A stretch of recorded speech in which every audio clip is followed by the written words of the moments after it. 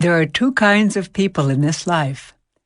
Those who walk into a room and say, "Well, here I am." And those who walk in and say, "Ah, there you are." Introduction.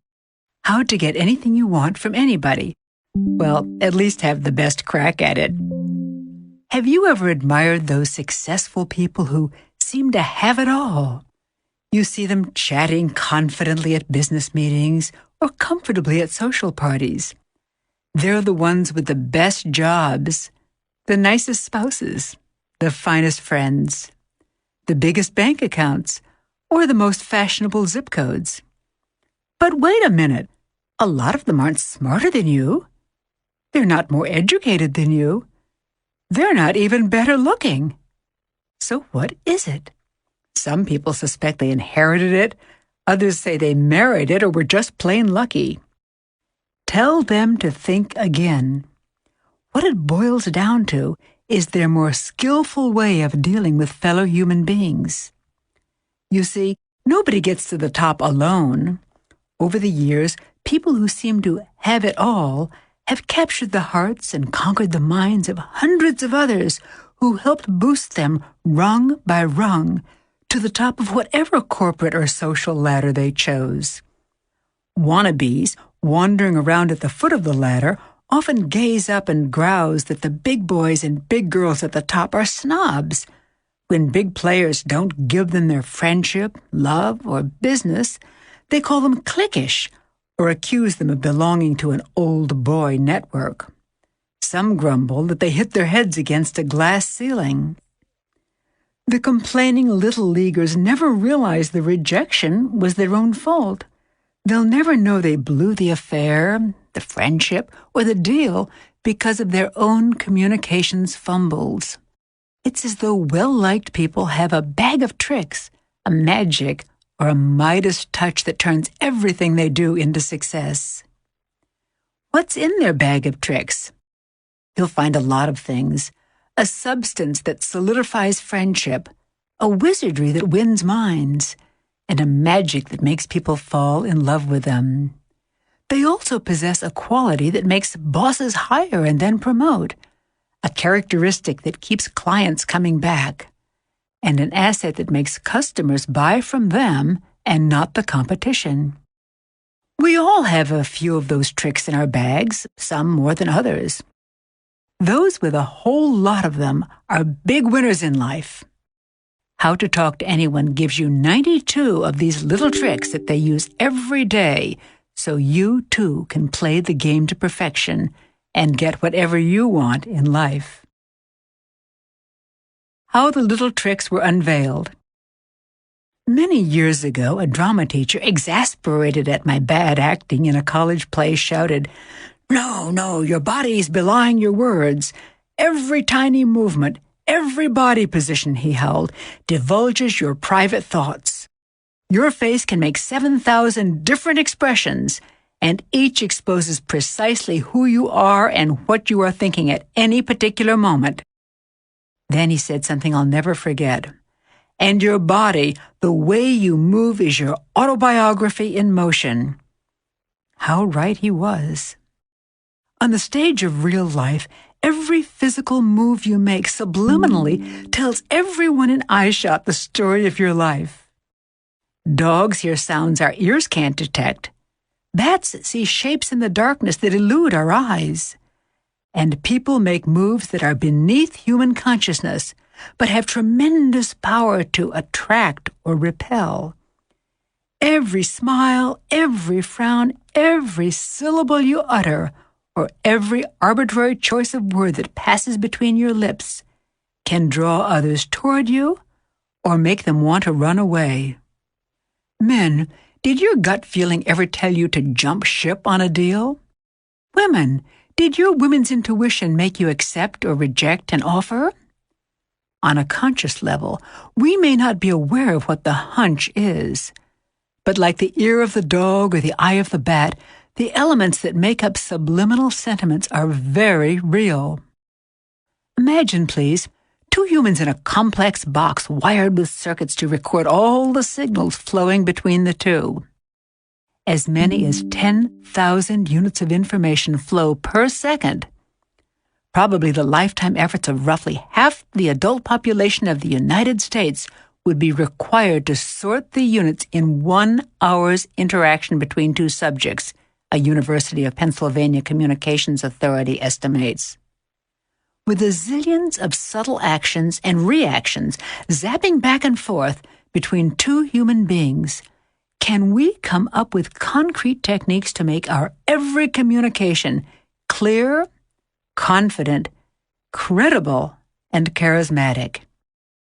Determined to find the answer, I read practically every book written on communication skills, on charisma, and chemistry between people. I explored hundreds of studies conducted around the world on what qualities made up leadership and credibility. Intrepid social scientists left no stone unturned in their quest to find the formula.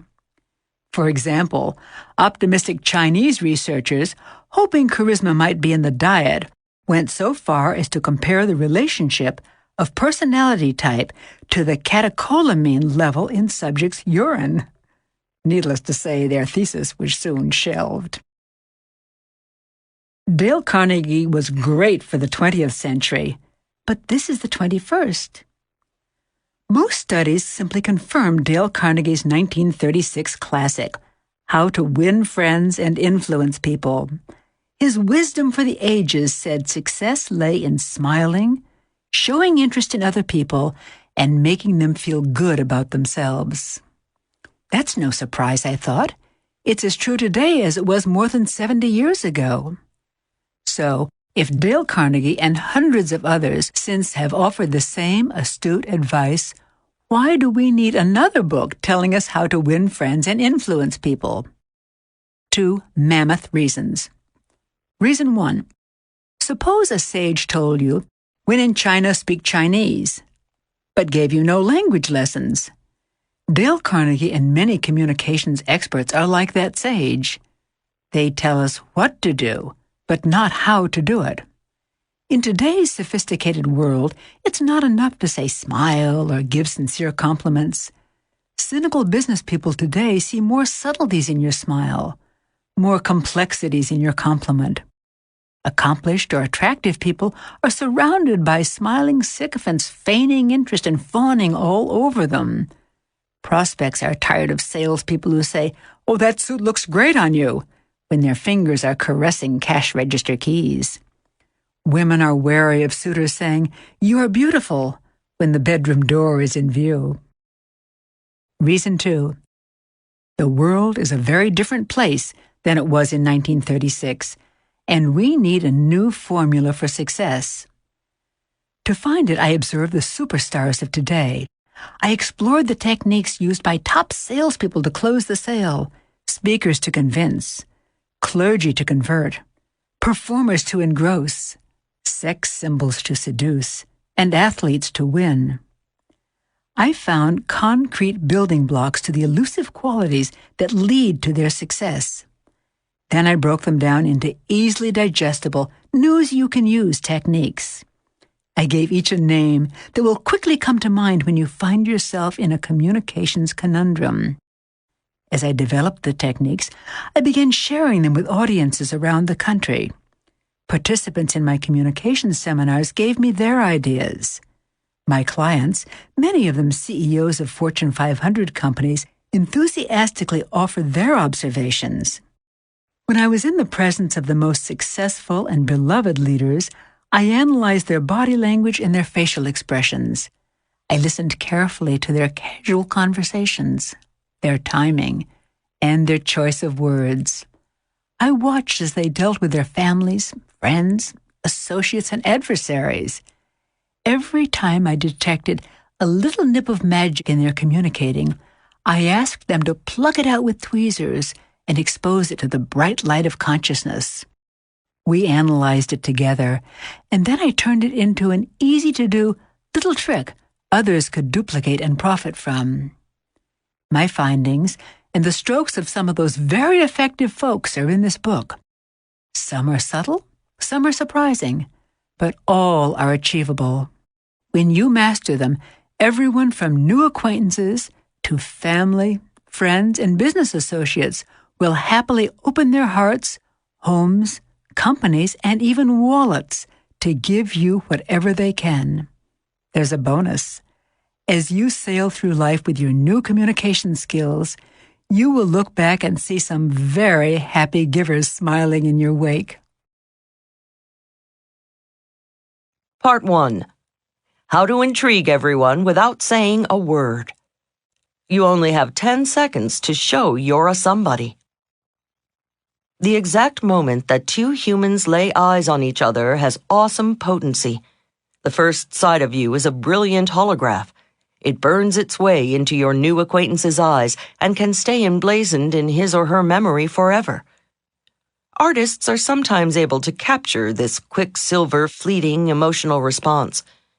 My friend Robert Grossman is an accomplished caricature artist who draws regularly for Forbes, Newsweek, Sports Illustrated, Rolling Stone, and other popular publications. Bob has a unique gift for capturing not only the physical appearance of his subjects, but for zeroing in on the essence of their personalities. The bodies and souls of hundreds of luminaries radiate from his sketchpad. One glance at his caricatures of famous people, and you can actually see their personalities. Sometimes at a party, Bob will do a quick sketch on a cocktail napkin of a guest. Hovering over Bob's shoulder, the onlookers gasp as they watch their friend's image and essence materialize before their eyes. When he's finished drawing, he puts his pen down and hands the napkin to the subject. Often a puzzled look comes over the subject's face. He or she usually mumbles some politeness like, "Well, that's great, but it really isn't me." The crowd's convincing crescendo of, "Oh, yes, it is," drowns the subject out and squelches any lingering doubt. The confused subject is left to stare back at the world's view of himself or herself in the napkin. Once, when I was visiting Bob's studio, I asked him how he could capture people's personalities so well. He said, "It's simple. I just look at them." "No," I asked, "how do you capture their personalities? Don't you have to do a lot of research about their lifestyle, their history?" "No, I told you, Leil, I just look at them." "Huh?" He went on to explain, "Almost every facet of people's personalities is evident from their appearance, their posture, the way they move. For instance," he said, calling me over to a file where he kept his caricatures of political figures. "See," Bob said, pointing to angles on various presidential body parts. "Here's the boyishness of Clinton, showing me his half-smile, the awkwardness of the elder George Bush, pointing to his shoulder angle, the charm of Reagan, noting the ex-president's smiling eyes, the shiftiness of Nixon, pointing to the furtive tilt of his head." Digging a little deeper into his file, he pulled out Franklin Delano Roosevelt, and pointing to the nose high in the air, "Here's the pride of FDR." It's all in the face and the body. First impressions are indelible. Why? Because in our fast-paced information overload world of multiple stimuli bombarding us every second, people's heads are spinning. They must form quick judgments to make sense of the world and get on with what they have to do. So whenever people meet you, they take an instant mental snapshot. That image of you becomes the data they deal with for a very long time. Your body shrieks before your lips can speak. Are their data accurate? Amazingly enough, yes. Even before your lips part and the first syllable escapes, the essence of you has already axed its way into their brains. The way you look and the way you move is more than 80% of someone's first impression of you. Not one word need be spoken. I've lived and worked in countries where I didn't speak the native language. Yet without one understandable syllable spoken between us, the years proved my first impressions were on target. Whenever I met new colleagues, I could tell instantly how friendly they felt toward me, how confident they were, and approximately how much stature they had in the company. I could sense, just from seeing them move, who the heavyweights were and who were the welterweights. I have no extrasensory skill. You'd know too. How? because before you have had time to process a rational thought, you get a sixth sense about someone. Studies have shown emotional reactions occur even before the brain has had time to register what's causing their reaction. Thus, the moment someone looks at you, he or she experiences a massive hit, the impact of which lays the groundwork for the entire relationship. Bob told me he captures that first hit in creating his caricatures. Deciding to pursue my own agenda for how to talk to anyone, I asked, Bob, if you wanted to portray somebody really cool, intelligent, strong, charismatic, principled, fascinating, caring, interested in other people. Easy, Bob interrupted. He knew precisely what I was getting at. Just give him great posture, a heads-up look, a confident smile, and a direct gaze. It's the ideal image for somebody who's a somebody. How to look like a somebody. My friend Karen is a highly respected professional in the home furnishings business. Her husband is an equally big name in the communications field. They have 2 small sons. Whenever Karen is at a home furnishings industry event, everyone pays deference to her. She's a very important person in that world. Her colleagues at conventions jostle for position just to be seen casually chatting with her and, they hope, be photographed rubbing elbows with her for industry Bibles like Home Furnishings Executive and Furniture World. Yet, Karen complains, when she accompanies her husband to communications functions, she might as well be a nobody. When she takes her kids to school functions, she's just another mom. She once asked me, Leil, how can I stand out from the crowd so people who don't know me will approach me and at least assume I'm an interesting person? The techniques in this section accomplish precisely that. When you use the next 9 techniques, you will come across as a special person to everyone you meet. You will stand out as a somebody in whatever crowd you find yourself in, even if it's not your crowd. Let's start with your smile. 1. How to make your smile magically different. In 1936, one of Dale Carnegie's 6 musts in How to Win Friends and Influence People was smile. His edict has been echoed each decade by practically every communications guru who ever put pen to paper or mouth to microphone. However, at the turn of the millennium, it's high time we re-examine the role of the smile in high-level human relations. When you dig deeper into Dale's dictum, you'll find a 1936 quick smile doesn't always work, especially nowadays. The old-fashioned instant grin carries no weight with today's sophisticated crowd. Look at world leaders, negotiators, and corporate giants. Not a smiling sycophant among them. Key players in all walks of life enrich their smile so when it does erupt, it has more potency and the world smiles with them. Researchers have cataloged dozens of different types of smiles. They range from the tight rubber band of a trapped liar to the soft, squishy smile of a tickled infant. Some smiles are warm, while others are cold. There are real smiles and fake smiles. You've seen plenty of those plastered on the faces of friends who say they're delighted you decided to drop by, and presidential candidates visiting your city who say they're thrilled to be in, Big winners know their smile is one of their most powerful weapons, so they've fine-tuned it for maximum impact. How to fine-tune your smile. Just last year, my old college friend Missy took over her family business, a Midwestern company supplying corrugated boxes to manufacturers. One day she called saying she was coming to New York to court new clients, and she invited me to dinner with several of her prospects. I was looking forward to once again seeing my friend's quicksilver smile and hearing her contagious laugh. Missy was an incurable giggler, and that was part of her charm. When her dad passed away last year, she told me she was taking over the business. I thought Missy's personality was a little bubbly to be a CEO in a tough business. But hey, what do I know about the corrugated box biz?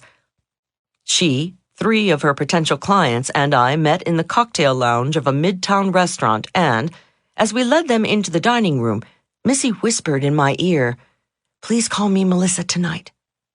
"Of course," I winked back. Not many company presidents are called Missy. Soon after the Metro D seated us, I began noticing Melissa was a very different woman from the giggling girl I'd known in college. She was just as charming. She smiled as much as ever. Yet something was different. I couldn't quite put my finger on it. Although she was still effervescent, I had the distinct impression everything Melissa said was more insightful and sincere. She was responding with genuine warmth to her prospective clients, and I could tell they liked her too. I was thrilled because my friend was scoring a knockout that night. By the end of the evening, Melissa had 3 big new clients. Afterward, alone with her in the cab, I said, "Missy, you've really come a long way since you took over the company. Your whole personality has developed, well, a really cool, sharp corporate edge." Only one thing has changed," she said. "What's that?" "My smile," she said. "Your what?" I asked incredulously. "My smile," she repeated as though I hadn't heard her. "You see," she said, with a distant look coming into her eyes, "when Dad got sick and knew in a few years I'd have to take over the business, he sat me down and had a life-changing conversation with me. I'll never forget his words. Dad said, 'Missy, honey, remember that old song, I loves ya, honey, but your feet's too big? Well, if you're going to make it big in the box business, let me say, I loves ya, honey, but your smile's too quick.'" He then brought out a yellowed newspaper article quoting a study he'd been saving to show me when the time was right. It concerned women in business. The study showed women who were slower to smile in corporate life were perceived as more credible. As Missy talked, I began to think about history-making women like Margaret Thatcher, Indira Gandhi, Golda Meir, Madeleine Albright, and other powerful women of their ilk. Not one was known for her quick smile. Missy continued, "The study went on to say a big warm smile is an asset, but only when it comes a little slower, because then it has more credibility." From that moment on, Missy explained, she gave clients and business associates her big smile. However, she trained her lips to erupt more slowly. Thus, her smile appeared more sincere and personalized for the recipient. That was it. Missy's slower smile gave her personality a richer, deeper, more sincere cachet. Though the delay was less than a second, the recipients of her big, beautiful smile felt it was special and just for them. I decided to do more research on the smile. When you're in the market for shoes, you begin to look at everyone's feet. When you decide to change your hairstyle, you look at everyone's haircut. Well, for several months, I became a steady smile watcher. I watched smiles on the street. I watched smiles on TV. I watched the smiles of politicians, the clergy, corporate giants, and world leaders. My findings? Amid the sea of flashing teeth and parting lips, I discovered the people perceived to have the most credibility and integrity were just ever so slower to smile. Then, when they did, their smiles seemed to seep into every crevice of their faces and envelop them like a slow flood. Thus, I call the following technique the flooding smile. Technique number 1. The flooding smile. Don't flash an immediate smile when you greet someone, as though anyone who walked into your line of sight would be the beneficiary. Instead, look at the other person's face for a second. Pause. Soak in their persona. Then let a big, warm, responsive smile flood over your face and overflow into your eyes.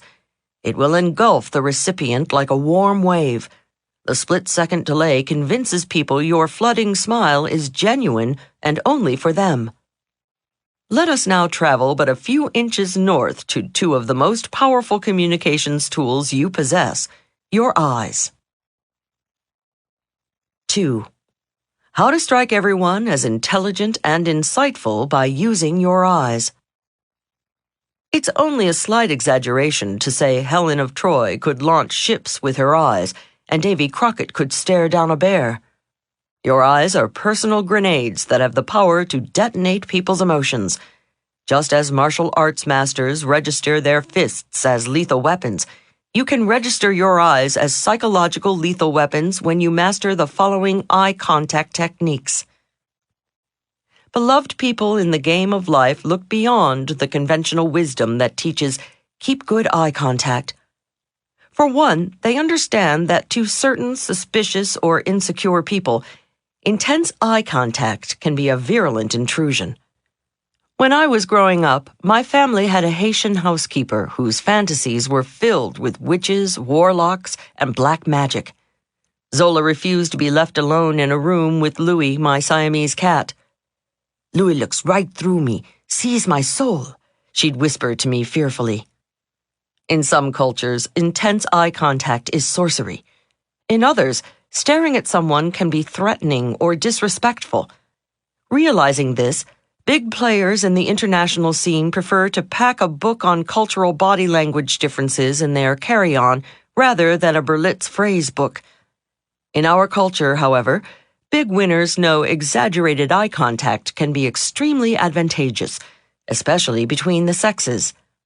In business, even when romance is not in the picture, strong eye contact packs a powerful wallop between men and women. A Boston center conducted a study to learn the precise effect. The researchers asked opposite-sex individuals to have a 2-minute casual conversation. They tricked half their subjects into maintaining intense eye contact by directing them to count the number of times their partner blinked. They gave the other half of the subjects no special eye contact directions for the chat. When they questioned the subjects afterward, the unsuspecting blinkers reported significantly higher feelings of respect and fondness for their colleagues, who, unbeknownst to them, had simply been counting their blinks. I've experienced the closeness intense eye contact engenders with a stranger firsthand. Once, when giving a seminar to several hundred people, one woman's face in the crowd caught my attention. The participant's appearance was not particularly unique, yet she became the focus of my attention throughout my talk. Why? Because not for one moment did she take her eyes off my face. Even when I finished making a point and was silent, her eyes stayed hungrily on my face. I sensed she couldn't wait to savor the next insight to spout from my lips. I loved it. Her concentration and obvious fascination inspired me to remember stories and make important points I had long forgotten. Right after my talk, I resolved to seek out this new friend who was so enthralled by my speech. As people were leaving the hall, I quickly sidled up behind my big fan. "Excuse me," I said. My fan kept walking. "Excuse me," I repeated a tad louder. My admirer didn't vary her pace as she continued out the door. I followed her into the corridor and tapped her shoulder gently. This time she whirled around with a surprised look on her face. I mumbled some excuse about my appreciating her concentration on my talk and wanting to ask her a few questions. "Did you, get much out of the seminar?" I ventured. "Well, not really," she answered candidly. "I had difficulty understanding what you were saying because you were walking around on the platform facing different directions." In a heartbeat, I understood. The woman was hearing impaired. I did not captivate her as I had suspected. She was not intrigued by my talk as I had hoped. The only reason she kept her eyes glued on my face was because she was struggling to read my lips. Nevertheless, her eye contact had given me such pleasure and inspiration during my talk that, tired as I was, I asked her to join me for coffee. I spent the next hour recapping my entire seminar just for her. Powerful stuff, this eye contact.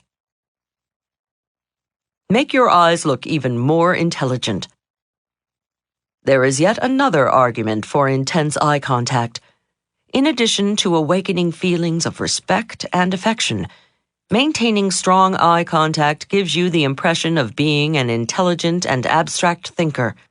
Because abstract thinkers integrate incoming data more easily than concrete thinkers, They can continue looking into someone's eyes even during the silences. Their thought processes are not distracted by peering into their partner's peepers. Back to our valiant psychologists. Yale researchers, thinking they had the unswerving truth about eye contact, conducted another study that they assumed would confirm the more eye contact, the more positive feelings. This time they directed subjects to deliver a personally revealing monologue. They asked the listeners to react with a sliding scale of eye contact while their partners talked.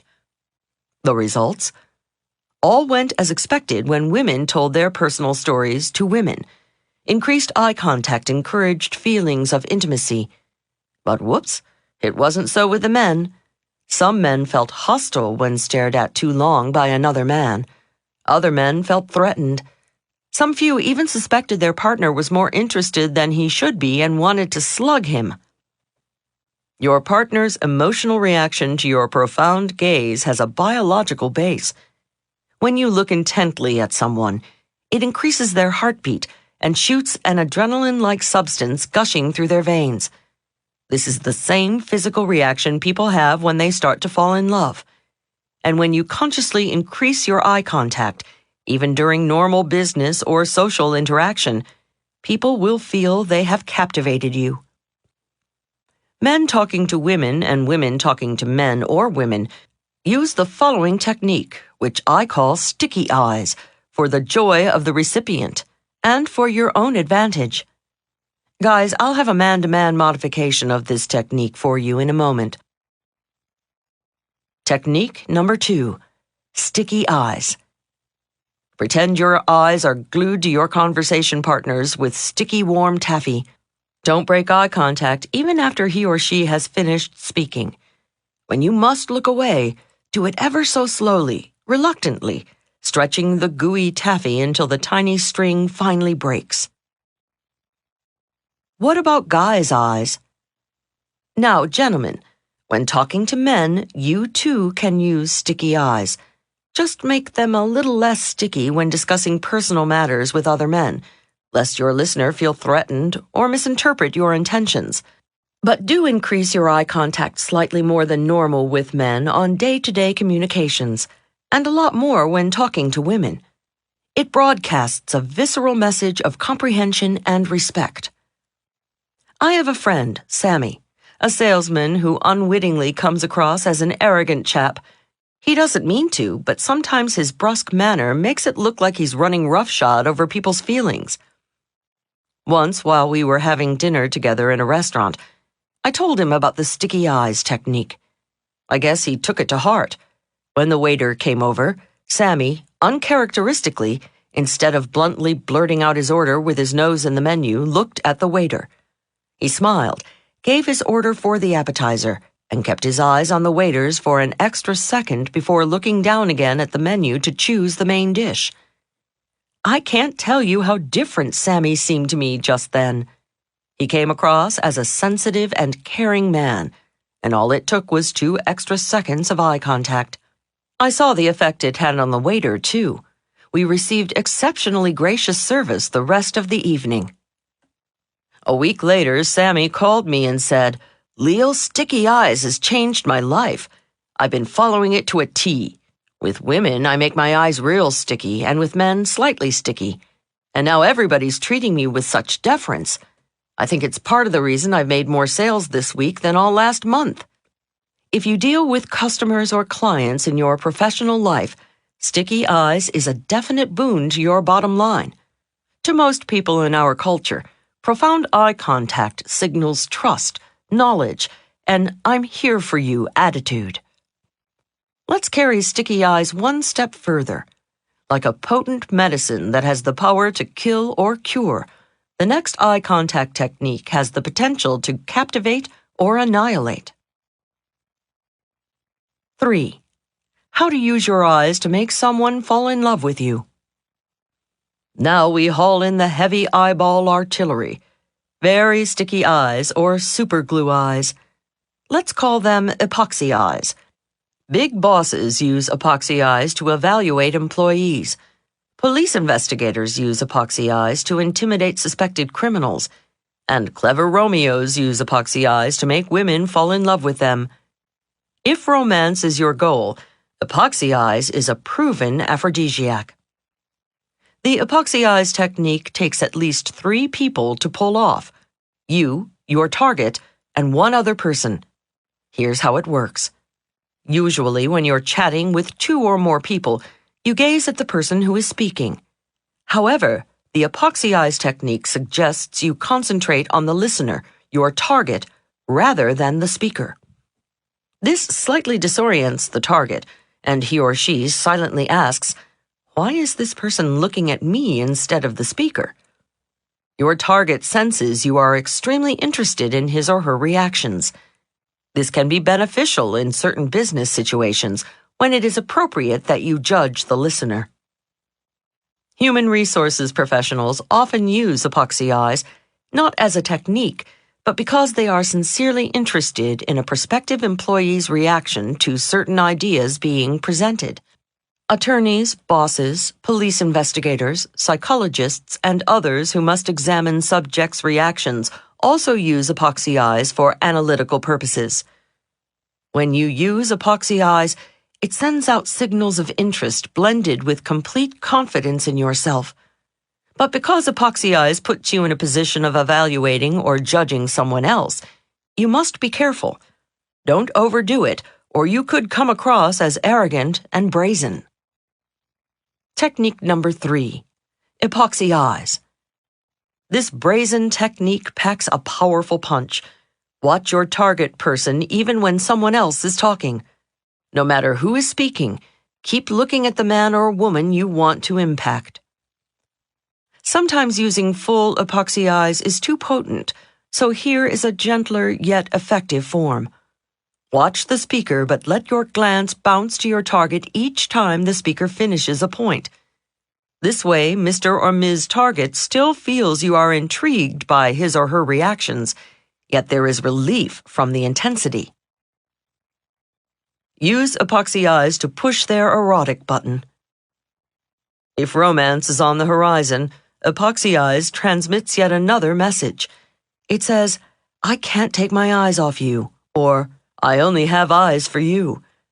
Anthropologists have dubbed eyes the initial organ of romance, because studies show intense eye contact plays havoc with our heartbeat. It also releases a drug-like substance into our nervous system called phenylethylamine. Since this is the hormone detected in the human body during erotic excitement, intense eye contact can be a turn-on. Men, epoxy eyes is extremely effective on women if they find you attractive. The lady interprets her nervous reaction to your untoward gaze as budding infatuation. If she does not like you, however, your epoxy eyes is downright obnoxious. Never use epoxy eyes on strangers in public settings or you could get arrested. 4. How to look like a big winner wherever you go. Do you remember the lyrics to the old Shirley Bassey song? The minute you walked in the joint, I could see you were a man of distinction, a real big spender. Good-looking, so refined. Say, wouldn't you like to know what's going on in my mind? The goal of this first section is not to make you look like a real big spender. Rather, it is to give you the cachet of a real big somebody the moment people lay eyes on you. To that end, we now explore the most important technique to make you look like a very important person. When the doctor smacks your knee with that nasty little hammer, your foot jerks forward. Thus the phrase knee-jerk reaction. Your body has another instinctive reaction. When a big jolt of happiness hits your heart and you feel like a winner, your head jerks up automatically and you throw your shoulders back. A smile frames your lips and softens your eyes. This is the look winners have constantly. They stand with assurance. They move with confidence. They smile softly with pride. No doubt about it, good posture symbolizes that you are a man or woman who is used to being on top. Obviously, millions of mothers sticking their knuckles between their kids' shoulder blades and trillions of teachers telling students, "Stand up straight," hasn't done the trick. We are a nation of slouchers. we need a technique more stern than teachers and more persuasive than parents to make us stand like a somebody. In one profession, perfect posture, perfect equilibrium, perfect balance is not only desirable, it's a matter of life and death. One false move, one slump of the shoulders, one hangdog look can mean curtains for the high-wire acrobat. I'll never forget the first time Mama took me to the circus. When 7 men and women raced into the center ring, the crowd rose as though they were all joined at the hips. They cheered with one thunderous voice. Mama pressed her lips against my ear and reverently whispered these were the great Lowndes, the only troupe in the world to perform the 7-person pyramid without a net. In an instant, the crowd became hushed. Not a cough or soda slurp was heard in the big top as Karl and Hermann Lowndes shouted cues in German to their trusting relatives. The family meticulously and majestically ascended into the position of a human pyramid. They then balanced precariously on a thin wire hundreds of feet above the hard dirt, with no net between them and sudden death. The vision was unforgettable. To me, equally unforgettable was the beauty and grace of the 7 Lowndes racing into the center of the big top to take their bows. Each perfectly aligned, head high, shoulders back, standing so tall it still didn't seem like their feet were touching the ground. Every muscle in their bodies defined pride, success, and their joy of being alive. Still. Here is a visualization technique to get your body looking like a winner who is in the habit of feeling that pride, success, and joy of being alive. Your posture is your biggest success barometer. Imagine you are a world-renowned acrobat, master of the Iron Jaw act, waiting in the wings of the Ringling Brothers and Barnum and Bailey Circus. Soon you will dart into the center ring to captivate the crowd with the precision and balance of your body. Before walking through any door, the door to your office, a party, a meeting, even your kitchen, picture a leather bit hanging by a cable from the frame. It is swinging just an inch higher than your head. As you pass through the door, throw your head back and chomp on the imaginary dental grip that first pulls your cheeks back into a smile and then lifts you up. As you ascend high above the gasping crowd, your body is stretched into perfect alignment. Head high, shoulders back, torso out of hips, feet weightless. At the zenith of the tent, you spin like a graceful top to the amazement and admiration of the crowd craning their necks to watch you. Now you look like a somebody. One day, to test hang by your teeth, I decided to count how many times I walked through a doorway. 60 times, even at home. You calculate. Twice out your front door, twice in, 6 times to the bathroom, 8 times to the kitchen, and through countless doors at your office. It adds up. Visualize anything 60 times a day and it becomes a habit. Habitual good posture is the first mark of a big winner. You are now ready to float into the room to captivate the crowd or close the sale, or maybe just settle for looking like the most important somebody in the room. You now have all the basics Bob the artist needs to portray you as a big winner. Like he said, great posture, a heads-up look, a confident smile, and a direct gaze. The ideal image for somebody who's a somebody. Technique number 4. Hang by your teeth. Visualize a circus iron jaw bit hanging from the frame of every door you walk through. Take a bite, and with it firmly between your teeth, let it swoop you to the peak of the big top. When you hang by your teeth, every muscle is stretched into perfect posture position. Now let's put the whole act into motion. It's time to turn your attention outward to your conversation partner. Use the next 2 techniques to make him or her feel like a million. 5. How to win their heart by responding to their inner infant. Remember the old joke? The comic comes on stage and the first words out of his mouth are, "Well, how do you like me so far?" The audience always cracks up. Why? Because we all silently ask that question. Whenever we meet someone, we know, consciously or subconsciously, how they're reacting to us. Do they look at us? Do they smile? Do they lean toward us? Do they somehow recognize how wonderful and special we are? We like those people. They have good taste.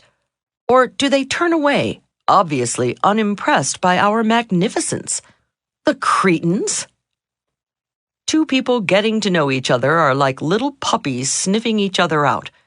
We don't have tails that wag or hair that bristles, but we do have eyes that narrow or widen, and hands that flash knuckles or subconsciously soften in the palms up, I submit position.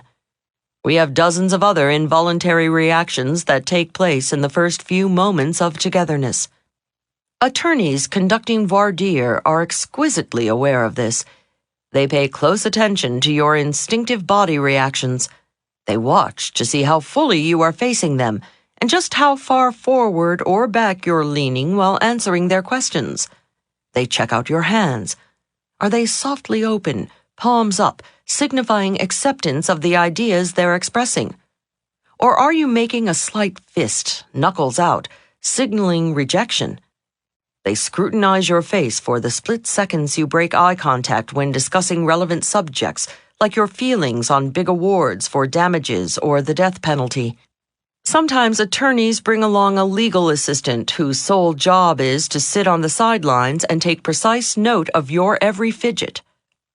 An interesting aside, trial lawyers often choose women to do this twitch and turn spying job because, traditionally, females are sharper observers of subtle body cues than males. Women, more sensitive to emotions than men, often ask their husbands, "Is something bothering you, honey?" These supersensitive women accuse their husbands of being so insensitive to emotions that they wouldn't notice anything is wrong until their neckties are drenched in her tears. The attorney and the assistant then review your score on the dozens of subconscious signals you flashed. Depending on their tally, you could find yourself on jury duty or twiddling your thumbs back in the juror's waiting room. Trial lawyers are so conscious of body language that, in the 1960s, during the famous trial of the Chicago 7, defense attorney William Kunstler actually made a legal objection to Judge Julius Hoffman's posture. During the summation by the prosecution, Judge Hoffman leaned forward, which, accused Kunstler, sent a message to the jury of attention and interest. During his defense summation, complained Kunstler, Judge Hoffman leaned back, sending the jury a subliminal message of disinterest. You're on trial, and you only have 10 seconds. Like attorneys deciding whether they want you on their case, everybody you meet makes a subconscious judgment on whether they want you in their lives. They base their verdict greatly on the same signals. Your body language answer to their unspoken question, "Well, how do you like me so far?"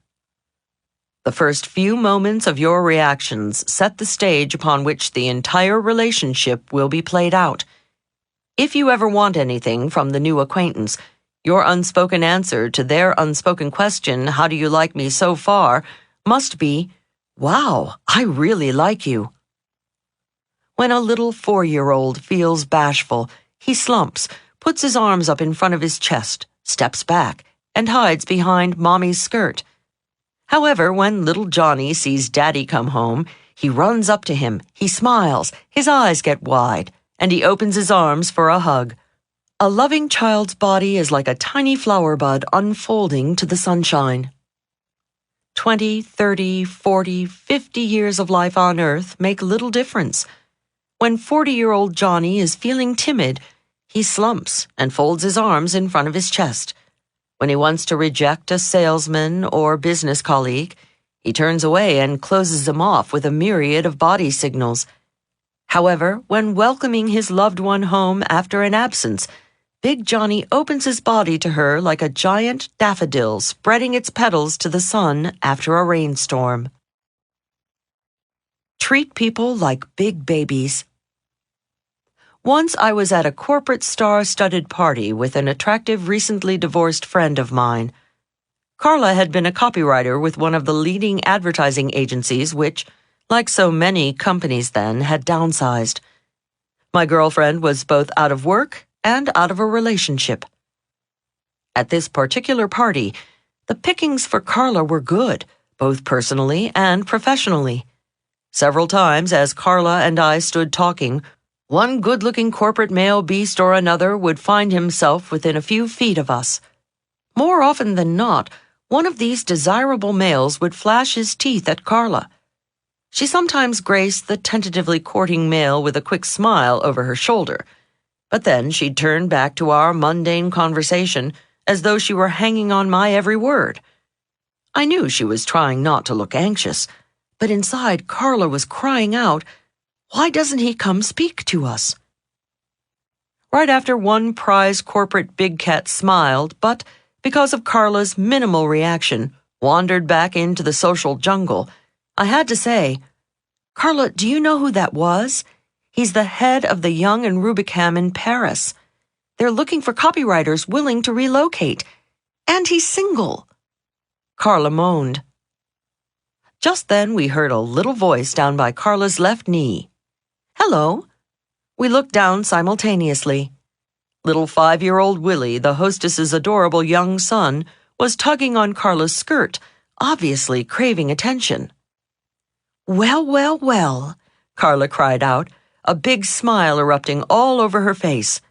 Carla turned toward him. Carla kneeled down, touched little Willie's elbow, and crooned, "Well, hello there, Willie. How are you enjoying Mommy's nice party?" Little Willie beamed.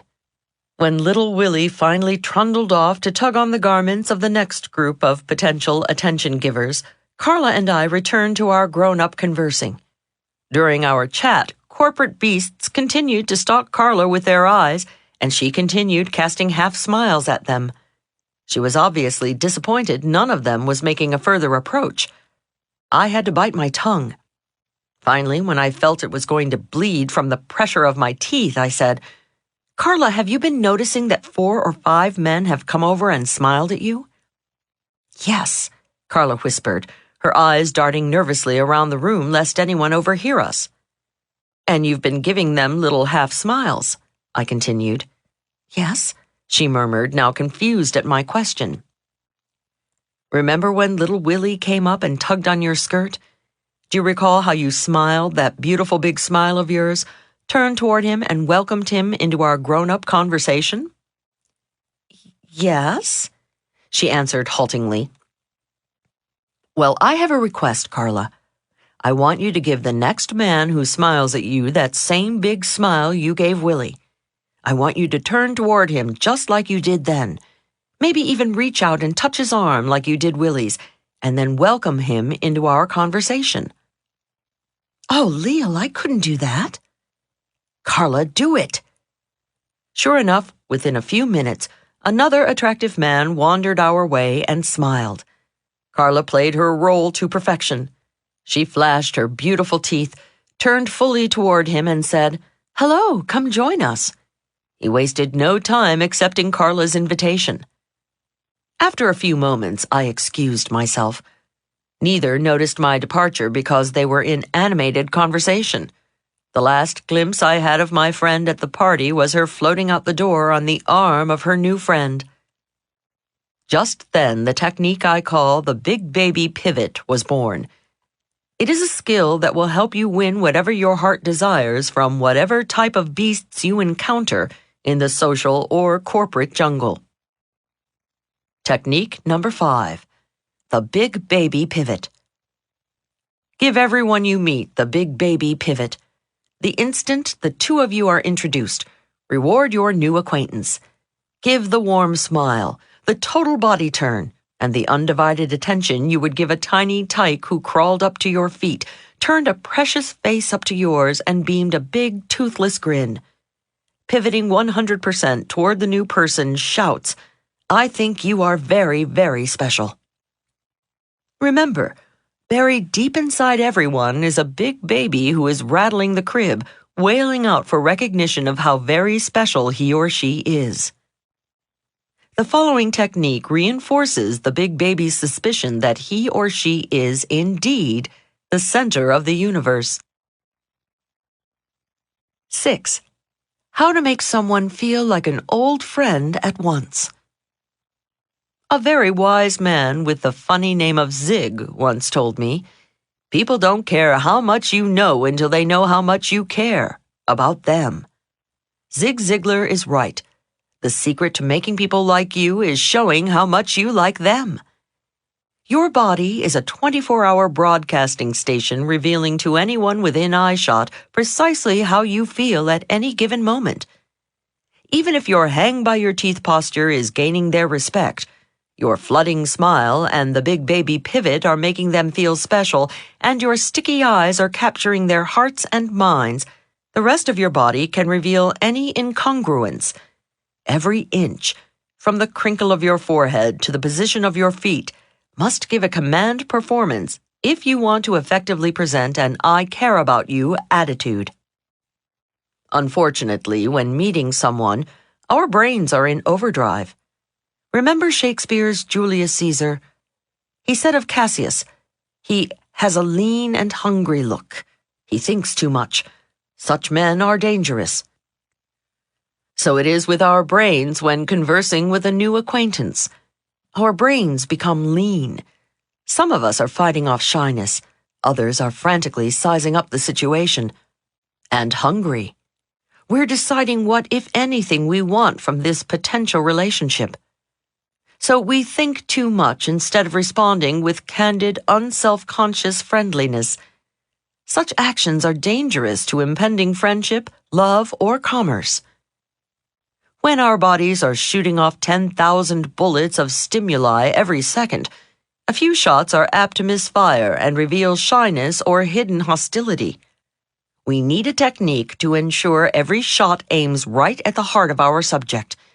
We need to trick our bodies into reacting perfectly. To find it, let's explore the only time we don't need to worry about any shyness or negativity slipping out through our body language. It's when we feel none. That happens when we're chatting with close friends. When we see someone we love or feel completely comfortable with, we respond warmly from head to toe without a thought. Our lips part happily. We step closer. Our arms reach out. Our eyes become soft and wide. Even our palms turn up and our bodies turn fully toward our dear friend. How to trick your body into doing everything right. Here's a visualization technique that accomplishes all that. It guarantees that everyone you encounter will feel your warmth. I call it, "Hello, old friend." When meeting someone, play a mental trick on yourself. In your mind's eye, see him or her as an old friend, someone you had a wonderful relationship with years ago. But somehow you lost track of your friend. You tried so hard to find your good buddy, but there was no listing in the phone book. No information online. None of your mutual friends had a clue. Suddenly, wow, what a surprise! After all those years, the two of you are reunited. You are so happy. That's where the pretending stops. Obviously, you are not going to try to convince the new person that the two of you are really old friends. You are not going to hug and kiss and say, "Great to see you again," or "How have you been all these years?" You merely say, "Hello, how do you do? I am pleased to meet you." But inside, it's a very different story. You will amaze yourself. The delight of rediscovery fills your face and buoys up your body language. I sometimes jokingly say, if you were a light, you'd beam on the other person. If you were a dog, you'd be wagging your tail. You make this new person feel very special indeed. Technique number 6. Hello, old friend.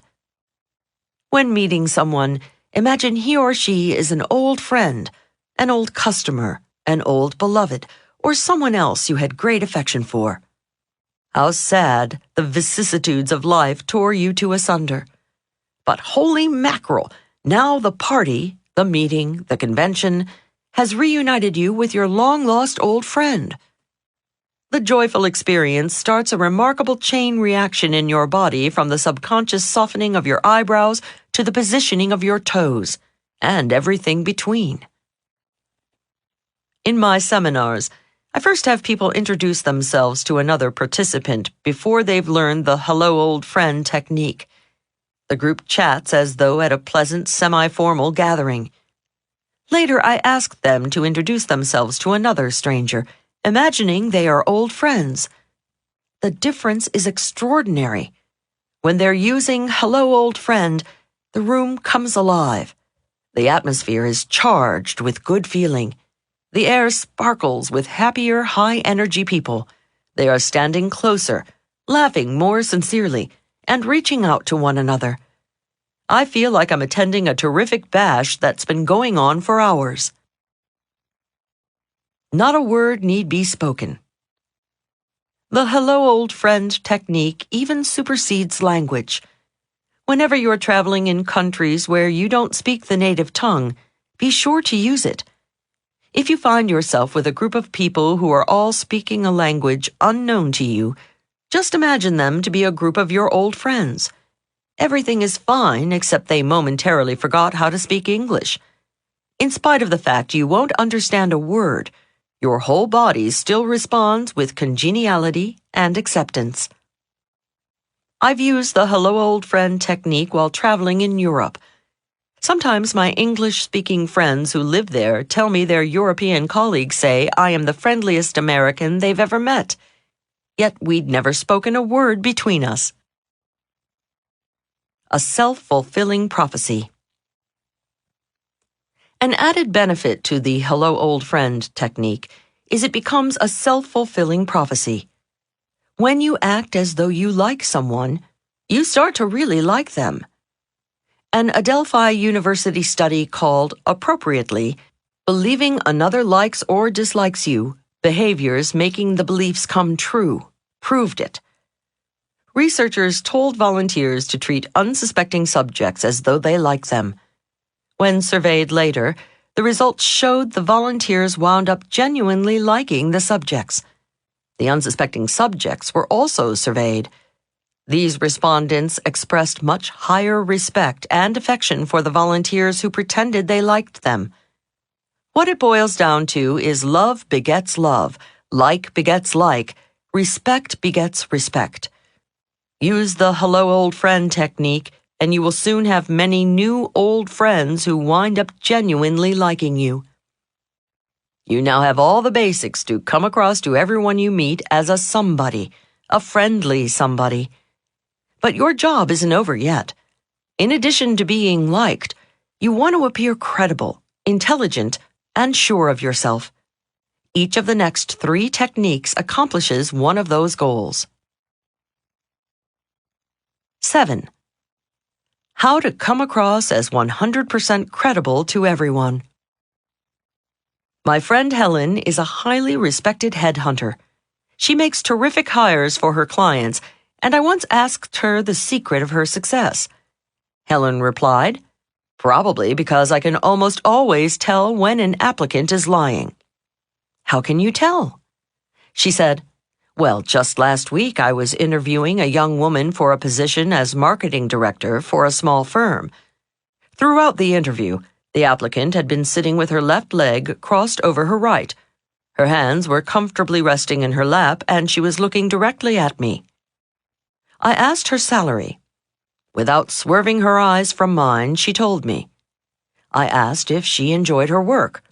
Still looking directly at me, she said yes. Then I asked her why she left her previous job. At that point, her eyes fleetingly darted away before regaining eye contact with me. Helen continued. Then, while answering my question, she shifted in her seat and crossed her right leg over her left. At one point, she put her hands up to her mouth. Helen said, "That's all I needed." With her words, she was telling me she felt her growth opportunities were limited at her previous firm. But her body told me she was not being entirely forthright. Helen went on to explain the young woman's fidgeting alone wouldn't prove she was lying. Nevertheless, it was enough, she said, that she wanted to pursue the subject further. So I tested it, Helen explained. I changed the subject and went back to more neutral territory. I asked her about her goals for the future. Again, the girl stopped fidgeting. She folded her hands in her lap as she told me how she'd always wanted to work in a small company in order to have hands-on experience with more than one project. Then I repeated my earlier question. I asked again if it was only the lack of growth opportunity that made her leave her previous position. Sure enough, once again, the woman shifted in her seat and momentarily broke eye contact. As she continued talking about her last job, she started rubbing her forearm. Helen continued to probe until she finally uncovered the truth. The applicant had been fired because of a nasty disagreement with the marketing director for whom she worked. Human resources professionals who interview applicants and police officers who interrogate suspected criminals are trained to detect lies. They know specifically what signals to look for. The rest of us, although not knowledgeable about specific clues to deceit, have a sixth sense when someone is not telling us the truth. Just recently, a colleague of mine was considering hiring an in-house booking agent. After interviewing one fellow, she said to me, "I don't know. I don't really think he has the success he claims." "You think he's lying to you?" I asked. "Absolutely. And the funny thing is, I can't tell why. He looked right at me. He answered all my questions directly. There was just something that didn't seem right." Employers often feel this way. They have a gut feeling about someone, but they can't put their finger on it.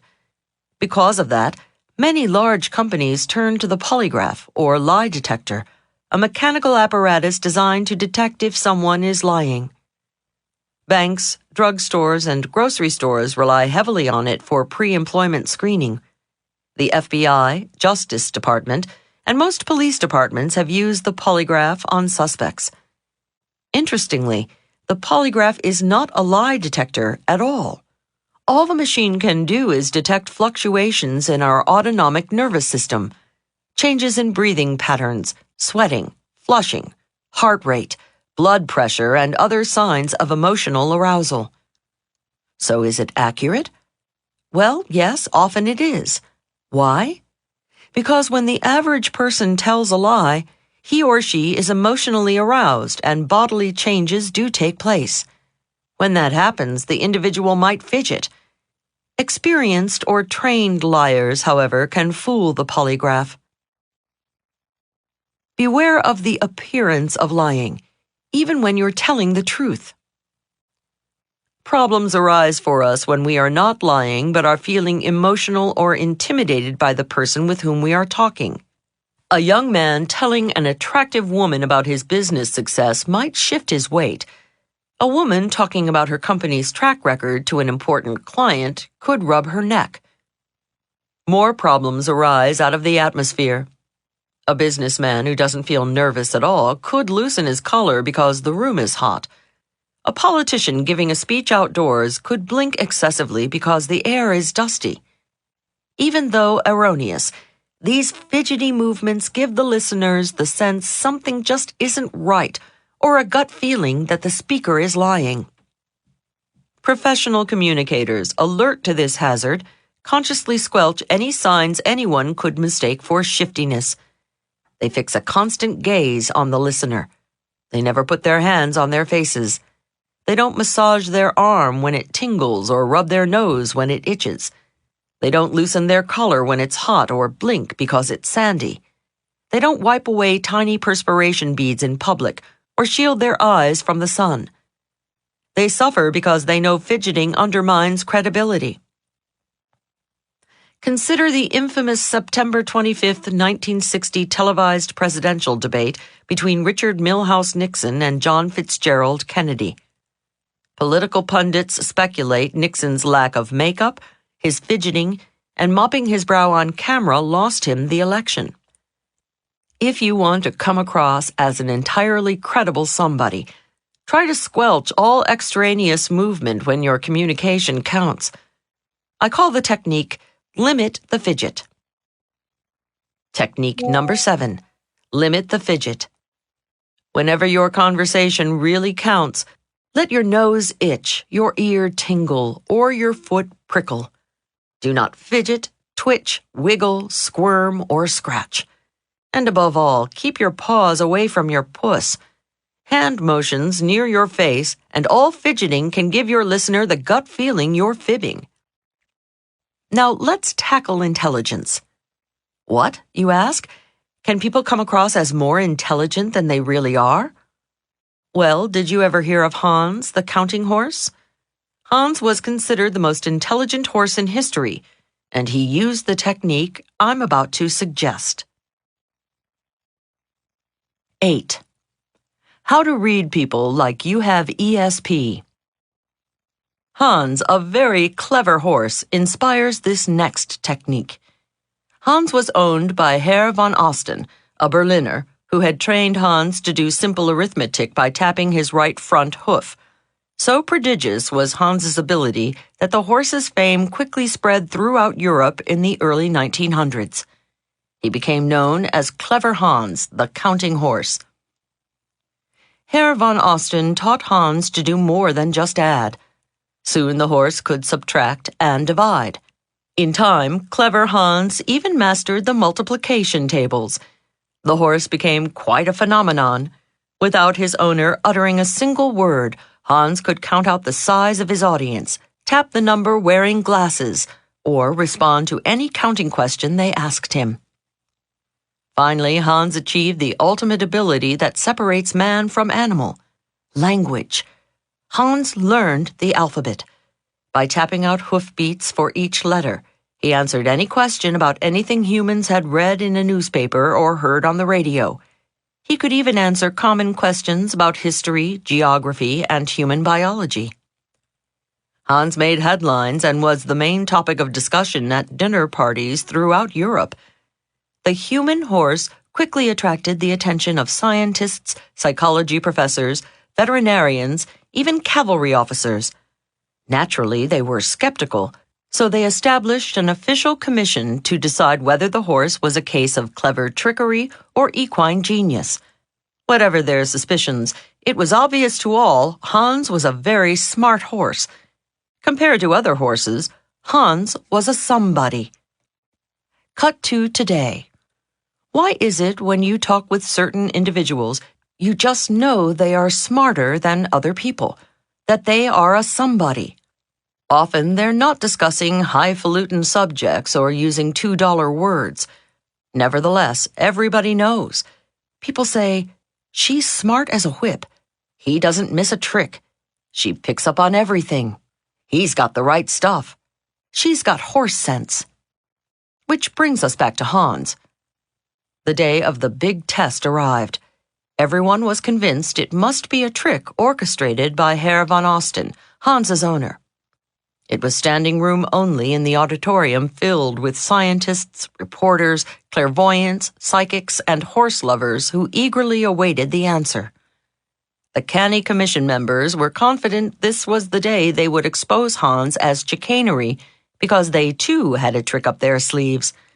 They were going to bar von Osten from the hall and put his horse to the test all alone. When the crowd was assembled, they told von Osten he must leave the auditorium. The surprised owner departed, and Hans was stranded in an auditorium with a suspicious and anxious audience. The confident commission leader asked Hans the first mathematical question. He tapped out the right answer. A second. He got it right. Then a third. Then the language questions followed. He got them all right. The commission was befuddled. The critics were silenced. However, the public wasn't. With a great outcry, they insisted on a new commission. The world waited while, once again, the authorities gathered scientists, professors, veterinarians, cavalry officers, and reporters from around the world. Only after this second commission put Hans to the test did the truth about the clever horse come out. Commission number 2 started the enquiry perfunctorily with a simple addition problem. This time, however, instead of asking the question out loud for all to hear, One researcher whispered a number in Hans's ear, and a second researcher whispered another. Everyone expected Hans to quickly tap out the sum. But Hans remained dumb. Aha! The researchers revealed the truth to the waiting world. Can you guess what that was? Here's a hint. When the audience or researcher knew the answer, Hans did too. Now, can you guess? People gave off very subtle body language signals the moment Hans's hoof gave the right number of taps. When Hans started tapping the answer to a question, the audience would show subtle signs of tension. Then, when Hans reached the right number, they responded by an expulsion of breath or a slight relaxation of muscles. Van Osten had trained Hans to stop tapping at that point and therefore appear to give the right answer. Hans was using the technique I call Hans's horse sense. He watched his audience's reactions very carefully and planned his responses accordingly. If a horse can do it, so can you. Have you ever been watching TV when the phone rings? Someone asks you to hit the mute button on the television so they can talk. Because there's no sound now, you watch the TV action more carefully. You see performers smiling, scowling, smirking, squinting, and scores of other expressions. You don't miss a bit of the story because just from their expressions you can tell what they're thinking. Hans's horse sense is just that, watching people, seeing how they're reacting, and then making your moves accordingly. Even while you're talking, keep your eyes on your listeners and watch how they're responding to what you're saying. Don't miss a trick. Are they smiling? Are they nodding? Are their palms up? They like what they're hearing. Are they frowning? Are they looking away? Are their knuckles clenched? Maybe they don't. Are they rubbing their necks? Are they stepping back? Are their feet pointing toward the door? Maybe they want to get away. You don't need a complete course in body language here. Already your life's experience has given you a good grounding in that. Most people know if their conversation partners step back or look away, they're not interested in what you're saying. When they think you're a pain in the neck, they rub theirs. When they feel superior to you, they steeple their hands. We'll explore more body language specifics in technique number 77, eyeball selling. For the moment, all you need to do is tune to the silent channel being broadcast by the speaker. Technique number 8, Hans's horse sense. Make it a habit to get on a dual track while talking. Express yourself, but keep a keen eye on how your listener is reacting to what you're saying. Then plan your moves accordingly. If a horse can do it, so can a human. People will say you pick up on everything. You never miss a trick. You've got horse sense. You now have 8 techniques to help you come across as a confident, credible, and charismatic person who makes everyone he or she comes in contact with feel like a million. Let's explore one last technique in this section to put it all together and make sure you don't miss a beat. 9. How to make sure you don't miss a single beat. You've seen professional skiing on television? The athlete at the top of the piste, every muscle primed and poised, waiting for the gun to propel him to ultimate victory. Look deeply into his eyes and you'll see he is having an out-of-body experience. In his mind's eye, the skier is swooshing down the slope, zapping back and forth between the poles, and sliding across the finish line in faster time than the world thought possible. The athlete is visualizing. All athletes do it. Divers, runners, jumpers, javelin throwers, lugers, swimmers, skaters, acrobats. They visualize their magic before performing it. They see their own bodies bending, twisting, flipping, or flying through the air. They hear the sound of the wind, the splash in the water, the whir of the javelin, the thud of its landing. They smell the grass, the cement, the pool, the dust. Before they move a muscle, professional athletes watch the whole movie, which of course ends in their own victory. Sports psychologists tell us visualization is not just for top-level competitive athletes. Studies show mental rehearsal helps weekend athletes sharpen their golf, their tennis, their running, whatever their favorite activity. Experts agree if you see the pictures, hear the sounds, and feel the movements of your body and your mind before you do the activity, the effect is powerful. 26 miles on my mattress. Psychological mumbo-jumbo? Absolutely not. My friend Richard runs marathons. Once, several years ago, a scant 3 weeks before the big New York marathon, an out-of-control car crashed into Richard's and he was taken to the hospital. He was not badly injured. Nevertheless, his friends felt sorry for him because being laid up 2 weeks in bed would naturally knock him out of the big event. What a surprise when, on that crisp November marathon morning in Central Park, Richard showed up in his little shorts and big running shoes. "Richard, are you crazy? You're in no shape to run. You've been in bed these past few weeks," we all cried out. "My body may have been in bed," he replied, "but I've been running." "What?" we asked in unison. "Yep, every day. 26 miles, 385 yards, right there on my mattress."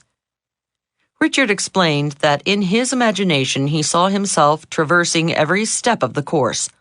He saw the sights, heard the sounds, and felt the twitching movements in his muscles. He visualized himself racing in the marathon.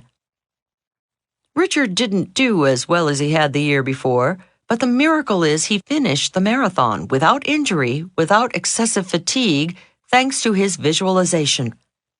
It works in just about any endeavor you apply it to, including being a terrific communicator.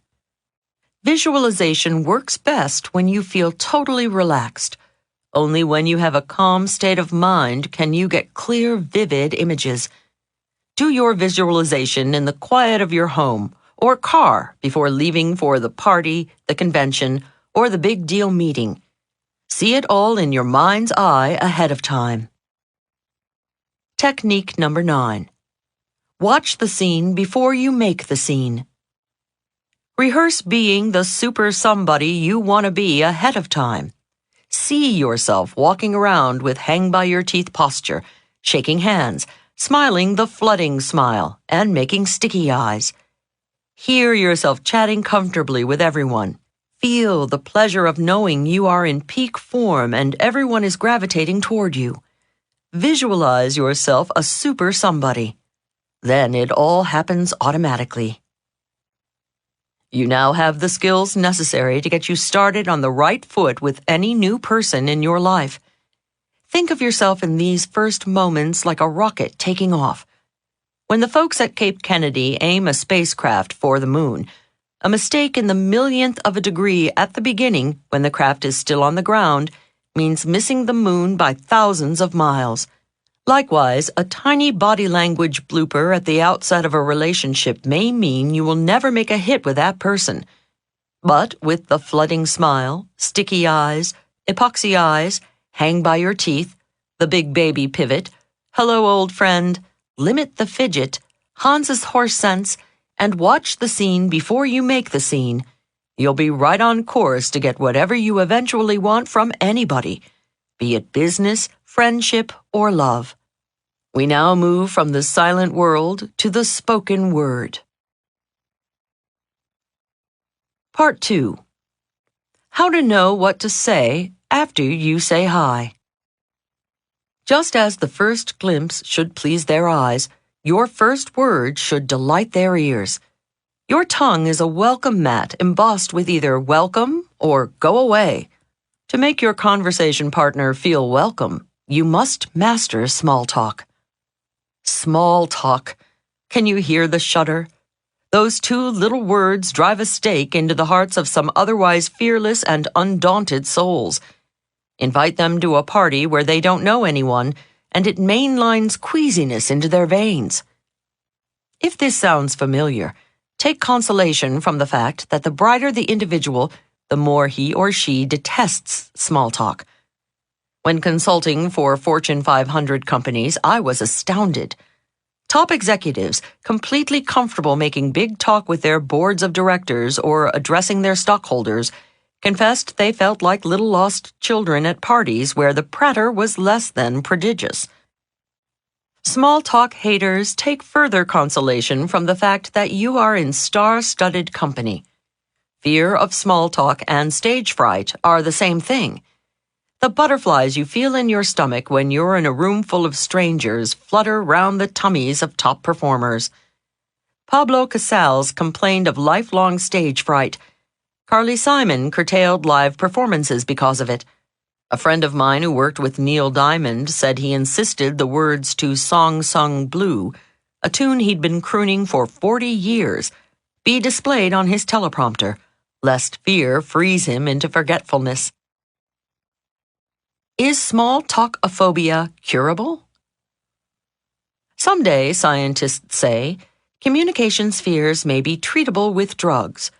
They're already experimenting with Prozac to change people's personalities, but some fear disastrous side effects.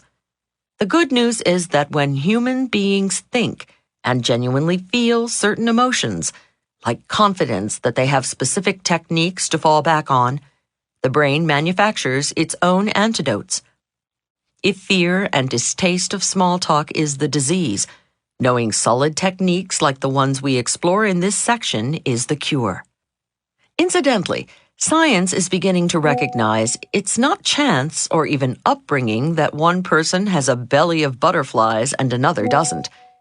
In our brains, neurons communicate through chemicals called neurotransmitters. Some people have excessive levels of a neurotransmitter called norepinephrine, a chemical cousin of adrenaline.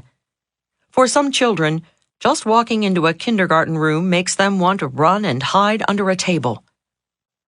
As a tot, I spent a lot of time under the table. As a preteen in an all-girls boarding school, my legs turned to linguini every time I had to converse with a male. In 8th grade, I once had to invite a boy to our school prom. The entire selection of dancing males lived in the dormitory of our brother's school, and I only knew one resident, Eugene. I had met Eugene at summer camp the year before. Mustering all my courage, I decided to call him. 2 weeks before the dance, I felt the onset of sweaty palms. I put the call off. 1 week before, rapid heartbeat set in. I put the call off. Finally, 3 days before the big bash, breathing became difficult. Time was running out. The critical moment, I rationalized, would be easier if I read from a script. I wrote out the following. Hi, this is Leil. We met at camp last summer, remember? I programmed in a pause where I hoped he would say yes. Well, National Cathedral School's prom is this Saturday night, and I'd like you to be my date. I programmed in another pause where I prayed he'd say yes. On Thursday before the dance, I could no longer delay the inevitable. I picked up the receiver and dialed. Clutching the phone, waiting for Eugene to answer, my eyes followed perspiration droplets rolling down my arm and dripping off my elbow. A small, salty puddle was forming around my feet. Hello? A sexy, deep male voice answered the dorm phone. In faster than a speeding bullet voice, like a nervous novice telemarketer, I shot out, Hi, this is Leil. We met at camp last summer, remember? Forgetting to pause for his assent, I raced on. Well, National Cathedral School's prom is this Saturday night, and I'd like you to be my date. To my relief and delight, I heard a big, cheerful, Oh, that's great. I'd love to. I exhaled my first normal breath all day. He continued, I'll pick you up at the girls' dorm at 7:30. I'll have a pink carnation for you. Will that go with your dress? And my name is Donnie. Donnie? Donnie? Who said anything about Donnie? Well, Donnie turned out to be the best date I had that decade. Donnie had buck teeth, a head full of tousled red hair, and communication skills that immediately put me at ease. On Saturday night, Donnie greeted me at the door, carnation in hand and grin on face. He joked self-deprecatingly about how he was dying to go to the prom, so, knowing it was a case of mistaken identity, he accepted anyway. He told me he was thrilled when the girl with the lovely voice called, and he took full responsibility for tricking me into an invitation. Donnie made me comfortable and confident as we chatted. First, we made small talk, and then he gradually led me into subjects I was interested in. I flipped over Donnie, and he became my very first boyfriend. Donnie instinctively had the small talk skills that we are now going to fashion into techniques to help you glide through small talk like a hot knife through butter. When you master them, you will be able, like Donnie, to melt the heart of everyone you touch. The goal of How to Talk to Anyone is not, of course, to make you a small talk whiz and stop there. The aim is to make you a dynamic conversationalist and forceful communicator. However, small talk is the first crucial step toward that goal. 10. How to start great small talk. You've been there. You're introduced to someone at a party or business meeting. You shake hands, your eyes meet, and suddenly your entire body of knowledge dries up and thought processes come to a screeching halt. You fish for a topic to fill the awkward silence. Failing, your new contact slips away in the direction of the cheese tray. We want the first words falling from our lips to be sparkling, witty, and insightful. We want our listeners to immediately recognize how riveting we are. I was once at a gathering where everybody was sparkling, witty, insightful, and riveting. It drove me berserk because most of these same everybodies felt they had to prove it in their first 10 words or less. Several years ago, the Mensa organization, a social group of extremely bright individuals who score in the country's top 2% in intelligence, invited me to be a keynote speaker at their annual convention. Their cocktail party was in full swing in the lobby of the hotel as I arrived. After checking in, I hauled my bags through the horde of happy-hour Mensans to the elevator. The doors separated, and I stepped into an elevator packed with partygoers. As we began the journey up to our respective floors, the elevator gave several sleepy jerks. I remarked, in response to the elevator's sluggishness. The elevator seems a little flaky. Suddenly, each elevator occupant, feeling compelled to exhibit his or her 132-plus IQ, pounced forth with a thunderous explanation. "It's obviously got poor rail guide alignment," announced one. "The relay contact is not made up," declared another. Suddenly, I felt like a grasshopper trapped in a stereo speaker. I couldn't wait to escape the attack of the mental giants. Afterward, in the solitude of my room, I thought back and reflected that the Mensans' answers were indeed interesting. Why then did I have an adverse reaction? I realized it was too much, too soon. I was tired. Their high energy and intensity jarred my sluggish state. You see, small talk is not about facts or words. It's about music, about melody. Small talk is about putting people at ease. It's about making comforting noises together like cats purring, children humming, or groups chanting. You must first match your listener's mood. Like repeating the note on the music teacher's harmonica, top communicators pick up on their listener's tone of voice and duplicate it.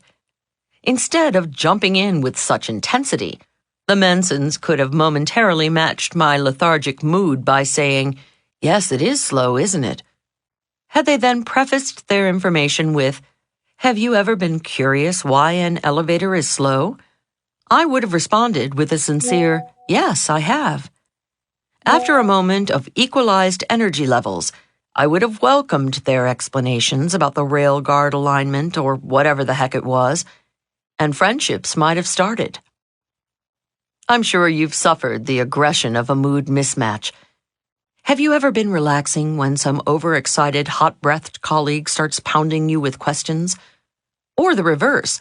You're late, rushing to a meeting, when an associate stops you and starts lazily narrating a long, languorous story. No matter how interesting the tale, you don't want to hear it now. The first step in starting a conversation without strangling it is to match your listener's mood, if only for a sentence or two. When it comes to small talk, think music, not words. Is your listener adagio or allegro? Match that pace. I call it make a mood match. Matching their mood can make or break the sale. Matching customers' moods is crucial for salespeople. Some years ago, I decided to throw a surprise party for my best friend Stella. It was going to be a triple whammy party because she was celebrating 3 events. 1, it was Stella's birthday. 2, she was newly engaged. And 3, Stella had just landed her dream job. She had been my buddy since grade school, and I was floating on air over her birthday engagement congratulations bash. I had heard one of the best French restaurants in town had an attractive back room for parties. About 5 p.m. one afternoon, I wafted happily into the restaurant and found the seated maître d' languidly looking over his reservation book. I began excitedly babbling about Stella's triple whammy celebration and asked to see that fabulous back room I'd heard so much about. Without a smile or moving a muscle, he said, "The room is in the back. You can go see it if you like." Crash! What a party pooper! His morose mood kicked all the party spirit out of me, and I no longer wanted to rent his stupid space. Before I even looked at the room, he lost the rental. I left his restaurant vowing to find a place where the management would at least appear to share the joy of the happy occasion. Every mother knows this instinctively. To quiet a whimpering infant, Mama doesn't just shake her finger and shout, "Quiet down!" No, Mama picks baby up. Mama cries, "Ooh, ooh, oh," sympathetically matching baby's misery for a few moments. Mama then gradually transitions the 2 of them into hush-hush happy sounds. Your listeners are all big babies. Match their mood if you want them to stop crying, start buying, or otherwise come round to your way of thinking. Technique number 10. Make a mood match. Before opening your mouth, take a voice sample of your listener to detect his or her state of mind. Take a psychic photograph of the expression to see if your listener looks buoyant, bored, or blitzed. If you ever want to bring people around to your thoughts, you must match their mood and voice tone, if only for a moment. 11. How to sound like you've got a super personality, no matter what you're saying. Once, while at a party, I spotted a fellow surrounded by a fan club of avid listeners. The chap was smiling, gesticulating, and obviously enthralling his audience. I went over to hearken to this fascinating speaker. I joined his throng of admirers and eavesdropped for a minute or 2. Suddenly, it dawned on me. The fellow was saying the most banal things. His script was dull, dull, dull. But he was delivering his prosaic observations with such passion, and therefore he held the group spellbound. It convinced me that it's not all what you say, it's how you say it. What's a good opening line when I meet people? I am often asked this question, and I give them the same answer a woman who once worked in my office always gave me. Dottie often stayed at her desk to work through lunch. Sometimes, as I was leaving for the sandwich shop, I'd ask her, "Hey, Dottie, what can I bring you back for lunch?" Dottie, trying to be obliging, would say, "Oh, anything is fine with me." "No, Dottie," I wanted to scream. "Tell me what you want. Ham and cheese on rye? Bologna on whole wheat, hold the mayo? Peanut butter and jelly with sliced bananas? Be specific. Anything is a hassle." Frustrating though it may be, my answer to the opening line question is anything, because almost anything you say really is okay, as long as it puts people at ease and sounds passionate. How do you put people at ease? By convincing them they are okay and that the 2 of you are similar. When you do that, you break down walls of fear, suspicion, and mistrust. Why banal makes a bond. Samuel I. Hayakawa was a college president, U.S. Senator, and brilliant linguistic analyst of Japanese origin. He tells us this story that shows the value of, as he says, unoriginal remarks. In early 1943, after the attack on Pearl Harbor, at a time when there were rumors of Japanese spies, Hayakawa had to wait several hours in a railroad station in Oshkosh, Wisconsin. He noticed others waiting in the station were staring at him suspiciously. Because of the war, they were apprehensive about his presence. He later wrote, "One couple with a small child was staring with special uneasiness and whispering to each other." So what did Hayakawa do? He made unoriginal remarks to set them at ease. He said to the husband that it was too bad the train should be late on so cold a night. The man agreed. "I went on," Hayakawa wrote, "to remark that it must be especially difficult to travel with a small child in winter when train schedules were so uncertain." Again, the husband agreed. I then asked the child's age and remarked that their child looked very big and strong for his age.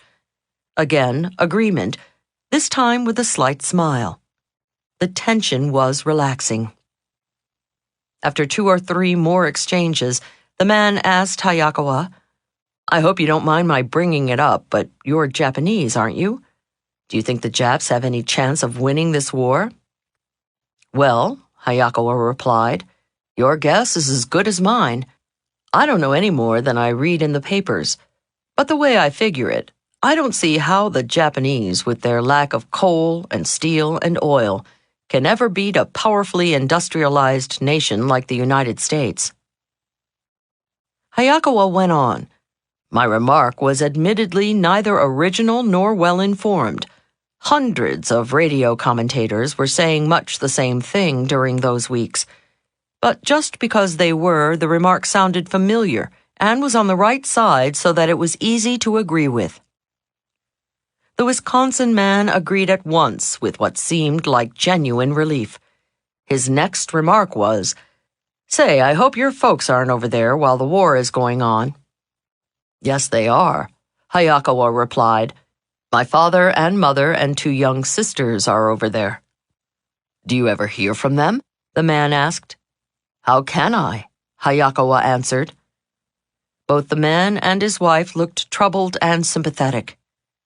"Do you mean you won't be able to see them or hear from them until after the war is over?" There was more to the conversation, but the result was within 10 minutes they had invited Hayakawa, whom they initially may have suspected was a Japanese spy, to visit them sometime in their city and have dinner in their home. And all because of this brilliant scholar's admittedly common and unoriginal small talk. Top communicators know the most soothing and appropriate first word should be, like Senator Hayakawa's, unoriginal, even banal. But not indifferent. Hayakawa delivered his sentiments with sincerity and passion. Ascent from banality. It is not necessary, of course, to stay with mundane remarks. If you find your company displays cleverness or wit, you match that. The conversation then escalates naturally, compatibly. Don't rush it, or like the Mensons, you seem like you're showing off. The bottom line on your first words is to have the courage of your own triteness. Because remember, people tune in to your tone more than your text. Technique number 11. Prosaic with passion. Worried about your first words? Fear not, because 80% of your listener's impression has nothing to do with your words anyway. Almost anything you say at first is fine. No matter how prosaic the text, an empathetic mood, a positive demeanor, and passionate delivery make you sound exciting. Anything except liverwurst. Back to Dottie, waiting for her sandwich at her desk. Sometimes as I walked out the door scratching my head, wondering what to bring her, she'd call after me, "Anything except liverwurst, that is." "Thanks, Dottie. That's a little bit of help." Here's my anything except liverwurst on small talk. Anything you say is fine as long as it is not complaining rude, or unpleasant. If the first words out of your mouth are a complaint, blam, people label you a complainer. Why? Because that complaint is your new acquaintance's 100% sampling of you so far. You could be the happiest Pollyanna ever, but how will they know?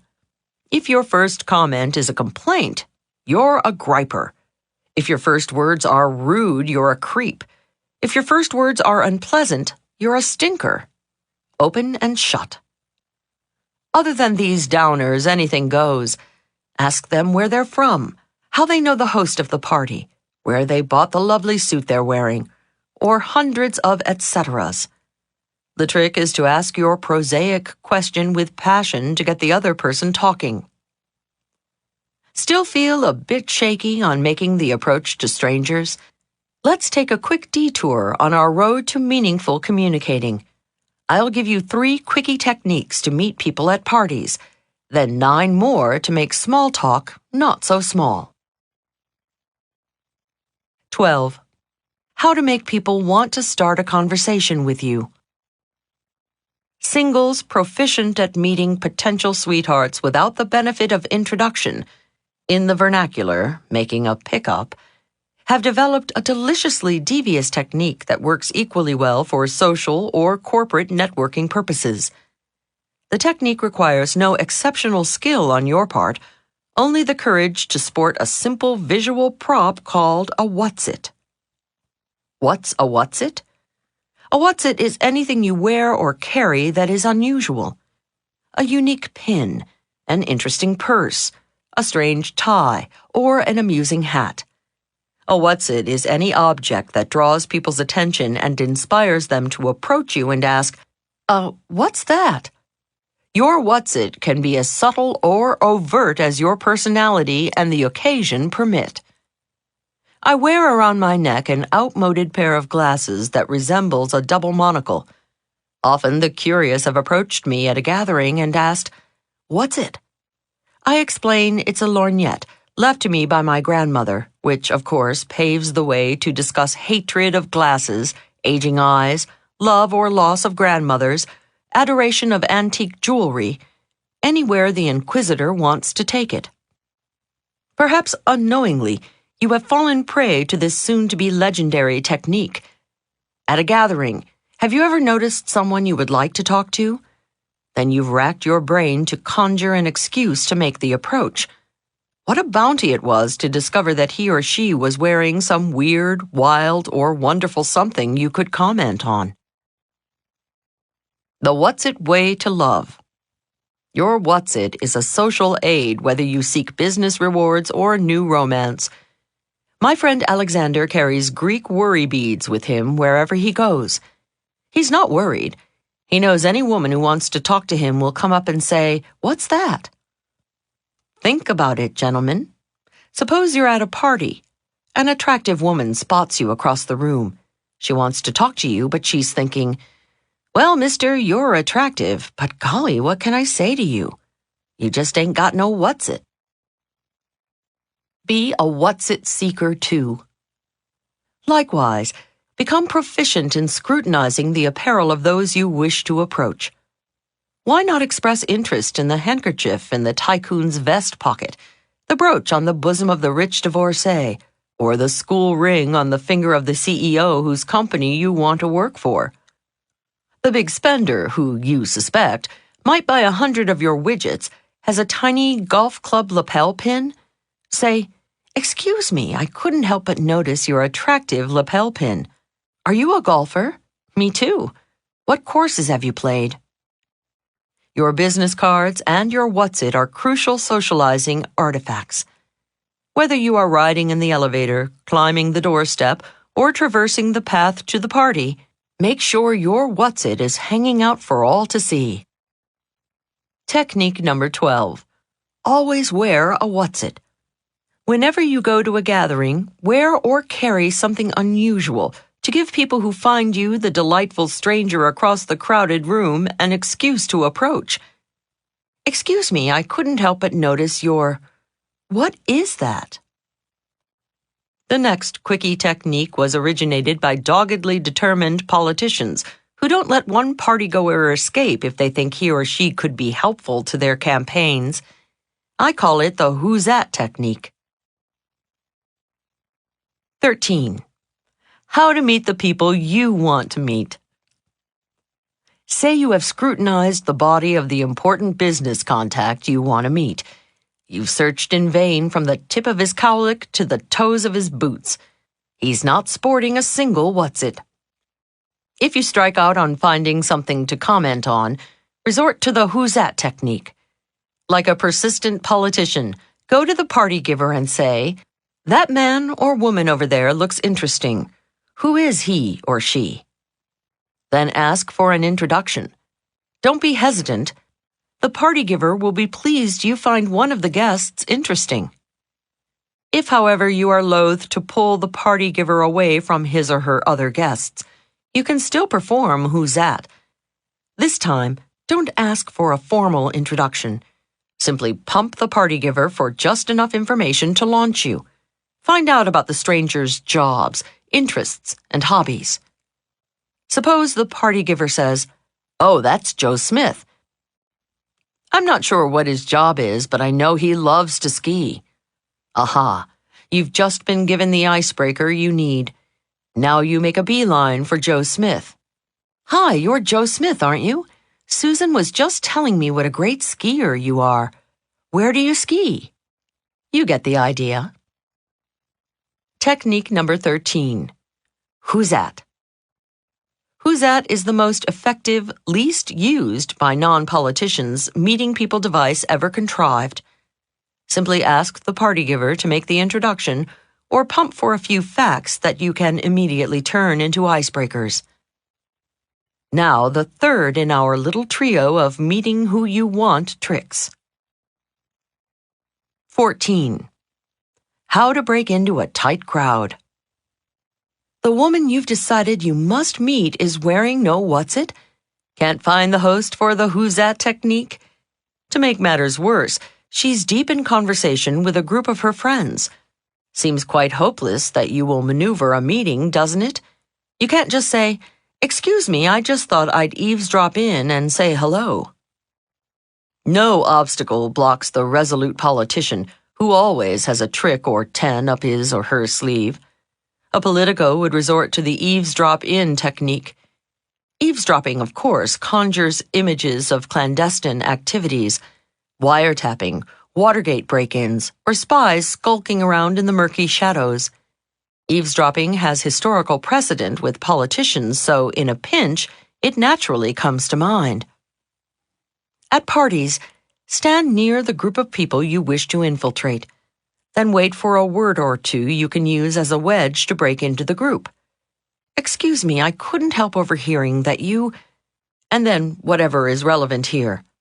For example, "I couldn't help overhearing your discussion of Bermuda. I'm going there next month for the first time.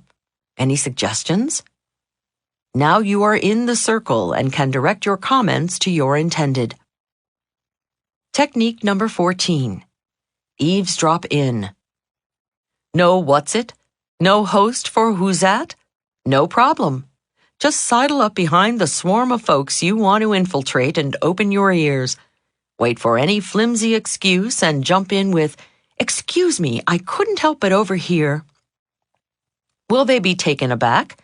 Momentarily. Will they get over it? Momentarily. Will you be in the conversation?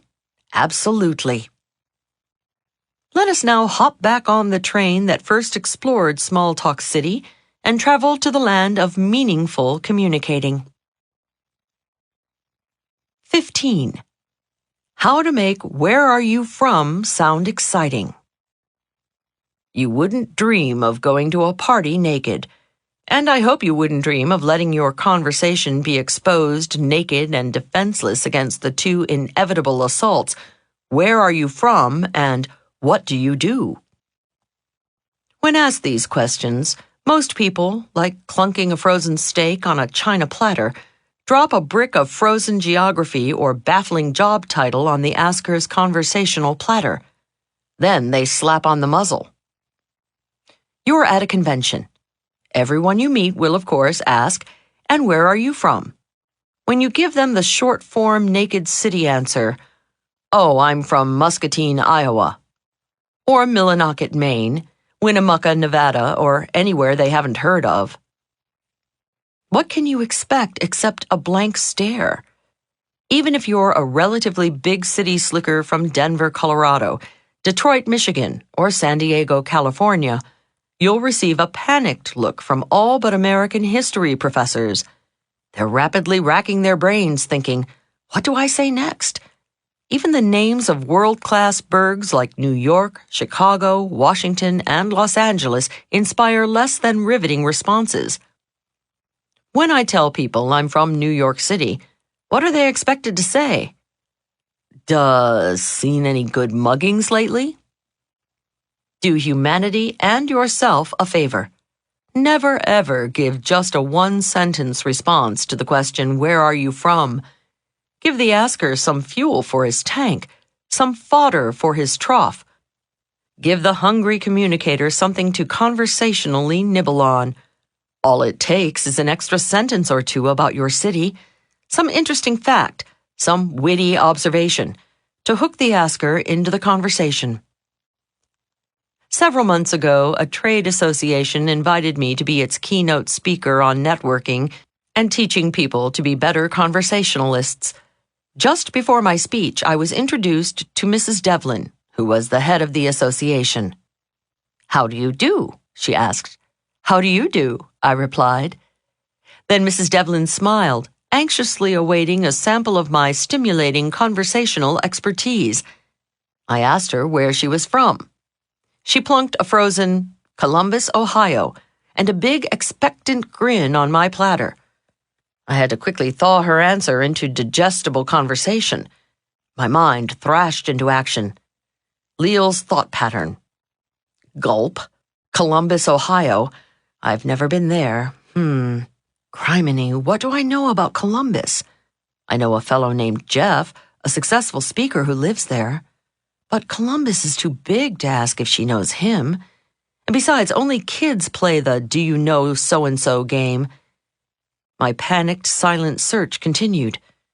I think it's named after Christopher Columbus, but I'm not sure, so I better keep my mouth shut on that one.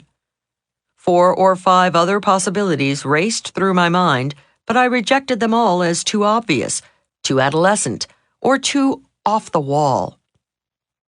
I realized by now that seconds had passed, and Mrs. Devlin was still standing there with a slowly dissipating smile on her face.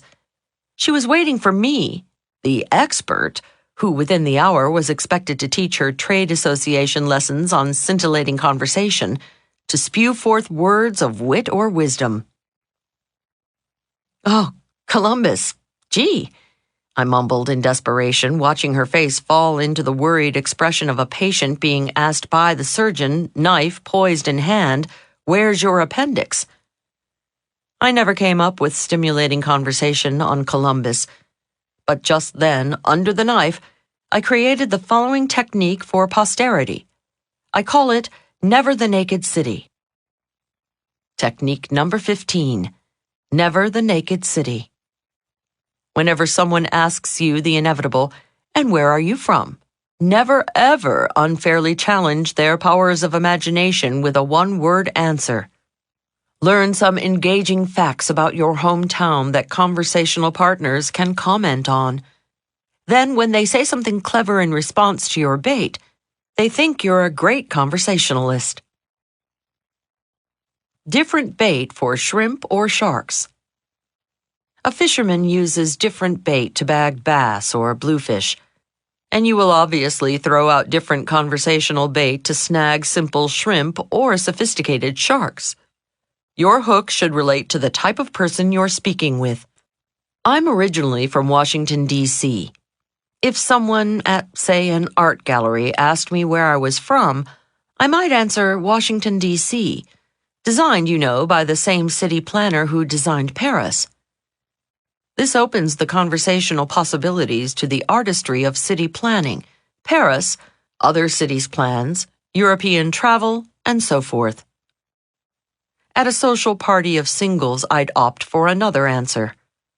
I'm from Washington, D.C., The reason I left is there were 7 women to every man when I was growing up.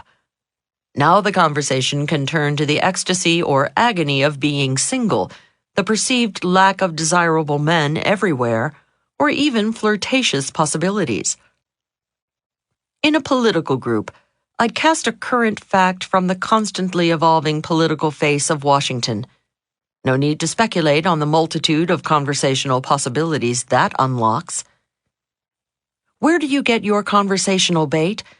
Start by phoning the Chamber of Commerce or Historical Society of your town. Search the World Wide Web and click on your town, or open an old-fashioned encyclopedia. All rich sources for future stimulating conversations. Learn some history, geography, business statistics, or perhaps a few fun facts to tickle future friends' funny bones. The Devlin debacle inspired further research. The minute I got home, I called the Columbus Chamber of Commerce and the Historical Society. Say you too are from Columbus, Ohio, and your new acquaintance lays it on you. Where are you from? When you are talking with a business person, your answer could be, I'm from Columbus, Ohio. You know, many major corporations do their product testing in Columbus because it's so commercially typical. In fact, it's been called the most American city in America. They say if it booms or bombs in Columbus, it booms or bombs nationally. Talking with someone with a German last name? Tell her about Columbus's historic German village with the brick streets and the wonderful 1850s-style little houses. It's bound to inspire stories of the old country. Your conversation partner's surname is Italian. Tell him Genoa, Italy is Columbus's sister city. Talking with an American history buff? Tell him that Columbus was indeed named after Christopher Columbus and that a replica of the Santa Maria is anchored in the Scioto River. Talking with a student? Tell her about the 5 universities in Columbus. The possibilities continue. You suspect your conversation partner has an artistic bent? Ah, you throw out casually. Columbus is the home of artist George Bellows. Columbusites, prepare some tasty snacks for askers, even if you know nothing about them. Here's a goodie. Tell them you always have to say Columbus, Ohio, because there is also a Columbus, Arkansas, Columbus, Georgia, Columbus, Indiana, Columbus, Kansas, Columbus, Kentucky, Columbus, Mississippi, Columbus, Montana, Columbus, Nebraska, Columbus, New Jersey, Columbus, New Mexico, Columbus, North Carolina, Columbus, North Dakota, Columbus, Pennsylvania, Columbus, Texas, and Columbus, Wisconsin. That spreads the conversational possibilities to 15 other states. Remember, as a quotable notable once said, no man would listen to you talk if he didn't know it was his turn next. A postscript to the hellish experience I had with Columbus. Months later, I mentioned the trauma to my speaker friend from Columbus, Jeff. Jeff explained his house was really in a smaller town just minutes outside Columbus. What town, Jeff? Gehenna, Ohio. Gehenna means hell in Hebrew, he said, and then went on to explain why he thought ancient Hebrew historians were clairvoyant. Thanks, Jeff. I knew you'd never lay a naked city on any of your listeners. 16. How to come out a winner every time they ask, and what do you do? Third only to death and taxes is the assurance a new acquaintance will soon chirp, and what do you do? Is it fitting and proper they should make that query? We'll pick up that sticky wicket later. For the moment, these few defensive moves help you keep your crackerjack communicator credentials when asked the inevitable question. First, like Never the Naked City, don't toss a short shrift answer in response to the asker's breathless inquiry. You leave the poor fish flopping on the deck when you just say your title. I'm an actuary, an auditor, an author, an astrophysicist. Have mercy so he or she doesn't feel like a nincompoop outsider asking, what kind of actualizing, auditing, authoring, or astrophysicizing do you do? You're an attorney. Don't leave it to laymen to try to figure out what you really do. Flesh it out. Tell a little story your conversation partner can get a handle on. For example, if you're talking with a young mother, say, "I'm an attorney. Our firm specializes in employment law. In fact, now I'm involved in a case where a company actually discharged a woman for taking extra maternity leave that was a medical necessity." A mother can relate to that.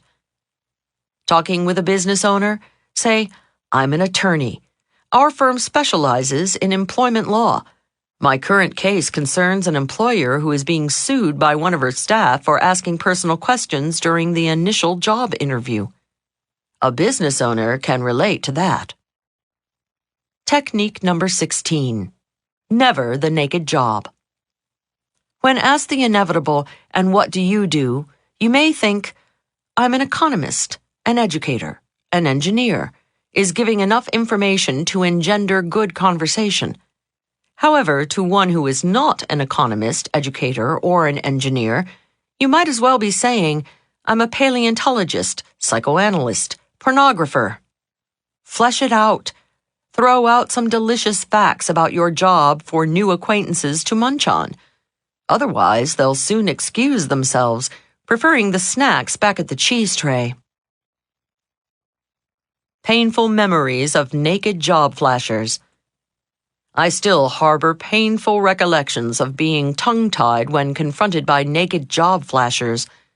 Like the time a fellow at a dinner party told me, "I'm a nuclear scientist." My weak, "Oh, that must be fascinating," reduced me to a mental molecule in his eyes. The chap on my other side announced, "I'm in industrial abrasives," and then paused, waiting for me to be impressed. My, golly, you must have to be a shrewd judge of character to be in industrial abrasives, didn't fly either. We three sat in silence the rest of the meal. Just last month, a new acquaintance bragged, "I'm planning to teach Tibetan Buddhism at Truckee Meadows Community College," and then clammed up. I knew less about Truckee Meadows than I did about Tibetan Buddhism. Whenever people ask you what you do, give them some mouth-to-ear resuscitation so they can catch their breath and say something. 17. How to introduce people like the hostess with the mostest. It is important to help newly-mets through their first nervous moments. "Susan, I'd like you to meet John Smith. John, this is Susan Jones." Duh, what do you expect John and Susan to say? "Smith? That's Smith, isn't it?" Golly, Susan, well now that's an interesting name." Nice try, forget it. Don't blame John or Susan for being less than scintillating. The fault lies with the person who introduced the two the way most people introduce their friends to each other, with naked names. They cast out a line with no bait for people to sink their teeth into. Big winners may not talk a lot, but conversation never dies unwillingly in their midst. They make sure of it with techniques like never the naked introduction. When they introduce people, they buy an insurance policy on the conversation with a few simple add-ons. "Susan, I'd like you to meet John. John has a wonderful boat we took a trip on last summer. John, this is Susan Smith. Susan is editor-in-chief of Shoestring Gourmet magazine." Padding the introduction gives Susan the opportunity to ask what kind of boat John has or where the group went. It gives John an opening to discuss his love of writing, or of cooking, or of food. The conversation can then naturally expand to travel in general, life on boats, past vacations, favorite recipes, restaurants, budgets, diets, magazines, editorial policy, to infinity. If you're not comfortable mentioning someone's job during the introduction, mention their hobby or even a talent. The other day at a gathering, the hostess introduced a man named Gilbert.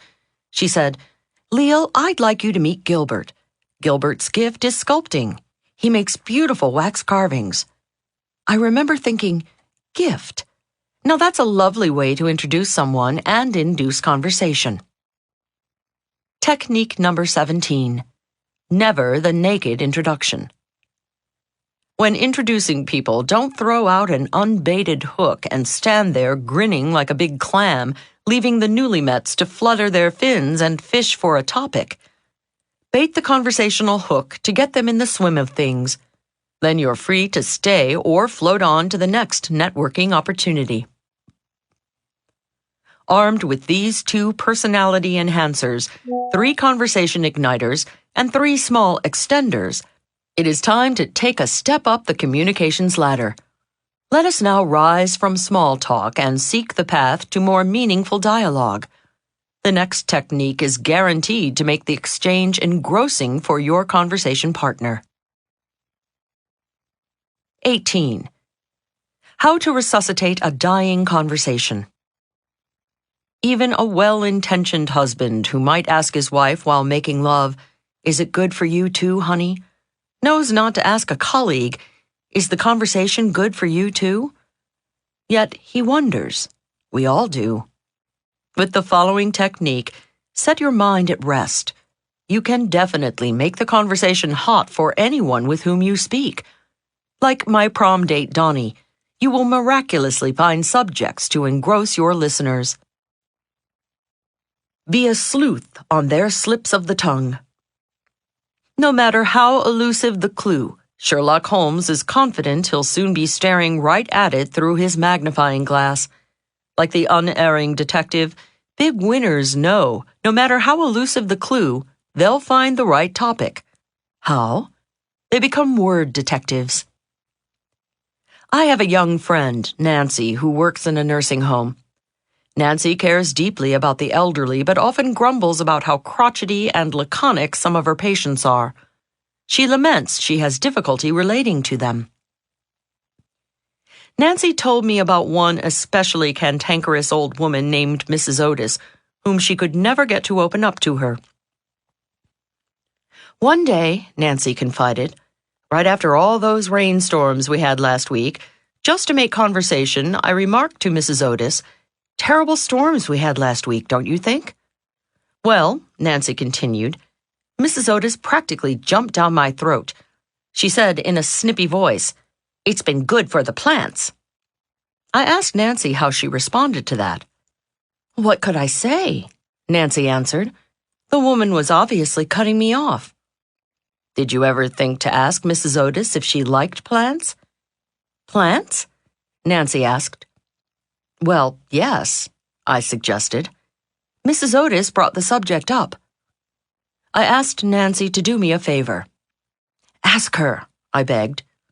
Nancy resisted, but I persisted. Just to quiet me down, Nancy promised to ask cantankerous old Mrs. Otis if she liked plants. The next day, a flabbergasted Nancy called me from work. "Leil, how did you know? Not only did Mrs. Otis love plants, but she told me she'd been married to a gardener. Today I had a different problem with Mrs. Otis. I couldn't shut her up. She went on and on about her garden, her husband." Top communicators know ideas don't come out of nowhere. If Mrs. Otis thought to bring up plants, then she must have some relationship with them. Furthermore, by mentioning the word, it meant subconsciously she wanted to talk about plants. Suppose, for example, instead of responding to Nancy's comment about the rain with, "It's good for the plants," Mrs. Otis had said, "Because of the rain, my dog couldn't go out." Nancy could then ask about her dog. Or suppose she grumbled, "It's bad for my arthritis." Can you guess what old Mrs. Otis wants to talk about now? When talking with anyone, keep your ears open and, like a good detective, listen for clues. Be on the lookout for any unusual references, any anomaly, deviation, digression, or invocation of another place, time, person. Ask about it because it's the clue to what your conversation partner would really enjoy discussing. If 2 people have something in common, when the shared interest comes up, they jump on it naturally. For example, if someone mentions playing squash, birdwatching, or stamp collecting, and the listener shares that passion, he or she pipes up, "Oh, you're a squasher, or birder, or philatelist, too." Here's the trick. There's no need to be a squasher, birder, or philatelist to pipe up with enthusiasm. You can simply be a word detective. When you pick up on the reference as though it excites you too, it parlays you into conversation the stranger thrills to.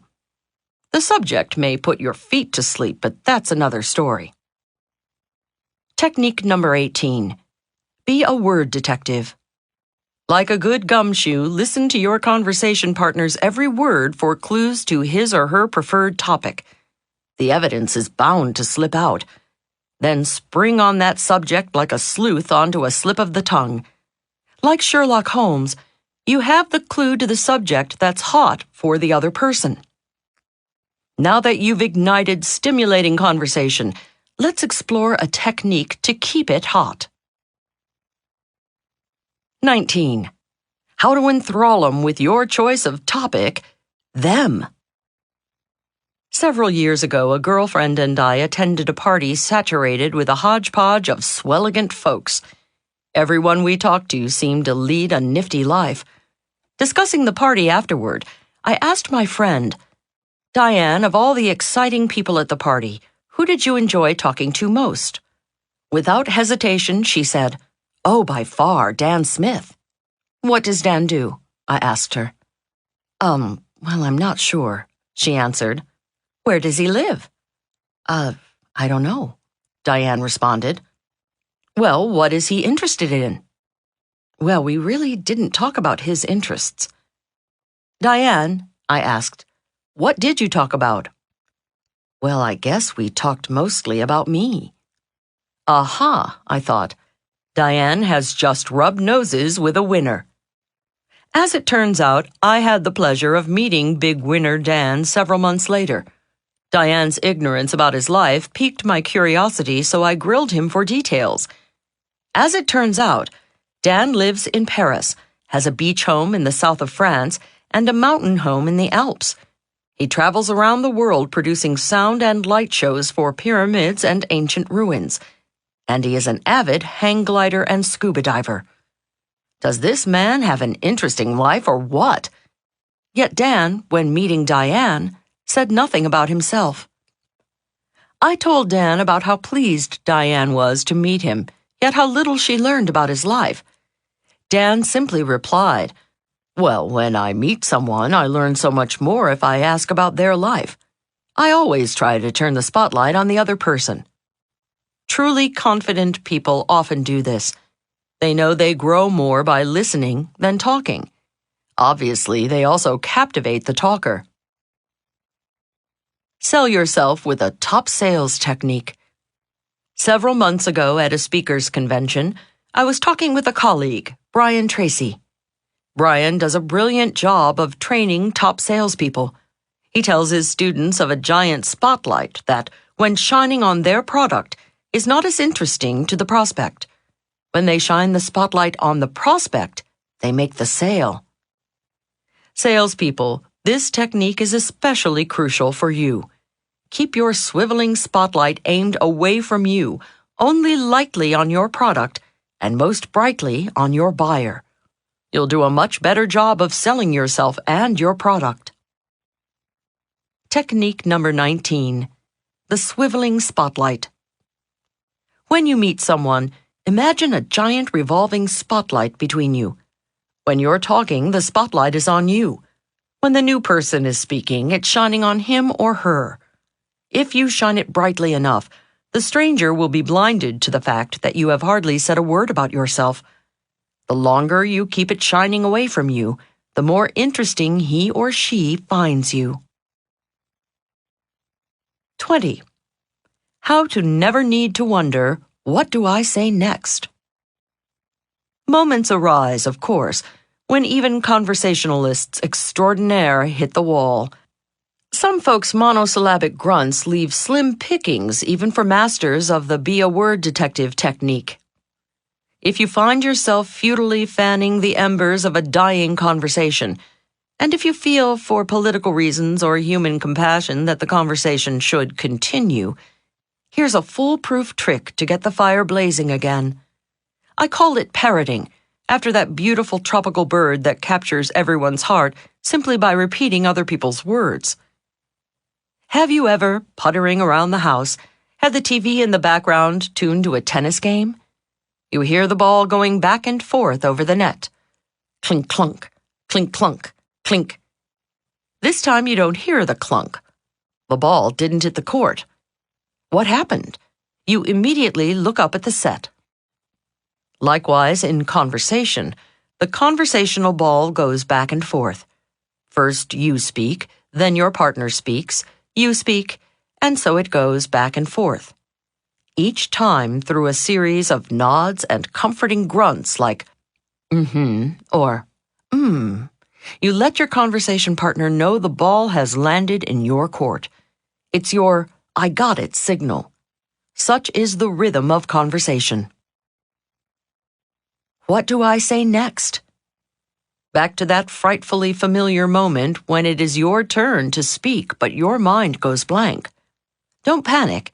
Instead of signaling verbally or non-verbally that you got it, simply repeat or parrot the last 2 or 3 words your companion said in a sympathetic, questioning tone. That throws the conversational ball right back in your partner's court. My friend Phil sometimes picks me up at the airport. Usually I am so exhausted that I rudely fall asleep in the passenger seat, relegating Phil to nothing more than a chauffeur. After one especially exhausting trip some years ago, I flung my bags in his trunk and flopped onto the front seat. As I was dozing off, he mentioned he'd gone to the theater the night before. Usually, I would have just grunted and wafted into unconsciousness. However, on this particular trip, I had learned the parroting technique and was eager to try it. Theater? I parroted quizzically. Yes, it was a great show, he replied, fully expecting it to be the last word on the subject before I fell into my usual sleepy stupor. Great show? I parroted. Pleasantly surprised by my interest, he said. Yes, it's a new show by Stephen Sondheim called Sweeney Todd. Sweeney Todd? I again parroted. Now Phil was getting fired up. Yeah, great music and an unbelievably bizarre story. Bizarre story? I parroted. Well, that's all Phil needed. For the next half an hour, Phil told me the show's story about a London barber who went around murdering people. I half dozed, but soon decided his tale of Sweeney Todd's cutting off people's heads was disturbing my sleepy reverie. So I simply backed up and parroted one of his previous phrases to get him on another track. You said it had great music? That did the trick. For the rest of the 45-minute trip to my home, Phil sang me Pretty Women, The Best Pies in London, and other songs from Sweeney Todd. Much better accompaniment for my demi-nap. I'm sure to this day Phil thinks of that trip as one of the best conversations we ever had. And all I did was parrot a few of his phrases. Technique number 20. Parroting. Never be left speechless again. Like a parrot, simply repeat the last few words your conversation partner says. That puts the ball right back in his or her court, and then all you need to do is listen. Salespeople, why go on a wild goose chase for a customer's real objections when it's so easy to shake them out of the trees with parroting? Parroting your way to profits. Parroting is also a can opener to pry open people's real feelings. Star salespeople use it to get to their prospects' emotional objections, which they often don't even articulate to themselves. A friend of mine, Paul, a used car salesman, told me he credits a recent sale of a Lamborghini to parroting. Paul was walking around the lot with a prospect and his wife, who had expressed interest in a sensible car. He was showing them every sensible Chevy and Ford on the lot. As they were looking at one very sensible family car, Paul asked the husband what he thought of it. Well, he mused, I'm not sure this car is right for me. Instead of moving on to the next sensible car, Paul parroted, Right for you? Paul's questioning inflection signaled the prospect that he needed to say more. Well, yeah, the prospect mumbled. I'm not sure it fits my personality. Fits your personality? Paul again parroted. You know, maybe I need something a little more sporty. A little more sporty? Paul parroted. Well, those cars over there look a little more sporty. Aha! Paul's parrot had ferreted out which cars to show the customer.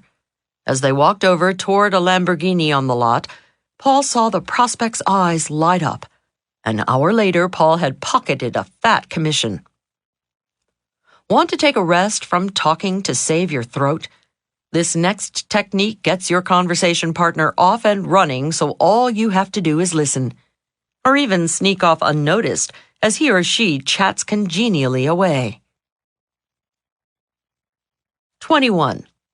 How to get 'em happily chatting, so you can slip away if you want to. Every father smiles when his little tyke beseeches him at bedtime.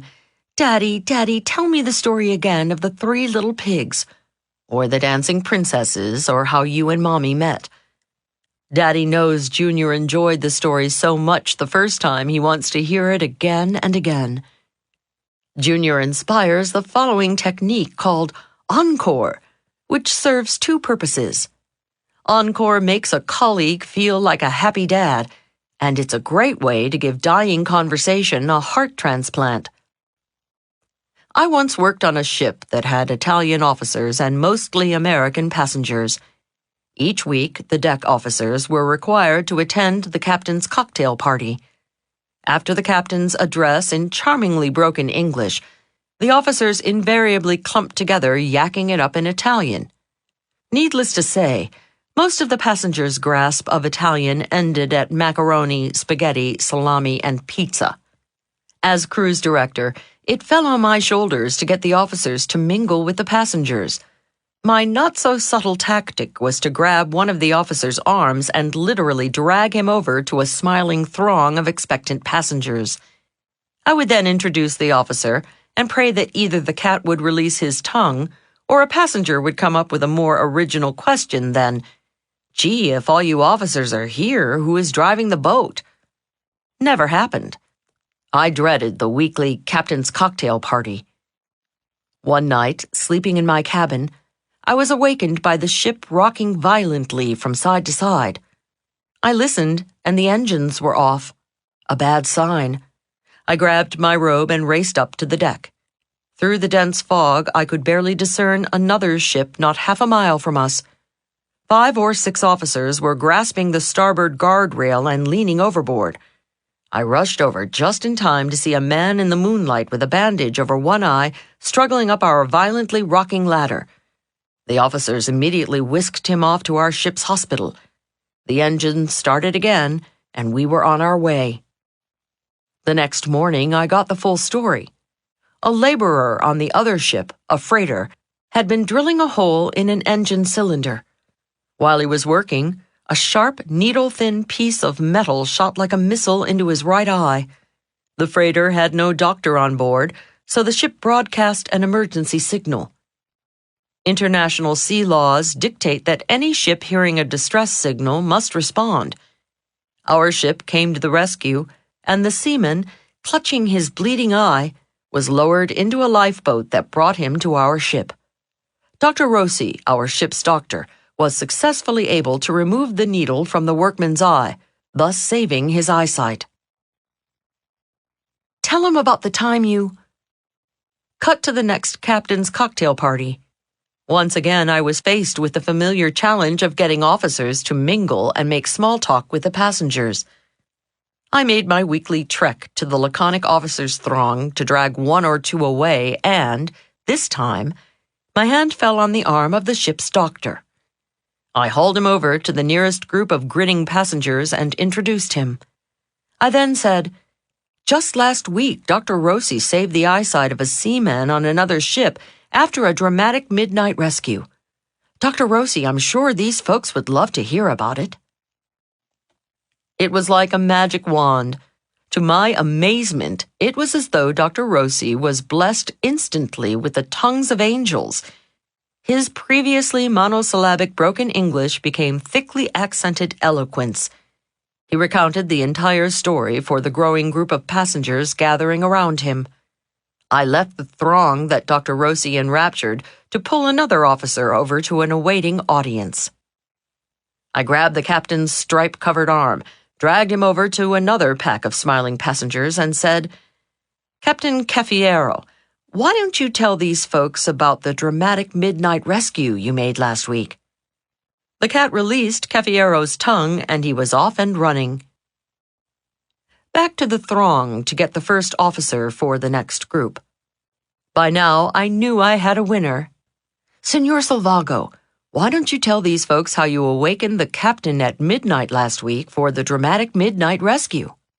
By then, it was time to go back to extract the ship's doctor from the first bevy and take him to his next pack of passengers. It worked even better the second time. He happily commenced his encore for the second audience. As he chatted away, I raced back to the captain to pull him away for a second telling with another throng. I felt like the circus juggler who keeps all the plates spinning on sticks. Just as I got one conversation spinning, I had to race back to the first speaker to give him a whirl at another audience. The captain's cocktail parties were a breeze for me for the rest of the season. The three officers loved telling the same story of their heroism to new people every cruise. The only problem was I noticed the stories getting longer and more elaborate each time. I had to adjust my timing in getting them to do a repeat performance for the next audience. Play it again, Sam. Encore is what appreciative audiences chant when they want another song from the singer, another dance from the dancer, another poem from the poet, and in my case, another storytelling from the officers. Encore is the technique you can use to request a repeat story from a prospect, potential employer, or valued acquaintance. While the two of you are chatting with a group of people, simply turn to him and say, "John, I bet everyone would love to hear about the time you caught that 30-pound striped bass." Or, "Susan, tell everyone that story you just told me of how you rescued the kitten from the tree." He or she will, of course, demur. Insist. Your conversation partner is secretly loving it. The subtext of your request is, "That story of yours was so terrific, I want my other friends to hear it." After all, only crowd pleasers are asked to do an encore. Technique number 21. Encore. The sweetest sound a performer can hear welling up out of the applause is "Encore, encore, let's hear it again." The sweetest sound your conversation partner can hear from your lips when you're talking with a group of people is, "Tell them about the time you..." Whenever you're at a meeting or party with someone important to you, think of some stories he or she told you. Choose an appropriate one from their repertoire that the crowd will enjoy. Then shine the spotlight by requesting a repeat performance. The added benefit of this technique is that once you've got them up and running with their conversation, you can sneak off and find more interesting company. One word of warning. Make sure the story you request is one in which the teller shines. No one wants to retell the time they lost the sale, cracked up the car, or broke up the bar and spent the night in jail. Make sure your requested encore is a positive story where they come out the big winner, not the buffoon. The full beauty of this technique will hit you like a happy thunderbolt the first time you use it with someone who is telling a long and wearisome tale. You simply tiptoe away and let the bore spin the story on and on with your friend. Of course, your friend may never speak to you again, but that's not germane to this chapter. The next technique deals with sharing some positive stories of your life. 22. How to come across as a positive person. Often people think when they meet someone they like, they should share a secret, reveal an intimacy, or make a confession of sorts to show they are human too. Airing your youthful battle with bedwetting, teeth grinding, or thumb sucking, or your present struggle with gout or a goiter, supposedly endears you to the masses. Well, sometimes it does. One study showed that if someone is above you in stature, their revealing a foible brings them closer to you. The holes in the bottom of presidential candidate Adlai Stevenson's shoes charmed a nation, as did George H.W. Bush's shocking admission that he couldn't stomach broccoli. If you're on sure footing, say a superstar who wants to become friends with a fan, go ahead and tell your devotees about the time you were out of work and penniless. But if you're not a superstar, better play it safe and keep the skeletons in the closet until later. People don't know you well enough to put your foible in context. Later in a relationship, telling your new friend you've been thrice married, you got caught shoplifting as a teenager, and you got turned down for a big job may be no big deal. And that may be the extent of what could be construed as black marks on an otherwise flawless life of solid relationships, no misdemeanors, and an impressive professional record. But very early in a relationship, the instinctive reaction is, what else is coming? If he shares that with me so quickly, what else is he hiding? A closet full of ex-spouses? A criminal record? Walls papered with rejection letters? Your new acquaintance has no way of knowing your confession was a generous act, a well-intentioned revelation on your part. Technique number 22. Accentuate the positive. When first meeting someone, lock your closet door and save your skeletons for later. You and your new good friend can invite the skeletons out, have a good laugh, and dance over their bones later in the relationship. But now's the time, as the old song says, to accentuate the positive and eliminate the negative. So far in this section, you have found assertive methods for meeting people and mastering small talk.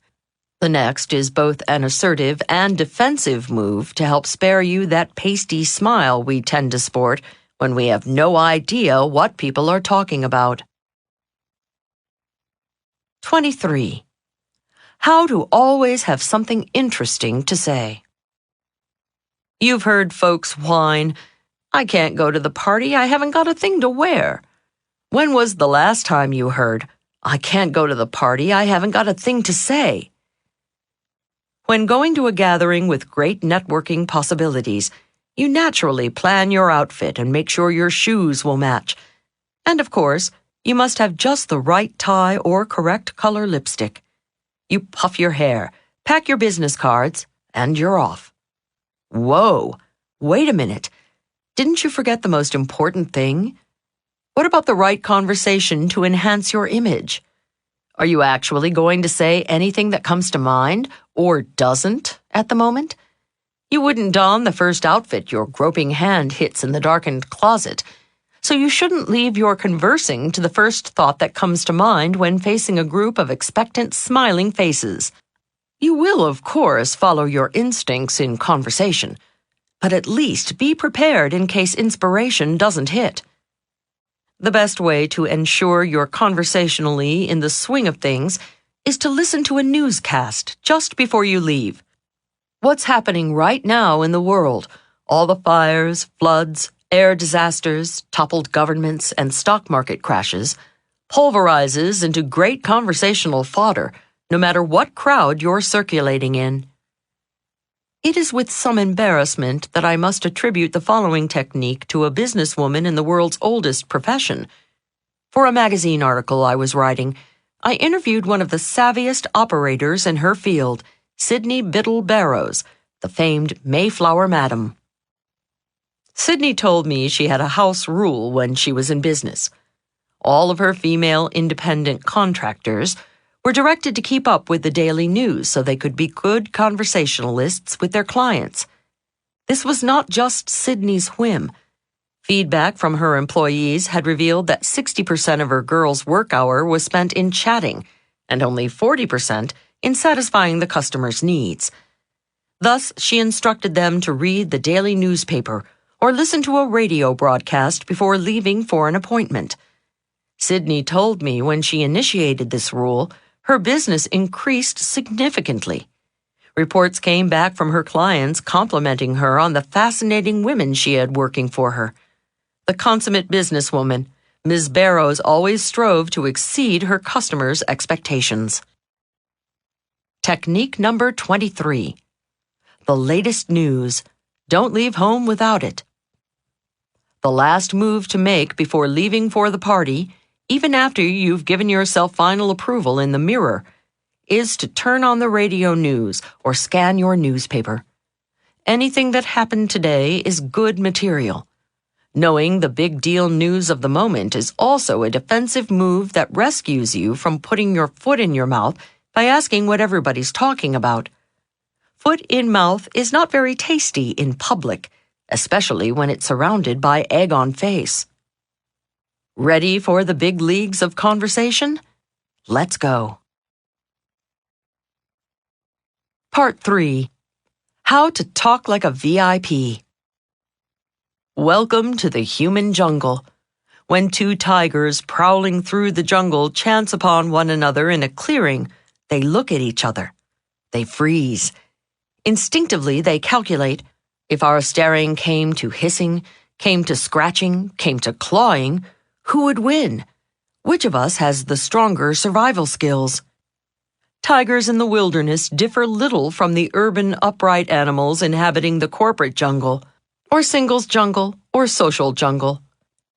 Humans start the process by looking at each other and talking.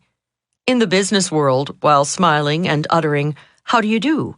"Hello," "Howdy," or "Hi," they are, like tigers, instinctively, instantaneously sizing each other up. They're not calculating the length of each other's claws or the sharpness of their teeth. They're judging each other on a weapon far more powerful to survival as they have defined it. Humans are judging each other's communication skills. Although they may not know the names of the specific studies first proving it, they sense the truth. 85% of one's success in life is directly due to communication skills. They may not be familiar with the U.S. Census Bureau's recent survey showing employers choose candidates with good communication skills and attitude way over education, experience, and training. But they know communication skills get people to the top. Thus, by observing each other carefully during casual conversing, it becomes almost immediately evident to both which is the bigger cat in the human jungle. It doesn't take long for people to recognize who is an important person. One cliché, one insensitive remark, one over-anxious reaction, and you can be professionally or personally demoted. You can lose a potentially important friendship or business contact. One stupid move and you can tumble off the corporate or social ladder. The techniques in this section will help ensure that you make all the right moves so this doesn't happen. The following communication skills give you a leg up to start your ascent to the top of any ladder you choose. 24. How to find out what they do without even asking. To size each other up, the first question little cats flat-pawedly ask each other is, "And what do you do? Then they crouch there, quivering their whiskers and twitching their noses with an obvious, "I'm going to pronounce silent judgment on you after you answer" look on their pusses. Big cats never ask outright, "What do you do?" Oh, they find out all right, in a much more subtle manner. By not asking the question, the big boys and big girls come across as more principled, even spiritual. After all, their silence says, a man or woman is far more than his or her job. Resisting the tempting question also shows their sensitivity. With so much downsizing, right-sizing, and capsizing of corporations these days, the blunt interrogation evokes uneasiness. The job question is not just unpleasant for those who are between engagements. I have several gainfully employed friends who hate being asked, "And what do you do?" One of these folks cuts cadavers for autopsies. The other is an IRS collection agent. Additionally, millions of talented and accomplished women have chosen to devote themselves to motherhood. When the cruel corporate question is thrust at them, they feel guilty. The rude interrogation belittles their commitment to their families. No matter how the women answer, they fear the asker is only going to hear a humble, "I'm just a housewife." Big boys and big girls should avoid asking, "What do you do?" for another reason. Their abstinence from the question leads listeners to believe that they are in the habit of soaring with a high-flying crowd. Recently, I attended a posh party on Easy Street. I suspect they invited me as their token working-class person. I noticed no one was asking anyone what they did, because these swells didn't do anything. Oh, some might have a ticker tape on the bed table of their mansion to track investments, but they definitely did not work for a living. The final benefit to not asking, "What do you do?" is it throws people off guard. It convinces them that you are enjoying their company for who they are, not for any crass networking reason. Technique number 24. What do you do not? A sure sign you're a somebody is the conspicuous absence of the question, "What do you do?" You determine this, of course, but not with those 4 dirty words that label you as either a ruthless networker, a social climber, a gold-digging husband or wife hunter, or someone who's never strolled along Easy Street. The right way to find out. So how do you find out what someone does for a living? I thought you'd never ask. You simply practice the following 8 words. All together now. How do you spend most of your time? How do you spend most of your time is the gracious way to let a cadaver cutter, a tax collector, or a capsized employee off the hook. It's the way to reinforce an accomplished mother's choice. It's the way to assure a spiritual soul you see his or her inner beauty. It's a way to suggest to a swell that you reside on Easy Street too. Now, suppose you've just made the acquaintance of someone who does like to talk about his or her work. Asking, "How do you spend most of your time?" also opens the door for workaholics to spout off. "Oh, golly," they mock moan, "I just spend all my time working." That, of course, is your invitation to grill them for details. Then they'll talk your ear off. Yet the new wording of your question gives those who are somewhere between at leisure and work-addicted the choice of telling you about their job or not. Finally, asking, "How do you spend most of your time?" instead of, "And what do you do?" gives you your big cat stripes right off. 25. How to know what to say when they ask, "What do you do?" Now, 99% of the people you meet will, of course, ask, "And what do you do?" Big winners, realizing someone will always ask, are fully prepared for the interrogation. Many folks have one written resume for job seeking. They type it up and then trudge off to the printer to get a nice, neat stack to send to all prospective employers. The resume lists their previous positions, dates of employment, and education. Then at the bottom, they might as well have scribbled, "Well, that's me, take it or leave it." And usually they get left. Why? Because prospective employers do not find enough specific points in the resume that relate directly to what their firm is seeking. Boys and girls in the big leagues, however, have bits and bytes of their entire work experience tucked away in their computers. When applying for a job, they punch up only the appropriate data and print it out so it looks like it just came from the printer. My friend Roberto was out of work last year. He applied for 2 positions, a sales manager of an ice cream company and head of strategic planning for a fast food chain. He did extensive research and found the ice cream company had deep sales difficulties, and the food chain had long-range international aspirations. Did he send the same resume to each? Absolutely not. His resume never deviated 1 iota from the truth of his background. However, for the ice cream company, He highlighted his experience turning a small company around by doubling its sales in 3 years. For the food chain, he underscored his experience working in Europe and his knowledge of foreign markets. Both firms offered Roberto the job. Now he could play them off against each other. He went to each, explaining he'd like to work for them, but another firm was offering a higher salary or more perks. The two firms started bidding against each other for Roberto. He finally chose the food chain at almost double the salary they originally offered him. To make the most of every encounter, personalize your verbal resume with just as much care as you would your written curriculum vitae. Instead of having one answer to the omnipresent, "What do you do?" prepare a dozen or so variations, depending on who's asking. For optimum networking, every time someone asks about your job, give a calculated oral resume in a nutshell. Before you submit your answer, consider what possible interest the asker could have in you and your work. Here's how my life can benefit yours. Top salespeople talk extensively of the benefit statement.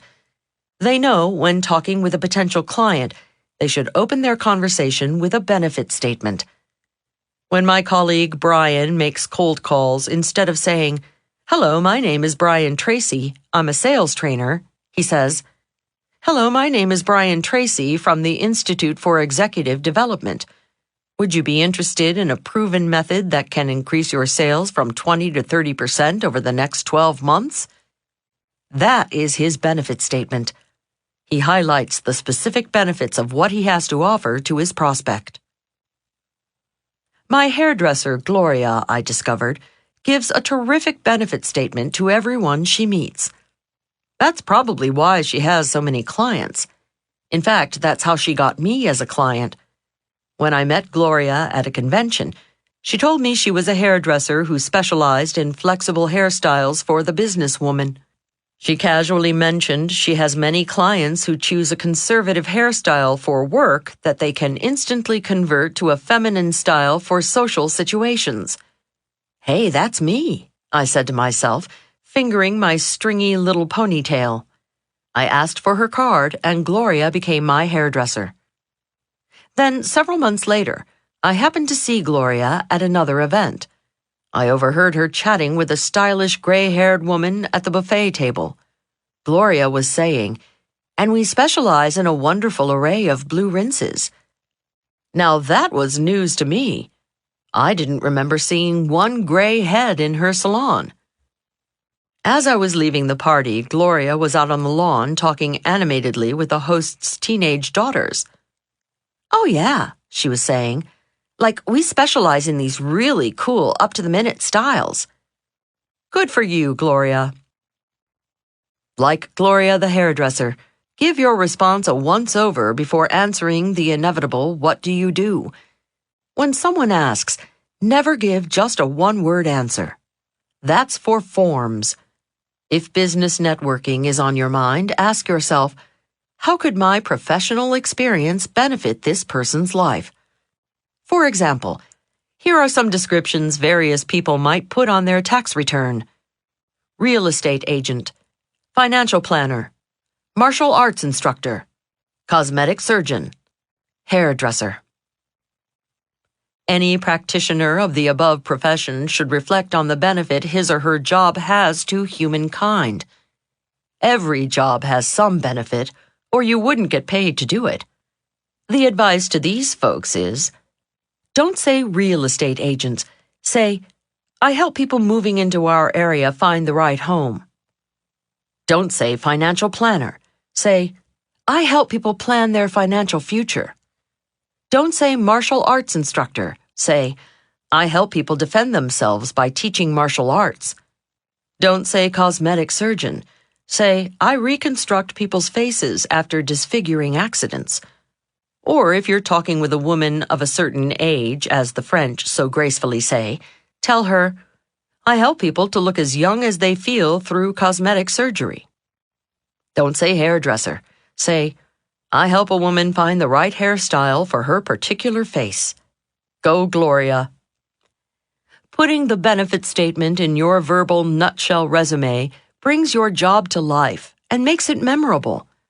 Even if your new acquaintance can't use your services, the next time he or she meets someone moving into the area, wanting to plan their financial future, thinking of self-defense, considering cosmetic surgery, or needing a new hairstyle, who comes to mind?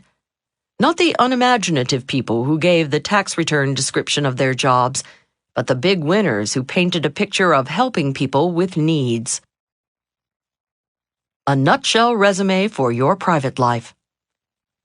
The nutshell resume works in non-business situations too. Since the new acquaintances will always ask you about yourself, prepare a few exciting stock answers. When meeting a potential friend or loved one, make your life sound like you will be a fun person to know. As a young girl, I wrote novels in my mind about my life. Leil, squinting her eyes against the torrential downpour, bravely reached out the window into the icy storm to pull the shutters tight and keep the family safe from the approaching hurricane. Big deal. Mama asked me to close the windows when it started to rain. Still, marching toward the open window, I fancied myself the family's brave savior. You don't need to be quite so melodramatic in your self-image, but at least punch up your life to sound interesting and dedicated. Technique number 25. The nutshell resume. Just as job-seeking top managers roll a different written resume off their printers for each position they're applying for, let a different true story about your professional life roll off your tongue for each listener. Before responding to, "What do you do?" ask yourself, what possible interest could this person have in my answer? Could he refer business to me, buy from me, hire me, marry my sister, become my buddy? Wherever you go, pack a nutshell about your own life to work into your communications bag of tricks. 26. How to sound even smarter than you are. Did you ever hear someone try to say a word that was just too darn big for his tongue? By the smile on the speaker's face and the gleam in his eye as the word limped off his lips, you knew he was really proud of it. To make matters worse, he probably used the word incorrectly, inappropriately, and maybe even mispronounced it. Ouch. The world perceives people with rich vocabularies to be more creative, more intelligent. People with larger vocabularies get hired quicker, promoted faster, and listened to a whole lot more. So big winners use rich, full words, but they never sound inappropriate. The phrases slide gracefully off their tongues to enrich their conversation. The words fit. With the care that they choose their tie or their blouse, big players in life choose words to match their personalities and their points. The startling good news is that the difference between a respected vocabulary and a mundane one is only about 50 words. You don't need much to sound like a big winner. A mere few dozen wonderful words will give everyone the impression that you have an original and creative mind.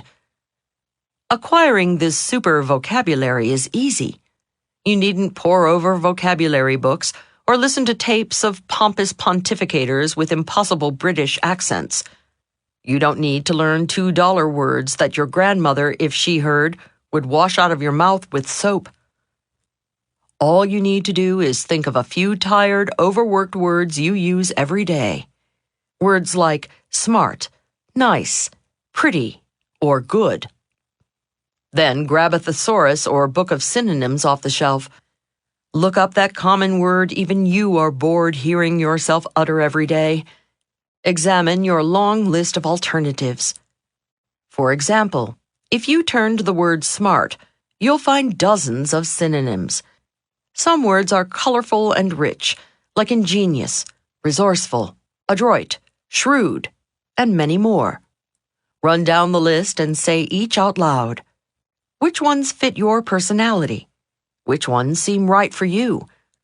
Try each on like a suit of clothes to see which feel comfortable. Choose a few favorites and practice saying them aloud until they become a natural staple of your vocabulary. The next time you want to compliment someone, say on being smart, you'll be purring, "Oh, that's so clever of you. My, how resourceful. That was ingenious." Or maybe, "How astute of you." And now, for men only. Gentlemen, we women spend a lot of time in front of the mirror, as if you didn't know. When I was in college, it used to take me a full 15 minutes to fix myself up for a date. Every year since, I've had to add a few minutes. I'm now up to an hour and a half gussying myself up for an evening out. Gentlemen, when your wife comes down the staircase all dolled up for a night out, or you pick a lady up for dinner, what do you say? If you make no comment except, "Well, are you ready to go?"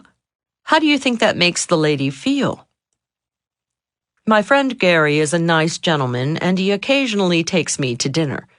I met him about 12 years ago, and I'll never forget the first time he arrived on my doorstep for our date. He said, "Leil, you look great." I adored his reaction. I saw Gary a month or so later. On my doorstep again, "Leil, you look great." The precise same words as the first time, but I still appreciated it. It's been 12 long years now that this gentleman and I have been friends. I see him about once every 2 months, and every darn time it's the same old comment, "Leil, you look great." I think I'll show up one evening in a flannel nightshirt and a mud pack on my face. I swear Gary will say, "Leil, you look great." During my seminars, to help men avoid Gary's mistake, I ask every male to think of a synonym for pretty or great. Then I bring up one woman and several men. I ask each to pretend he is her husband. She has just come down the stairs ready to go out to dinner. I ask each to take her hand and deliver his compliment. "Darla," one says, "you look elegant." "Ooh," every woman in the room sighs. "Darla," says another, taking her hand, "you look stunning." "Ooh," every woman in the room swoons. "Darla," says the third, putting her hand between his, "you look ravishing." "Ooh." By now every woman in the room has gone limp. Pay attention, men. Words work on us women. More unisex suggestions. Suppose you've been at a party and it was wonderful. Don't tell the hosts it was wonderful. Everybody says that. Tell them it was a splendid party, a superb party, an extraordinary party. Hug the hosts and tell them you had a magnificent time, a remarkable time, a glorious time. The first few times you say a word like glorious, it may not roll comfortably off your tongue. Yet you have no trouble with the word wonderful. Glorious doesn't have any more syllables than wonderful. Neither does it have any more difficult sounds to pronounce. Vocabulary is all a matter of familiarity. Use your new favorite words a few times and, just like breaking in a new pair of shoes, you'll be very comfortable wearing your glorious new words. Technique number 26. Your personal thesaurus. Look up some common words you use every day in a thesaurus. Then, like slipping your feet into a new pair of shoes, slip your tongue into a few new words to see how they fit. If you like them, start making permanent replacements. Remember, only 50 words makes the difference between a rich, creative vocabulary and an average, middle-of-the-road one. Substitute a word a day for 2 months, and you'll be in the verbally elite. 27. How to not sound anxious. Let them discover your similarity. Tigers prowl with tigers, lions lurk with lions, and little alley cats scramble around with other little alley cats. Similarity breeds attraction. But in the human jungle, big cats know a secret.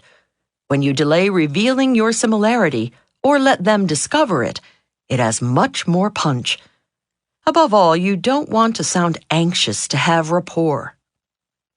Whenever someone mentions a common interest or experience, instead of jumping in with a breathless, "Hey, me too, I do that too," or "I know all about that," let your conversation partner enjoy talking about it. Let her go on about the country club before you tell her you're a member too. Let him go on analyzing the golf swing of Arnold Palmer before you start casually comparing the swings of golf greats Greg, Jack, Tiger, and Arnie. Let her tell you how many tennis games she's won before you just happen to mention your USTA ranking. Several years ago, I was telling a new acquaintance how much I loved to ski. He listened with interest as I indulged in a detailed travelogue of places I had skied. I raved about the various resorts. I analyzed the various conditions. I discussed artificial versus natural snow. It wasn't until near the end of my monologue that I finally had the sense to ask my new acquaintance if he skied. He replied, "Yes, I keep a little apartment in Aspen." Cool. If he had jumped in and told me about his ski pad right after I first told him how much I liked skiing, I'd have been impressed, mildly. However, waiting until the end of our conversation and then revealing he was such an avid skier that he kept an Aspen ski pad made it unforgettable. Here's the technique I call kill the quick me too. Whenever people mention an activity or interest you share, let them enjoy discussing their passion. Then, when the time is right, casually mention you share their interest. "Oh, I must have been boring you." I waited weeks for the opportunity to try it out. Finally, the moment presented itself at a convention. A new contact began telling me about her recent trip to Washington, D.C. She had no idea that Washington was where I grew up. She told me all about the Capitol, the Washington Monument, the Kennedy Center, and how she and her husband went bicycling in Rock Creek Park.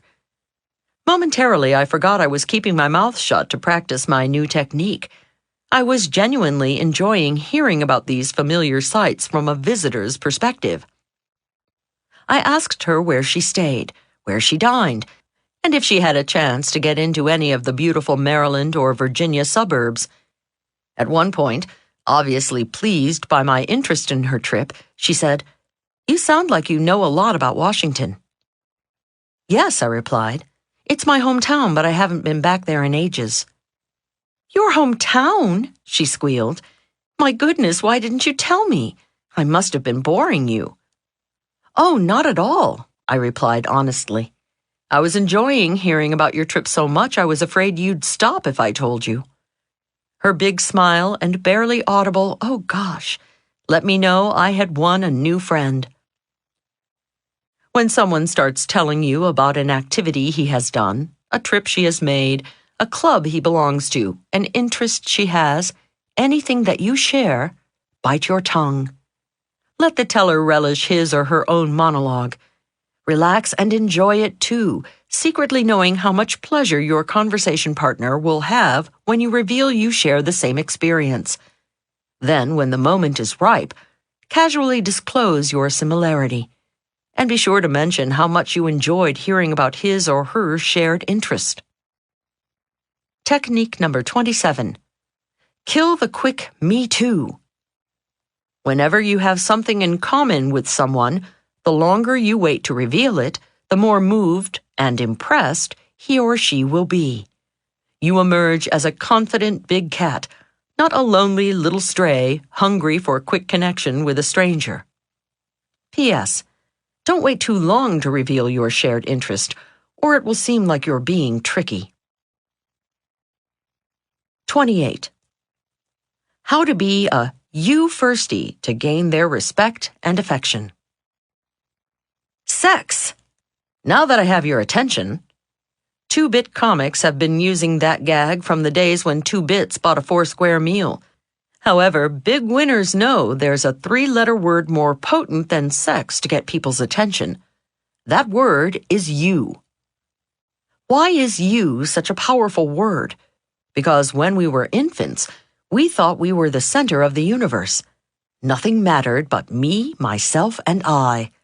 The rest of the shadowy forms stirring about us, which we later learned were other people, existed solely for what they could do for us. Self-centered little tykes that we were, our tiny brains translated every action, every word into, how does that affect me? Big winners know we haven't changed a bit. Adults camouflage their self-centeredness under a mask of civilization and politeness. Yet the human brain still immediately, instinctively, and unfailingly translates everything into terms of, how does that affect me? For example, suppose, gentlemen, you want to ask a colleague, Jill, if she would like to join you for dinner. So you say to her, there's a really good new Indian restaurant in town. Will you join me there for dinner tonight? Before answering, Jill is thinking to herself, by good, does he mean the food or the atmosphere or both? Her reverie continues. Indian cuisine, I'm not sure.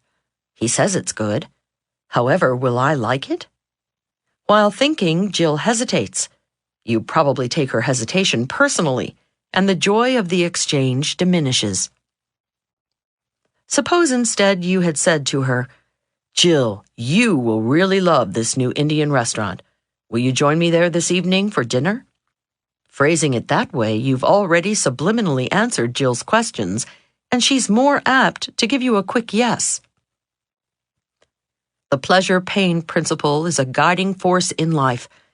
Psychologists tell us everyone automatically gravitates toward that which is pleasurable and pulls away from that which is painful. For many people, thinking is painful. So, big winners, when they wish to control, inspire, be loved by, sell to people, or get them to go to dinner, do the thinking for them. They translate everything into the other person's terms by starting as many sentences as they can with that powerful little 3-letter word, you. Thus, I call the technique communication. Communicate when you want a favor. Putting you first gets a much better response, especially when you're asking a favor, because it pushes the asker's pride button. Suppose you want to take a long weekend. You decide to ask your boss if you can take Friday off. Which request do you think he or she is going to react to more positively? Can I take Friday off, boss? Or this one, boss, can you do without me Friday? In the first case, boss has to translate your can I take Friday off into can I do without this employee Friday? That's an extra thought process. And you know how some bosses hate to think. However, in the second case, boss, can you do without me Friday? You did boss's thinking for her. Your new wording made managing without you a matter of pride for boss. Of course, she said to herself, I can manage without your help Friday. Communicate your compliments. Communication also enriches your social conversation. Gentlemen, say a lady likes your suit. Which woman gives you warmer feelings? The woman who says, I like your suit, or the one who says, you look great in that suit. Big players who make business presentations use communication to excellent advantage. Suppose you're giving a talk and a participant asks a question. He likes to hear you say, that's a good question. However, consider how much better he feels when you tell him, you've asked a good question. Salespeople don't just tell your prospects. It's important that convince them by informing them. You'll see the importance of. When negotiating, instead of the result will be, let them know you'll see the result when you. Starting sentences with you even works when talking to strangers on the street. Once, driving around San Francisco hopelessly lost, I asked people walking along the sidewalk how to get to the Golden Gate Bridge. I stopped a couple trudging up a hill. Excuse me, I called out the window. I can't find the Golden Gate Bridge. The pair looked at each other and shrugged with that, how stupid can these tourists get look on their faces. That direction, the husband mumbled, pointing straight ahead. Still lost, I called out to the next couple I encountered. "Excuse me, where's the Golden Gate Bridge?" Without smiling, they pointed in the opposite direction. Then I decided to try communication. When I came upon the next strolling couple, I called out the window, "Excuse me, could you tell me where the Golden Gate Bridge is?" "Of course," they said, answering my question literally. You see, by phrasing the question that way, it was a subtle challenge. I was asking, in essence, "Are you able to give me directions?" This hits them in the pride button. They walked over to my car and gave me explicit instructions. Hey, I thought, this you stuff really works. To test my hypothesis, I tried it a few more times. I kept asking passers-by my 3 forms of the question. Sure enough, whenever I asked, "Could you tell me where?" people were more pleasant and helpful than when I started the question with "I" or "where." I'm sure when they recover the flight box from the fall of man under a fig leaf in the Garden of Eden, it will convince the world of the power of the word "you." Eve did not ask Adam to eat the apple. She did not command him to eat the apple. She didn't even say, "Adam, I want you to eat this apple." She phrased it, as all big winners would, "You will love this apple." That's why he bit. Communication is a sign of sanity. Therapists calculate inmates of mental institutions say "I" and "me" 12 times more often than residents of the outside world. As patients' conditions improve, the number of times they use the personal pronouns also diminishes. Continuing up the sanity scale, the fewer times you use "I", the more sane you seem to your listeners. If you eavesdrop on big winners talking with each other, you'll notice a lot more "you" than "I" in their conversation. Technique number 28. Communication. Start every appropriate sentence with "you." It immediately grabs your listener's attention. It gets a more positive response because it pushes the pride button and saves them having to translate it into "me" terms. When you sprinkle "you" as liberally as salt and pepper throughout your conversation, your listeners find it an irresistible spice.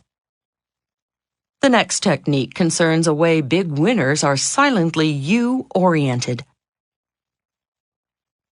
29. How to make them feel you don't smile at just anybody. Have you ever seen those low-budget mail-order fashion catalogs that use the same model throughout? Whether she is engulfed in a wedding gown or partially clad in a bikini, her face sports the same plastic smile. Looking at her, you get the feeling if you rapped on her forehead, a tiny voice would come back saying, "Nobody's in here." Whereas models in more sophisticated magazines have mastered a myriad of different expressions.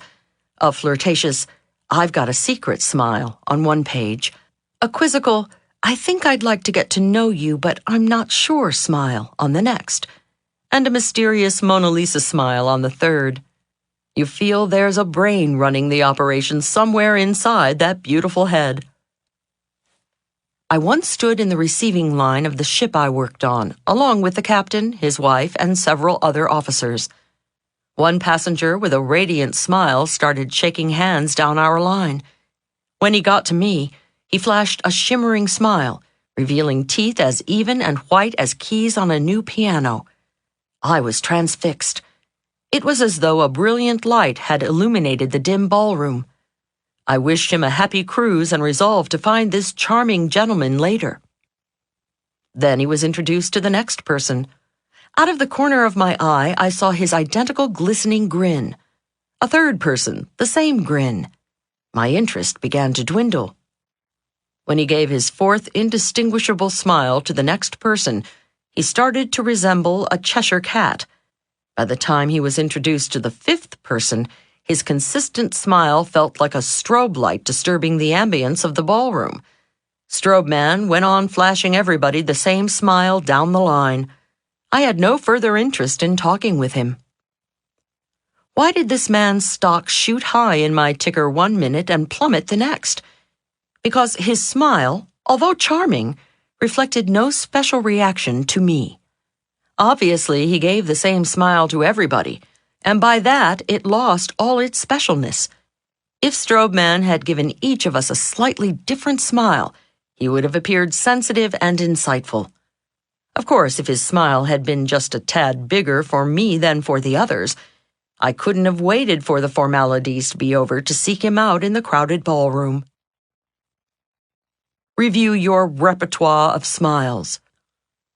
If your job required you to carry a gun, you would, of course, learn all about the moving parts before firing it. And before taking aim, you would carefully consider whether it would murder, maim, or merely wound your target. Since your smile is one of your biggest communications weapons, learn all about the moving parts and the effect on your target. Set aside 5 minutes. Lock your bedroom or bathroom door so your family doesn't think you've gone off the deep end. Now stand in front of the mirror and flash a few smiles. Discover the subtle differences in your repertoire. Just as you would alternate saying hello, how do you do, and I am pleased to meet you when being introduced to a group of people, vary your smile. Don't use the same on each. Let each of your smiles reflect the nuances of your sentiment about the recipient. Technique number 29, the exclusive smile. If you flash everybody the same smile like a Confederate dollar, it loses value. When meeting groups of people, grace each with a distinct smile. Let your smiles grow out of the beauty big players find in each new face. If one person in a group is more important to you than the others, reserve an especially big flooding smile just for him or her. In defense of the quickie. There are times, I discovered, when the quick put-on smile works. For example, when you want to engineer the acquaintance of someone to whom you have not had the opportunity to be introduced. In the vernacular, that's pick them up. The smile's pickup power was proven for posterity by solemn researchers at the University of Missouri. They conducted a highly controlled study titled Giving Men the Come On, Effect of Eye Contact and Smiling in a Bar Environment. I kid you not. To prove their hypothesis, female researchers made eye contact with unsuspecting male subjects enjoying a little libation in a local drinking establishment.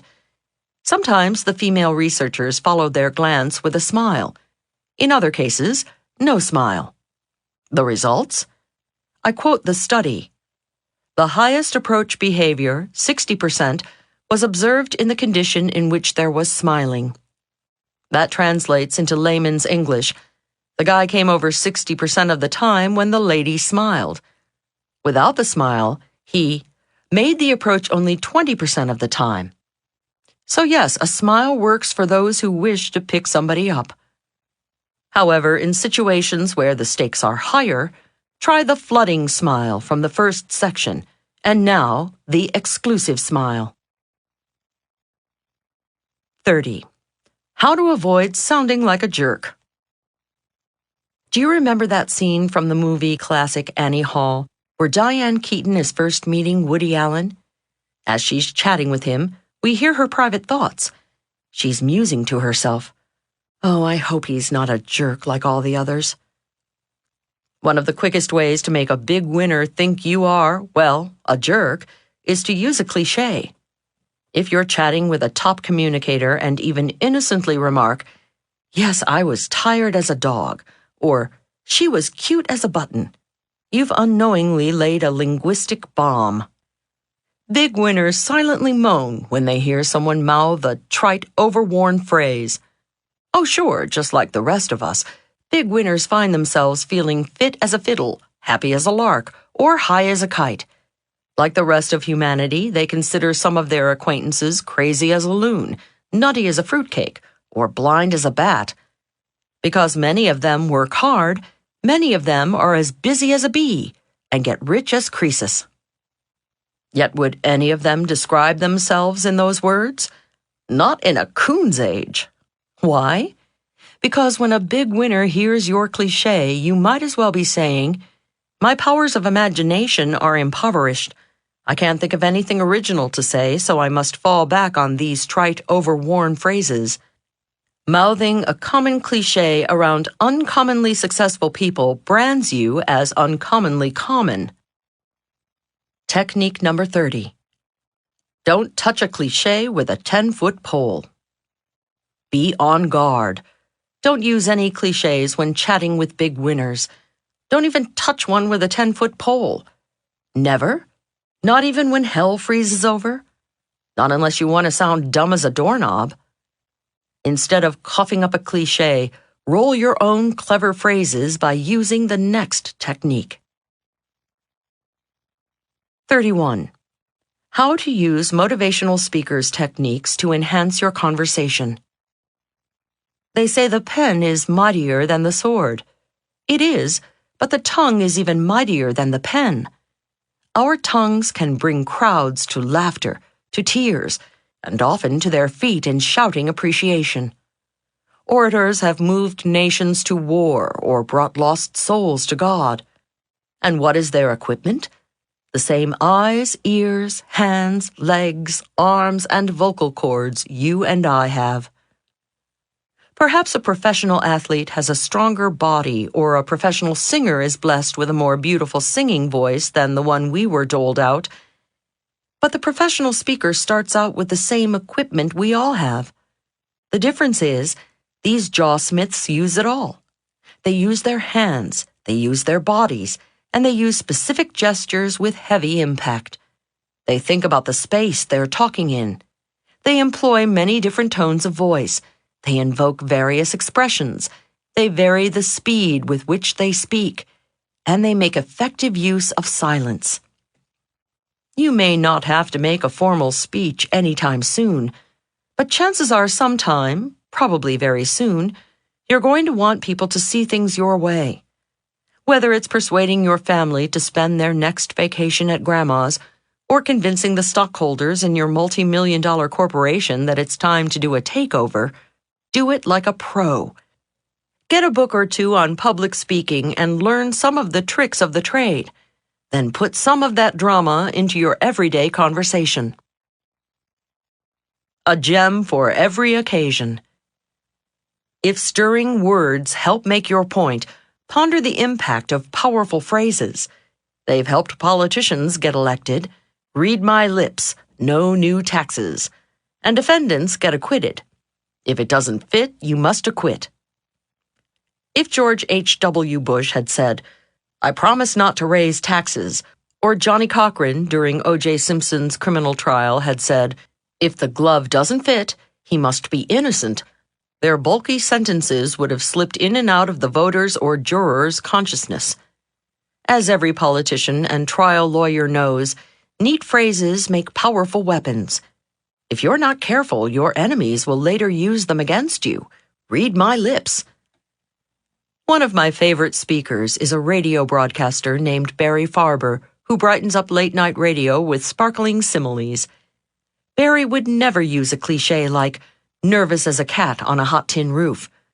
He described being nervous about losing his job as, I felt like an elephant dangling over a cliff with his tail tied to a daisy. Instead of saying he looked at a pretty woman, he'd say, my eyeballs popped out and dangled by the optic nerve. When I first met him, I asked, Mr. Farber, how do you come up with these phrases? My daddy's Mr. Farber. I'm Barry, he chided, his way of saying, call me Barry. He then candidly admitted, although some of his phrases are original, many are borrowed. Elvis Presley used to say, my daddy's Mr. Presley. Call me Elvis. Like all professional speakers, Barry spends several hours a week gleaning through books of quotations and humor. All professional speakers do. They collect bon mots they can use in a variety of situations, most especially to scrape egg off their faces when something unexpected happens. Many speakers use authors and speaker's agent Lily Walters's face-saver lines from her book, What to Say When You're Dying on the Platform. If you tell a joke and no one laughs, try, that joke was designed to get a silent laugh, and it worked. If the microphone lets out an agonizing howl, look at it and say, I don't understand, I brushed my teeth this morning.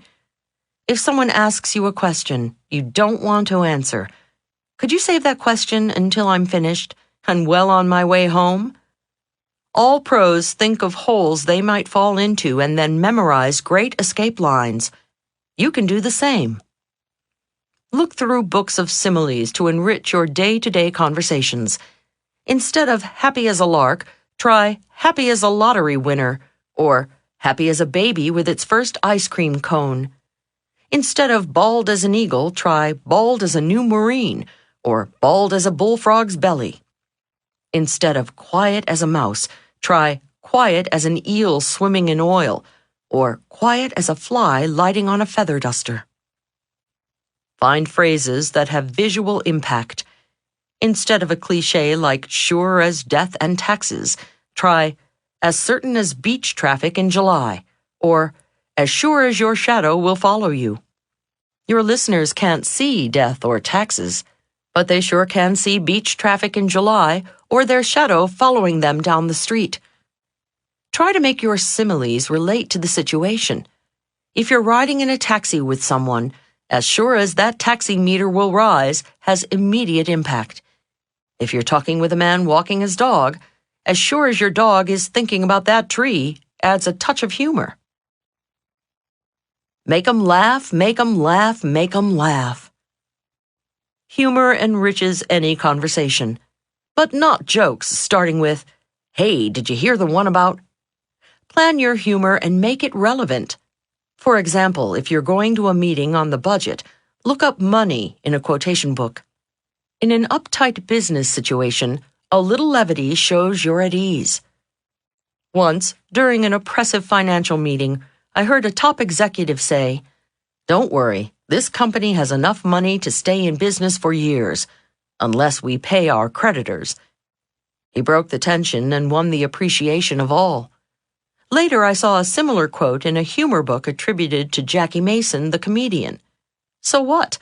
The exec still came across as a cool communicator with his clever comment. Big players who want to be quoted in the media lie awake at night gnawing the pillow, trying to come up with phrases the press will pick up. A Michigan veterinarian named Timothy, a heavy hitter in his own field but completely unknown outside of it, made national headlines when he planned to attach a pair of feet to a rooster who lost his to frostbite. Why? Because he called it a drumstick transplant. I don't know if a French woman, Jeanne Calment, then officially the world's oldest person, was looking for publicity on her 122nd birthday. But she made international headlines when she told the media, "I've only ever had one wrinkle, and I'm sitting on it." Mark Victor Hansen, a big player in his own field but once relatively unknown outside of it, was propelled into national prominence when he came up with a catchy name for his book, co-authored with Jack Canfield, Chicken Soup for the Soul. He told me his original title was 101 Pretty Stories. How far would that have gone? Soon the world was lapping up, among others, his Chicken Soup for the Woman's Soul, Chicken Soup for the Teenage Soul, Chicken Soup for the Mother's Soul, Chicken Soup for the Christian Soul, plus second, third, and fourth servings of chicken soup in hardcover, paperback, audio, video, and calendars. Technique number 31. Use Jaw Smith's jive. Whether you're standing behind a podium facing thousands or behind the barbecue grill facing your family, you'll move, amuse, and motivate with the same skills. Read speakers' books to cull quotations, pull pearls of wisdom, and get gems to tickle their funny bones. Find a few bon mots to let casually slide off your tongue on chosen occasions. If you want to be notable, dream up a crazy quotable. Make 'em rhyme, make 'em clever, or make 'em funny. Above all, make 'em relevant. A word of warning. No matter how good your material is, it bombs if it doesn't fit the situation. I learned this the hard way during my cruise ship days. On a cruise to England, I decided to give my passengers a reading of the English love poems of Elizabeth Barrett and Robert Browning. You know, "How do I love thee? Let me count the ways." It was a big hit. The passengers loved it and raved for days. I couldn't walk out on deck without some passenger turning to me and affectionately echoing, "How do I love thee?" Naturally, I got a pretty swollen head over this performance and fancied myself an eminent poetry reader.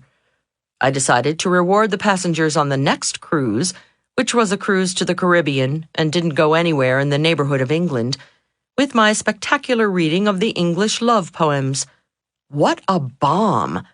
Passengers avoided me on the deck for the rest of the cruise. How did you bore me? Let me count the ways. 32. How to banter like the big shots do. Big winners tell it like it is.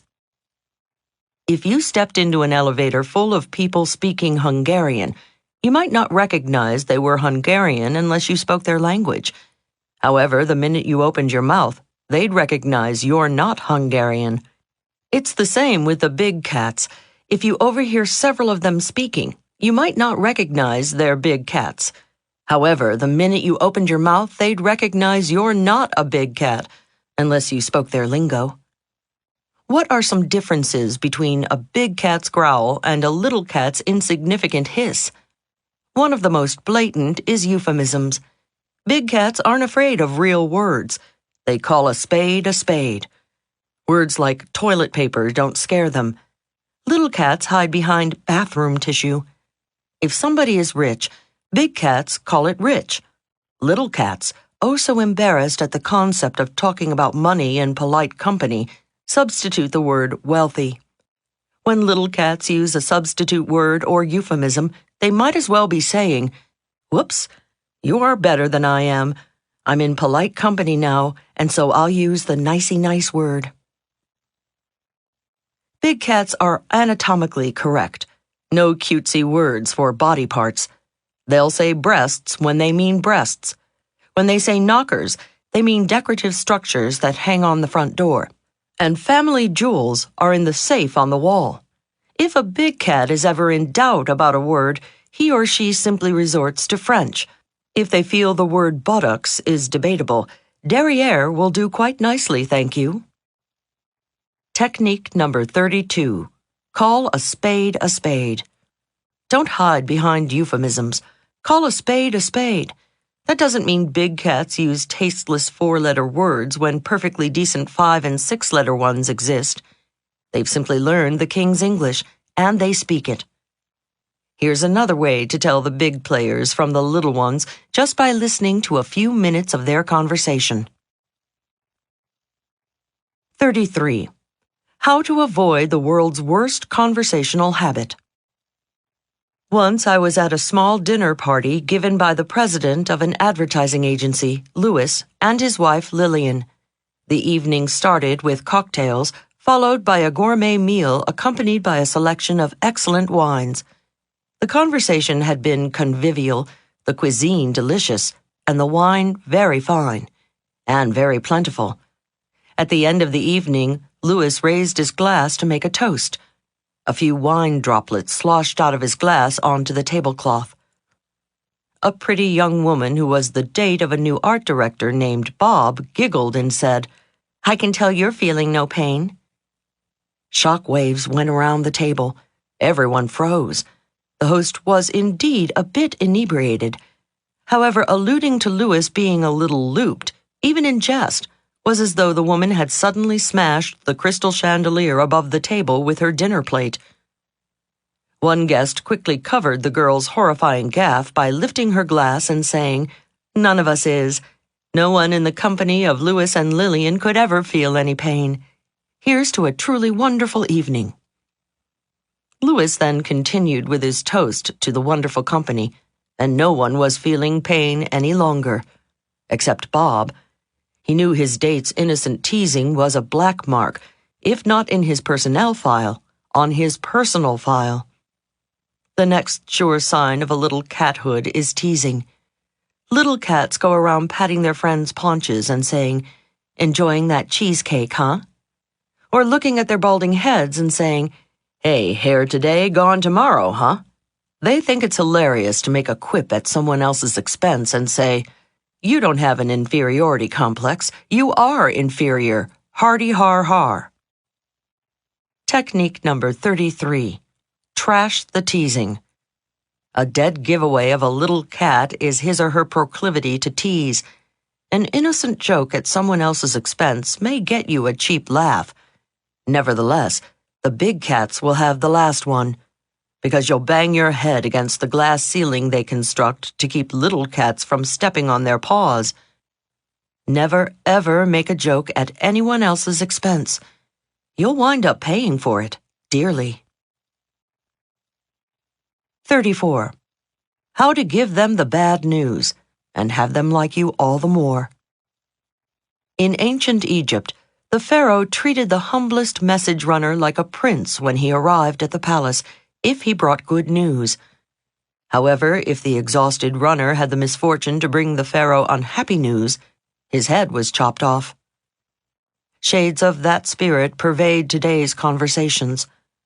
Once a friend and I packed up some peanut butter and jelly sandwiches for an outing. As we waltzed happily out the door, picnic basket in hand, a smiling neighbor, rocking away on his porch, looked up at the sky and said, "Oh boy, bad day for a picnic. The newscast says it's gonna rain." I wanted to rub his face in my peanut butter and jelly sandwich, not for his gloomy weather report, for his smile. Several months ago, I was racing to catch a bus. As I breathlessly shoved my handful of cash across the Greyhound counter, the grinning sales agent gushed, "Oh, that bus left 5 minutes ago." Dreams of decapitation. It's not the news that makes someone angry. It's the unsympathetic attitude with which it's delivered. Everyone must give bad news from time to time, and winning professionals do it with the proper attitude. A doctor advising a patient she needs an operation does it with compassion. A boss informing an employee he didn't get the job takes on a sympathetic demeanor. Grief counselors at airports after fatal crashes share the grief-stricken sentiment of relatives. Big winners know, when delivering any bad news, they should share the sentiment of the receiver. Unfortunately, many people are not aware of this sensitivity. When you're weary from a long flight, has a hotel clerk cheerfully chirped that your room isn't ready yet? When you had your heart set on the roast beef, has your waiter merrily warbled that he just served the last piece? When you needed cash for the weekend, has your bank teller gleefully told you your account is overdrawn? It makes you, as a traveler, diner, or a depositor, want to put your fist right through their insensitive grins. Had my neighbor told me of the impending rainstorm with sympathy, I would have appreciated his warning. Had the Greyhound sales clerk sympathetically informed me that my bus had already left, I probably would have said, "Oh, that's all right, I'll catch the next one." Big winners, when they bear bad news, deliver bombs with the emotion the bombarded person is sure to have. Technique number 34. It's the receiver's ball. A football player wouldn't last 2 beats of the time clock if he made blind passes. A pro throws the ball with the receiver always in mind. Before throwing out any news, keep your receiver in mind. Then deliver it with a smile, a sigh, or a sob. Not according to how you feel about the news, but how the receiver will take it. Big winners know how to give bad news to people. They also know how to give any news to anyone, even when people are pressuring them. Let's explore that next. 35. How to respond when you don't want to answer and wish they'd shut the heck up. One of my clients, Barbara, a mini star in the furniture business, recently separated from her husband and business partner Frank, a megastar in the furniture business. They suffered a long and messy divorce that resulted in them keeping the business jointly, but not having to deal with each other. Soon after the divorce, I was at an industry convention with Barbara. Since she and Frank were both beloved in the industry, people were curious about what had happened and how it affected their company. But of course, no one dared ask outright, and Barbara was offering no explanations. I was seated next to Barbara at the gala farewell dinner. Apparently, one of her colleagues at the table couldn't contain her curiosity any longer. During dessert, she leaned over to Barbara and in a hushed voice asked, "Barbara, what happened with you and Frank?" Barbara, unruffled by the rude question, simply took a spoonful of her cherries jubilee and said, "We've separated, but the company is unaffected." Not satisfied with that answer, the woman pumped harder. "Are you still working together?" Barbara took another bite of her dessert and repeated in precisely the same tone of voice, "We've separated, but the company is unaffected." The frustrated interrogator was not going to give up easily. "Are you both still working in the company?" Barbara, appearing not the least disturbed by the woman's incontinent insistence, scooped the last cherry out of her dish, smiled, looked directly at her, and said in the identical tone of voice, "We've separated, but the company is unaffected." That shut her up. Barbara had shown her big winner's badge by using the broken record technique, the most effective way to curtail an unwelcome cross-examination. Technique number 35. The broken record. Whenever someone persists in questioning you on an unwelcome subject, simply repeat your original response. Use precisely the same words in precisely the same tone of voice. Hearing it again usually quiets them down. If your rude interrogator hangs on like a leech, your next repetition never fails to flick them off. 36. How to talk to a celebrity. Suppose you've just settled in for dinner at a nice restaurant. You look over at the next table, and who do you see? Is it really he? Could it possibly be? It's got to be a look-alike. No, it isn't. It really is Woody Allen. Substitute any celebrity here, your favorite movie star, politician, broadcaster, boss who owns the company that owns the company you work for. And there the celestial body is, in the flesh, sitting not 10 feet from you. What should you do? Nothing. Big shots don't slobber over stars. Let the luminary enjoy a brief moment of anonymity. If he or she should cast a glance in your direction, give a smile and a nod, then waft your gaze back to your dining companion. You will be a lot cooler in the eyes of your dinner partner if you take it all in your stride. Now, if you just can't resist this once-in-a-lifetime opportunity to press the flesh of the megastar and tell him or her of your admiration, here's how to do it with grace. Wait until you or the luminary are leaving the restaurant. After the check has been paid, and you will obviously not be taking much of his or her time, you may make your approach. Say something like, "Mr. Allen, I just want to tell you how much pleasure your wonderful films have given me over the years. Thank you so much." Did you pick up the subtlety here? You are not complimenting his work. After all, he might well ask himself, who are you to judge whether I am a great filmmaker or not? You can only speak from your own perspective. You do this by telling him how much pleasure his work has given you. If it's your boss's boss's boss's boss, whom the fates have sent to bask in your adulation, do the same. Do not say, "Bill," or "Mr. Gates, you really run a great company." Lowly geek, he thinks. Who are you to judge? Instead, tell him what an honor it is to work for him. Obviously, this is not the moment to detail the intricacies of your improvements on image editing software for digitizing photographs. Then let your body language express that if Woody or Bill or the other megastar wants to leave it at that, you are happy with the exchange. If, however, the megastar is captivated by you, or has had so much liquid merriment that he or she has decided to mingle with the masses tonight, then all bets are off. You're on your own. Enjoy. Until you pick up the first body language sign that they would like to end it.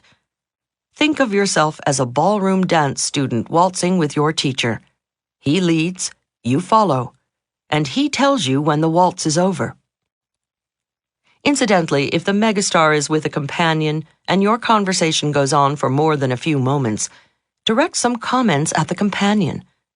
If the satellite is in such stellar company, he or she is probably also an accomplished person. Felicia, a friend of mine, is a talented trial lawyer who is married to a local TV show host. Because Tom is on television, people recognize him wherever they go, and Felicia gets ignored. Felicia tells me how frustrating it is even for Tom. Whenever they go to a party, people gush all over Tom, and Felicia's fascinating work hardly ever gets mentioned.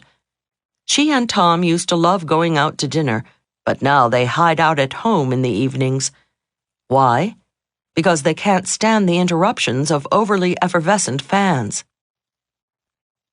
I love what you used to be, you has-been. Another sensitivity. The film star is probably obsessed with his last film, the politician with her last election, a corporate mogul with his last takeover, an author with her last novel, and so forth. So when discussing the stars, the politicians, the moguls, the authors, or any VIP's work, try to keep your comments to current or recent work. Telling Woody Allen how much you loved his 1980 film Stardust Memories would not endear you to him. What about all my wonderful films since, thinks he. Stick to the present or very recent past if possible. Technique number 36. Big shots don't slobber. People who are VIPs in their own right don't slobber over celebrities. When you are chatting with one, don't compliment her work. Simply say how much pleasure or insight it's given you. If you do single out any one of the star's accomplishments, make sure it's a recent one, not a memory that's getting yellow in her scrapbook. If the queen bee has a drone sitting with her, find a way to involve him in the conversation. A final celebrity codicil. Suppose you are fortunate enough to have one at your party. To shine some starlight on your party, don't ask the TV host to say a few words. Don't ask the singer to sing a song. What looks effortless to the rest of us because they seem so comfortable performing is work for them. You wouldn't ask an accountant guest to look over your books, or a dentist to check out your third left molar. Let the dignitary drink. Let the luminary laugh. Celebrities are people too, and they like their time off. 37. How to make them want to thank you. To wrap up our section on sounding like the big boys and big girls, here is a simple and gracious little maneuver. It not only signals people you're a top communicator, but it encourages them to keep doing nice things for you, or complimenting you, or doing business with you, or loving you. It is very short. It is very sweet. It is very simple. You can use it with everyone in your life. When it becomes instinctive, you'll find yourself using it every day. Very simply, never let the phrase "thank you" stand naked and alone. Always make it thank you for something. People use the bare exposed thank you so often that people don't even hear it anymore. When we buy the morning newspaper, we flash a naked thank you at the vendor when he gives us our nickels change. Is that the same thank you you want to give a valued customer who makes a big purchase in your store? Or a loved one who cooks you a delicious dinner? Whenever the occasion warrants more than an unconscious acknowledgement, dress up your thank you with the reason. Thank you for coming. Thank you for being so understanding. Thank you for waiting. Thank you for being such a good customer. Thank you for being so loving. Often when I disembark an airplane, the captain and first officer are standing by the cockpit door to bid the passengers farewell. I say, "Thanks for getting us here." Admittedly, that's carrying never the naked thank you technique to extremes, but it has a surprising effect. They fall all over themselves with, "Oh, thanks for flying with us." Technique number 37. Never the naked thank you. Never let the phrase thank you stand alone. From A to Z, always follow it with for. From "Thank you for asking" to "Thank you for zipping me up." Thank you for listening to this section of How to Talk to Anyone. Now let us move on to another conversation challenge: how to talk knowledgeably with everyone, from groups of accountants to Zen Buddhists, no matter how little you might have in common. Part 4. How to be an insider in any crowd. What are they all talking about? Has it ever happened to you? Everyone at the party is speaking gobbledygook. They're all discussing faulty audits, code constraints, or the library market, and you have no idea what they're talking about. It's because everybody at the party is an accountant, an architect, or a publisher, and you're not. So you stand there with a pasty smile on your face, not opening your mouth. If you do, you fear the wrong thing will come out. Paranoia sets in. Everybody will snicker at you. You're an outsider, so you suffer in silence. In high school, I suffered a massive case of silent outsider syndrome, especially around males. All they wanted to talk about was cars. I knew nothing about cars. The only time I'd ever set foot in a body shop was to get a suntan. Well, one fateful day, Mama came home with a gift for me that transformed my teenage existence from shy to sociable. It was a book on all the current model cars and their differences over and under the hood. One reading, and I became fluent in Fords, Chevys, and Buicks. I no longer hyperventilated when boys said words like carburetor, alternator, camshaft, or exhaust manifold. I didn't need to learn a lot, just enough to ask the right questions to get the guys talking. When I'd learned to speak car with the boys, it worked wonders for my social life. Cut to today. We grown-up boys and girls also have our favorite topics that usually involve our work or our hobbies. When we're with people in our own field or who share our interests, we open up like small-town gossips. Even engineers who have a constant case of cat-got-their-tongue start gabbing about greasy turbines and various projects when they're together. To outsiders, our conversation sounds like gobbledygook. But we know precisely what it's about. It's our own jobbledygook or hobbidygook. You fear you'll find yourself in a party of squash players when you're the type of person who'd rather be in court than on court? Don't panic hearing words like lobbing and hitting rails roll off the squash players' tongues. So what if the only experience you've ever had with squash was the mashed acorn variety on your plate next to the turkey last Thanksgiving? All you need is the few techniques that follow. Just as anglers throw out a dragonfly to get the fish to bite, all you have to do is throw out the right questions to get people to open up. Dale Carnegie's adage, "Show sincere interest and people will talk," only goes so far. As they say in poker, it takes jacks or better to open. And in conversation, it takes cursory knowledge or better about their field to get them to really open up. You must have knowledgeable curiosity, the kind that makes you sound like you're worth talking to. In this section, we explore techniques that are open sesames to get people gabbing with you like an insider. 38. How to be a modern-day Renaissance man or woman. Whenever friends visit my hometown, New York City, I warn them, never ask anyone riding in the subway for directions. Because I'll get mugged? They fearfully ask. No, just because you'll never get where you're going. Most Big Apple subway riders know only two things about the subway: where they get on and where they get off. They know nothing about the rest of the system. Most people are like NYC strap hangers when it comes to their hobbies and interests. They know their own pastimes, but all the others are like unvisited stations. My unmarried, and wishing she weren't, friend Rita has a bad case of bowler's thumb. Every Wednesday night she's bowling up a storm with her friends. She is forever discussing her scores, her averages, and her high game. Another single and searching friend, Walter, is into whitewater rafting. He talks endlessly with his paddling friends about which rivers he's run, which outfitters he's gone with, and which class rapids he prefers. Thinking my two single friends might hit it off, I introduced Walter the paddler to Rita the bowler and mentioned their respective passions. "Oh, you're a bowler," said Walter. "Yes." Rita smiled demurely, awaiting more questions about her big bowling turn-on. Walter was silent.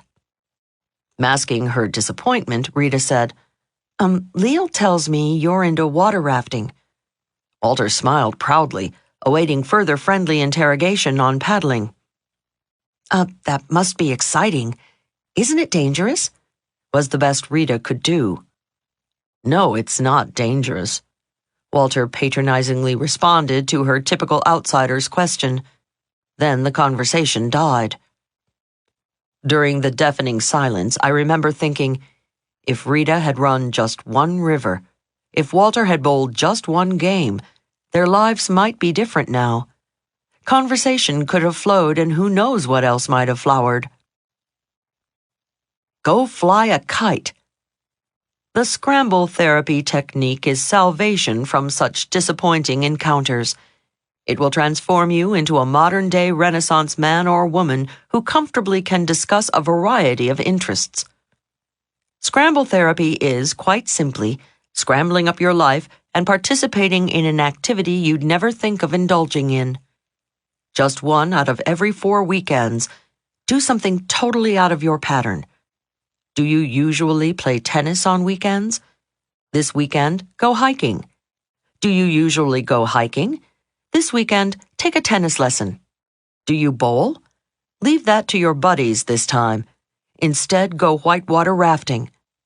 Oh, you were planning on running some rapids like you do every warm weekend? Forget it. Go bowling. Go to a stamp exhibition. Go to a chess lecture. Go ballooning. Go bird watching. Go to a pool hall. Go kayaking. Go fly a kite. Why? Because it will give you conversational fodder for the rest of your life.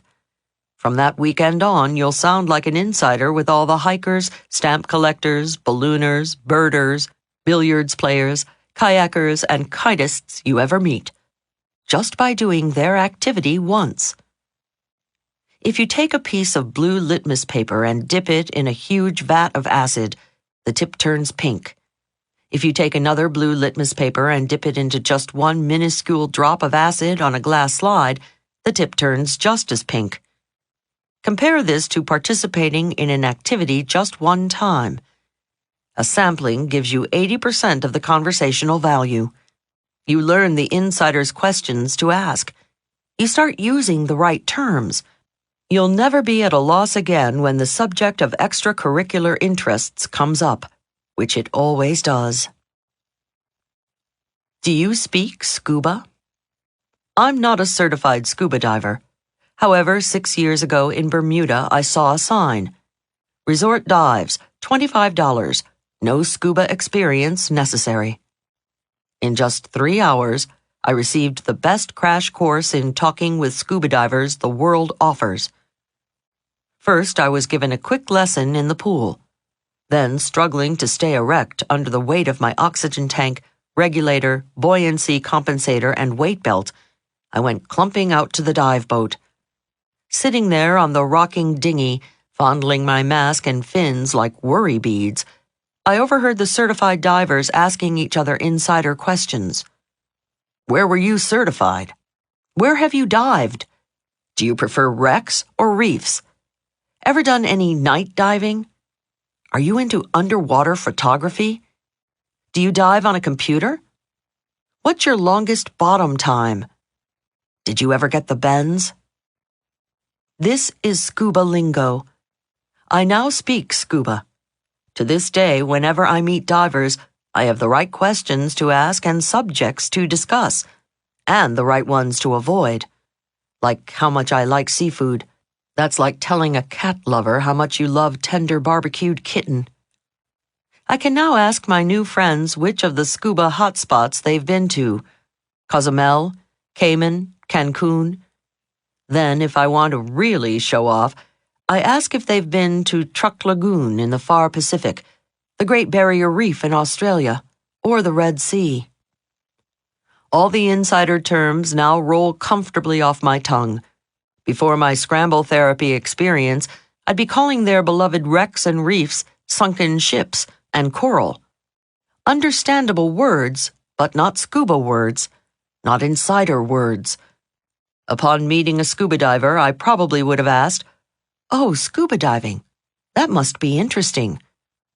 Aren't you afraid of sharks?" Not a good way to get off on the right fin with a diver. Think about it. Suppose at a dinner party the table conversation turns to scuba diving.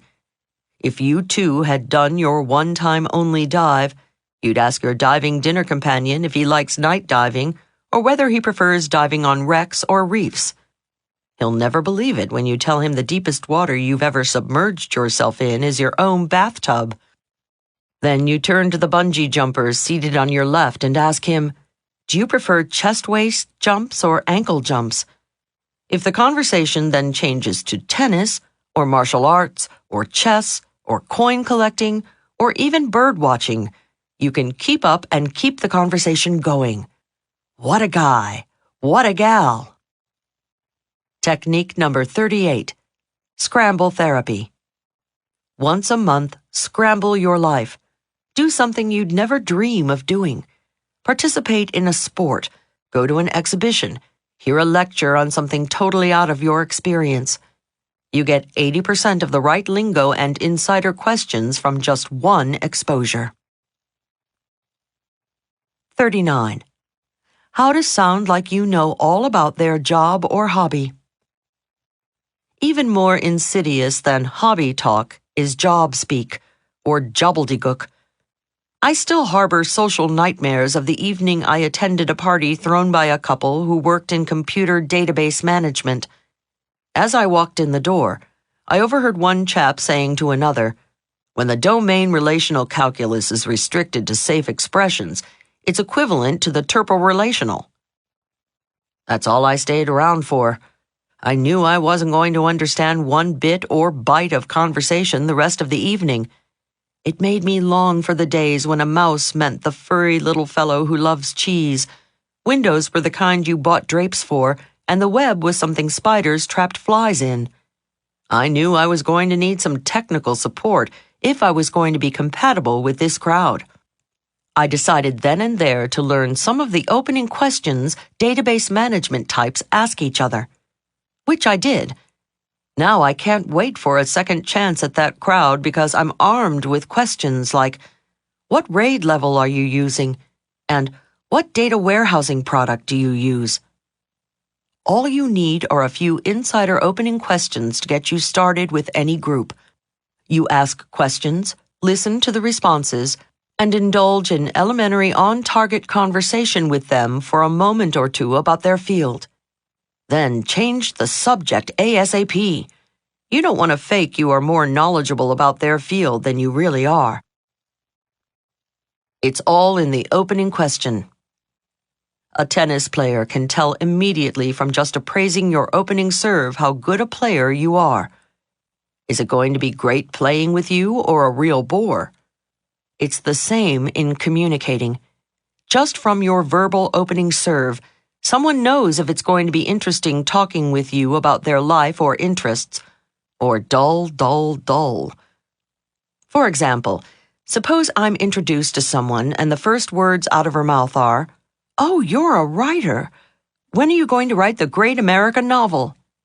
Yikes, I know I'm talking with someone who is unfamiliar with my world. We'll chat, but I prefer to change the subject. And soon, my conversation partner. If, however, my new acquaintance says, "Oh, you're a writer. Do you write fiction or nonfiction?" Bingo. Now I know I'm with a person who knows about my world. Why? Because that is the first question all writers ask each other. I enjoy talking to this inquisitor because I presume she has more insights into the writing world. Even if we quickly get off the subject of writing, she has come across as a well-informed individual. Every job, every sport, Every interest has insider opening questions that everybody in the same field asks, and it's dumb outsider questions that they never ask each other. When an astronaut meets another astronaut, he asks, "What missions have you been on?" Never, "How do you go to the bathroom up there?" A dentist asks another dentist, "Are you in general practice or do you have a specialty?" Never, "Heard any good pain jokes lately?" The good news is beginning gobbledygook is an easy language. You don't need to master buzzwords, only a few opening questions to make you sound like an insider. Then, here's the fun part. When you tell them you're not connected to their field, they're all the more impressed. "What a knowledgeable person," they say to themselves. Help! Everybody there will be an artist. It's not hard to harvest good gobbledygook. Let's say you've been invited to a gallery opening where you'll be meeting many artists. If you don't speak artist, go through your Rolodex to see if you have an artist friend or two. Aha, you found one.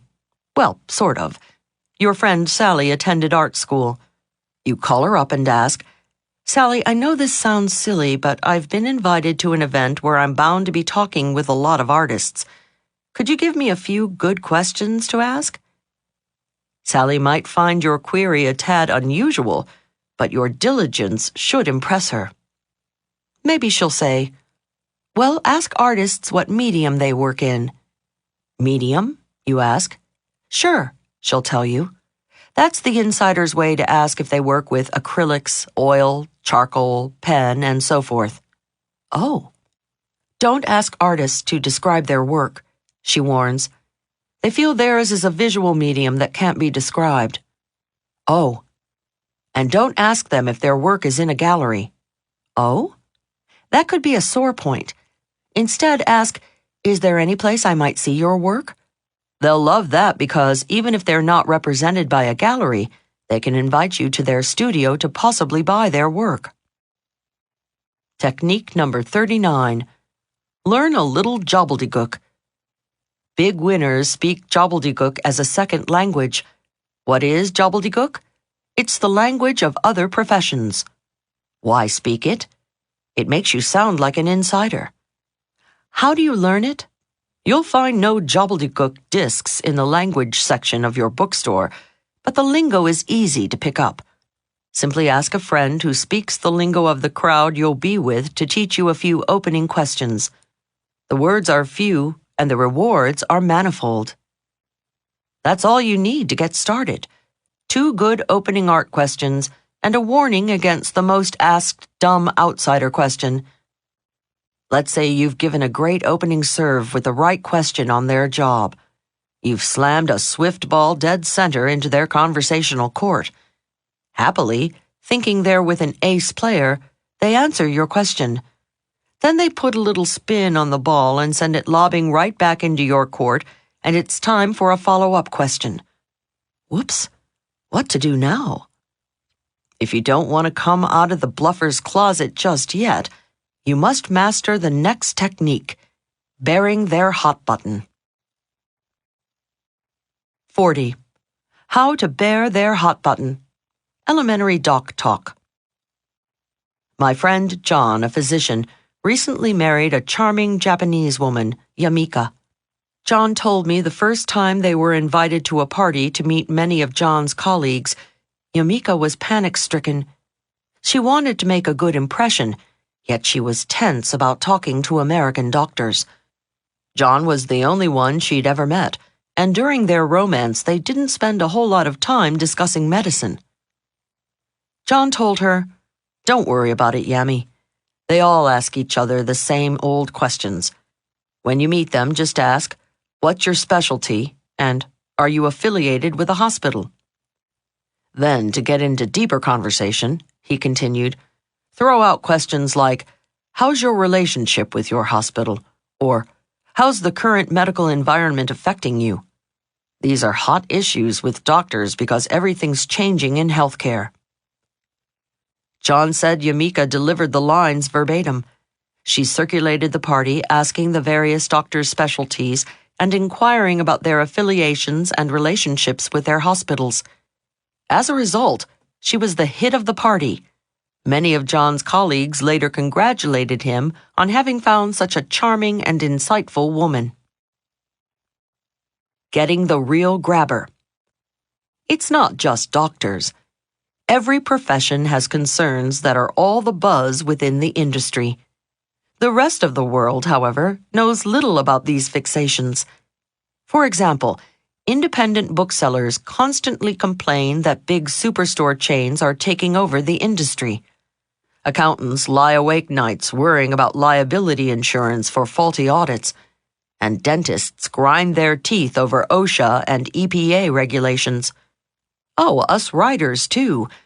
We're always bellyaching about magazines not paying us for electronic rights to our precious words. Suppose some hapless soul were unlucky enough to find himself in a party of writers. Making conversation with these folks, who seldom know what they think until they see what they say, is no easy task for one who is accustomed to communicating in the spoken word. However, if before the party the non-writer had called just one writer acquaintance and asked about the burning issues, he'd have had hot conversation with the wordsmiths all evening. I call the technique bearing their hot button. Back to the art show you're about to attend. You can't let Sally hang up yet. She's given you the 2 best opening questions for artists.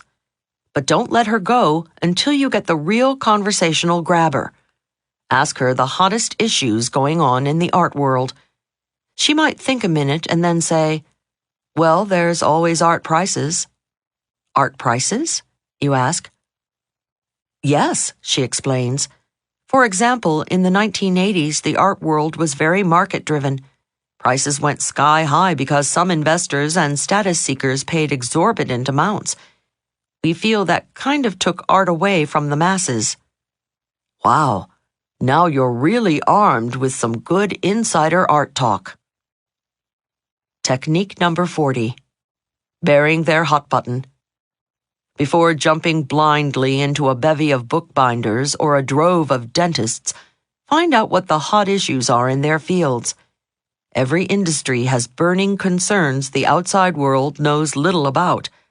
Ask your informant to bear the industry buzz. Then, to heat the conversation up, push those buttons. See you at the big one. While you're at it, don't forget to grill your informant for special insider greetings to use when you're with their gang. For example, actresses cringe if they hear "good luck" before a show, but they smile at well-wishers who say, "break a leg." Break a leg, however, is not appropriate for runners before a marathon. That's the last thought they want to have. The only thing they want to break is their personal record. Try, have a personal best. Firefighters who work on shift seldom see each other except, of course, at the biggest blazes. Thus the firefighter's greeting, "See you at the big one." Once, driving in a sleepy town you'd have to work at getting lost in, I succeeded. I was hopelessly turned around. Happily, I spotted the firehouse and a couple of bored firefighters lounging out front. "Excuse me, can you tell me the way back to Route 50? I called out the window. I could tell from their attitude they thought I was an idiot. Nevertheless, they lethargically pointed me in the right direction. As I drove off, I called out, "Thanks, guys. See you at the big one." In the rear-view mirror, I saw huge smiles break out on their faces as they stood up in unison and waved goodbye. The disoriented, dizzy blonde driving off had won their respect with their insider salute. 41. How to secretly learn about their lives. Let's say your paper carrier has just hurled the newspaper from his bike to your front door. You pour a cup of coffee and get comfortable to catch up on what's happening in the world. Your world, that is. Do you flip first to the international news, the fashion section, the sports page, the entertainment section, maybe the comics? Whichever section you usually flip to first, tomorrow, don't. Turn to any other section, preferably one you hardly ever read. Why? Because it will familiarize you with other worlds so that you can soon discuss anything with anybody, no matter how little you have in common. How about the real estate section? Yawn. Maybe you don't find real estate especially engrossing. However, sooner or later you're going to find yourself with a group of people who are discussing properties, deals, and today's market. Scanning the real estate section just once every few weeks will keep you au courant with their conversation. The advertising column? Maybe you think the world would be a far, far better place without Madison Avenue. But your bottom line won't be better off if you can't hold your own discussing matters with the marketing maven you've just contracted to advertise your company's widgets. Just a few peeks at the advertising news section, and you'll soon be chatting about campaigns and creative people and doing print or TV.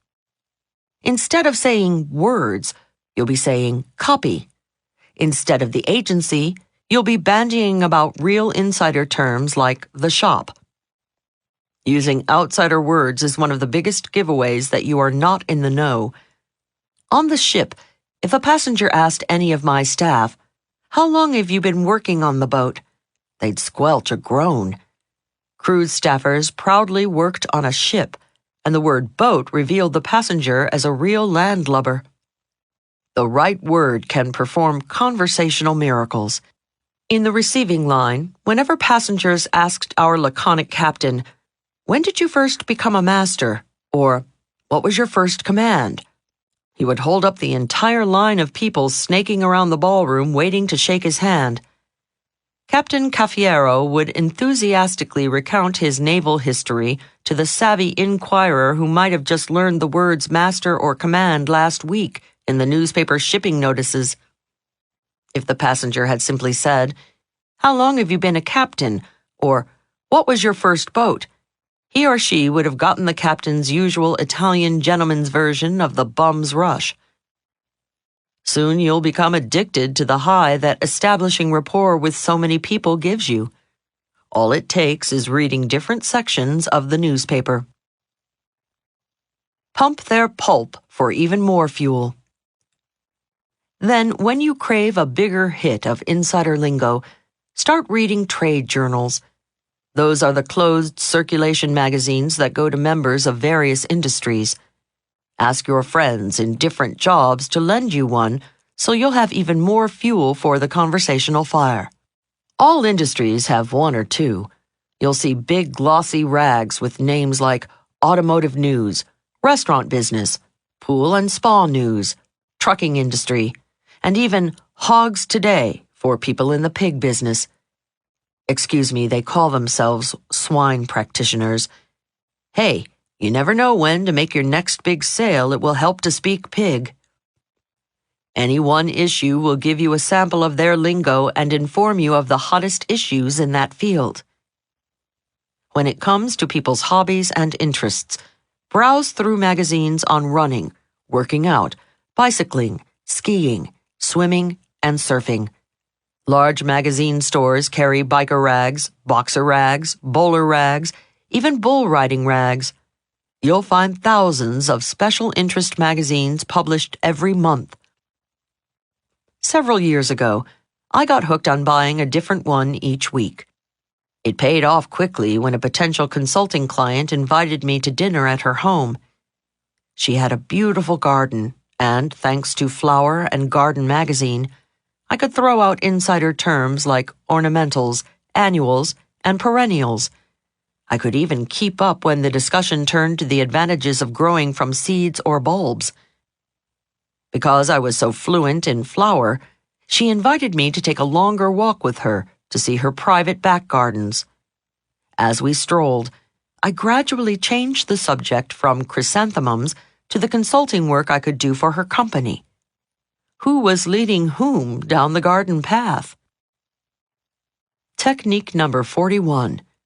Read their rags. Is your next big client a golfer, runner, swimmer, surfer, or skier? Are you attending a social function filled with accountants or Zen Buddhists or anything in between? There are untold thousands of monthly magazines serving every imaginable interest. You can dish up more information than you'll ever need to sound like an insider with anyone just by reading the rags that serve their racket. Have you read your latest copy of Zoo News yet? Is the world getting smaller, or are we getting bigger? Today's Renaissance man or woman is comfortable and confident anywhere. The next technique helps you be an insider wherever you find yourself on the planet, and it saves you from fulfilling the world's fantasy of the ugly American. 42. How to talk when you're in other countries. Say you're traveling abroad on business and you want to be a global insider. What's the first thing on your to-do list? Get a passport and a phrase book, right? After all, who wants to wander around Rome not knowing how to ask for a restroom? Or be thirsty in Kuala Lumpur not knowing how to ask for a soda? However, there's something most of us forget to pack, often with dire consequences: a book on international customs. A friend of mine, a fellow speaker named Geraldine, was excited about her first speech in Japan. To be comfy on her long flight to Tokyo, she donned her favorite designer jeans and a casual jacket. 14 hours and 6,737 miles later, 4 impeccably dressed Japanese gentlemen greeted her at Narita Airport. Smiling and bowing low, they handed her their business cards. With her carry-on bag in one hand, Jerry took their cards with the other. She thanked them, glanced briefly at the cards, and packed them safely into her back pocket. She then pulled one of her business cards out of her purse and, sensitive to the fact that they might have difficulty pronouncing Geraldine, wrote her nickname, Jerry, above her printed name. The gentleman hovered over her card, turning it over to examine it a few times, before one of them put it in his briefcase. When the 5 of them arrived at the hotel, they invited Jerry for tea in the lobby. While sipping tea, the gentleman presented her with a small gift, which she eagerly opened. One of Jerry's most charming qualities is her instinctive warmth and effusiveness. She was thrilled with the gift and, in typical Jerry style, she squealed, "Oh, it's beautiful," as she gave each of the gentlemen a little hug. At this point, the 4 Japanese gentlemen stood up in unison like 4 frowning Siamese twins and, bowing only very slightly, mumbled sayonara and promptly left. Poor Jerry was flabbergasted. What did she do wrong? Everything. First, the jeans. Even if you're coming off a bicycle in Asia, you do not meet clients casually dressed. The second mistake was Jerry's vulgar handling of their business cards. In Asia, the business card is one of the most important protocol tools. It is always presented and accepted reverently with both hands, except in Muslim Asia, where the left hand is considered unclean. Jerry then put their cards away much too quickly. In Asia, people use business cards as a conversation starter. You chat about each other's cards and work and do not put theirs away until they gently and respectfully place yours in safekeeping. Shoving it into her back jeans pocket was the ultimate disrespect. Jerry didn't discover her 4th gaffe until she returned home. One of her colleagues, Bill, a seasoned business traveler, analyzed the fiasco for her. Bill told her the reason the gentleman had turned Geraldine's card over and over when she gave it to them at the airport was to find her name, title, and company printed in Japanese on the other side. The flip side of Jerry's card was, of course, blank. Then, 5th horror of horrors, Jerry should not have written on the card. Cards in Asia are not exactly sacred, but one should never deface them with messy handwriting. The sad tale of Jerry and the Japanese gets worse. Bill broke the bad news to her. She should not have opened the gift in front of her clients. Why? Because in a land where saving face is critical, it would be embarrassing to discover the gift they gave was not as nice as the one they received. Yikes, Jerry hadn't even given them a gift. Gaffe number 7. Jerry's little squeal when receiving the gift was also a boo-boo. In Asia, The lower the tone of voice, the higher the rank. The final flub was, of course, giving the gentleman a thank you hug. Hugging, highly revered in certain parts of the world, is, in Japan, absolutely unacceptable with a new client. Needless to say, Jerry has not been invited back to Japan. However, she does have a gig coming up in El Salvador. This time, she's smart. She's studying up on the customs there. Happily, she's finding she can hug to her heart's content. However, she shouldn't use her or anybody else's first name. Oh, and she must not introduce herself as an American. After all, Salvadorans are Americans too. The differences round the world go on and on. Whenever I travel, I have to hit myself over the head and realize I'm not in the anything-goes old USA. I love to travel in jeans. I'm an incurable hugger, and I can't wait to see what's in a gift box anybody gives me. However, whenever I plan to leave Uncle Sam's shores, I check on foreign customs to see how much of myself I can be. Technique number 42. Clear customs. Before putting one toe on foreign soil, get a book on do's and taboos around the world. Before you shake hands, give a gift, make gestures, or even compliment anyone's possessions, check it out. Your gaffe could gum up your entire gig. There are some excellent books on international customs. Don't be like another hapless colleague of mine who almost blew a big business deal with a Brazilian. Just before signing the contract, he gave the OK sign with his thumb and forefinger. Little did he know he was telling his new business partner to go have intercourse with himself. You never know until it's too late. Now we come to where being an insider shows immediate, tangible, and calculable rewards, and where being an outsider really hurts, right in your pocket or purse. 43. How to talk them into getting the insider's price on practically anything you buy.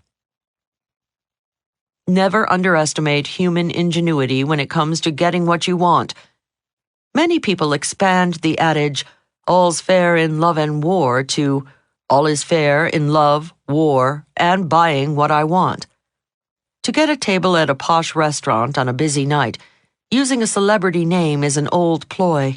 My favorite maitre d' told me he gets a lot of Robert De Niro's phoning in a reservation. When their party of 6 or 8 arrives, he hears, "I'm so sorry, Rob wasn't feeling well this evening." One woman, frustrated when her fake celebrity name didn't work, shouted at him, "Look, who the hell do I have to be to get a table? I'll be anyone you want me to be, Goldie Hawn, Steffi Graf, Fergie. Just tell me." Some people try a last-minute approach. They simply walk up to the maitre d' at an overbooked restaurant, point to any name on the reservation book and say, "That's us." You'll witness the same cunning at overbooked hotels. Several months ago, I was checking into a popular hotel for which, fortunately, I had a confirmed reservation. A loud-mouthed man in front of me in line shouted at the desk clerk, "What do you mean, no room? I'm staying in this hotel tonight. If you don't have a room, I'm sleeping right here on the floor." His temper tantrum was not working. "And I warn you," he continued, "I sleep in the nude." He got a room. These crafty, childish tactics are not recommended. Rather, I suggest a more principled technique called bluffing for bargains. It was born one afternoon sitting with an insurance broker, Mr. Carson. He was trying to sell me a homeowner's policy. Of course, I wanted the most coverage for the least cash. Carson was a smooth operator, and he was patiently explaining to me in layman's terms the benefits of certain riders he was pushing. Just as he started discussing disasters like wars and hurricanes, his phone rang. With apologies, he picked up the receiver. It was one of his colleagues. Suddenly, a metamorphosis took place before my eyes. The sophisticated salesman became a palsy-walsy, regular, down-home kind of guy, chatting it up with his old buddy about umbrellas. I thought they were discussing the weather. Then the conversation turned to floaters. I now assumed they were talking about an eye problem. It took a while for me to realize that umbrella policies and floaters were part of the insurancees they were speaking. A few minutes later, Carson said, "Yeah, okay, so long, buddy," and put the phone down. He cleared his throat and again transmogrified back into the formal sales agent patiently defining damages and deductibles to a naive client. Sitting there listening to baffle gab like subrogation and pro rata liability, I began to ponder. If Carson's colleague who just called wanted to buy insurance, he would have gotten a much better policy much cheaper. In practically every industry, vendors give two prices on goods or services, one to insiders and one to you and me. Before I let myself get angry about this, I thought it through. Is it unfair? Not really. If the vendor doesn't have to spend time being salesman or psychologist answering the endless stream of novice questions, he can afford to give his best price. Carson wouldn't have had to take 20 minutes explaining to his colleague, as he did to me, why, if a tornado takes your house, it's considered an act of God. Therefore, you lose. When knowledgeable associates buy products, the vendor is happily reduced to nothing more than a purchasing agent. For very little work, he makes a small profit and is satisfied. A little bit of knowledge goes a long way when you're buying something. If you have insight into your real estate broker's bottom line, he's more apt to give you the better price. If you are facile with the insider words caterers and car salesmen use to pad their profits, if you're savvy to techniques moving companies and mechanics use to bilk the unsuspecting, if you are on the lookout for lawyers' methods of fattening fees, in short, if you know the ropes, you will not get ripped off. You don't need to know a lot, just a few insider terms. The pro assumes, since you are conversant in some esoteric industry terms, you also know the best deal and rock-bottom price. No one put it better than my house painter, Iggy. "Sure," he told me. "You gotta know how to talk to a painter. Not me, but a lot of them other guys. They're gonna get whatever they can. It's only human nature. Especially if you're a woman and you deal with them smart, like I'm gonna tell you how, their hair will stand on end. They'll say to themselves, 'Hey, this is no babe in the woods. I better deal straight.'" "Okay, Iggy, how?" He said, "Tell them guys, look, the walls need very little prepping. You're not going to have to spend much time scraping and spackling. It's a clean job." Iggy told me these few sentences alone can save you hundreds of dollars.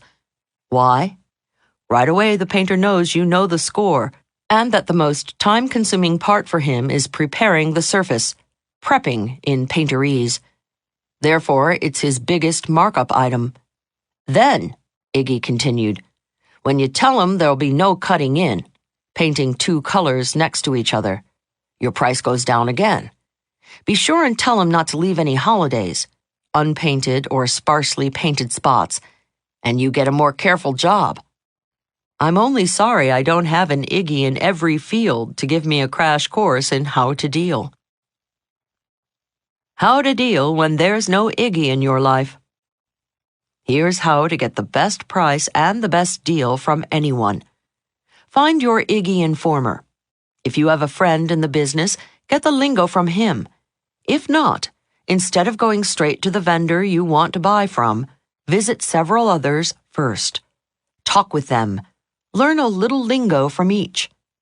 For instance, suppose you want to buy a diamond. Instead of going right to your favorite jewelry shop and asking dumbbell diamond questions, go to the competition. Make friends with the sales clerk and pick up a few gems of diamond Ds. You'll learn jewelers say stones, not diamonds. When you're talking about the top of the stone, they say table. The widest part is the girdle. The bottom is the cutlet. If the stone looks yellow, don't say yellow, say cape. If you see flaws, don't say flaws, say inclusions or glets. If you still don't like the stone, don't say, "I'd like to see something better." Say, "finer." Don't ask me why, that's just the way the diamond crowd talks. Then, when you've got your lingo down, go to where you want to buy. Because you now speak diamond, you'll get a much better price. Soon you'll be asking furriers where the skins were dressed, moving companies for their ICC performance record, and lawyers the hourly rate of paralegals and associates.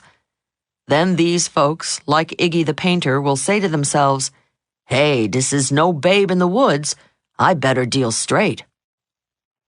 Technique number 43. Bluffing for bargains. The haggling skills used in ancient Arab markets are alive and well in contemporary America for big-ticket items. Your price is much lower when you know how to deal. Before every big purchase, find several vendors, a few to learn from and one to buy from. Armed with a few words of industry ease, you're ready to head for the store where you're going to buy. Let us now delve deeper into the world of being an insider. This time we explore how to give your conversation partner the sense that you share not only experiences, but the heavy stuff. You share beliefs and values in life. Part 5. How to sound like you're peas in a pod. Why, we're just alike. If you squint your eyes and look up carefully at a flight of birds, you'll see finches flying with finches, swallows soaring with swallows, and yellow birds winging it with yellow birds. The avian apartheid escalates. You'll never see a barn swallow with a bank swallow, or even a yellow bird hanging out with a yellow finch. Somebody said it shorter. Birds of a feather flock together. Happily, humans are smarter than birds. In one respect, at least. We have brains capable of overcoming bias. Really smart human beings work together, play together, and break bread together. Does that mean their comfort level is high? Well, that depends on the human being. Our purpose here is not to examine the absurdity of apartheid. It is to leave no stone unturned in making sure people are completely comfortable doing business or pleasure with you. It has been proven beyond a doubt people are most receptive to those they feel have the same values in life.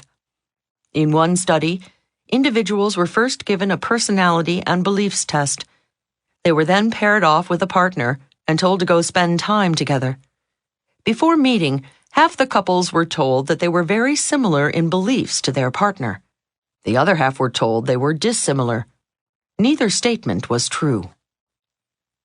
However, when quizzed afterward on how much they liked each other, partners who believed they were similar liked each other a lot more than the couples who thought themselves to be dissimilar, demonstrating we have a predisposition toward people we believe are just like us. We are most comfortable giving our business and friendship to those we feel share our values and beliefs in life. To that end, I offer 6 techniques to create sensations of similarity with everyone you wish. Along with making more profound rapport with customers, friends, and associates, using the following techniques develops a deeper understanding and empathy with people of all races and backgrounds. It also opens doors that might otherwise be closed to you. 44. How to make them feel you're of the same class. Just like the finch flaps its wings faster than the gliding eagle, people of different backgrounds move differently. For example, Westerners used to the wide-open plains stand farther from each other. Easterners, systematically sardined into subways and crowded buses, stand closer. Asian Americans make modest movements. Italian Americans make massive ones. At tea time, the finishing school set genuflects and gracefully lowers derrieres onto the sofa. When the ladies reach for a cup, they hold the saucer in one hand and the cup in the other, pinky ever so slightly extended. Folks who never finished any manners school make a fanny dive in the middle of the sofa and clutch the cup with both hands. Is one right? Is the other wrong? No. However, top communicators know when doing business with a derriere-dipping pinky extender or a fanny-plopping two-fisted mug grabber, they darn well should do the same. People feel comfortable around people who move just like they do. I have a friend who travels the country giving an outrageous seminar called How to Marry the Rich. Jeannie was once in a Las Vegas casino when a television reporter asked if she could tell the real rich from the great pretenders. "Of course," Jeannie answered. "All right," challenged the reporter. "Who is the wealthiest man in this room?" Convened at the next table were 3 men in tailored suits. Hayward of Mayfair, London, no doubt. Handmade shirts. Charvet of Place Vendôme in Paris, no doubt. And sipping scotch. Single malt Lefroy from the Scottish island of Islay, no doubt. The reporter naturally assumed Jeannie would choose one of these likely candidates. Instead, with the scrutiny of a hunting dog, Jeannie's eyes scanned the room. Like a trained basset hound, she instinctively pointed a long red fingernail at a fellow in torn jeans at a corner table. She murmured, "He's very rich."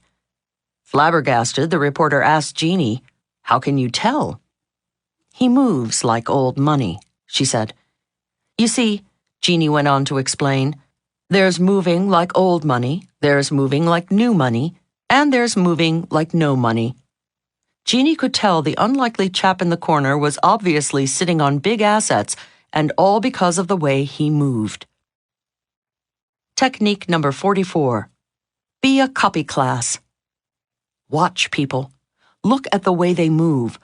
Small movements, big movements, fast, slow, jerky, fluid, old, young, classy, trashy. Pretend the person you are talking to is your dance instructor. Is he a jazzy mover? Is she a balletic mover? Watch his or her body, then imitate the style of movement. That makes your conversation partner subliminally real comfy with you. They're buying you, too. If you're in sales, copy not only your customer's class, but the class of your product as well.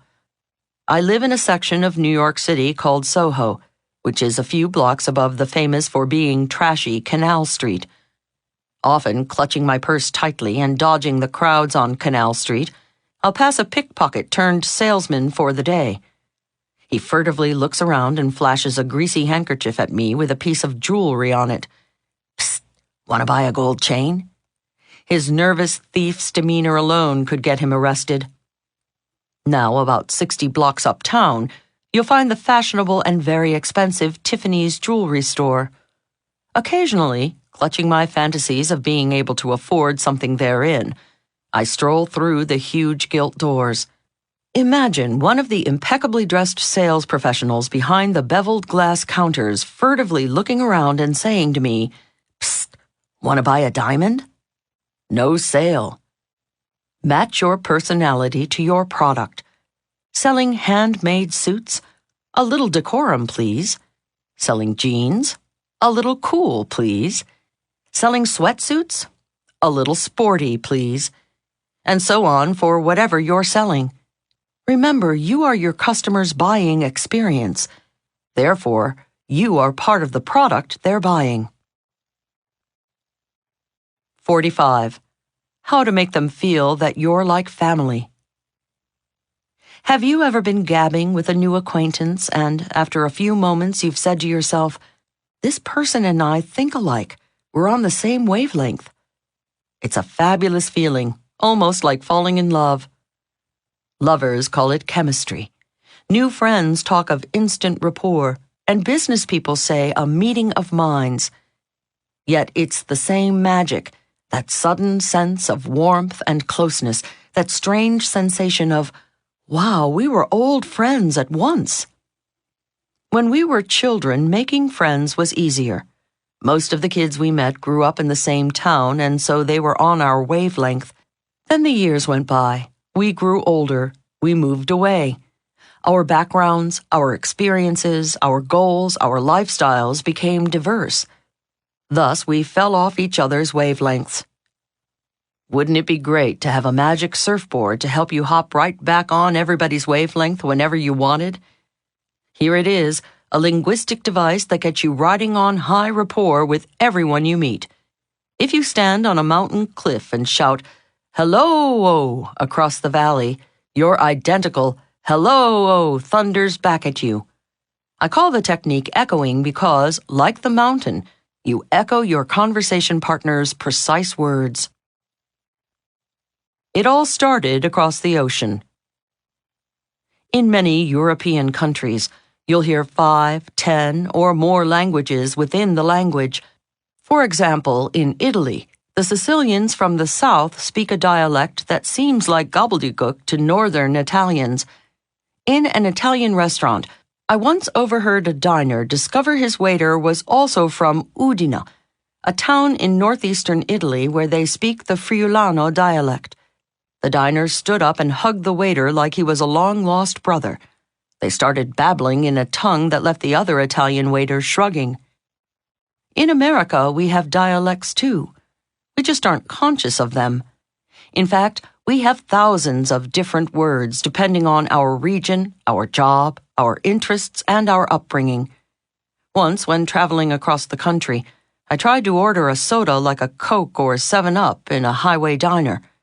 It took some explaining before the waitress understood I wanted what she called a pop. Perhaps because the English-speaking world is so large, Americans have a wider choice of words for the same old stuff than any language I've encountered. Family members find themselves speaking alike.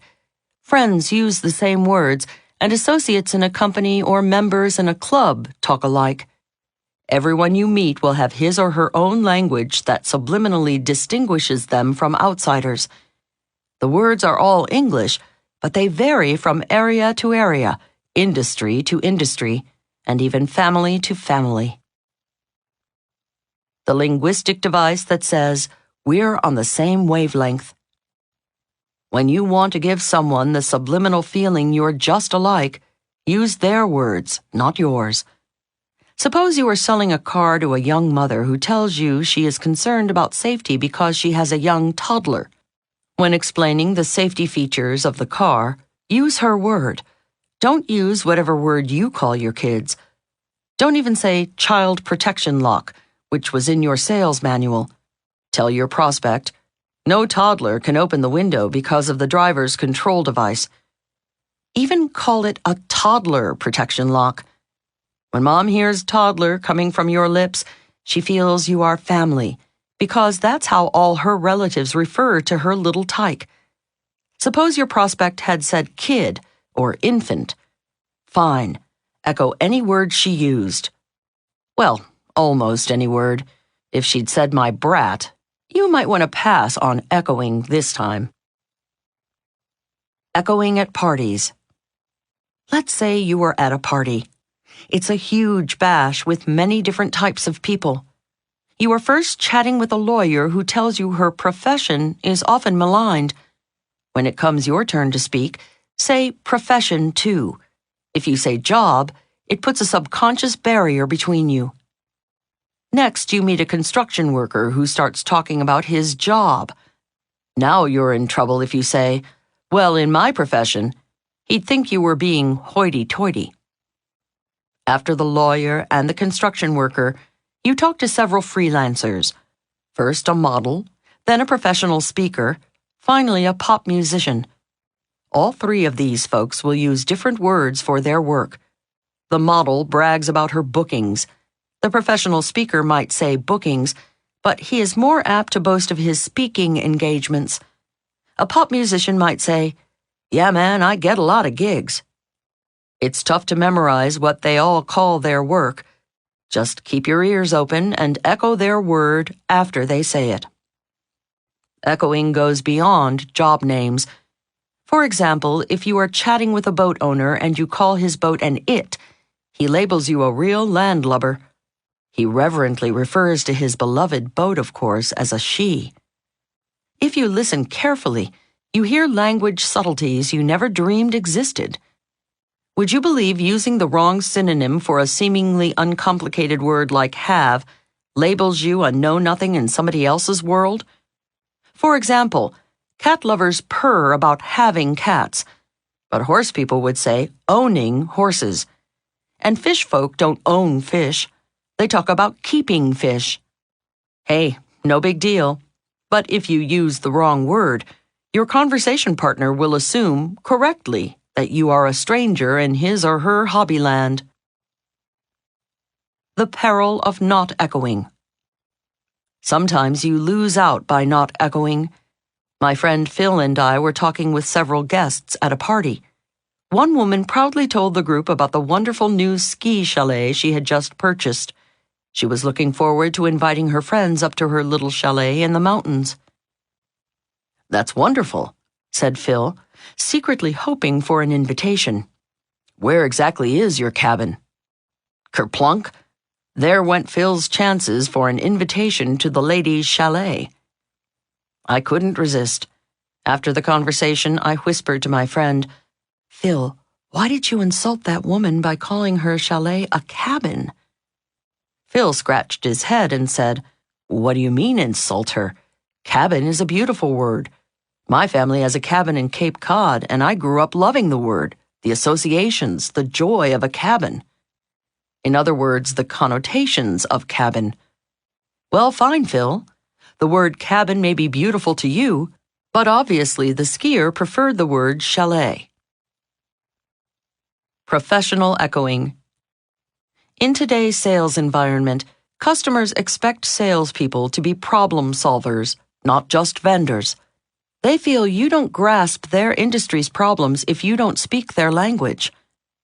I have a friend, Penny, who sells office furniture. People in publishing, advertising, broadcasting, and a few lawyers are among her clients.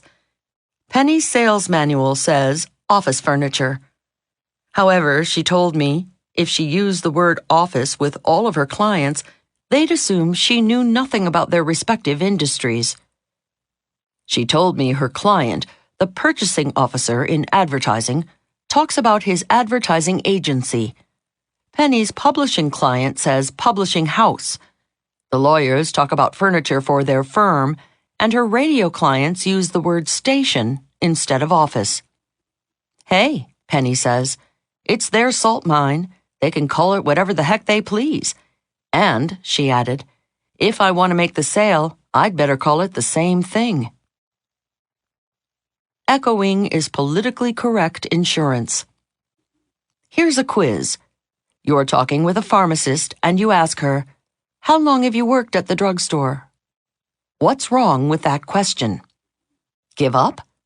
It's the word drugstore. Pharmacists abhor the word because it conjures up many industry problems. They're used to hearing it from outsiders, but it's a tip-off that they are unaware of, or insensitive to, their professional problems. They prefer pharmacy. Recently, at a reception, I introduced one of my friends, Susan, as a daycare worker. Afterwards, Susan begged, "Leil, please do not call me a daycare worker. We're child care workers." Whoops! Time and recent history quickly make certain terms archaic. A group's intense preference for one word is not arbitrary. Certain jobs, minorities, and special interest groups often have a history the public is not sensitive to. When that history has too much pain attached to it, people invent another word that doesn't have bitter connotations. I have a dear friend, Leslie, who is in a wheelchair. She says whenever anyone says the word handicapped, she cringes. Leslie says it makes her feel less than whole. "We prefer you say person with a disability." She then gave a moving explanation. "We people with disabilities are the same as every other able-bodied person. We say AB," she added. "ABs go through life with all the same baggage we do. We just carry one extra piece, a disability." It's simple. It's effective. To show respect and make people feel close to you, echo their words. It makes you a more sensitive communicator and keeps you out of trouble every time. Technique number 45, echoing. Echoing is a simple linguistic technique that packs a powerful wallop. Listen to the speaker's arbitrary choice of nouns, verbs, prepositions, adjectives, and echo them back. Hearing their words come out of your mouth creates subliminal rapport. It makes them feel you share their values, their attitudes, their interests, their experiences. 46. How to really make it clear to them. I recently had to make a presentation to 15 men in a corporate meeting. Okay, I said to myself as I stood up. 15 Martians and 1 Venusian. No problem. I'd read Men Are From Mars, Women Are From Venus. I'd explored neurological differences in men's and women's brains. I knew all about gender-specific body language signals. Hey, I teach communications differences. I was well prepared to talk to these men, get my point across, and fend any questions. Everything started out fine. I'd conceived my presentation clearly and concisely, developed each theme, and presented it flawlessly. Then I sat down and confidently invited questions and open discussion. That's when it fell apart. All I remember is a horrifying barrage of questions couched in football analogies. "Do you think we dropped the ball on that one?" one man asked. "Yeah," another responded. "But can we make a fumble recovery?" Those two I understood. However, when it got to pass coverage and intentional grounding, I started to lose it. When one guy raved about a Hail Mary pass being needed to save the deal, I suffered the ultimate humiliation.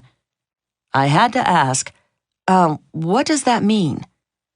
The guys looked at each other knowingly and then smiled condescendingly as they explained it to me. That night, I had sadistic fantasies of 15 women running the company and one man left scratching his head as we bandied about childbirth analogies. "We won't get his new proposal till the 3rd trimester," reports the account exec. "Yeah, but that's 6 months away. Let's get it by C-section," responds the comptroller. "Why bother?" asks the marketing VP. "All his ideas are developed in vitro anyway." "I'm about to go into postpartum depression," murmurs the CEO. The lone male employee is left as confused and humiliated as I was in the face of football analogies. Ahem. The aim of this book is not to feed fiendish fantasies, but to improve communications. To that end, I offer the following technique based on analogies, not just football analogies, because old boy analogies are unsportsmanlike conduct with the girls. On-target analogies hit bullseye. Analogies can be an effective communications tool if you evoke images from the life of the person you are talking to. Men don't use football analogies to obfuscate matters or to confuse women, but to clarify situations for each other.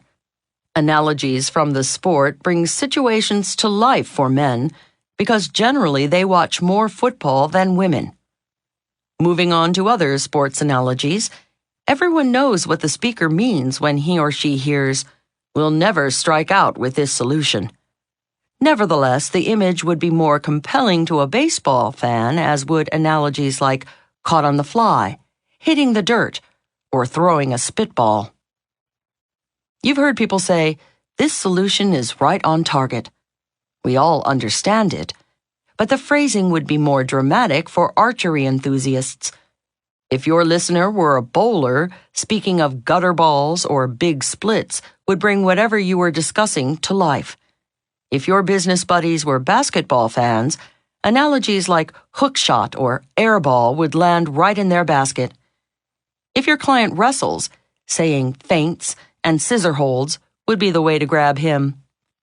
These analogies might sound far-fetched to you, but they are potent communications tools when they evoke your conversation partner's world. Why not use the most powerful terms possible to get your point across and make the sale? I call the technique potent imaging. Technique number 46, potent imaging. Does your customer have a garden? Talk about sowing the seeds for success. Does your boss own a boat? Tell him or her about a concept that will hold water or stay afloat. Maybe he is a private pilot. Talk about a concept really taking off. She plays tennis. Tell her it really hits the sweet spot.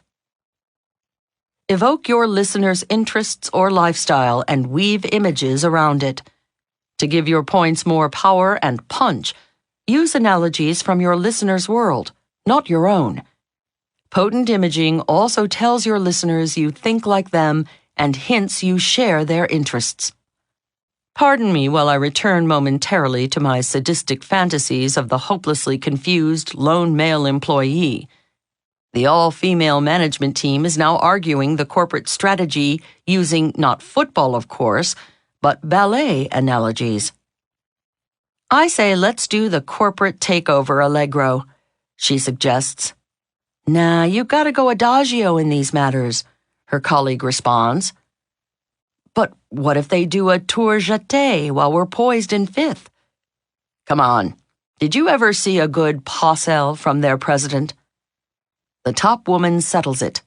I say let's just give him a little révérence and then a grand battement in the balls. 47. How to make them feel you empathize without just saying, yep, uh-huh, yeah. While listening to someone talk, we often vocalize uh-huh or purr throaty little sounds to reassure the speaker we have heard their words. In fact, with some, it's such a habit, the noises escape their throats unconsciously. My friend Phil is a consummate, constant, and incontinent ummer whenever I'm talking. Occasionally, if I'm feeling contentious after he's given one of his agreeable ums in response to something I've said, I challenge him with, "Okay, Phil, what did I say?" Well, gosh. Phil has no idea. It's not his fault. He's male. Men are especially guilty of the not really listening habit. Once, when I was on a monologue about nothing in particular, Phil was on a real roll. To test his listening skills, I slipped in, "Yes, this afternoon I think I'll go out and get tattooed all over my body." Phil nodded his habitual, uh-huh. Well, umming is better than a blank stare. However, it's not the choice of top communicators. Try replacing your ums with full-blown empathizers. What are empathizers? Empathizers are simple, short, supportive statements.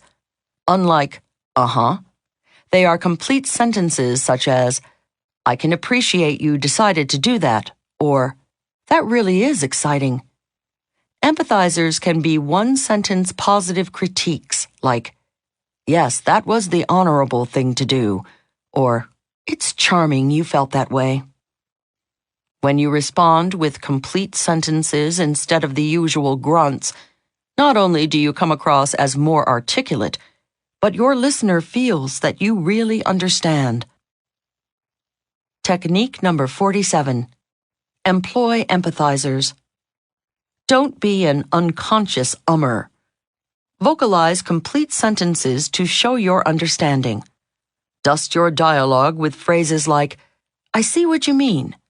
Sprinkle it with sentimental sparklers like, "That's a lovely thing to say." Your empathy impresses your listeners and encourages them to continue. Of course, you pay a price. To use the right empathizers, you do need to listen. Now let's fine-tune this technique and explore advanced empathizing. 48. How to make them think you see, hear, feel it just the way they do. About 10 years ago, I had a roommate named Brenda. Brenda was a tap dance teacher who didn't just tap dance to make a living. She lived to tap. Posters of Bill Bojangles Robinson and Charles Honey Coles plastered her walls. She didn't walk around the house. She tapped her way from room to room. It was noisy, but at least when a phone call came for Brenda, I never had trouble finding her. Once I asked Brenda when she got interested in tap. She said, "From the moment I first opened my ears." Her ears? I thought that's strange. Most people say, "From the moment I opened my eyes." At that moment, I realized Brenda saw the world more through her ears than her eyes. We all perceive the world through 5 senses. We see the world, We hear the world, we feel the world, we smell the world, and we taste the world. Therefore, we talk in terms of those five senses. Proponents of neuro-linguistic programming, NLP, tell us, for each person, one sense is stronger than others. For Brenda, it was her hearing. Brenda told me she grew up in a dark apartment below street level in New York City. She remembers, as an infant, hearing the pitter-patter of feet walking just above her crib on the sidewalk. As a toddler, her tiny ears were bombarded with honking horns, shrieking sirens, and tire chains slapping the icy streets. She especially remembers the clumpety-clomp of police horses' hooves on the pavement outside her window. Her first perceptions of the outside world came to her through her ears. To this day, sound dominates her life. Brenda, the tap dancer, is an auditory person.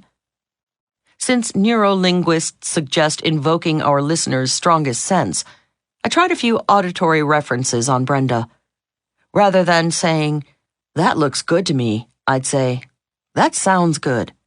Instead of saying, "I see what you mean," I'd say, "I hear you." When I used these auditory references, I felt she paid more attention. So I started listening very carefully to all my friends to discover which was their primary perception. Sometimes I'd hear visual references like, "I see what you mean. That looks good to me." I can't picture myself doing that. I take a dim view of that idea. From my perspective, wow, I thought I was really on to something. A wrinkle develops. But then, whoops, at other times I'd hear that same friend say, "Yeah, I hear you. Sure, that sounds good to me." I kept saying to myself it would work. That has a negative ring to it. He really tuned out the whole idea. Something tells me this wasn't going to be quite as easy as I'd expected. However, I wasn't ready to give up.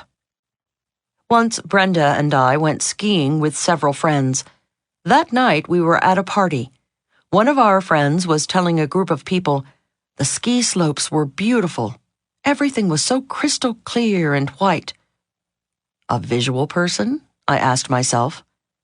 Another skier added, "The feel of the fresh snow on our faces was terrific."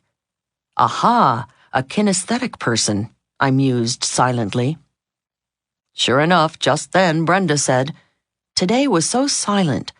The only sound you could hear was the wind in your ears as you came swooshing down the slopes." That little riff convinced me there was something to it. However, I still found it difficult to discern one's primary sense. A simple solution. Here's what I've found does work, and it doesn't take too much detective work on your part. I call the technique anatomically correct empathizers, and it's easy to master. Unless it is obvious the person you are speaking with is primarily visual, auditory, or kinesthetic, simply respond in his or her mode of the moment. Match your empathizers to the current sense someone is talking through. For example, suppose a business colleague describing a financial plan says, "With this plan, we can see our way clear in 6 months." Since this time she's using primarily visual references, say, "I see what you mean," or "You really have a clear picture of that situation." If instead your colleague had said, "This plan has a good ring to it," you'd substitute auditory empathizers like, "It does sound great," or "I hear you." A third possibility. Suppose she had said, "I have a gut feeling this plan will work." Now you give her a kinesthetic empathizer like, "I can understand how you feel," or "You have a good grasp of that problem." What about the other two senses, taste and smell? Well, I've never run up against any gustatory or olfactory types, but you could always compliment a chef by saying, "That's a delicious idea." And if you're talking to your dog, olfactory of course, tell him, "The whole idea stinks." Technique number 48. Anatomically correct empathizers. What part of their anatomy are your associates talking through? Their eyes? Their ears? Their gut? For visual people, use visual empathizers to make them think you see the world the way they do. For auditory folks, use auditory empathizers to make them think you hear them loud and clear. For kinesthetic types, use kinesthetic empathizers to make them think you feel the same way they do. The next technique helps create affinity with a single word. 49. How to make them think we instead of you versus me. By just eavesdropping for a few moments on any two people chatting, you could tell a lot about their relationship. You could tell if they were new acquaintances or old friends. You could tell whether a man and a woman were strangers or a couple. You wouldn't even need to hear friends call each other pal, buddy, or mate. You wouldn't need to hear a man and a woman whisper dear, sweetheart, or turtle dove. It wouldn't matter what they were discussing or even their tone of voice. You could even be blindfolded and tell a lot about their relationship because the technique I'm about to share has nothing to do with body language. How? A fascinating progression of conversation unfolds as people become closer. Here's how it develops. Level 1. Clichés. Two strangers talking together primarily toss clichés back and forth. For instance, when chatting about the universally agreed upon world's dullest subject, the weather, one stranger might say to the other, "Beautiful sunny weather we've been having," or, "Boy, some rain, huh?" That's level 1, clichés. Level 2, facts. People who know each other but are just acquaintances often discuss facts. "You know, Joe, we've had twice as many sunny days this year to date as last." Or, "Yeah, well, we finally decided to put in a swimming pool to beat the heat." Level 3, feelings and personal questions. When people become friends, they often express their feelings to each other, even on subjects as dull as the weather. "George, I just love these sunny days." They also ask each other personal questions. "How about you, Betty? Are you a sun person?" Level 4, we statements. Now we progress to the highest level of intimacy. This level is richer than facts and creates more rapport than feelings. It's we and us statements. Friends discussing the weather might say, "If we keep having this good weather, it'll be a great summer." Lovers might say, "I hope this good weather keeps up for us so we can go swimming on our trip." A technique to achieve the ultimate verbal intimacy grows out of this phenomenon. Simply use the word we prematurely. You can use it to make a client, a prospect, a stranger feel you are already friends. Use it to make a potential romantic partner feel the two of you are already an item. I call it the premature we. In casual conversation, simply cut through levels 1 and 2. Jump straight to 3 and 4. Ask your prospect's feelings on something the way you would query a friend. "George, how do you feel about the new governor?" Then use the pronoun we when discussing anything that might affect the two of you. "Do you think we're going to prosper during his administration?"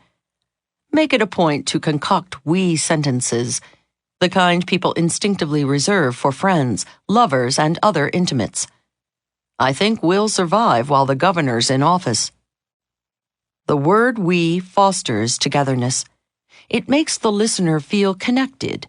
It gives a subliminal feeling of you and me against the cold, cold world. When you prematurely say we or us, even to strangers, it subconsciously brings them closer. It subliminally hints you are already friends. At a party, you might say to someone standing behind you at the buffet line, "Hey, this looks great. They really laid out a nice spread for us." Or, "Uh-oh, we're going to get fat if we let ourselves enjoy all of this." Technique number 49. The premature we.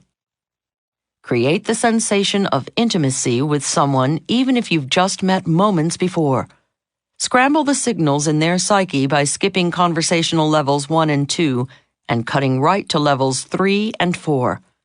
Elicit intimate feelings by using the magic words we, us, and our. Well, we have just explored how to copy our conversation partner's movements with Be a Copy Class, echo their words, evoke potent images from their world, create a bond through their primary sense with anatomically correct empathizers, and establish subliminal friendship with words like we. What else do friends, lovers, and close associates have in common? A history. The final technique in this section is a device to give a fairly new acquaintance the warm and fuzzy feeling the two of you have been together for a long, long time. 50. How to create a friendly private joke with them. Lovers whisper phrases in each other's ears that mean nothing to anyone but themselves. Friends crack up over a few words that sound like gobbledygook to anyone overhearing them. Close business associates chuckle about shared experiences. One company I've worked with has seen re-engineering, empowerment, TQM, and team building come and go in 1 decade. At company parties, the employees never fail to crack up over the time when the whole company, managers to mailroom clerks, scrambled up a 29-foot pole together all in the name of team building. The CEO slipped down the pole and broke his big toe. At the next weekly meeting, the CEO shook his crutch and caustically announced, "No more team exercises." Thus, the death of team building and the birth of a private joke. Out of shared experiences like this, a company culture grows. These employees have a history and a language to go with it. To this day, whenever they want to put an abrupt end to any idea, they say, "Let's shake a crutch at it," or "Let's slide that one down the flagpole." They all smile. Nobody knows what they mean except fellow employees.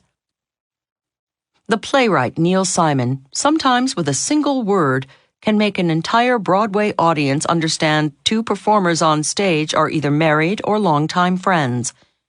The actor simply says something to the actress that makes no sense to the audience. Then both of them laugh uproariously. Everybody gets the message. These 2 people are an item. Every time my friend Daryl and I meet, we don't say hello, we say quack. Why? We met at a party 5 years ago and, in our first conversation, Daryl told me he grew up on a duck farm. When I told him I'd never seen a duck farm, he performed the best human imitation of a duck I'd ever seen. He flipped his head side to side, looking at me first out of one eye, then the other, all the while flapping his arms and quacking. I got such a laugh out of his performance that it inspired him to do a full, flat-footed duck waddle for me. It was contagious. Together we waddled around the room, flapping and quacking. We made absolute fools of ourselves that evening. The next day my phone rang. I picked up the receiver to hear not, "Hello, this is Daryl," but simply, "Quack." I'm sure that's what started our friendship. To this day, every time I hear his quack on the phone, it floods me with happy, if a tad embarrassing, memories. It recalls our history and renews our friendship no matter how long it's been since we last quacked at each other. Technique number 50. Instant history. When you meet a stranger you'd like to make less a stranger, search for some special moment you shared during your first encounter. Then find a few words that reprise the laugh, the warm smile, the good feelings the 2 of you felt. Now, just like old friends, you have a history together, an instant history. With anyone you'd like to make part of your personal or professional future, look for special moments together. Then make them a refrain.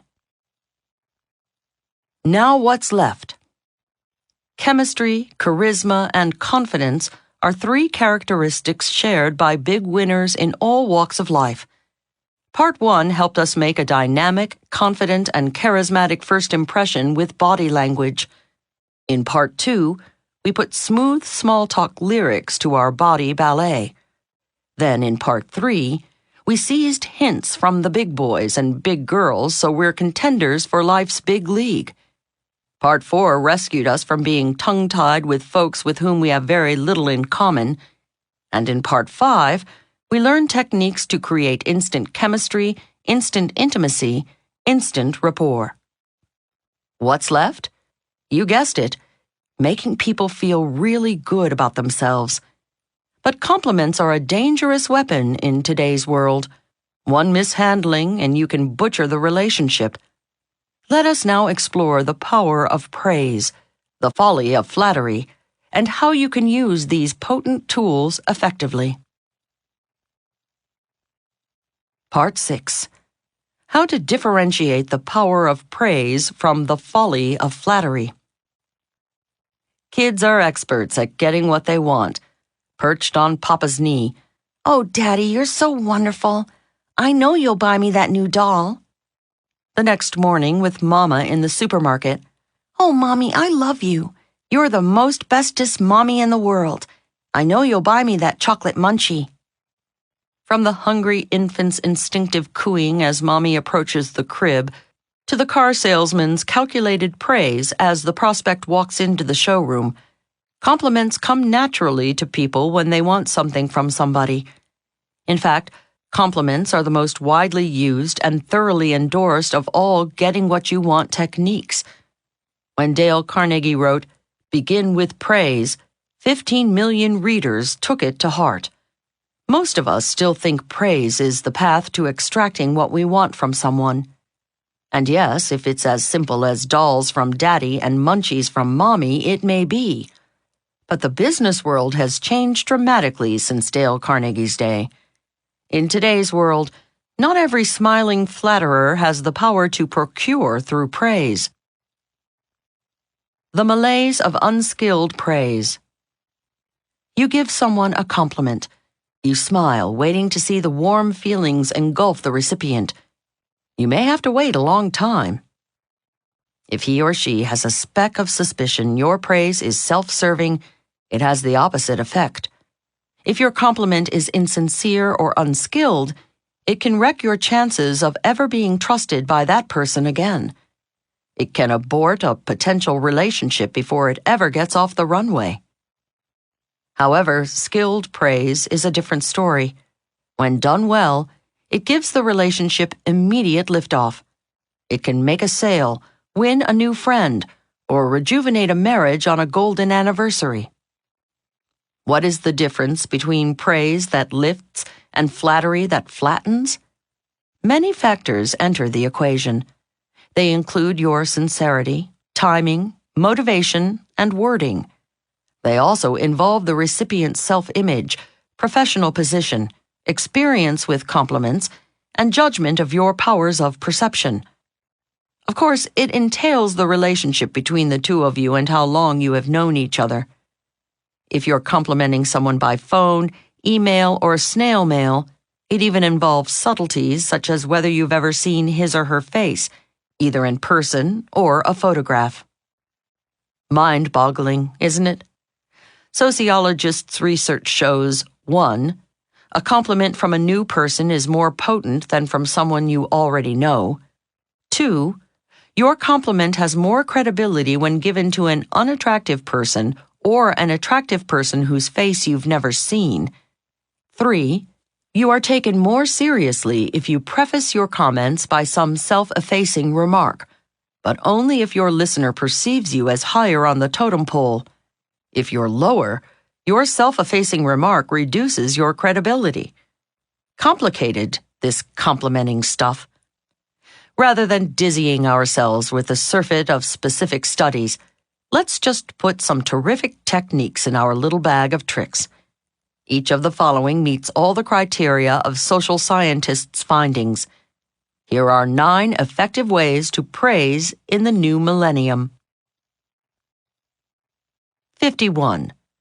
How to compliment someone without sounding like you're brown-nosing. The risk in giving a compliment face-to-face is, of course, that the distrustful recipient will assume you are indulging in shameless, obsequious pandering to achieve your own greedy goals. It's a sad reality about compliments. If you lay a big one out of the blue on your boss, your prospect, or your sweetie, the recipient will probably think you're brown-nosing. Your main squeeze will assume you're suffering guilt over something you've done. So what's the solution? Hold back your sincere esteem? No, simply deliver it through the grapevine. The grapevine has long been a trusted means of communication. From the days when Catskills comics insisted the best ways to spread news were telephone, telegraph, and tell a woman, we have known it works. Unfortunately, the grapevine is most often associated with bad news, the kind that goes in one ear and over the back fence. But the grapevine need not be laden only with scuttlebutt and sour grapes. Good news can travel through the same filament, and when it arrives in the recipient's ear, it is all the more delectable. This is not a new discovery. Back in 1732, Thomas Fuller wrote, "He's my friend that speaks well of me behind my back." We're more apt to trust someone who says nice things about us when we aren't listening than someone who flatters us to our face. No risk praise. Do it behind their back. Instead of telling someone directly of your admiration, tell someone who is close to the person you wish to compliment. For instance, suppose you want to be in the good graces of Jane Smith. Don't directly compliment Jane. Go to her close associate, Diane Doe, and say, "You know, Jane is a very dynamic woman. She said something so brilliant in the meeting the other day.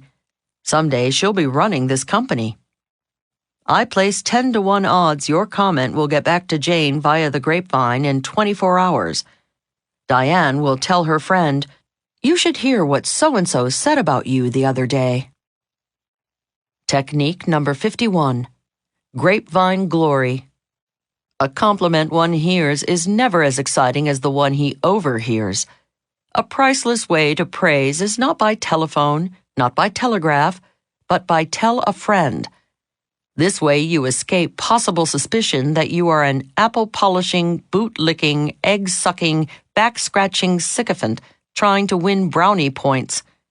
You also leave recipients with the happy fantasy that you are telling the whole world about their greatness. When you gave grapevine glory to Jane, Diane became the carrier pigeon of that compliment.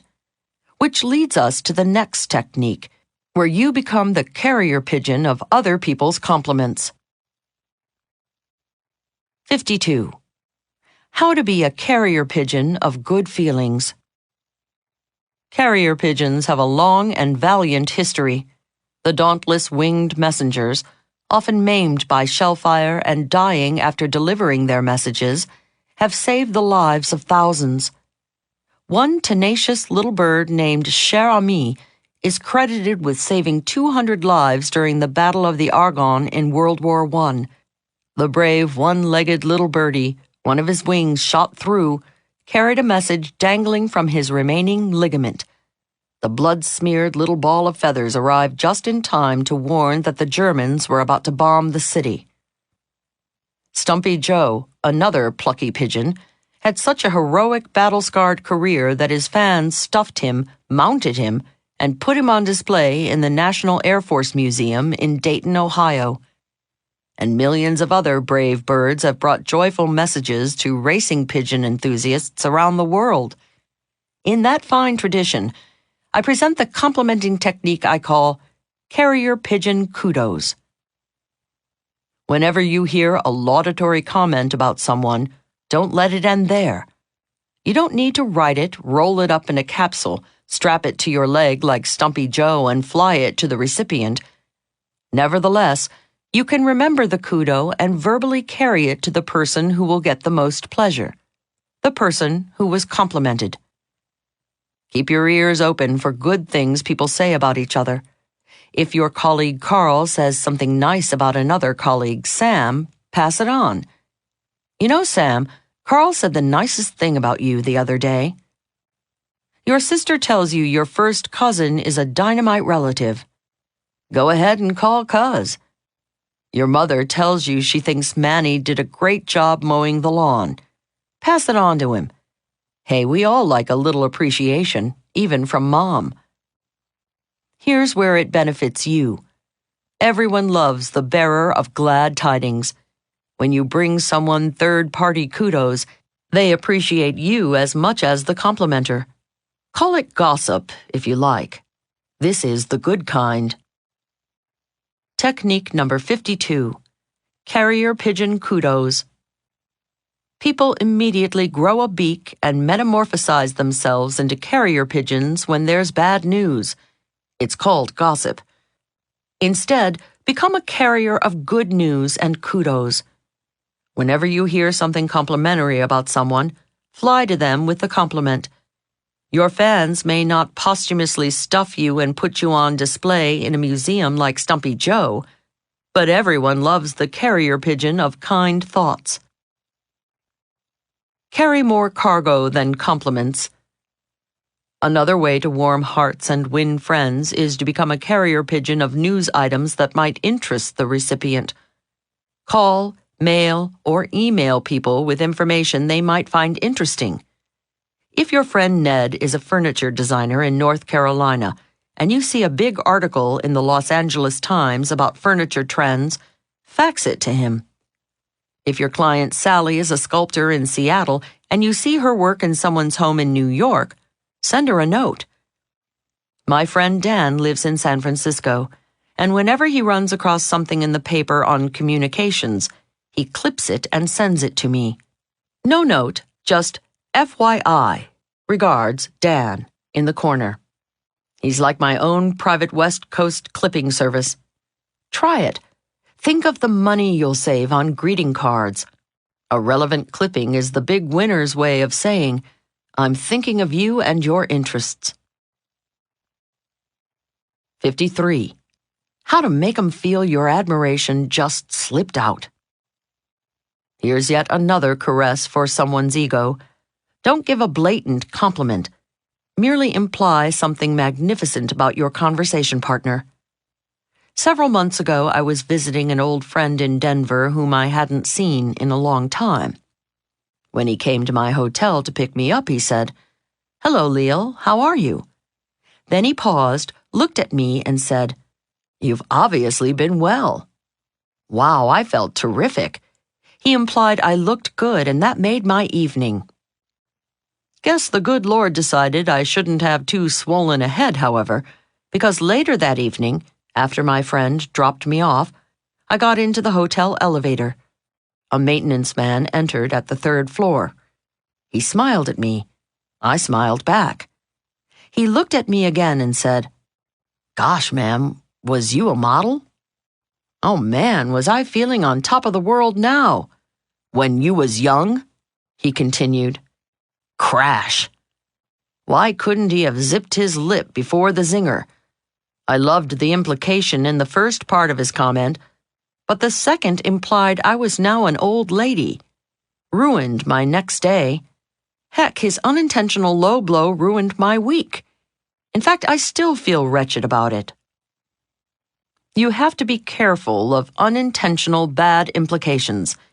If visiting a new city, you stop someone on the street and say, Excuse me, could you tell me if there are any fine dining restaurants nearby? You are implying the passerby is a person of taste. If, however, you ask that same passerby, Hey, know any down and dirty bars in this burg? Your implication is entirely different. Find a way to imply magnificent qualities of those you wish to indirectly compliment. Technique number 53. Implied magnificence. Throw a few comments into your conversation that presuppose something positive about the person you're talking with. But be careful. Don't blow it like the well-intentioned maintenance man, or the southern boy who, at the prom, thought he was flattering his date when he told her, Gosh, Mary Lou, for a fat gal, you dance real good. 54. How to win their hearts by being an undercover complimenter. Next in our agglomeration of joy spreaders is a technique I call accidental adulation. Once at a small dinner party, the subject turned to space travel. The gentleman seated to my right said, "Leil, you're much too young to remember this, but when Apollo 11 landed on the moon..."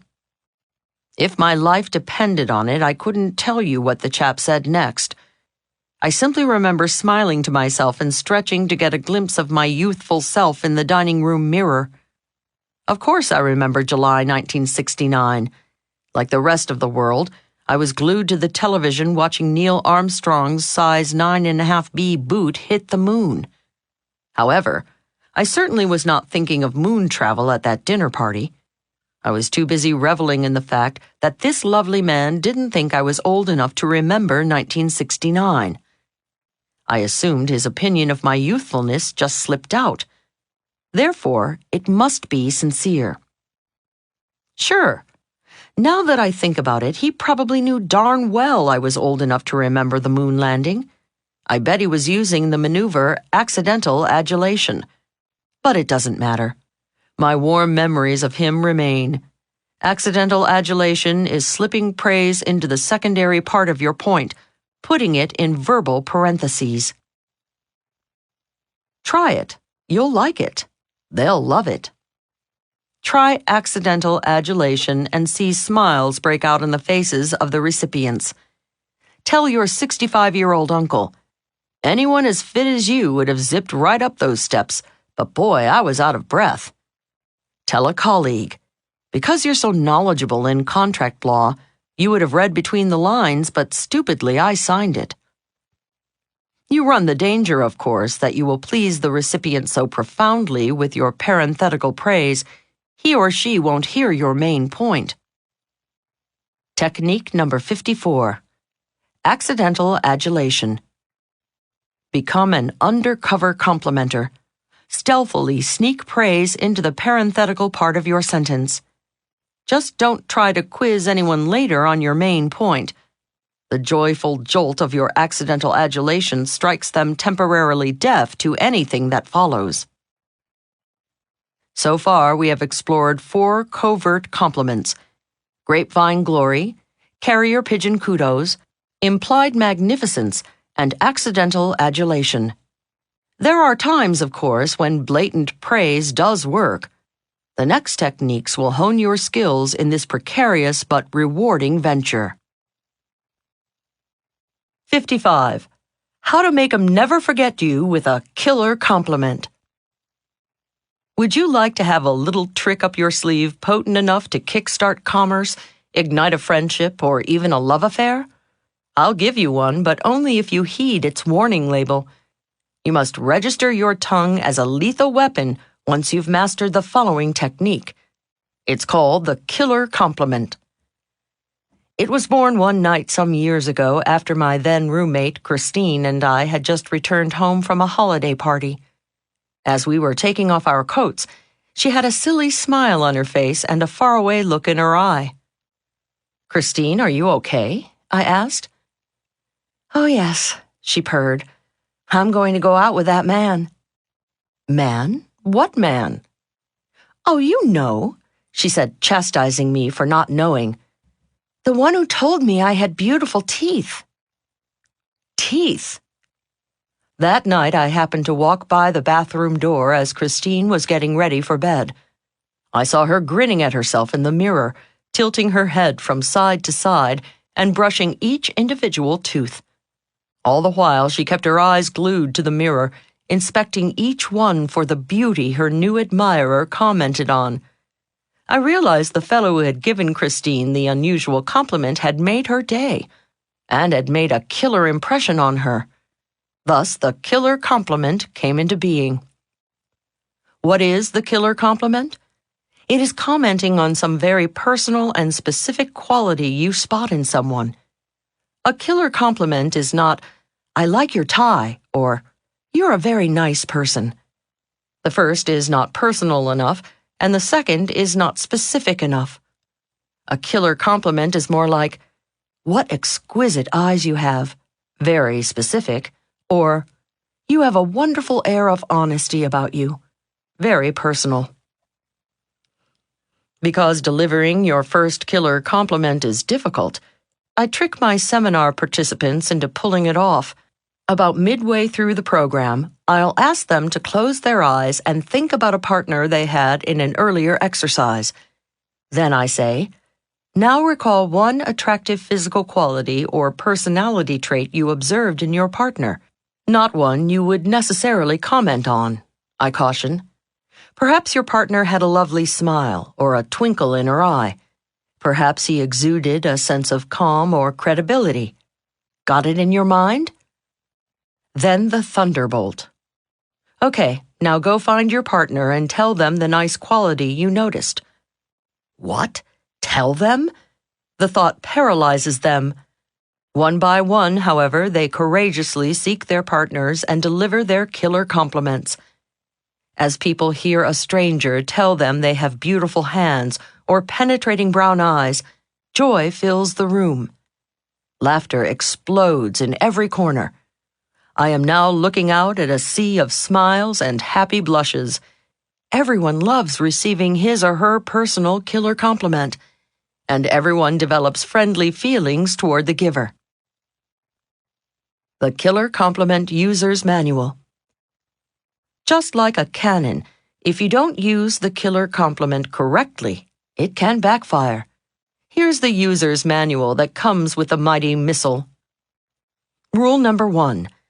Deliver your killer compliment to the recipient in private. If you are standing with a group of 4 or 5 people and you praise one woman for being fit, every other woman feels like a barrel of lard. If you tell one man he has wonderful carriage, every other feels like a hunchback. You also make the blushing recipient uncomfortable. Rule number 2. Make your killer compliment credible. For example, I'm tone deaf. If I'm forced to sing even a simple song like Happy Birthday, I sound like a sick pig. If anyone in earshot were foolish enough to tell me they liked my voice, I'd know it was hogwash.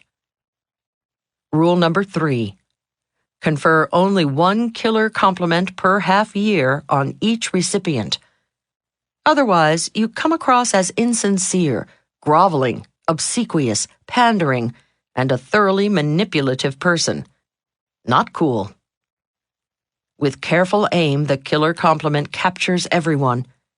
It works best, however, when you use it judiciously on new acquaintances. Technique number 55. Killer compliment. Whenever you are talking with a stranger you'd like to make part of your professional or personal future, search for one attractive, specific, and unique quality he or she has. At the end of the conversation, look the individual right in the eye. Say his or her name and proceed to curl all 10 toes with the killer compliment. If you want to praise friends every day, employ the next technique. 56. How to make 'em smile with itty-bitty boosters. In contrast to the big guns of killer compliments for strangers and the tombstone game for loved ones, which we will learn shortly, here's a little pea shooter you can pop off at anyone, anytime. I call it little strokes. Little strokes are short, quick kudos you drop into your casual conversation. Make liberal use of little strokes with your colleagues in the office. Nice job, John. Well done, Kyoto. Hey, not bad, Billy. I have one friend who uses a lovely little stroke. If I do something he likes, he says, "Not too shabby, Leil." You can also use little strokes on the everyday achievements of your loved ones. If your spouse just cooked a great meal, "Wow, you're the best chef in town." Just before going out together, "Gee, honey, you look great." After a long drive, "You did it. It must have been tiring." With your kids, "Hey, gang, great job cleaning up your room." I once read a poignant Reader's Digest article about a little girl who often misbehaved. Her mother had to continually reprimand her. However, one day, the little girl had been especially good and hadn't done a single thing that called for a reprimand. The mother said, "That night, after I tucked her in bed and started downstairs, I heard a muffled noise. Running back up, I found her head buried in the pillow. She was sobbing. Between the sobs, she asked, 'Mommy, haven't I been a pretty good girl today?' The question, the mother said, went through her like a knife. I had been quick to correct her, she said, when she was wrong. But when she tried to behave, I hadn't noticed it, and I put her to bed without one word of appreciation. Adults are all grown-up little girls and little boys. We may not go to bed sobbing if the people in our lives don't notice when we are good. Nevertheless, a trace of those tears lingers. Technique number 56. Little strokes. Don't make your colleagues, your friends, your loved ones look at you and silently say, "Haven't I been pretty good today?" Let them know how much you appreciate them by caressing them with verbal little strokes like, "Nice job," "Well done," "Cool." Little things mean a lot. Little strokes are indeed little, but as every woman knows, they mean a lot. I've yet to meet a woman who wouldn't agree with these lyrics from an old song sung by Kitty Callan. Blow me a kiss from across the room. Say I look nice when I'm not. Touch my hair as you pass my chair. Little things mean a lot. Send me the warmth of a secret smile to show me you haven't forgot. For always and ever, now and forever, little things mean a lot. To further complicate the art of the compliment, one must consider timing. Blatant, bare-faced, brazen flattery turns all but the blindest egomaniacs off. But the human animal never fails to amaze observers. There are moments when, if you don't give a blatant, bare-faced, brazen compliment, even to a bright individual, you lose. The following technique defines those moments. 57. How to praise with perfect timing. I'll never forget the first time I gave a luncheon speech in front of strangers. I had practiced for the stuffed animals on my bed and my roommate Christine, but this was my debut in front of a real audience. As I shakily got to my feet, I looked out at 17 smiling Rotarians waiting for my words of wit and wisdom. My tongue was dry as chalk dust, my palms as wet as a fish. The audience might as well have been 17,000 judges waiting to sentence me to eternal humiliation if I didn't inform and entertain each. I gave a last panic-stricken glance at Christine, who had driven me to the club, and began. Good afternoon. It gives me great pleasure. 30 minutes later, amidst scattered applause which I feared was obligatory, I crawled back to my seat next to Christine. I looked expectantly at her. She smiled and said, "You know, this dessert isn't bad. Have some." Dessert? Dessert? Damn it, Christine, how did I do? I silently screamed at her. A few minutes later, Christine told me how much she assumed, everyone else enjoyed my talk. Nevertheless, by then it was too late. The crucial compliment-craving moment had passed. Quick as a hiccup, you must compliment now. When the doctor sadistically smacks your knee with that nasty little rubber hammer, you instantly give a knee jerk. And when people make a coup, you must instantly hit them with a knee-jerk, "Wow, you were great." Say they've just successfully negotiated a deal, cooked a terrific Thanksgiving turkey, or sung a solo song at the birthday party. No matter whether their accomplishment is trivial or triumphant, you must praise it immediately. Not 10 minutes later, not 2 minutes later, immediately.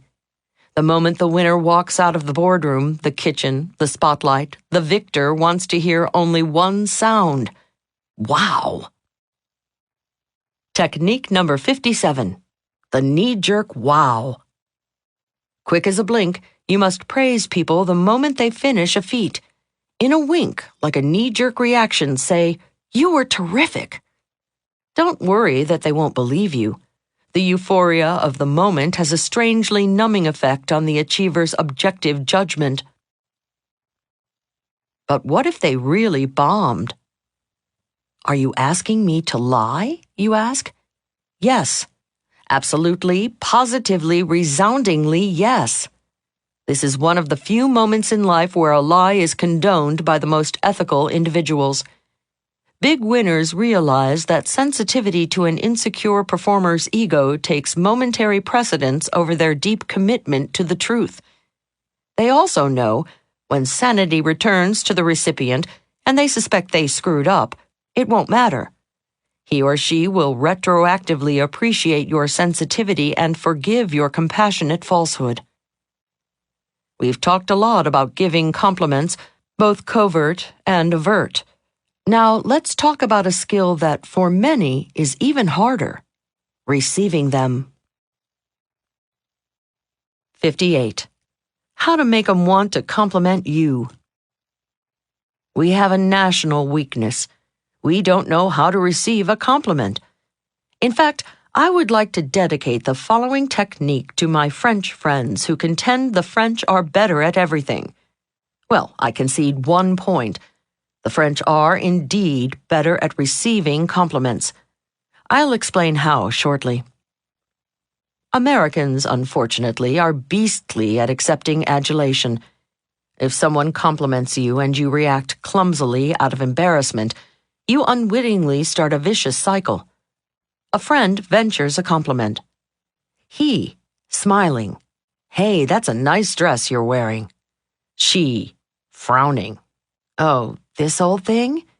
He, thinking, "Whoops, she didn't seem to like hearing that. She thinks I have terrible taste to like that dress. I'd better keep my mouth shut." 3 weeks later, she, thinking grumpily, "He doesn't ever give me compliments anymore. What a bore." He, thinking gloomily, "What's her problem?" Girls don't like what? Several months ago in one of my seminars, the group was discussing compliments.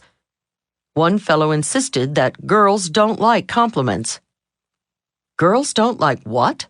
I asked incredulously. He explained. "I once told a woman she had beautiful eyes, and she said, 'Boy, are you blind.' The poor chap was so wounded by her reaction he became gun-shy and had not aimed a compliment at a female since. What a shame for womankind and what a blight on his social skills." Upon receiving a compliment, many people demur or proffer an embarrassed little "thank you." Worse, they protest, "Well, not really, but thanks anyway." Some people toss it off with "just luck." When you react this way, you visit a grave injustice on the complimenter. You insult a well-meaning person's powers of perception. Vous êtes gentil. Leave it to French folks to come up with a congenial catch-all phrase. Upon receiving a compliment, they say, "Vous êtes gentil." Loosely translated, that is, "How kind of you." An American saying "how kind of you" could sound stilted, like the little flower girl in My Fair Lady trying to be cultured. Nevertheless, we Yanks can express the French gentil sentiment with a technique I call boomeranging. When you toss a boomerang, it makes an almost 180-degree swerve in midair and soars back to land at the feet of the thrower. Likewise, when someone tosses a compliment your way, let the good feeling soar back to the tosser. Don't just say thanks, or worse, "Oh, it's nothing." Let them know of your gratitude and find a way to compliment them for their compliment. A few examples. She says, "I like those shoes." You say, "Oh, I'm so happy you told me. I just got them." He says, "You really did a good job on this project." You say, "Oh, that's so nice of you to tell me. I appreciate your positive feedback." You can also boomerang the good feelings back when people ask you a question about your family, a project, an event, or anything that shows they are interested in you. Your colleague asks, "How was your vacation in Hawaii?" You answer, "Oh, you remembered I went to Hawaii. It was great, thanks." Your boss asks, "Are you over your cold now?" You answer, "I appreciate your concern. I feel much better now." Whenever someone shines a little sunshine on your life in the form of a compliment or concerned question, reflect it back on the shiner. Technique number 58. Boomeranging. Just as a boomerang flies right back to the thrower, let compliments boomerang right back to the giver. Like the French, quickly murmur something that expresses, "That's very kind of you." Incidentally, in that seminar, I decided to do womankind a favor by setting malekind straight on compliments once and for all. I asked the fellow who swore women hated praise to give 3 women sitting near him a sincere compliment. He chose the woman with the beautiful silver hair sitting behind him, the girl with the hands like a pianist to his left, and the lady with the lovely deep blue eyes on his right. He told them all. 3 women waltzed out of the room that night feeling a little better about themselves than when they walked in. And I hope for all the women he would yet meet in his life, 1 man left with a changed attitude about compliments. As we come to the end of our exploration of praise, I want to make sure you're aiming dead center for people's hearts. Whether you're giving little carrier pigeon kudos or laying a killer compliment on your conversation partner, this next technique keeps you on target. 59. How to make a loved one feel you are the partner for life. Do you remember when you were a kid the hundreds of times mommies and daddy's friends asked, "And what do you want to be when you grow up?" That was our cue to regale our adoring audience with dreams of being a ballerina, a firefighter, a nurse, a cowboy, or a movie star. Well, most of our lives wound up being a little closer to butcher, baker, or candlestick maker. Nevertheless, we all still have fantasies of our own greatness. Even though most of us cashed in our childhood dreams of being the star we thought we'd be, so we could make some money, we all know that deep down we are very, very, very special. We say to ourselves, "Maybe the world will little note nor long remember how brilliant, how wonderful, how witty, how creative or caring I really am. However, those who truly know and love me, they will recognize my greatness, my magic, my specialness over all other ordinary mortals." When we find people with the supernatural powers of perception to recognize our remarkableness, we become addicted to the heady drug of their appreciation. Praising someone you know and love requires a different set of skills from complimenting a stranger. The formula to bring someone even closer to you personally or professionally follows. I call it the tombstone game. It requires a little setup. Step 1. In a quiet moment, chatting with your friend, your loved one, or your business partner, tell him or her that the other day you were reading about, of all things, tombstones. The piece was about, you say, what people fantasize will be inscribed above their grave after they die. You learned that people want the quality they are most proud of in life etched in stone. Then say, "The variety is surprising. Everyone has a different self-image, a different deep source of pride." Examples. Here lies John Doe. He was a brilliant scientist. Here lies Diane Smith. She was a caring woman. Here lies Billy Bucks. By golly, he could make people laugh. Here lies Jane Wilson. She spread joy wherever she went. Here lies Harry Jones. He lived life his way. Step 2. Reveal to your partner what you would like carved on your tombstone. Be serious about your revelation to encourage him or her to do likewise. Step 3. Now you pop the question. You know, Joe, when all is said and done, what are you most proud of? What would you like the world to most remember about you? What would you want the world to see carved on your tombstone? Perhaps your business partner Joe says, "Well, I guess I'd sort of like people to know that I'm a man of my word." Listen carefully. If he expounds on it, take note of every nuance. Then file it away in your heart and don't say a word about it again. Joe will forget you ever played the tombstone game with him. Step 4. Let at least 3 weeks pass. Then, whenever you want to improve the relationship, feed the information back to your partner in the form of a compliment. Say, "Joe, you know the reason I really appreciate being in business with you is because you're a man of your word." Wow, that hits Joe like a 747 out of the sky. Finally, he says to himself, someone who appreciates me for who I really am. Telling him you admire him for the same reason he admires himself has an impact on Joe like no other compliment in the world. Now, suppose your friend is Billy Bucks, the one who wanted his wit carved on his tombstone. You'd say, "Billy, old buddy, you're terrific. I loves ya 'cause you can really make people laugh." I love you because you fill in the blank. Suppose your significant other is Jane Wilson in the preceding example. Tell your beloved, "Jane, I love you because you spread joy wherever you go." Suppose your life partner is Harry Jones. You take his hand and say, "Harry, I love you because you live life your way." Blam! You have found that tender spot where the heart and the ego blend. The tombstone game compliments are not interchangeable. Billy Bucks might not appreciate your calling him a man of his word. Billy's thing is humor. Jane might not value your thinking she lives life her way. Her source of pride is spreading joy wherever she goes. It's wonderful to tell people you appreciate or love them. When it matches what they appreciate or love about themselves, the effect is overpowering. Technique number 59. The Tombstone Game.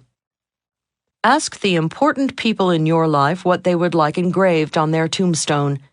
Chisel it into your memory, but don't mention it again. Then, when the moment is right to say, "I appreciate you" or "I love you," fill the blanks with the very words they gave you weeks earlier. You take people's breath away when you feed their deepest self-image to them in a compliment. At last, they say to themselves, "Someone who loves me for who I truly am." Part 7.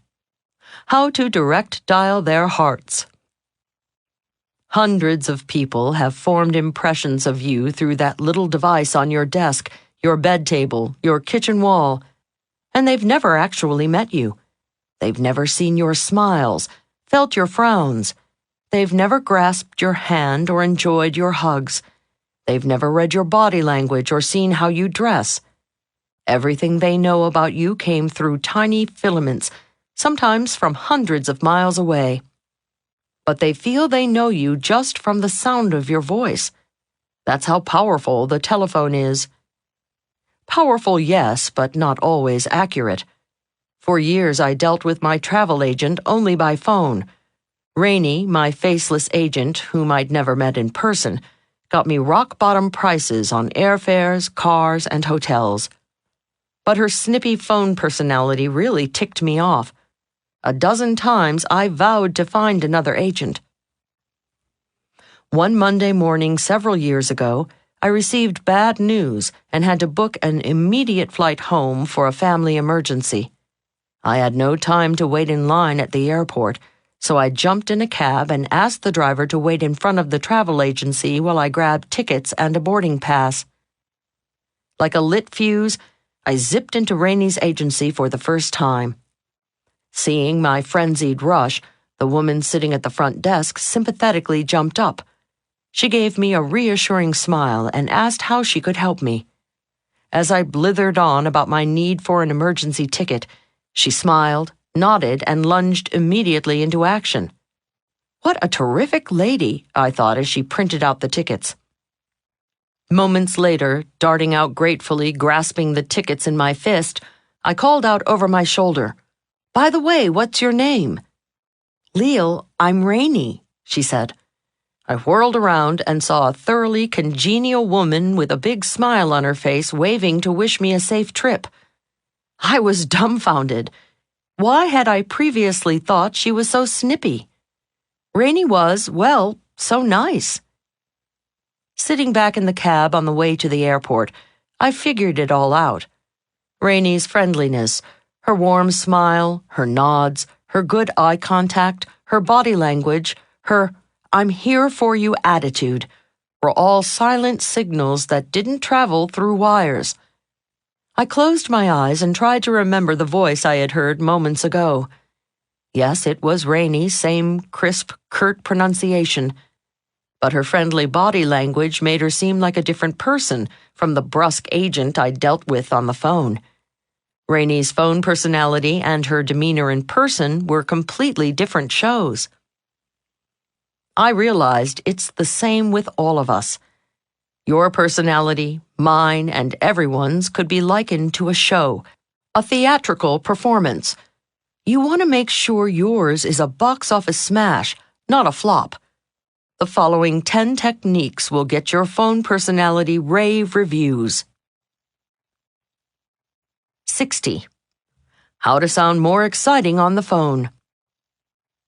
I have a friend, Tina, who designed costumes for an off-Broadway show that became a smash hit a few years ago. The tiny show was such a critical success, it won the heart of an angel, a backer, and it went to Broadway. There, the show laid a big fat egg. When I read the bad news, I called Tina. "Tina, why did the show get such bad reviews on Broadway?" Tina told me that, sadly, the director didn't insist the actors and actresses change their performance to adapt to the new surroundings. The actors' understated movements, which moved small audiences alternately to laughter and tears, were lost in the big Broadway house. Audiences couldn't see their subtle gestures and poignant facial expressions. Tina told me the performers neglected to make their movements much bigger to fit the new medium. That excellent advice is not just for actors. Whenever you are talking, you must consider your medium.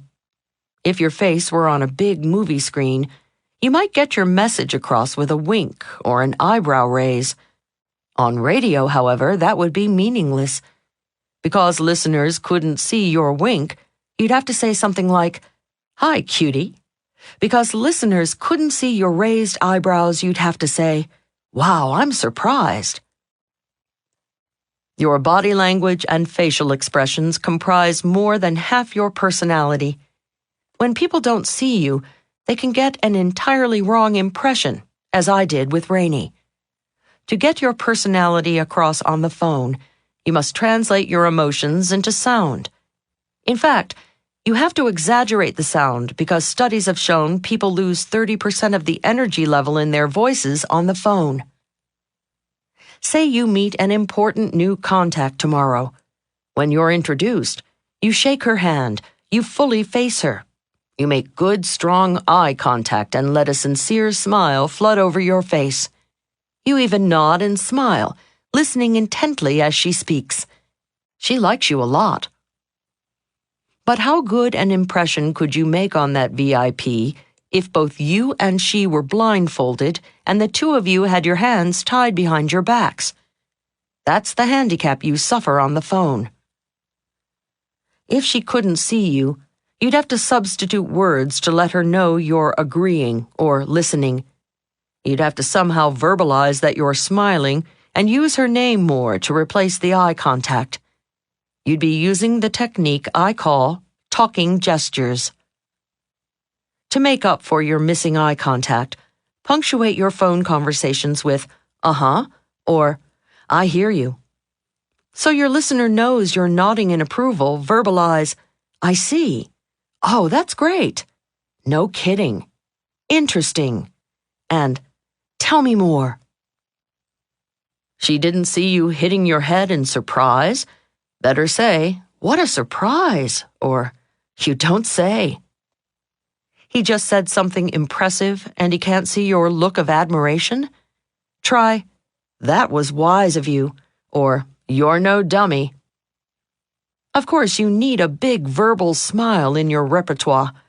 Try, "Oh, wow, that's funny." Obviously, you're going to choose phrases that match your personality and the situation. Just make sure your phone listeners hear your emotions. Technique number 60. Talking gestures. Think of yourself as the star of a personal radio drama every time you pick up the phone. If you want to come across as engaging as you are, you must turn your smiles into sound, your nods into noise, and all your gestures into something your listener can hear. You must replace your gestures with talk. Then punch up the whole act 30%. 61. How to sound close, even if you're hundreds of miles away. When you're not sitting across from each other, resting your elbows on the same desk, your forks on the same table, or your heads on the same pillow, you need a substitute for intimacy. How can you create closeness when the two of you are hundreds of miles apart?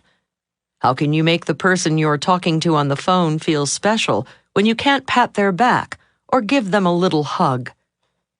The answer is simple. Just use your caller's name far more often than you would in person. In fact, shower your conversations with his or her name.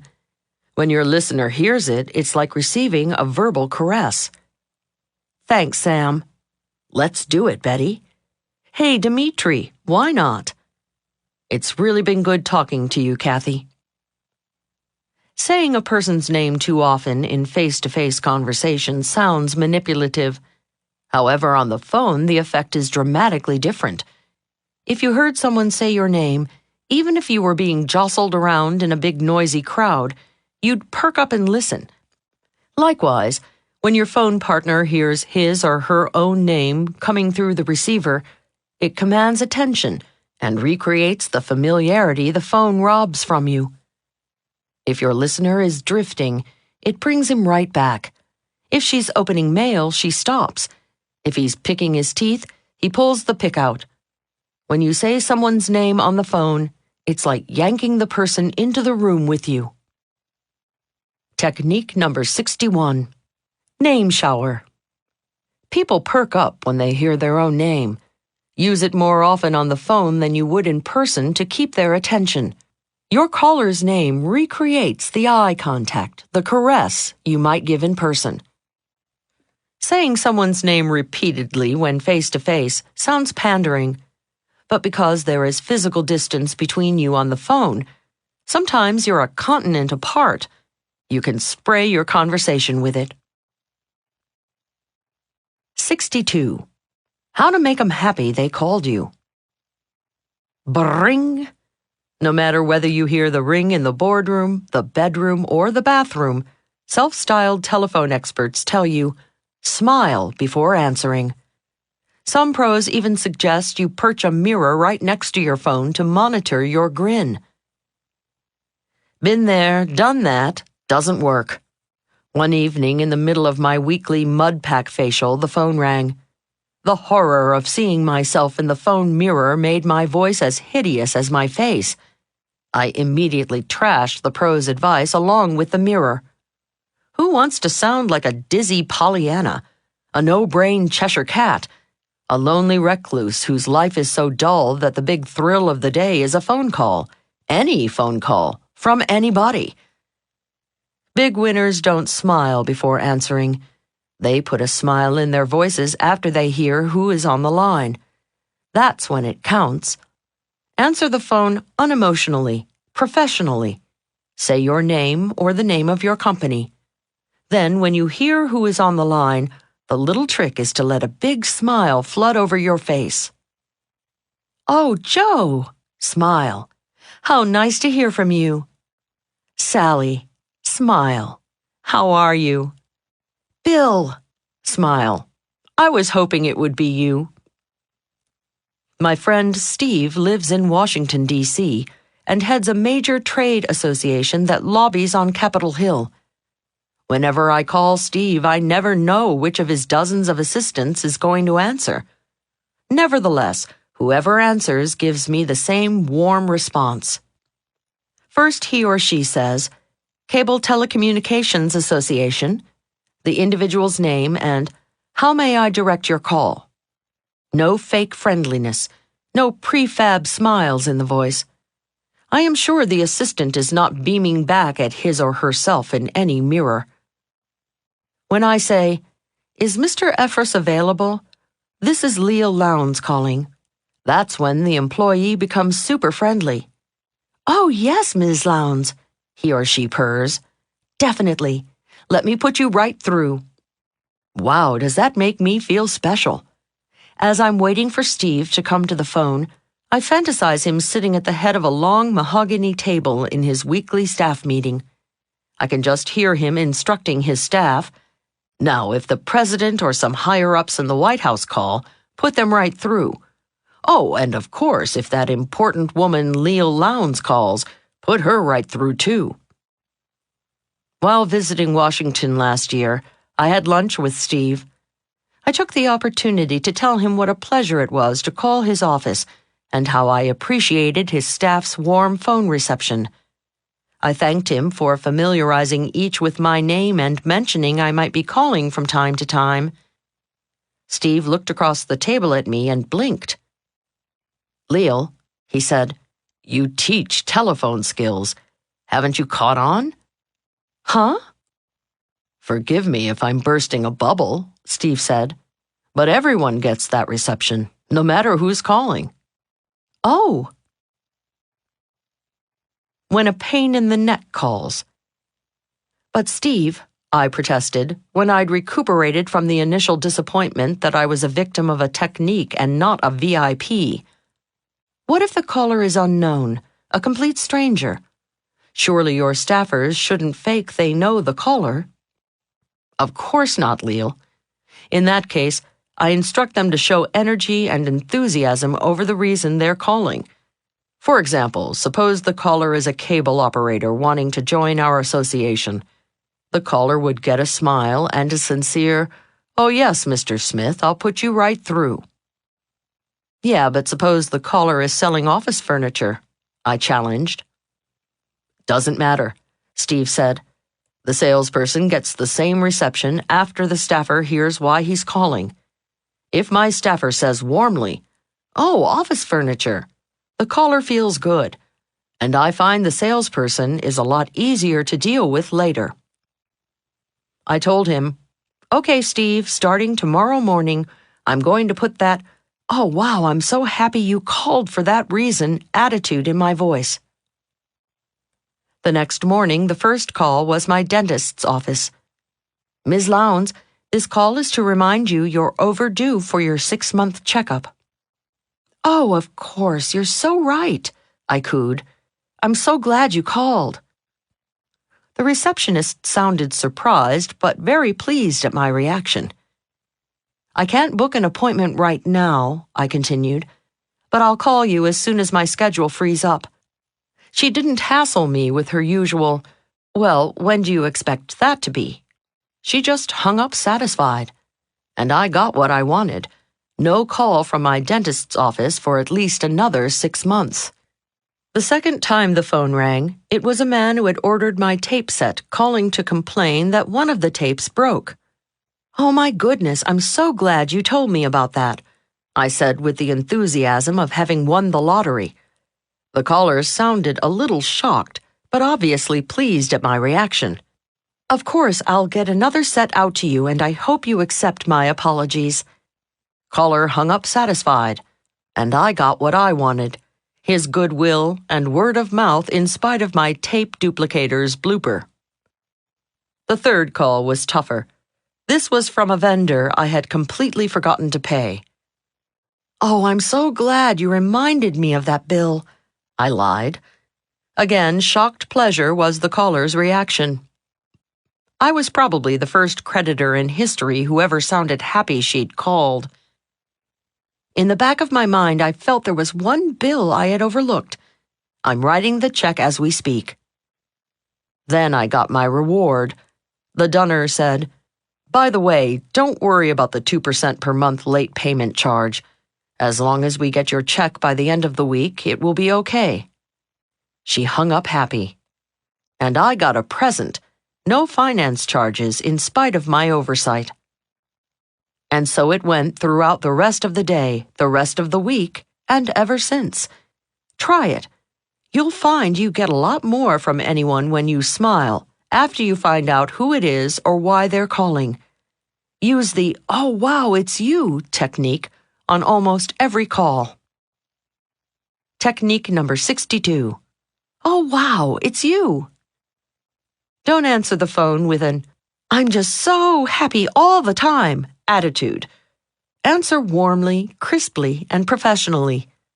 Then, after you hear who is calling, let a huge smile of happiness engulf your entire face and spill over into your voice. You make your caller feel as though your giant, warm, fuzzy smile is reserved for him or her. 63. How to sneak past the gatekeeper. No, not the screen. Picture a torture device called the screen. The mad scientist, laughing maniacally, forces the victim into a giant meat grinder that mashes him through a heavy metal screen.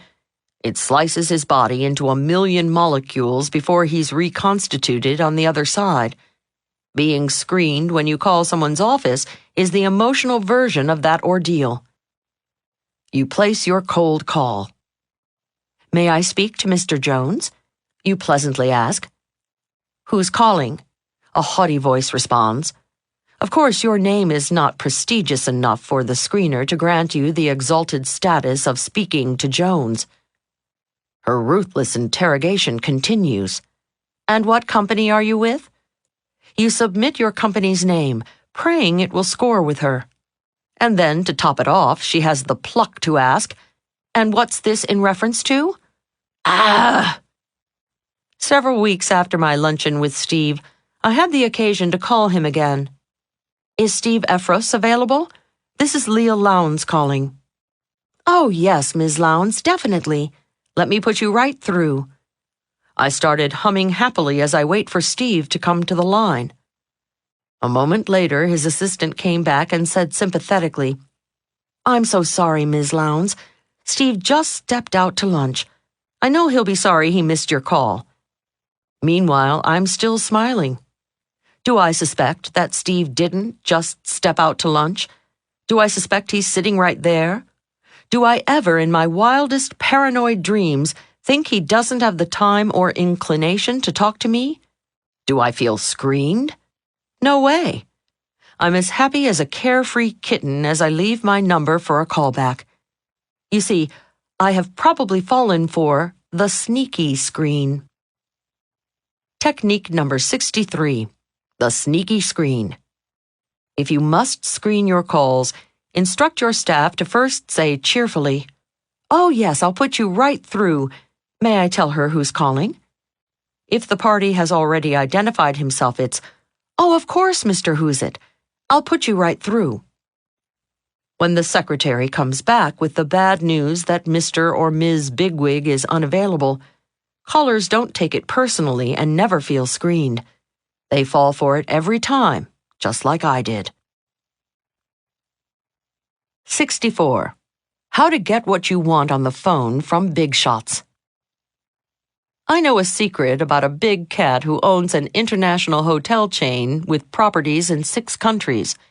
He hires and fires thousands, awards or pulls immense contracts, borrows from major financial institutions, and makes lavish contributions to charities.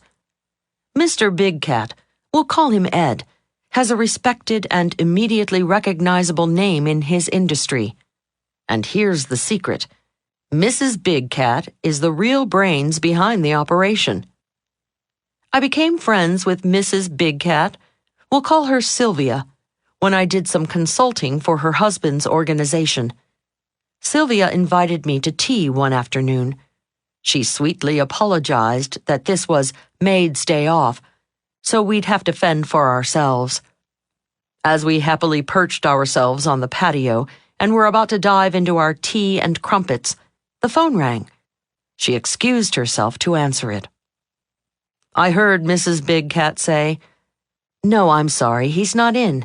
Shall I tell him who called?" "No, I don't know when he is planning on returning, but if you give me your name and—" "No, I said I don't know what time he'll be back." "Yes, I'll tell him you called." As Sylvia returned to the patio, I could tell she was annoyed by the call. Always on the lookout for a good phone story, I ventured a questioning look. Picking up on my curiosity, she said, "That fool thinks he's going to get a contribution from Ed." "Ha!" She laughed wryly. Her candor emboldened me to ask her more. It turns out the caller, a Mr. Creighton, was a fundraiser for a major charity Ed was considering contributing to. My hostess said Creighton had called twice in the past 2 weeks when Ed was out. And not once did he greet me, ask how I was, or apologize for the disturbance. This did not please Mrs. Big Cat. Was it a major irritation for Mrs. Big Cat? No, only minor. But did it mean a major loss for the little cat who called? It sure did. In Ed and Sylvia Big Cat's household, subtleties count. At the dinner table, Mrs. Big Cat could say to her husband, "A very nice man named Creighton called for you today, dear." Or she might say, "A rather irritating chap named Creighton called for you today."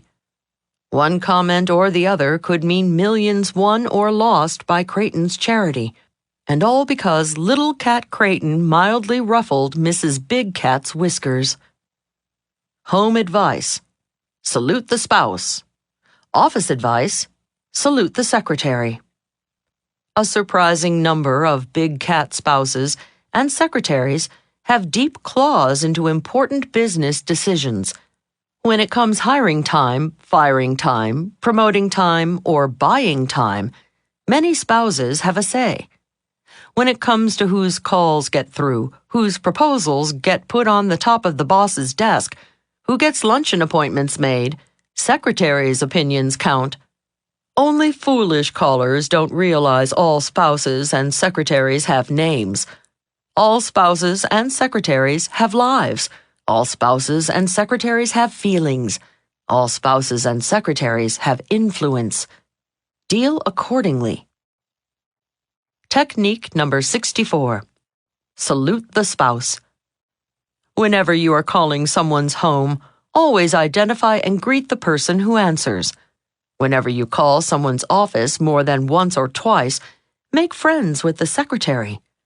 Anybody who is close enough to answer the phone is close enough to sway the VIP's opinion of you. 65. How to get what you want by timing. When Alexander Graham Bell invented the phone, he and his comrades had no use for such trite phrases as, "Hi, how you doing?" Bell and his boys never just started spouting their ideas into their listeners' ears. The first words out of their mouths in those times were, "Can you talk?" Bell and his buddies were, of course, referring to technical capabilities. Little did they know, more than 100 years later, big winners would use a form of that same greeting. Today, of course, "Can you talk?" means, "Is it convenient to talk?" Before launching into conversation, they always ask, "Is this a good time to chat? Did I catch you at a good time? Do you have a minute to discuss the widget account?" All folks have a Big Ben in their brain that determines how receptive they are going to be to you and your ideas. When you mess with their internal cuckoo clock, they won't listen to you. No matter how interesting your information or how pleasant your call, bad timing means bad results for you. It's not your fault. Whenever you call someone at home, you never know whether she was sleeping or whether there's a fire raging in the kitchen stove. Whenever you call someone at work, you never know whether he's got 2 hours to get a report in or whether the big boss is not so patiently sitting on his desk.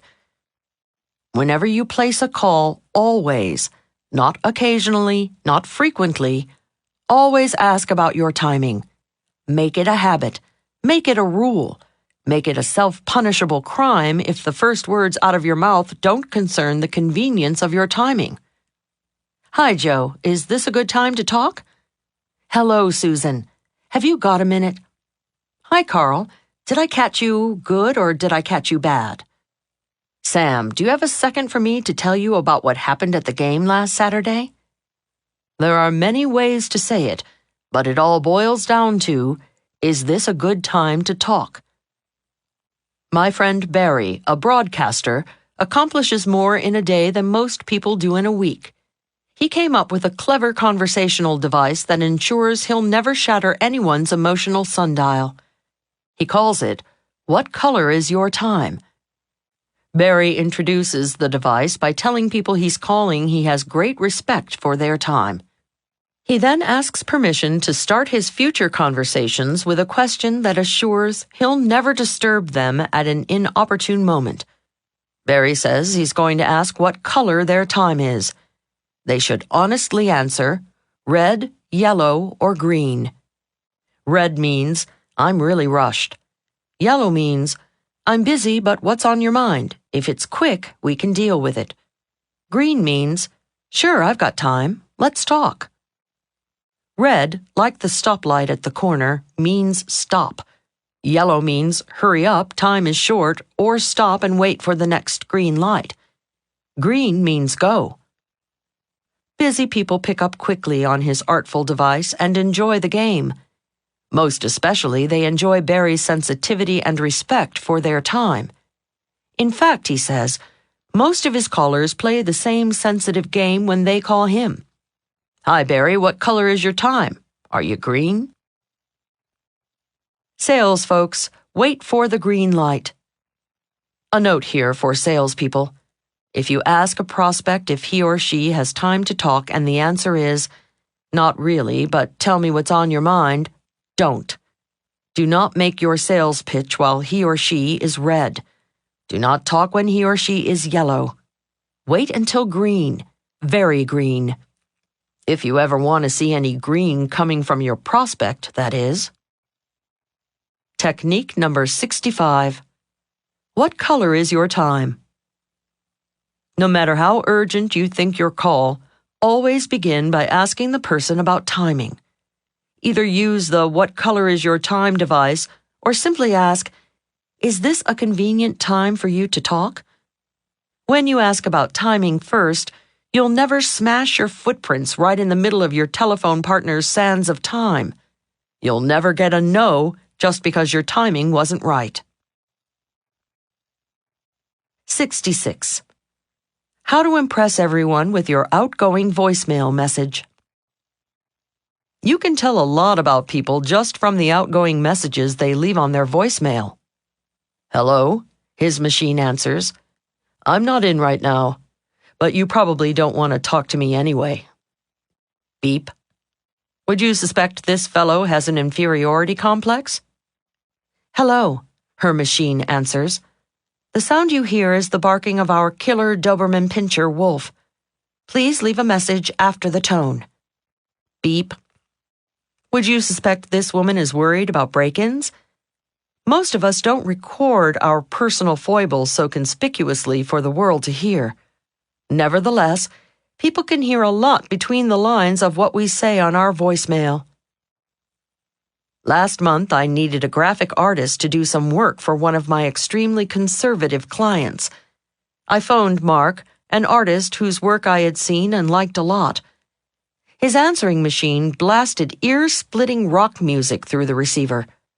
Then his voice boomed over the electric guitar. Hey there, dude, don't be crude. Just croon me an earful of sweet sounds right at that lone tone. Yeah, yeah, yeah. Beep.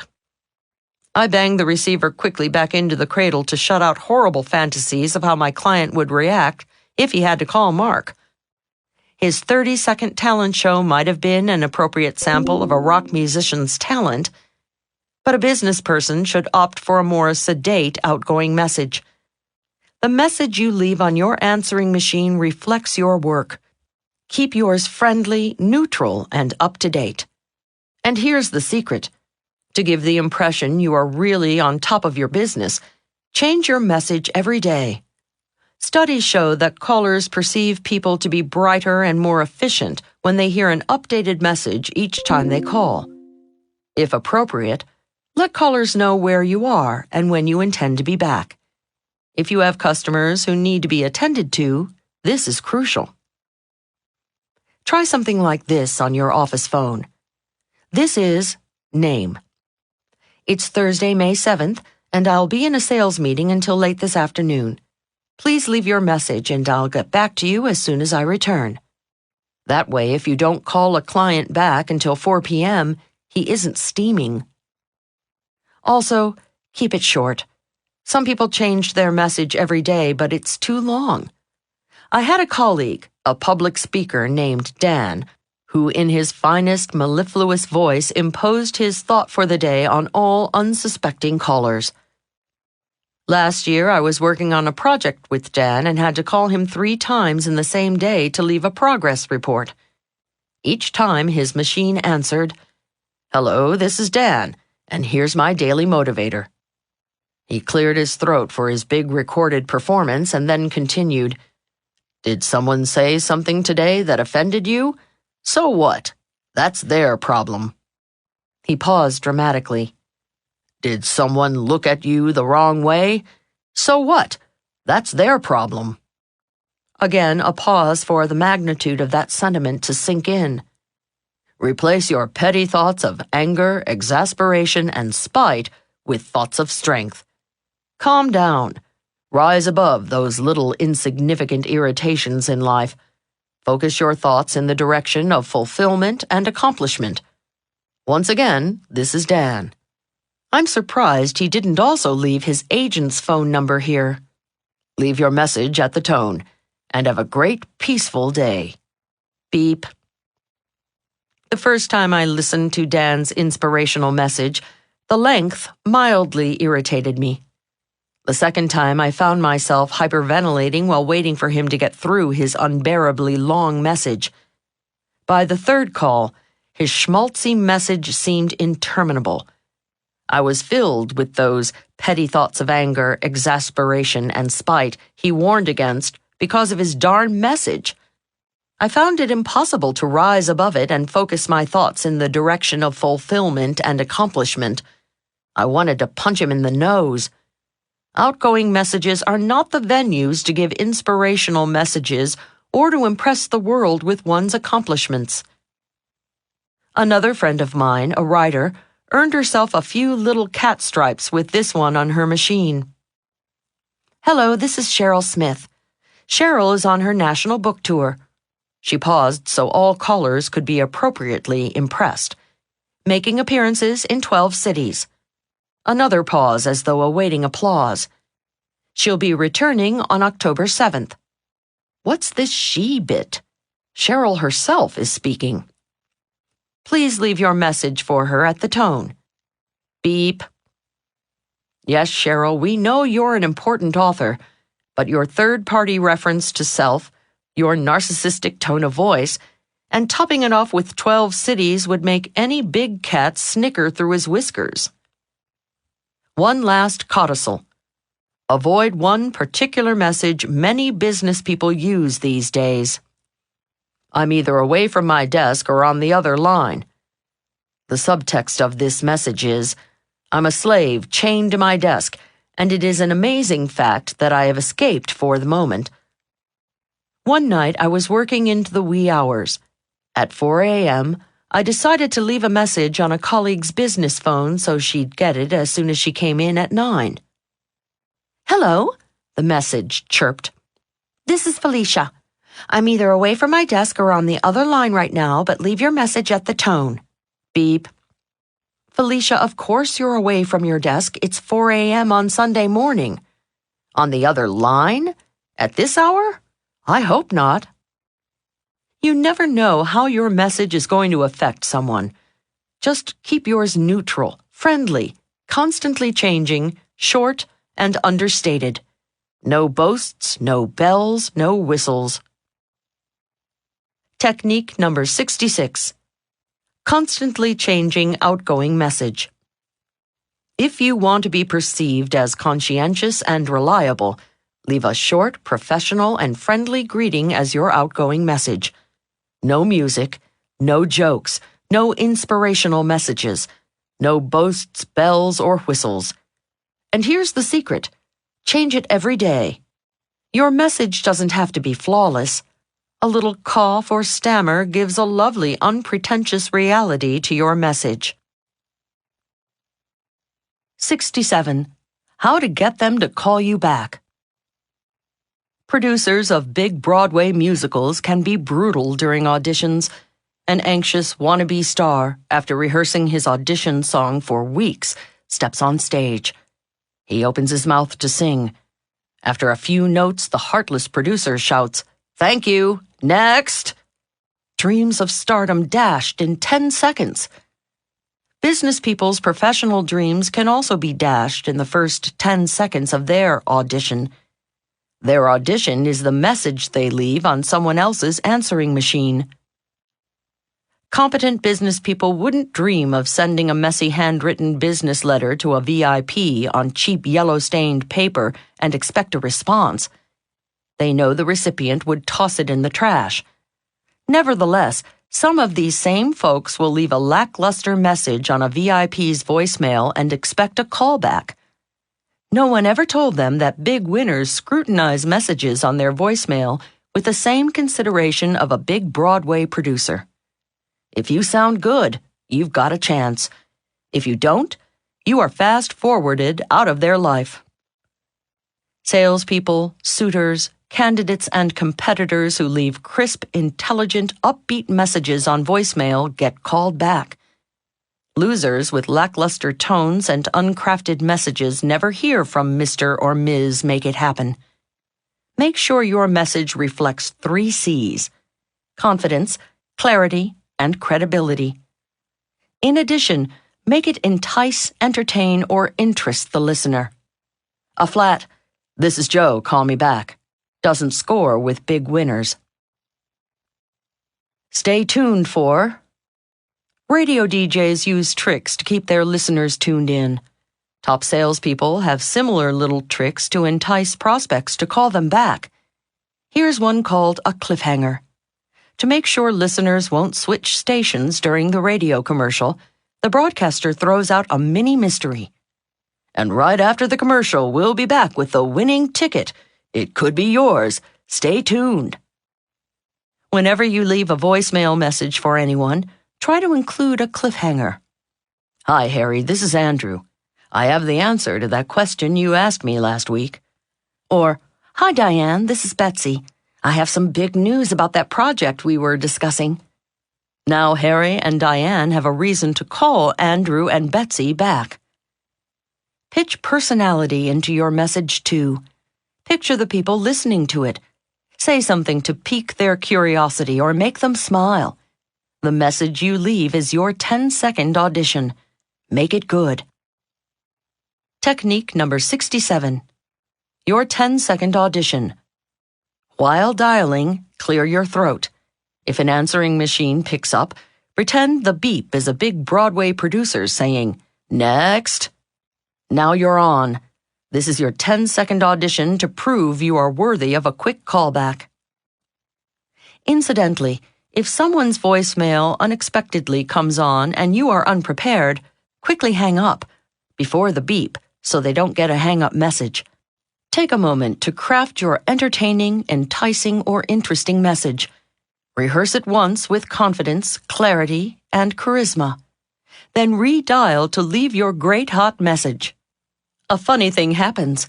If your party answers this time, you'll be disappointed. 68.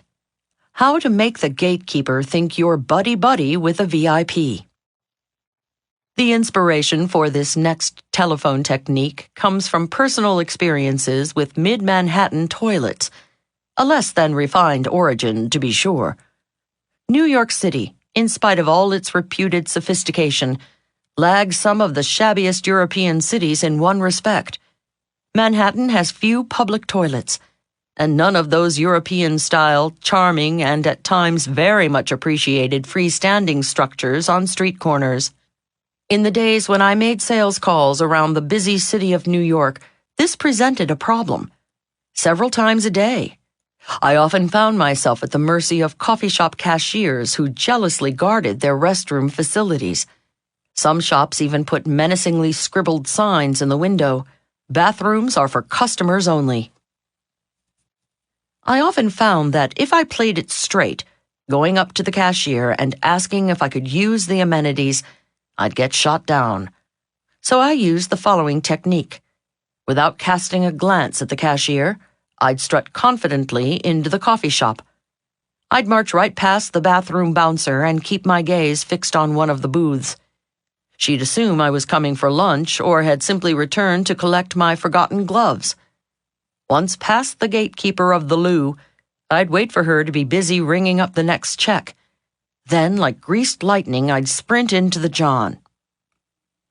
I dubbed this deception the ho-hum caper, after my feigned attitude of, ho-hum, business as usual. I come here every day with nothing on my mind but lunch. Let us now translate that sneaky subterfuge into a seldom-fail phone technique. You can use the maneuver to sneak around secretaries and dodge their heartless screening. Instead of playing it straight and asking for your party by name, just say, "Is he in?" or "Is she in?" Using the pronoun as verbally sprinting past the secretary with a business-as-usual, ho-hum, I call every day attitude. Technique number 68. The ho-hum caper. Instead of using your party's name, casually let the pronoun he or she roll off your tongue. Forget, may I speak to Ms. Bigshot, please? Just announce, "Hi, Bob Smith here, is she in?" Tossing the familiar she off your tongue signals to the secretary that you and her boss are old buddies. 69. How to make them say you have super sensitivity. Whenever you're on the phone with someone, you hear a lot more than their voices.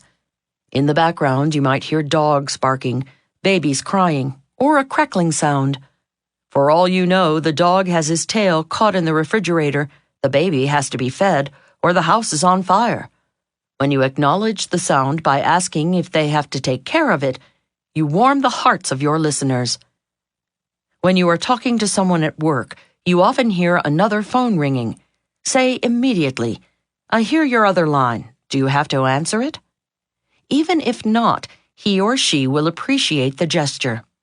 If he does have to catch the other call, you can be sure he heard nothing you said after the first ring.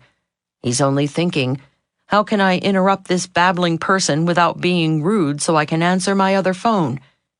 In fact, with every bring, irritation sets in that you are holding him hostage from doing what he has to do. Here is the technique guaranteed to save you from being in that uncomfortable position. The subtext, of course, is that you are sensitive to what's going on in your caller's world. If you're talking to someone far away or in another country, another way to show you're tops in the communications department is to translate time references into their time zone. When you leave a message, say, "I can be reached between 3 and 5 your time." Technique number 69. I hear your other line.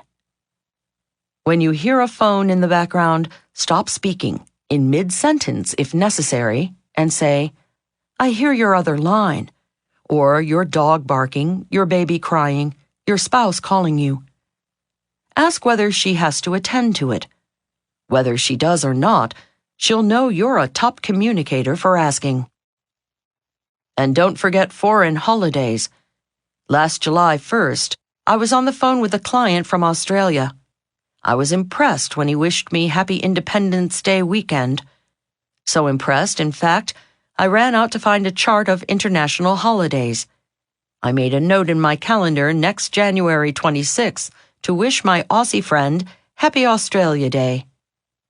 If you do business with people around the world, be sure to extend good wishes to them for their holidays. Forget about your own if they're not shared. I'm still mortified about the time last November when I was on a conference call with a Canadian client and 7 of his salespeople. I wish them all Happy Thanksgiving. 70. How to listen between the lines on the phone. The first time I saw The Wizard of Oz, the story bewitched me. The second time I saw The Wizard of Oz, the special effects amazed me. The third time I saw The Wizard of Oz, the photography dazzled me. Have you ever seen a movie twice, 3 times? You notice subtleties and hear sounds you completely missed the first time around. It's the same on the phone. Hearing it is much better the second time around. Because your business conversations are more consequential than movies, you should listen to them 2, maybe 3 times. Often we have no clear idea of what really happened in our phone conversation until we hear it again. You'll find shadings more significant than the color of Toto's collar, and more scarecrows than you imagined who haven't got a brain. How do you listen to your important business conversations again? Simply legally and ethically record them. I call the technique of recording and analyzing your business conversations for subtleties instant replay. Having a recorder on her phone could have made a dramatic difference in the career of my friend Laura. Laura, a nutritionist, had developed an excellent health drink. It deserved to be marketed nationally. I was in Laura's office one day discussing her plans, and I said, "Laura, I've got just the contact for you." Several months earlier, I had met Fred, a man who owned a chain of supermarkets. Fred owed me a favor because, at his request, I'd given a pro bono talk for a social club he belonged to. Fred was a big banana in the supermarket world, and with one yes, he could put my friend's health drink in his stores. That would launch Laura nationally. I placed the call, and lo and behold, he was in. And, an even bigger lo and behold, Fred sounded interested in Laura's beverage. "Put her on," Fred said. I proudly handed Laura the phone, and their conversation started out fine. "Oh, sure, I'll send you a sample," Laura said. "What's the address?" Then I heard Laura say, Wait a minute, let me get something to write with." I rapidly rolled a pen and pushed a pad in front of her nose. What's that again? Did you say 4201 or 4102? I moan inaudibly. And how do you spell the name of the street? My moan becomes audible. Whoops, this pen just ran out of ink. Leil, do you see another pen on my desk? I did, and this time I felt like throwing it at her. Sorry, what's that again? Yikes. Now I wanted to grab the phone out of Laura's hands. She shouldn't be bothering a busy big banana for details like repeating addresses. She should have called his secretary back later for clarification. But even that would have been unnecessary if she were recording the conversation with the instant replay technique. She could have merely mentioned that she was recording. Most heavy hitters are comfortable with that concept, and she would have had it for reference. Fred was nice to Laura that day, but my friend never heard back from him.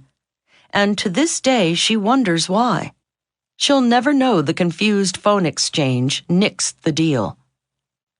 Was Fred being unfair just because Laura was a little slow on the phone? Absolutely not. Fred figures, if this woman is as insensitive about my time at the beginning of a possible business relationship, what's she going to be like down the pike? Wise choice, Fred. I still like Laura. She's still my friend. But will I introduce her to any other big winners who might help her? I can't take the chance. How to set up your instant replay. Instant replay is simple and cheap. Go to your local electronics store and ask for a recorder for your telephone. Slap it on your phone receiver and plug the other end into a recording device. Then turn the recorder on during your next important conversation. The device could earn you hundreds of dollars on your first call. In some states, the law requires you inform the other party you are recording them. Make sure to check with the authorities about the legality in the state where you live. If it's one-party consent, don't worry. You're the one party. Obviously, you must never, ever use the recording for any other purpose than for your own second listening. Not only would that be unlawful, but it would be unconscionable. For extra security, don't leave people's recorded conversations lying around. Use your recording device over and over to record important details. With instant replay, you can catch balls your conversation partner throws out on the first bounce. You're on the phone with your boss. He rambles off 4 or 5 names in a law firm you're supposed to write to, then the address, then the 9-digit zip code. Realizing he's pitched you some pretty fast balls, he asks, "Shall I repeat that for you?" "No thanks, I got it," you proudly say, silently tapping your little recorder. Boss is impressed. Yet another benefit of instant replay. It helps hide your ignorance. Once I was on the phone with a cameraman negotiating a price on a videotape to use as a speaker's demo.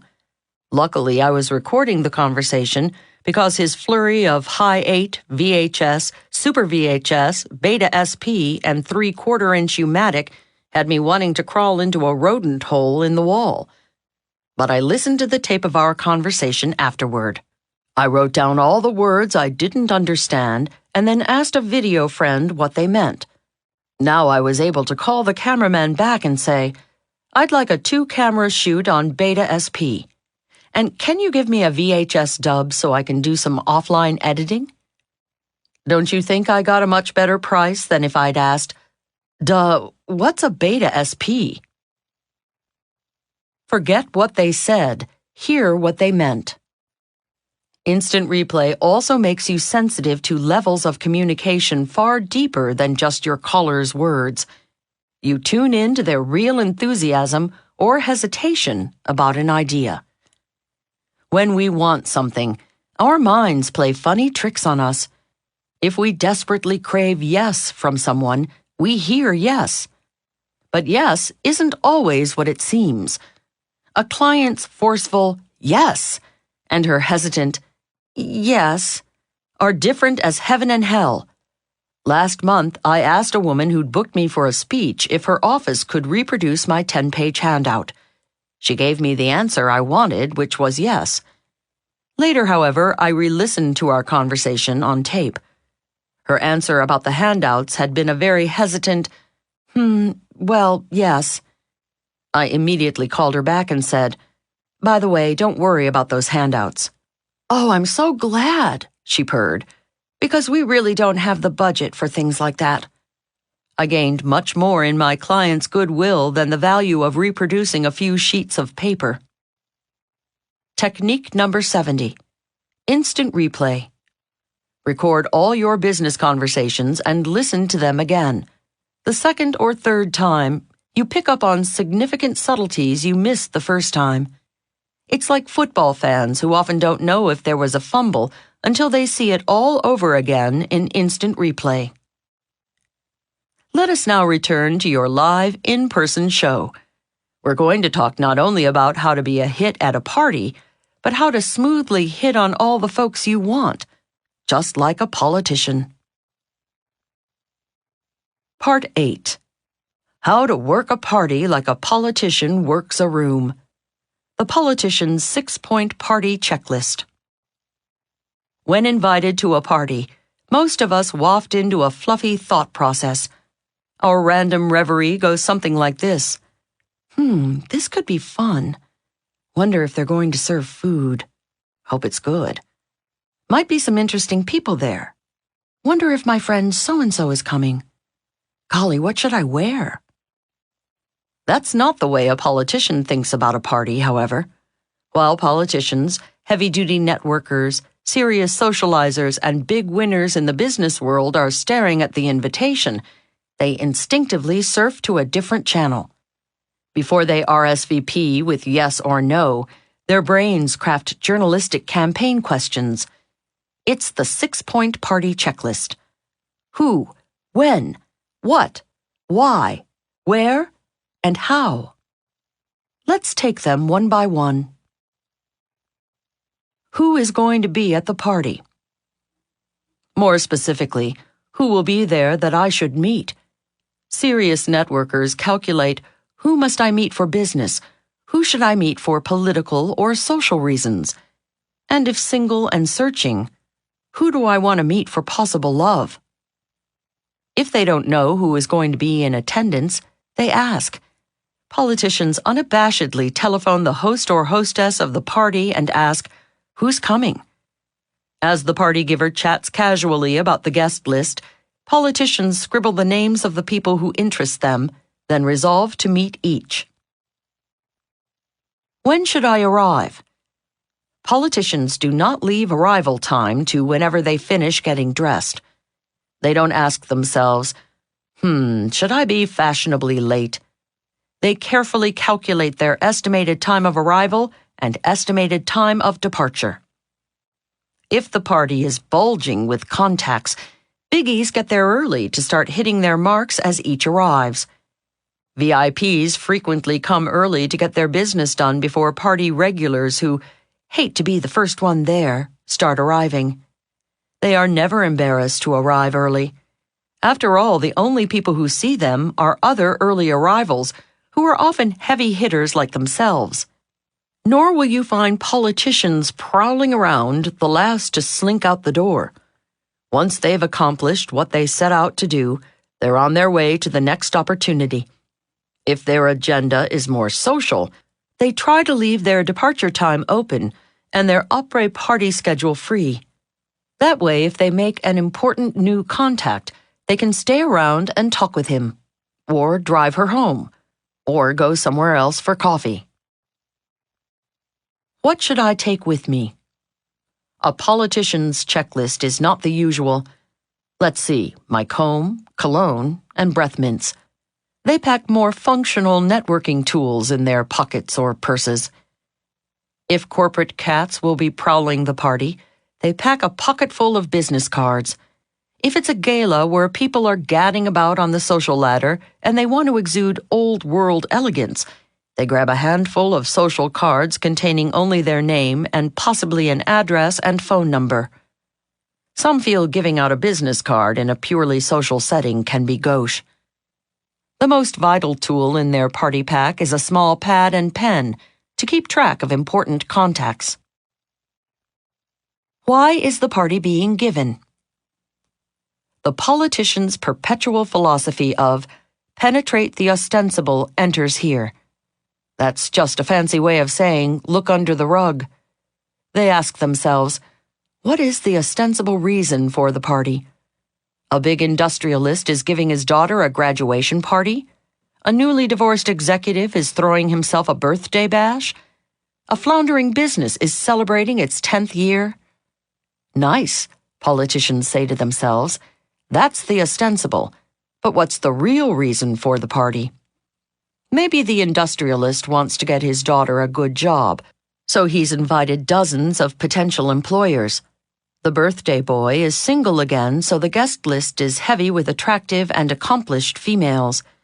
The business desperately needs good PR if it's going to stay around another 10 years, so they've invited the press and community makers and shakers. Politicians have expert under-rug vision to spot the host's real agenda. They will, of course, never discuss it at the party. However, the insight elevates them to a shared state of higher consciousness with other heavy hitters at the bash. Their knowledge also makes them valuable agents for the party giver. A savvy politician introduces the job-seeking daughter to some executives at the party, or tells the most alluring women at the bash what a great guy birthday boy is. When chatting with reporters, he talks up the host's business that needs good PR. When people support the real why of the party, they become popular and sought-after guests for future events. Where is the collective mind? Often people from one profession or one interest group will comprise most of the guest list. A politician never accepts any invitation without asking herself, What kind of people will be at this party, and what will they be thinking about? Perhaps there will be a drove of doctors. So she clicks on the latest medical headlines and rehearses a little doc talk. If the guests are a nest of New Age voters, the politician gets up to speed on telepathic healing, tantric toning, and trance dancing. Politicians can't afford to not be in the know. How am I going to follow up on the party? Now the big finale. I call it contact cement. It's cementing the contacts the politician has made. After meeting a good contact and exchanging cards, practically everyone says, "It's been great talking to you. We'll stay in touch." This good intention seldom happens without Herculean effort. Politicians, however, make a science out of keeping up the contact. After the party, they sit at their desks and, like a game of solitaire, lay out the business cards of the people they've met. Using the business card dossier technique described later in this section, they decide how, when, and if to deal with each. Does this person require a phone call? Should that one receive a handwritten note? Shall I email or call the other one? Use the 6-point party checklist, the who, when, why, where, what, and how of a party, as your general game plan. Now let's get down to specifics. 71. How to avoid the most common party blooper. The average partygoer, let's say Charlie, arrives at the bash. He makes a beeline for the refreshment table for munchies and a beverage. He then finds a few buddies and starts chatting away with them. Chewing the nibbles on his plate and the fat with his friends, he occasionally looks around the room to see who might be new and fun to talk to. He's hoping several attractive and interesting people at the party will spot him and come over to talk. What's wrong with Charlie's approach? Everything, if Charlie wants to make the party productive. Let's start with the average partygoer's first mistake, getting some refreshments and a drink right off the bat. People mingling at a party make judgments, often subconscious, about whom they are going to approach. Have you ever lived on a farm, or had a dog or a cat? Then you know you never disturb animals when they are eating. Likewise, when a human animal is eating, other human animals do not feel comfortable advancing. If partygoers' eyes scan the crowd and see you with the feed bag on, they pass right over you. Subconsciously, they're saying to themselves, "Let the hungry hound chow down and maybe we'll talk later." Later never comes because they wind up making friends with someone else whose mouth wasn't full. Politicians always eat before they come to the party.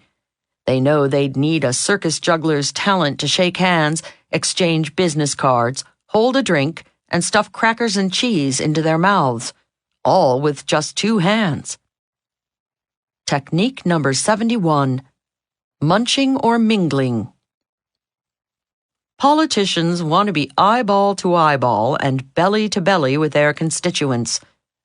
Like any big winner well versed in the science of proxemics and spatial relationships, they know any object except their belt buckle has the effect of a brick wall between 2 people.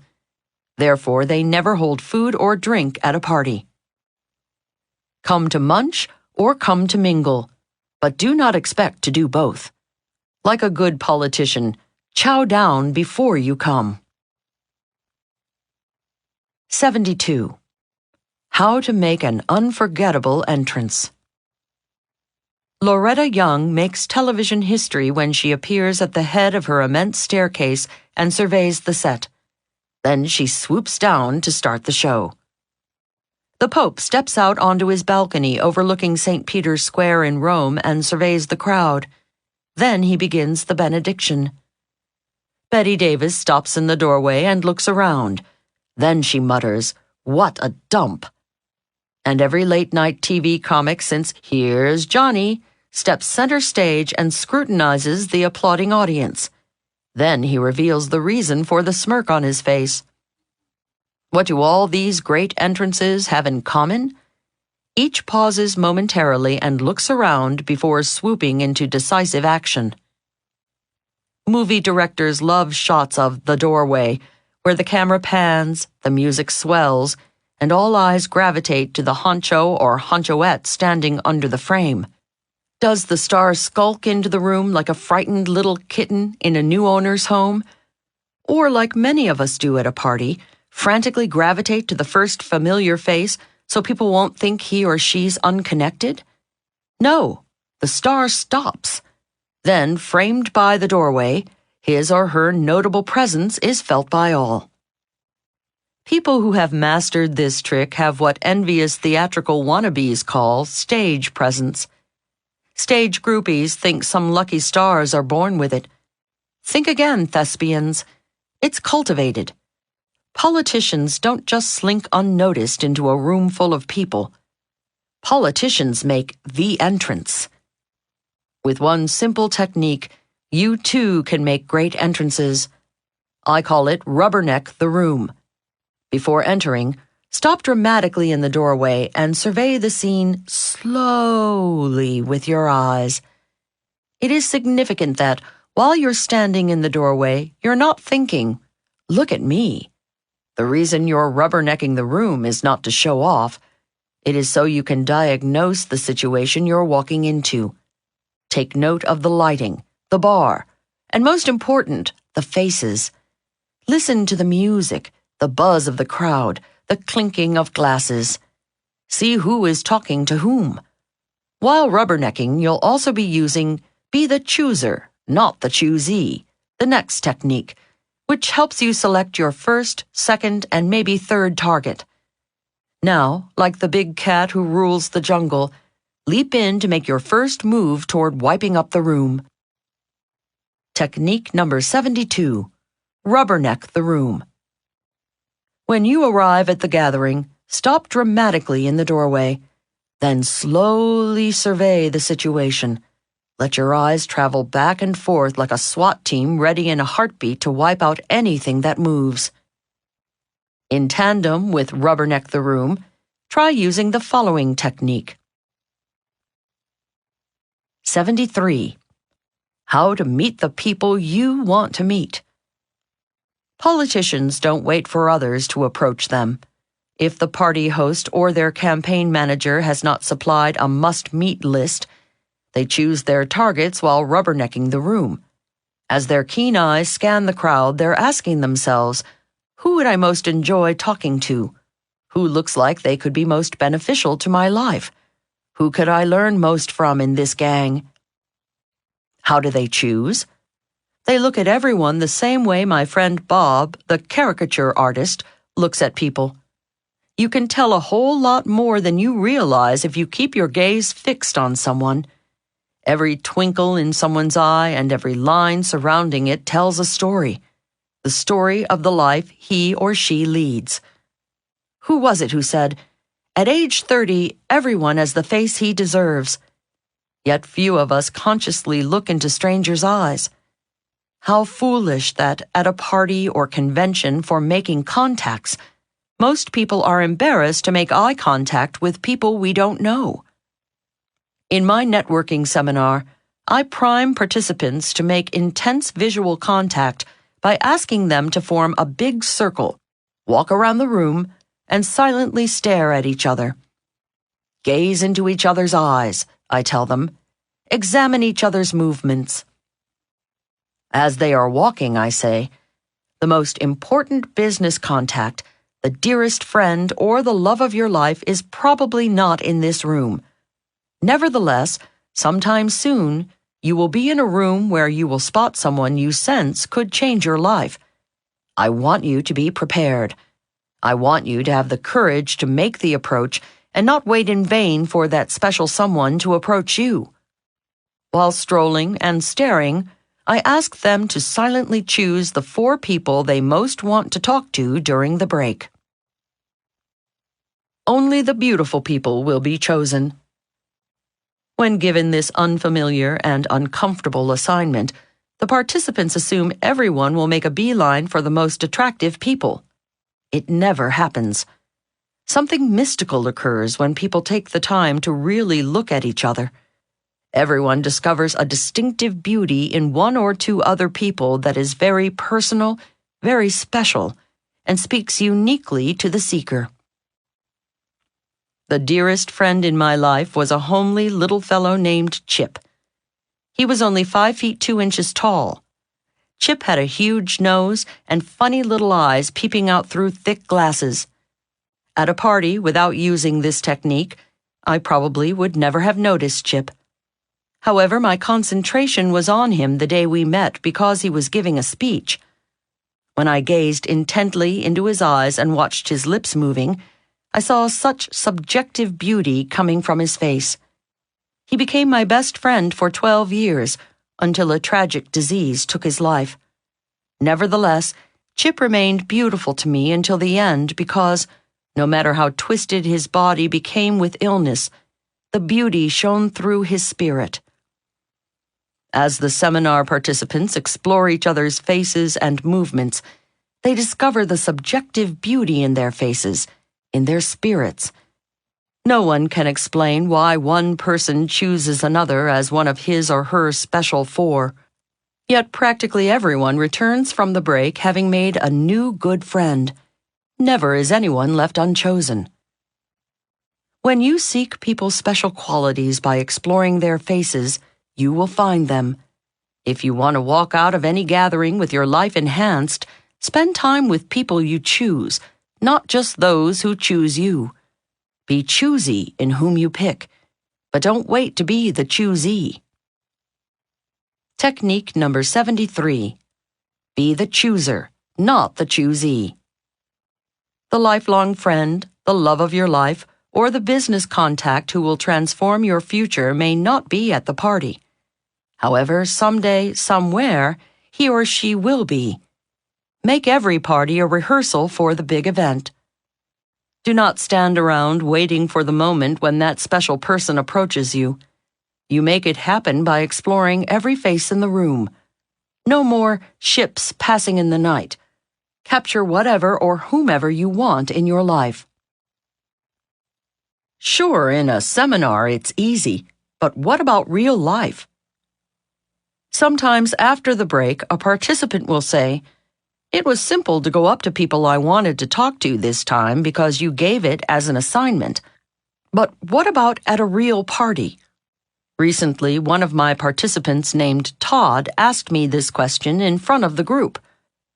I asked, "Todd, how did you make the approach this time?" "Well, I just went up and said, 'Hi, I'm Todd. I wanted to talk to you.'" "Well?" I asked. It dawned on him that he could use this opening phrase to meet anyone at any party. To smooth a potentially awkward moment, you quickly follow up with an innocuous question like, "How do you know the hostess?" Or, "Do you live in the area?" Now you're off and running just as though the host had introduced you. Of course, other choosy people will be prowling around the party. Some of them, after scrutinizing you, will decide you are one of the special people they choose to talk to. The following is a subliminal maneuver to make it easy for them to come over to confirm they made a wise choice.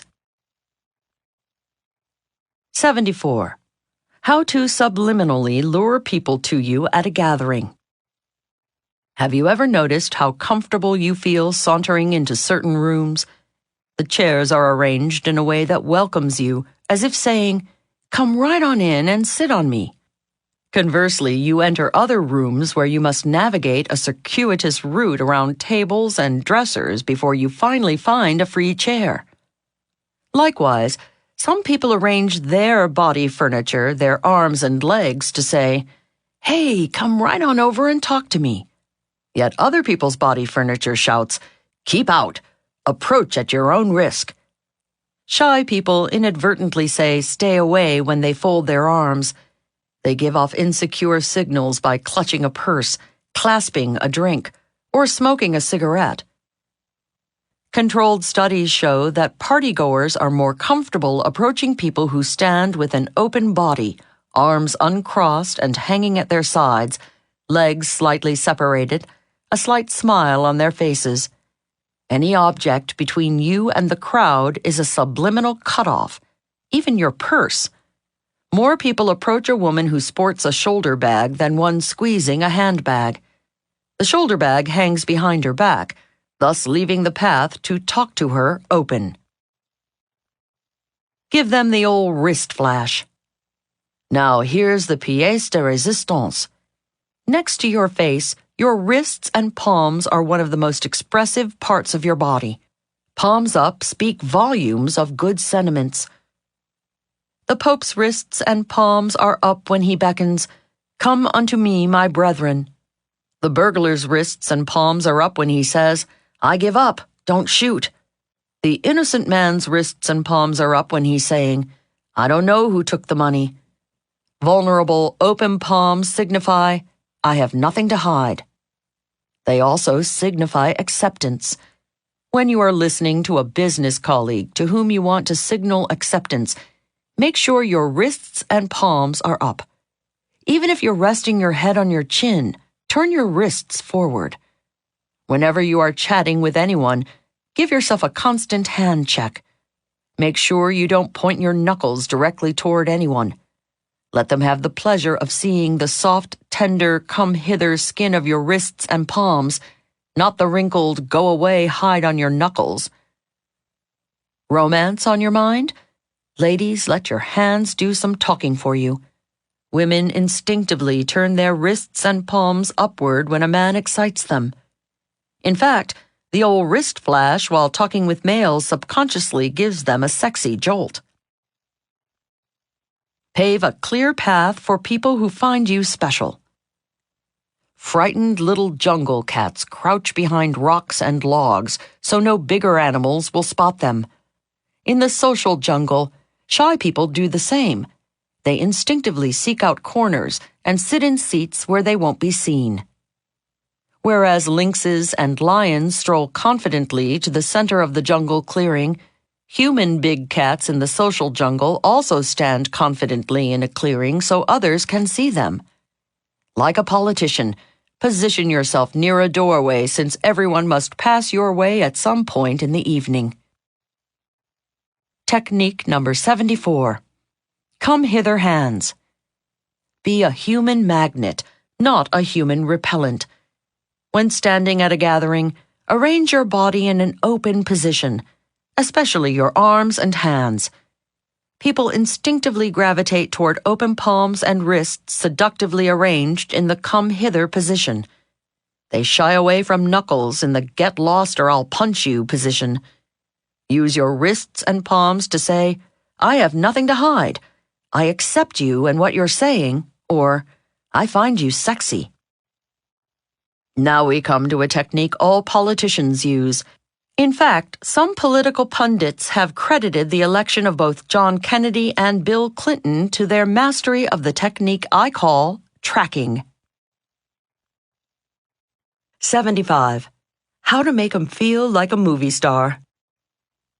In the 1940s, movies were different. Before experimental films, cinema verite, and nouvelle vague, they had stories. Americans hopped in their Buicks, a foxtail tied to the radio antenna and baby boots suspended from the rearview mirror, drove to the movie house, and watched a story unfold before them. Almost invariably, the hero and heroine on the silver screen would meet, fall in love, overcome seemingly impossible obstacles, get married, and, presumably, live happily after. Oh, the stories varied slightly, but there was always a leading man and maybe a leading woman. Then there was the rest of the world. The supporting characters could live or die without much brouhaha. But every minor event in the star's life was significant. Well, movies may have changed. Human nature hasn't. Everyone feels like the star of a 1940s movie. Every trivial event in their life is momentous. There's me. Then there's the rest of the world. What someone had for breakfast, what shoes he chose to wear, and whether he took time to floss his teeth can be more important to that particular someone than the fall of faraway nations or the rise of global temperatures. Husbands and wives sometimes share their spouses' minutiae. What did you have for breakfast, honey? You didn't wear those shoes, did you? Did you remember to floss? To create an interesting intimacy, big winners make a point to remember minute details of important contacts' lives. They obviously don't feign interest in what they had for breakfast or whether they flossed or forgot. But to make someone feel like a big star, they remember details their contact does happen to share. Take their lead. If a prospect mentions he had Rice Krispies for breakfast, allude to it later. If in chatting your boss tells you she wore uncomfortable shoes to work one day, find a way to refer to it on another. If your client mentions he's a resolute flosser, compliment him at a later date on his discipline. It hints he or she is a memorable star in the galaxy of people you've met. It's called tracking their lives. When you track their minutiae, you make them feel like 1940s movie stars and that minor events in their lives are major concerns in yours. Don't leave it to chance. Politicians make a science out of tracking. They keep a little black box either on their desk, in their computer, or in their brain of the last concern, enthusiasm, or event discussed with everyone in their life. They keep track of where the people were, what they said, and what they were doing since the last conversation. Then the first words of the next phone call or meeting with that person relates to that information. Hello, Joe. How was your trip to Jamaica? Hey, Sam, did your kid make the baseball team? Hi, Sally. Have you heard back from your client yet? Nice to hear from you, Bob. It means you survived that Szechuan restaurant you were going to last time we spoke. When you invoke the last major or minor event in anyone's life, it confirms what they've known all along. They're the most important person in the world. One of the most powerful forms of tracking is remembering anniversaries of people's personal achievements. Did your boss get promoted to her present position 1 year ago today? Did your client go public? How much more memorable than a birthday card to send a 1-year congratulations note? Remembering people's private passions is another. Several years ago, I wrote regularly for a magazine. My then editor, Carrie, was obsessed with her new kitten named Cookie. Recently, I ran into Carrie at a writers' conference. In early conversation, I said to her, I guess Cookie's a full-grown cat by now. How is she? Carrie's astonished smile was my reward. Leil, she squealed, I can't believe you remember Cookie. Yes, she's fine and... Carrie went on for another 10 minutes about Cookie, the now full-grown cat. A week later, I got a call from Carrie asking me if I'd do a big story for her magazine. Did she think of me because I used the tracking technique and remembered Cookie? Nobody can say, but I have my suspicions. I've seen the tracking technique work on too many people to assume the rewards are coincidental. Technique number 75. Tracking. Like an air traffic controller, track the tiniest details of your conversation partner's lives. Refer to them in your conversation like a major news story. It creates a powerful sense of intimacy. When you invoke the last major or minor event in anyone's life, it confirms the deep conviction that he or she is an old-style hero around whom the world revolves, and people love you for recognizing their stardom. How do politicians remember so many facts to track about so many people? They use the following technique. 76. How to amaze them with what you remember about them. Several years ago, I attended a political fundraising event in a Midwestern state. One guest intrigued me. Sometimes I'd see him in animated conversation with several people. Other times, he'd be standing alone scribbling something on a card in his hand. Then the next time I'd look up, he'd be chatting it up with someone else. The next minute, he'd be scribbling in his hand again. He repeated this pattern for over an hour. I became as curious as a nosy neighbor. Who was this fellow? At one point during the evening, I was standing alone by the refreshment table. He came up to me with a big smile, a warm handshake, and introduced himself. "Hi, I'm Joe Smith." He asked me what I was drinking. I told him white wine, and we started discussing preferences. I happened to mention my favorite white was Sancerre. While we talked, I had to bite my tongue to resist asking him what he'd been up to with the feverish note-taking. A few minutes later, I spotted a friend across the room and excused myself. He asked for my card, and as I walked away, I peeked over my shoulder. I knew it. There he was, scribbling on my card. That was my opening. I turned back and, trying to pass my inquiry off as a joke, said, "Hey, I didn't give you my measurements. What's that you're writing?" He gave a hearty laugh at my tasteless joke and said, "You caught me." He turned over my card, and I saw one word written on it, Sancerre. Then, to assuage my paranoia, he emptied his pocket full of people's business cards to show me scribbles on the back of each. I assumed it was just Joe's little system to help him remember people. It wasn't until months later that I saw the method to his madness. One morning, I went to my mailbox and found a personal postcard from Joe. He told me he was running for state senator. Then at the bottom of the card, he'd written, "Had any good Sancerre lately?" That won my heart. Had I lived in his state, a little touch like that might have swayed my vote to him. Technique number 76. The business card dossier. Right after you've talked to someone at a party, take out your pen. On the back of his or her business card, write notes to remind you of the conversation. His favorite restaurant, sport, movie, or drink. Whom she admires, where she grew up, a high school honor, or maybe a joke he told. In your next communication, toss off a reference to the favorite restaurant, sport, movie, drink, hometown, high school honor, or reprieve the laugh over the great joke. They may not jump up and down asking, "How did you remember that?" Nevertheless, they will remember you. No matter how important the VIP, he or she senses a special kinship with the person who refers to other than their usual well-known accomplishments.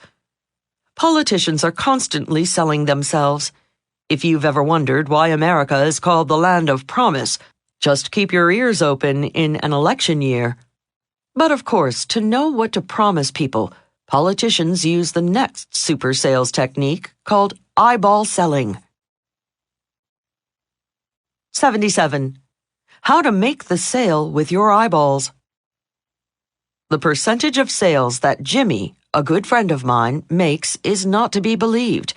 Even his sales manager doesn't know how he does it, but I do, because he told me.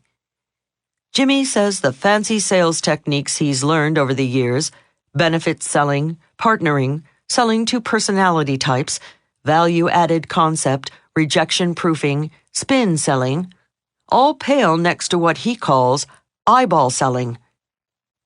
Eyeball selling is not memorizing 24 closing techniques, nor is it verbally sparring with a customer to overcome objections. Jimmy says it's quite simply keeping his eyes open, watching his customers' reactions, and adjusting his sales pitch according to how his customer's body moves.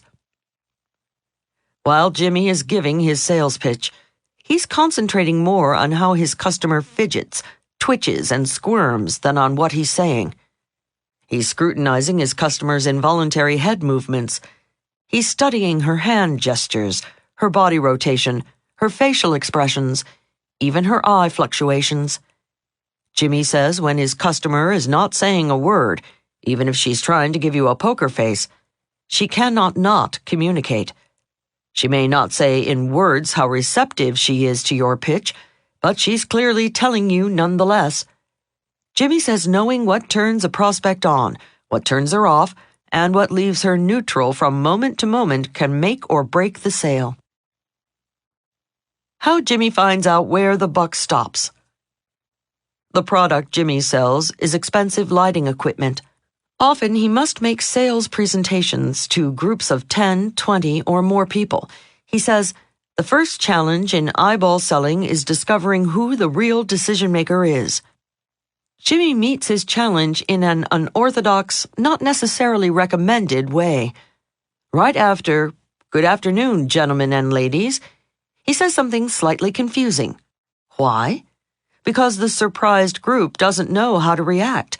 So their heads all twirl like weather vanes on a windy day to look at, guess who? The honcho, the heavyweight, the head man or woman. Now Jimmy's got his decision maker so he can continue eyeball selling to that person. What to do when you get your cue. Some signals are obvious, Jimmy says. People shrug their shoulders for indifference, tap their fingers for impatience, or loosen their collar when they feel uncomfortable.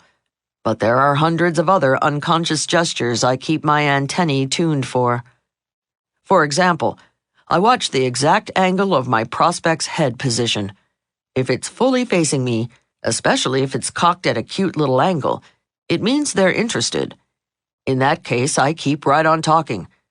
But if their head is slightly turning away, that's a bad sign. I take it as a cue to change the subject and maybe talk about a different benefit of my product.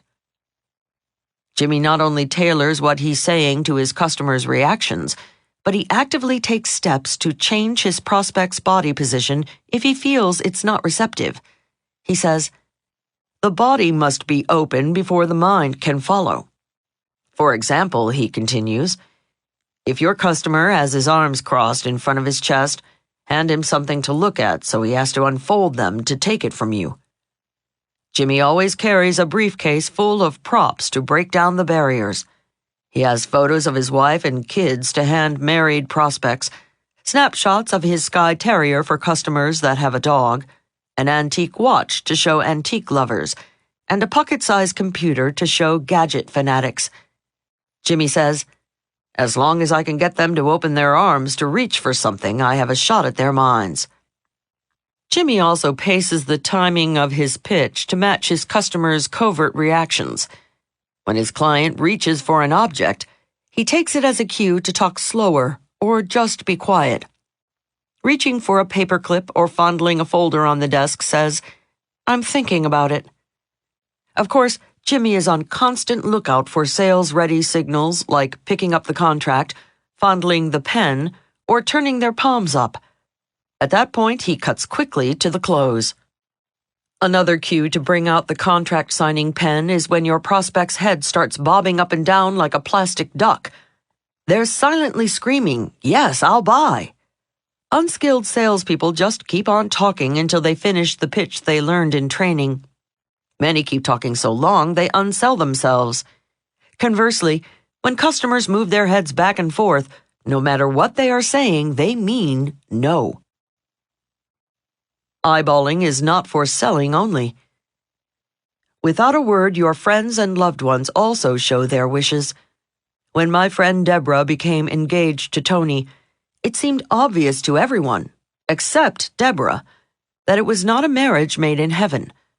A few months before their wedding, I said, "Deb, are you really sure Tony's the one for you?" "Oh, yes," she said, her head moving right and left, back and forth. "I love him very much." That marriage never took place.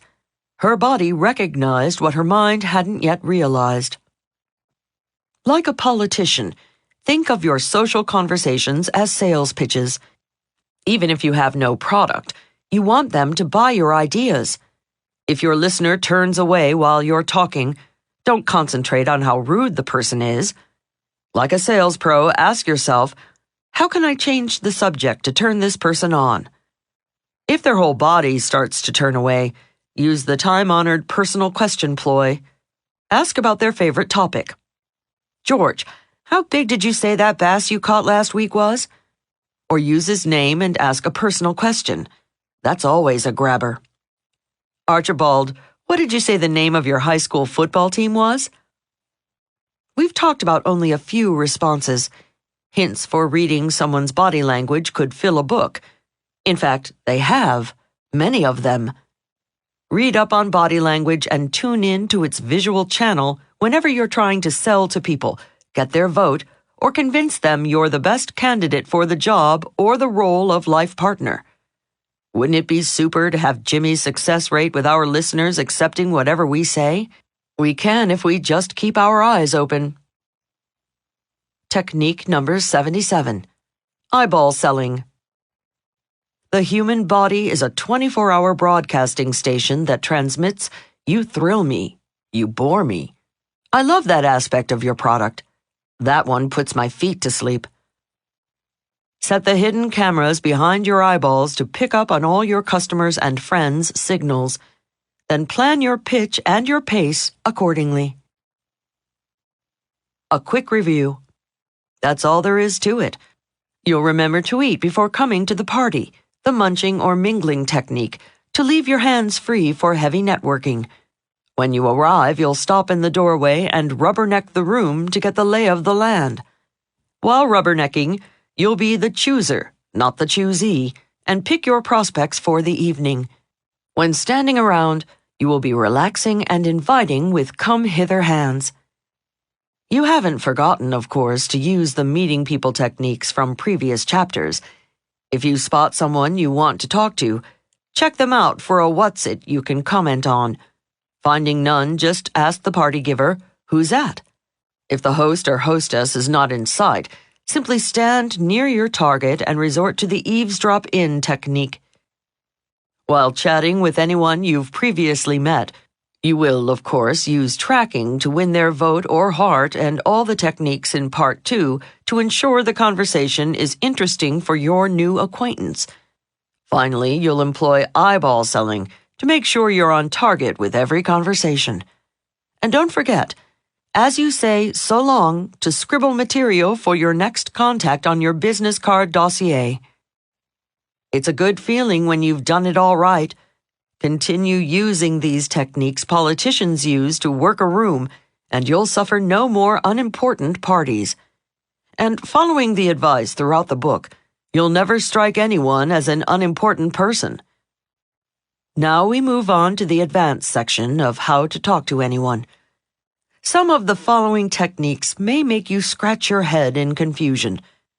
Pay special attention to the ones that do, because it means somewhere, sometime, you might find yourself scratching your head over something much more painful, like the bump from hitting a glass ceiling, or why the business deal, friendship, or love affair went sour.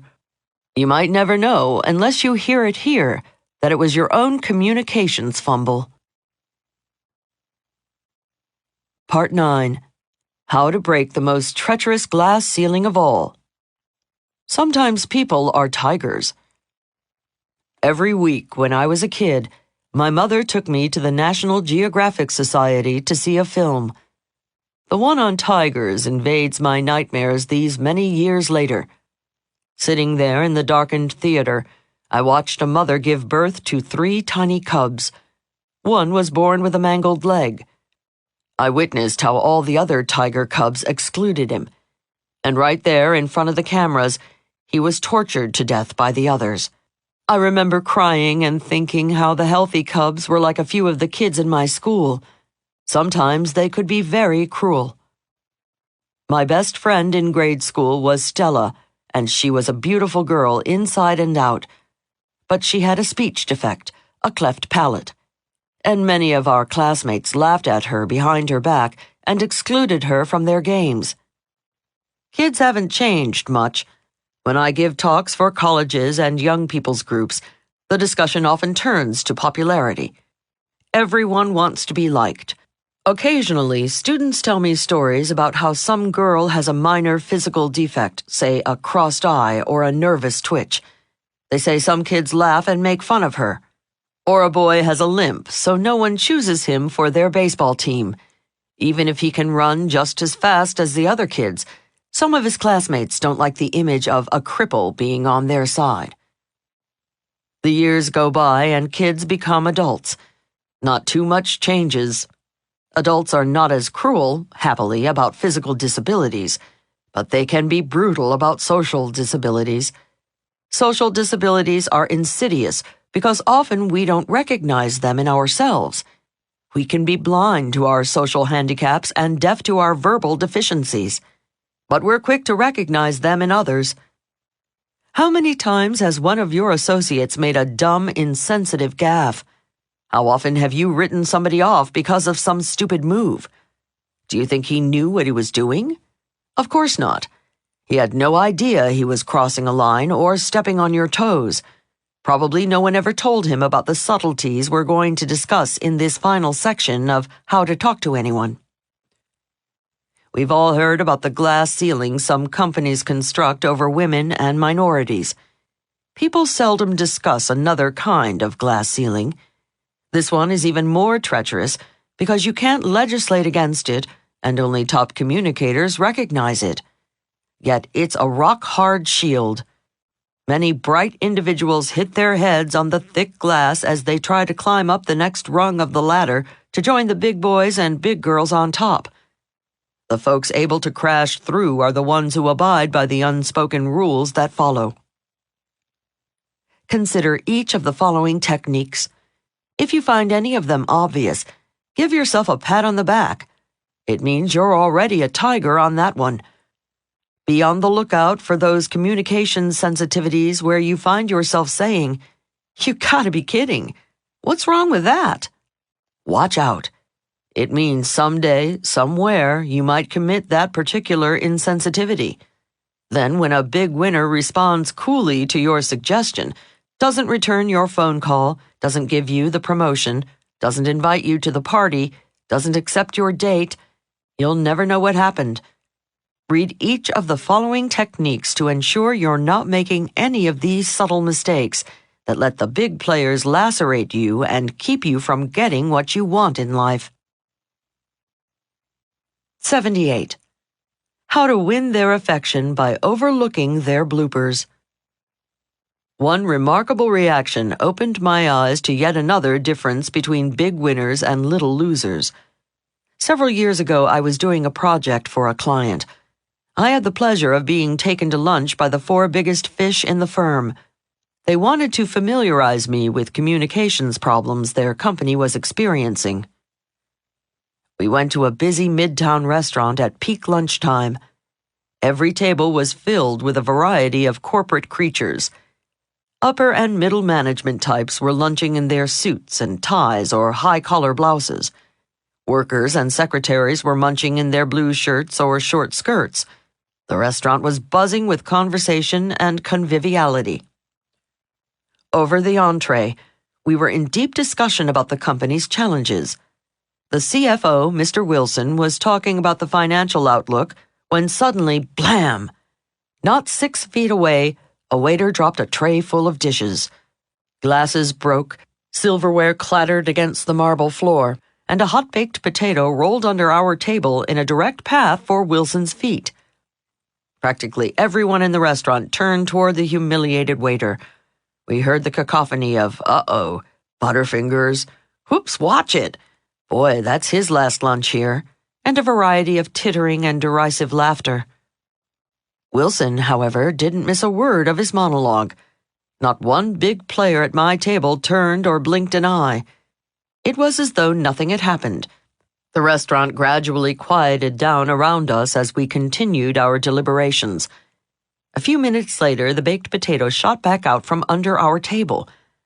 At that moment, I found myself wondering whether Wilson had been a soccer player in his youth. Over coffee, the director of marketing, Ms. Dawson, was discussing the company's planned expansion. Suddenly, she made an expansive gesture with her arms that knocked over her coffee cup. Just as I was about to say, "Oh dear," I bit my tongue. Before I could grab my napkin to help, Dawson was dabbing the muddy puddle with hers and not missing a syllable of her soliloquy. None of her cool colleagues at the table even seemed to notice the overturned cup. At that instant, I realized big boys and big girls see no bloopers, hear no bloopers. They never say butterfingers or whoops or even uh-oh. They ignore their colleagues' boners. They simply don't notice their comrades' minor spills, slips, fumbles, and blunders. Thus the technique, see no bloopers, hear no bloopers, was born. Let me suffer in your silence. I have one friend who every time I sneeze says, "Oh, are you coming down with a cold?" Every time I miss a step on a curb, it's, "Be careful." Every time he sees me after a long day's work, he asks, "Are you tired?" Granted, this is a small fry in the great bouillabaisse of bloopers, and the poor guy probably genuinely thinks he's being sensitive to my needs. But darn it, coming down with a cold, missing the curb, and looking tired are less than cool. Let me suffer in your silence. If you're having dinner with a friend and she makes a boner, be blind to her overturned glass. Be deaf to her sneeze, cough, or hiccups. No matter how well-meaning your Gesundheit, whoops, or knowing smile, nobody likes to be reminded of their own human frailty. Fine, you say, for small slips, but what should one do in extreme circumstances? Say a rippling tide of soda is flooding across the table in your direction, and it will be impossible to ignore by the time it reaches your lap. If possible, deftly flip your napkin to obstruct the current and keep talking. Try not to miss a syllable of the sentence you started before the oncoming tide. At this point, your companion might mutter incoherent apologies. Adroitly weave a parenthetical, "it's nothing," into your current phrase, and continue talking. On such small sands, the castles of big cat camaraderie are built. Technique number 78. See no bloopers, hear no bloopers. Cool communicators allow their friends, associates, acquaintances, and loved ones the pleasurable myth of being above commonplace bloopers and embarrassing biological functions. They simply don't notice their comrades' minor spills, slips, fumbles, and faux pas. They obviously ignore raspberries and all other signs of human frailty in their fellow mortals. Big winners never gape at another's gaffes. If people hate to be reminded of the moments when they're not shining, there is another event almost as disillusioning. It is when a talker is shining and the spotlight abruptly pivots to a more urgent matter. The speaker is forgotten in the flurry. Top communicators put the glow back in the gloomy gabber's eyes with the technique that follows. 79. How to win their heart when their tongue is faltering. In ancient Japan, if you saved someone's life, it was their self-imposed task to spend the rest of their life serving you. Nowadays, if you rescue someone's story, a molecule of that ancient instinct still gushes through his or her veins. It happens all the time. Someone in a group is telling a story, and just before their big point, boom, there's an interruption. Someone new joins the group. A catering person with a tray of crackers and cheese comes over, or a baby starts crying. Suddenly, everyone's attention turns to the new arrival, the nibbles on the tray, or the adorable little tyke. Nobody is aware of the interruption, except the speaker. They forget all about the fact that the speaker hasn't made his or her point. Or you're all sitting around the living room and someone is telling a joke. Suddenly, just before their big punchline, little Johnny drops a dish or the phone rings. After the crash, everyone talks about little Johnny's clumsiness. After the call, the subject turns to the impending marriage or medical operation of the caller. Nobody remembers the great punchline got aborted, except the joke teller. When it's you regaling everyone at a restaurant, have you ever noticed how you can almost set your clock by the waiter coming to take everyone's order just before your hilarious punchline?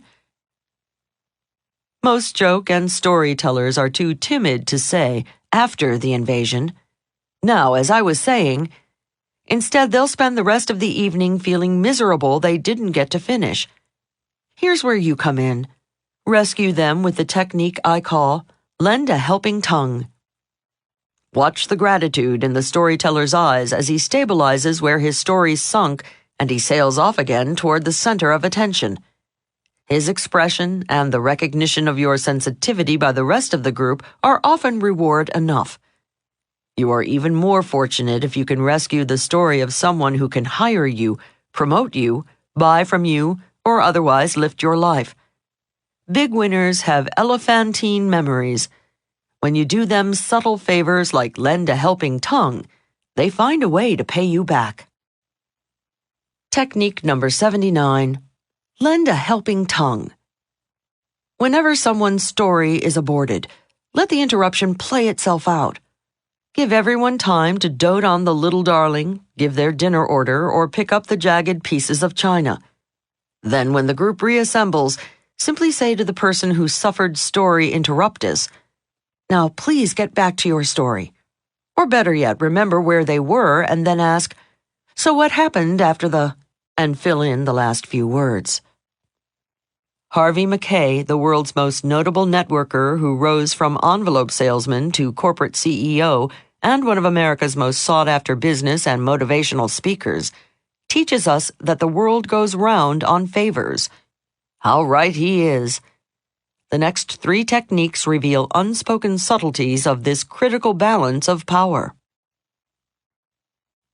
80. How to let them know what's in it for them. Savvy business people know everyone is constantly tuned to the same radio station, WIIFM. Whenever anyone says anything, the listener's instinctive reaction is, "What's in it for me?" Sales pros have elevated this constant query to the exalted status of acronym, WIIFM. They pay such strict attention to the WIIFM principle that they don't open their pitch with the features of their product or service. Top pros start by highlighting the benefits to the buyer. Except for tactical reasons during sensitive negotiating, big winners lay both "what's in it for me" and "what's in it for you," WIIFY, right out on the table.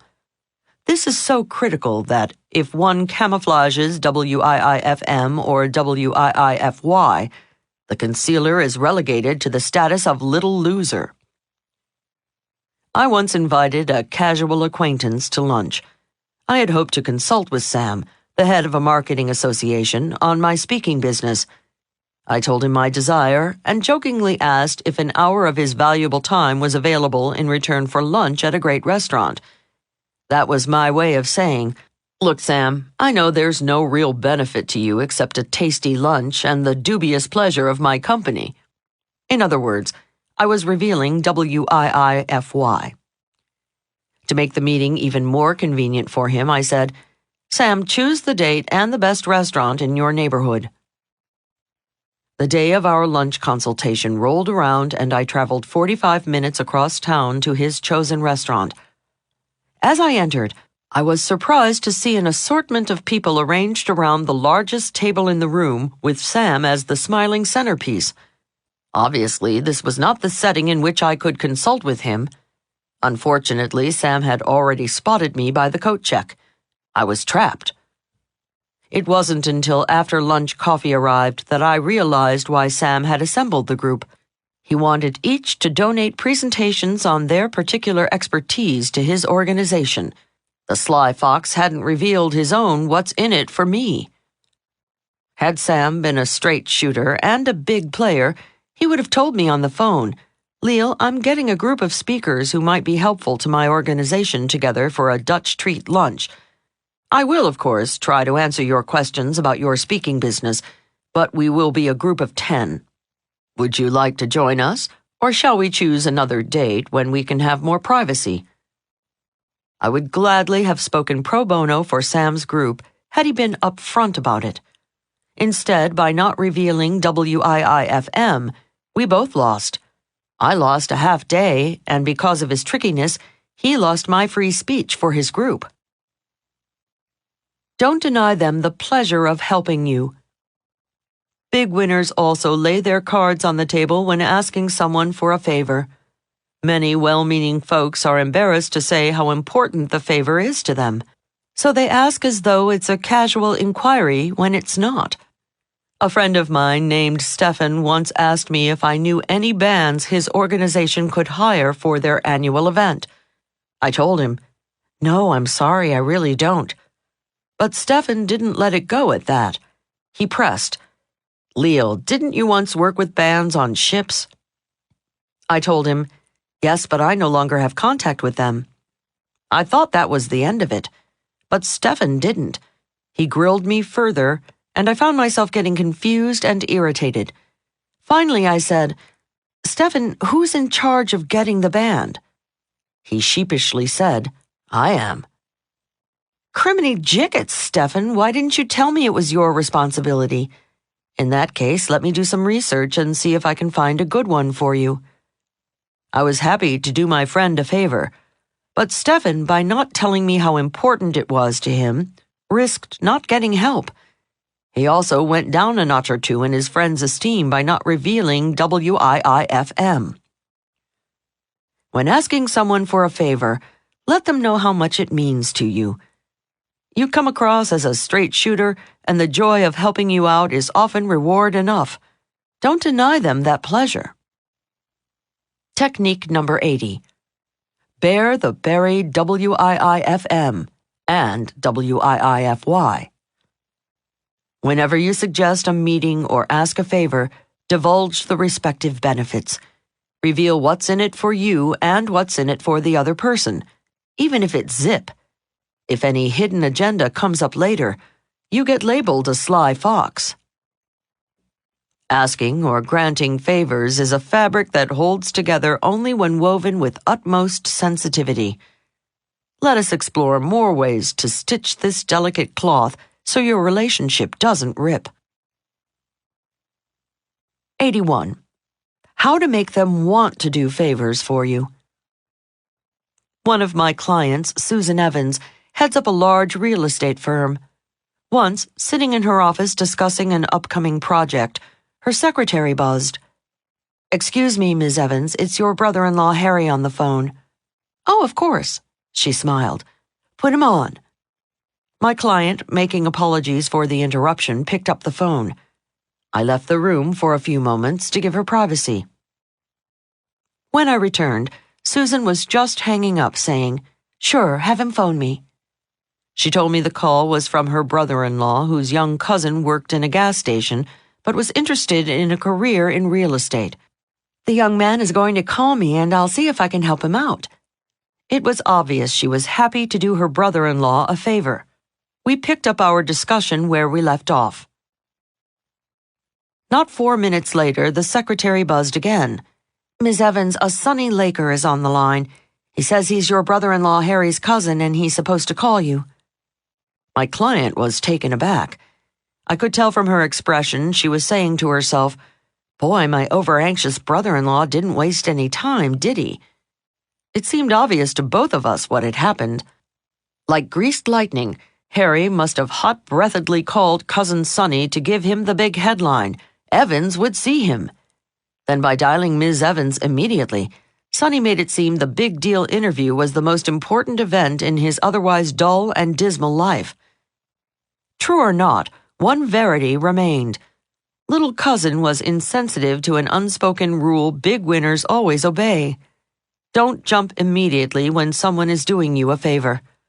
Allow the person granting the favor time to savor the pleasure of agreeing to it before having to pay up. Both brother-in-law and potential employee slipped in Evans's estimate, all because of timing. To ensure the kid wouldn't call his real estate mogul sister-in-law too quickly, Harry should have waited a day before telling his cousin the good news. Also, young Sonny should have asked Cousin Harry about Evans's schedule. Sometimes an immediate call is advantageous, but not when someone is granting you a favor. One might think Evans was unfair judging Sonny harshly just because he didn't let her savor the favor. It runs deeper than that. Evans's subconscious thought process goes something like this. If this kid is insensitive to the subtleties of timing when getting a job, how sensitive is he going to be when negotiating the sale of a house? One agent's overanxious call to an owner can mean thousands lost in commissions for the firm. Big winners have supernatural vision into your future. They see every communications blunder you make as a visible blotch on your X-ray. It dims your prognosis for being successful in life. Technique number 81. Let 'em savor the favor. Whenever a friend agrees to a favor, allow your generous buddy time to relish the joy of his or her beneficence before you make them pay the piper. How long? At least 24 hours. Let's look at yet another tenuous thread between favor asker and favor grantor that must not be severed lest the relationship unravel. 82. How to ask for favors, and get them. I once asked a well-connected friend who works in a top Los Angeles talent agency if she knew any celebrities I could contact for a project I was working on. Tanya flipped through her Rolodex and came up with just the names I needed. It was obvious to both of us I owed her big time. When I thanked her profusely on the phone, Tanya said, "Oh, I'm sure you'll find a way to pay me back." "Well, of course I will," I said. "That goes without saying." And well, it should have gone without saying. She was reminding me the favor wasn't out of friendship, but because she expected something in return. 2 days later, Tanya called and said she was coming to New York in a few months. She was just checking now if I could put her up then. Naturally, I could, but blatantly cashing in on the return favor so quickly was not a smooth move. When someone does something nice for you, you find yourself with an elephant's memory. In fact, you consciously look for ways to return the favor. Had Tanya called, even years later, of course I would have remembered I owed her one. Frankly, I was glad it came up so quickly so I could even the score. Nevertheless, I do wish the whole barter aspect had been left unspoken. It tarnished what should have been a generous sharing on both sides. Tarnish always wears off on the tarnisher. When you do someone a favor and they obviously owe you one, wait a few weeks. Don't make it look like tit for tat. Allow the favor asker the pleasurable myth that you joyfully did the favor with no thought of what you're going to get in return. They know that's not true. You know that's not true. But only little losers make it obvious. Technique number 82. Tit for wait, tat. When you do someone a favor and it's obvious that he owes you one, wait a suitable amount of time before asking him to pay. Let him enjoy the fact or fiction that you did it out of friendship. Don't call in your tit for their tat too swiftly. The next 3 techniques also involve timing, not of favors, but of important discussions. 83. How to know what not to say at parties. When police were hot on the tail of a thief in ancient times, he'd frantically seek a church to duck into. The crook knew if he could get to an altar, the frustrated posse could not arrest him until he came out. When a pack of wolves in the jungle is in hot pursuit of a jackrabbit, the frightened bunny's eyes seek a hollow log. He knows the wolves can't devour him until he emerges. Likewise, in the human jungle, big cats have certain safe havens. Although unspoken, they are as secure as the 10th century altar or a hole in the log. At clearly understood times and places, even the toughest tiger knows he must not attack. I call these safe havens. I have a friend, Kirsten, the president of an advertising agency who each year invites me to her company's Christmas party. One year, the holiday spirit was in extra high swing. Conviviality was high and champagne flowed freely. It was a terrific bash. The evening wore on, more bubbly flowed, and the decibel level of the holiday revelers went up and up. So high, in fact, that Kirsten told me she was going to tiptoe out the back door and offered to drop me off at my place. As we were making our way toward the exit, we heard a woozy voice in the crowd. "Oh, Kirsten, Kirsten." A mailroom worker, warped with too much seasonal spirit, wobbled up to her boss and said, "You know, this is a great party. But I've been doing some figuring. If half of what it costs went into a child care facility for the 7 mothers with preschool children who work here." Kirsten, a top communicator, took Jane's hands in hers and gave her a big smile. She said, "Jane, you're obviously excellent at math. You're right. Just about half of what this party cost would indeed pay for the opening of such a facility. Let's talk about it during business hours." We then made a swift departure. On the way back to my place, she let out a big breath and said, "Ugh, I'm glad that's over." "Didn't you enjoy the party, Kirsten?" I asked. "Well, sure," she said. But you never know what's going to happen. For instance, she said, that remark Jane made. She went on to explain management had already had several meetings about opening a child care facility for employees. In fact, plans for turning an unused storage area into a beautiful nursery were already in the works. Naively, I asked Kirsten why she hadn't mentioned that to Jane. It wasn't the right time or place. Kirsten had handled the situation at the party the way any big winner would. No spoken confrontation now, but probable silent condemnation later. Jane, unfortunately, had broken the first unspoken safe haven rule. Parties are for Prater. Did Kirsten chastise Jane? Did she punish her inappropriate behavior? Not then, of course. Nevertheless, Jane would probably feel the repercussions a few months down the pike when it came to promotion time. But by then, poor Jane wouldn't even know why she was passed over. Will it be because of a one-time over-imbibing? Jane might grumble, yes. Jane is wrong.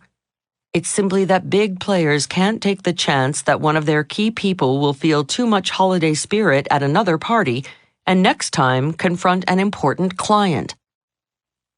Technique number 83. Parties are for Prater. There are 3 sacred safe havens in the human jungle where even the toughest tiger knows he must not attack. The first of these is parties. Parties are for pleasantries and good fellowship, not for confrontations. Big players, even when standing next to their enemies at the buffet table, smile and nod. They leave tough talk for tougher settings. Let's move to the second safe haven where big cats can escape the claws of bigger cats and, they hope, the growls of lesser ones. 84. How to know what not to say at dinner. Did you ever wonder why business lunches between big bosses go on interminably long, sometimes well into the afternoon? Did you ever suspect it's just because they like to sit, drink, and massage each other on the company expense account? Perhaps there's an element of that, but the main reason is because the dining table is an even more sacred safe haven than a party. Big boys and big girls realize, whether it's a business dinner, lunch, or breakfast, breaking bread together is a time when they must discuss no unpleasant aspects of the business. After all, tough negotiating can kill your appetite. Let's listen in on an average business lunch between big players. We hear the clanking of glasses as they consume drinks over convivial conversation. They are discussing golf, the weather, and making general observations about the state of the business. During the main course, the discourse turns to food, the arts, current affairs, and other non-threatening subjects. Wasted time, one might ask? Not at all. The big players are watching each other's moves very carefully, calculating each other's skills, knowledge, prowess. Like NFL scouts observing college football practice, they're determining who's got the right stuff. Big players know how people handle themselves at a social occasion is an accurate barometer of their big business muscle. As they are smiling and laughing at each other's jokes, they are all making silent, critical judgments. Finally, coffee arrives. At this point, one or more of the biggies gently broaches the business at hand. Naturally, he or she does it with supposed reluctance, trying to repress the obvious relief that at last they can get down to significant stuff. He exudes, "What a shame such genial company should have to concern itself with mundane matters like making money." Only after they have played out this crucial charade can they discuss business. But no dirty business. The biggies can brainstorm over coffee. They can discuss proposals over dessert. They can toss around new ideas over cordials. They can explore the positive side of the merger, the acquisition, or the partnership while waiting for the check. However, should any disagreement, misunderstanding, or controversial aspect arise, they must immediately relegate it to another table, the conference table. This convention probably arose out of a prudent agreement not to inflict indigestion on each other. Tough negotiating is unpalatable and can ruin an otherwise perfectly mouth-watering veal chop. Incidentally, the same rule applies in the social jungle. If one partner in a friendship or a love relationship has some heavy relationship issues to discuss, save them for after dessert. Even if you don't solve the problem, you want to enjoy the delicious chocolate souffle. Technique number 84. Dinners for dining. The most guarded safe haven respected by big winners is the dining table. Breaking bread together is a time when they bring up no unpleasant matters. While eating, they know it's okay to brainstorm and discuss the positive side of the business, their dreams, their desires, their designs. They can free associate and come up with new ideas, but no tough business. Let's crawl into our third and final safe haven to explore it. 85. How to know what not to say in a chance meeting. William, who sells widgets, has been trying to get Big Winner on the phone for weeks to see if BW's company will buy his line of widgets. Big Winner is still considering Willie's widgets and plans eventually to return his call. However, at this point in our story, our little hero's phone has not rung. It just so happens one evening Willie finds himself standing behind Big Winner in the supermarket line. What good fortune, thinks Willie. Oh, hell, thinks Big Winner. I hope he's not going to hit me with talk of his widgets at this hour. Those who appreciate safe havens know there are two very different endings to this story. The Willie who brings up widgets with an "aha, I've got you now" gleam in his eye never gets his call returned. Even if Big Winner preferred Willie's widgets above all others, he would find the supermarket entrapment sufficiently painful to punish the little loser. However, the Willie who just says, "Hello there, BW. How good to see you," with nary a word of widgets, shows he's a big player too. This Willie will most certainly get his call returned, probably the next day, out of Big Winner's relief and gratitude for Willie's graciousness. Technique number 85. Chance encounters are for chit-chat. If you're selling, negotiating, or in any sensitive communication with someone, do not capitalize on a chance meeting. Keep the melody of your mistaken meeting sweet and light. Otherwise, it could turn into your swan song with Big Winner. Consistently create safe havens for people if you want them to elevate you to the status of Big Winner. You may find yourself dining with them, going to parties with them, getting big hellos in the hall, and closing deals much faster than during business hours. Who knows? If it's your desire, you even make yourself eligible for some heavy socializing at the top. Big Winners make it safe for each other to accept invitations to play golf, spend the weekend in their country homes, or relax by each other's pools.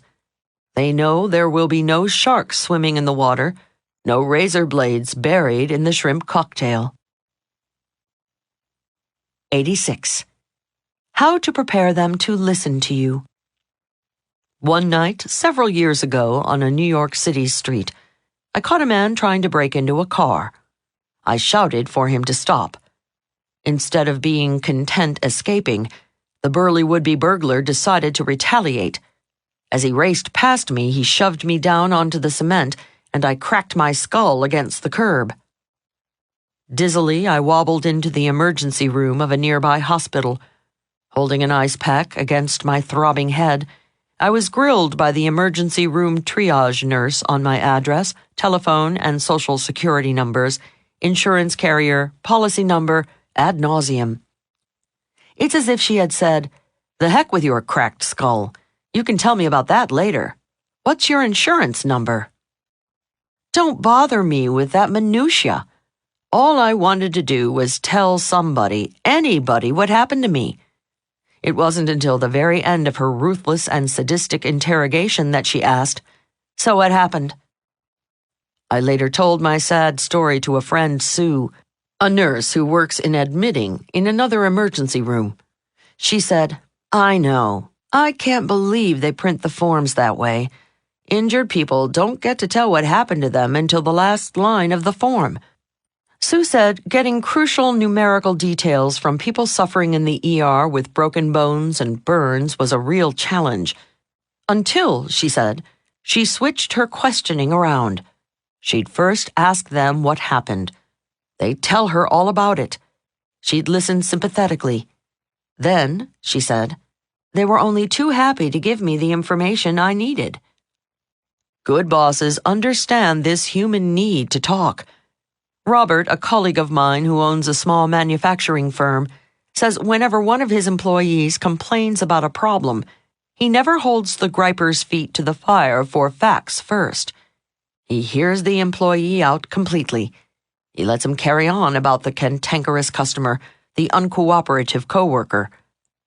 Then, after he's gotten it off his chest, Robert says, I get the facts a lot more clearly.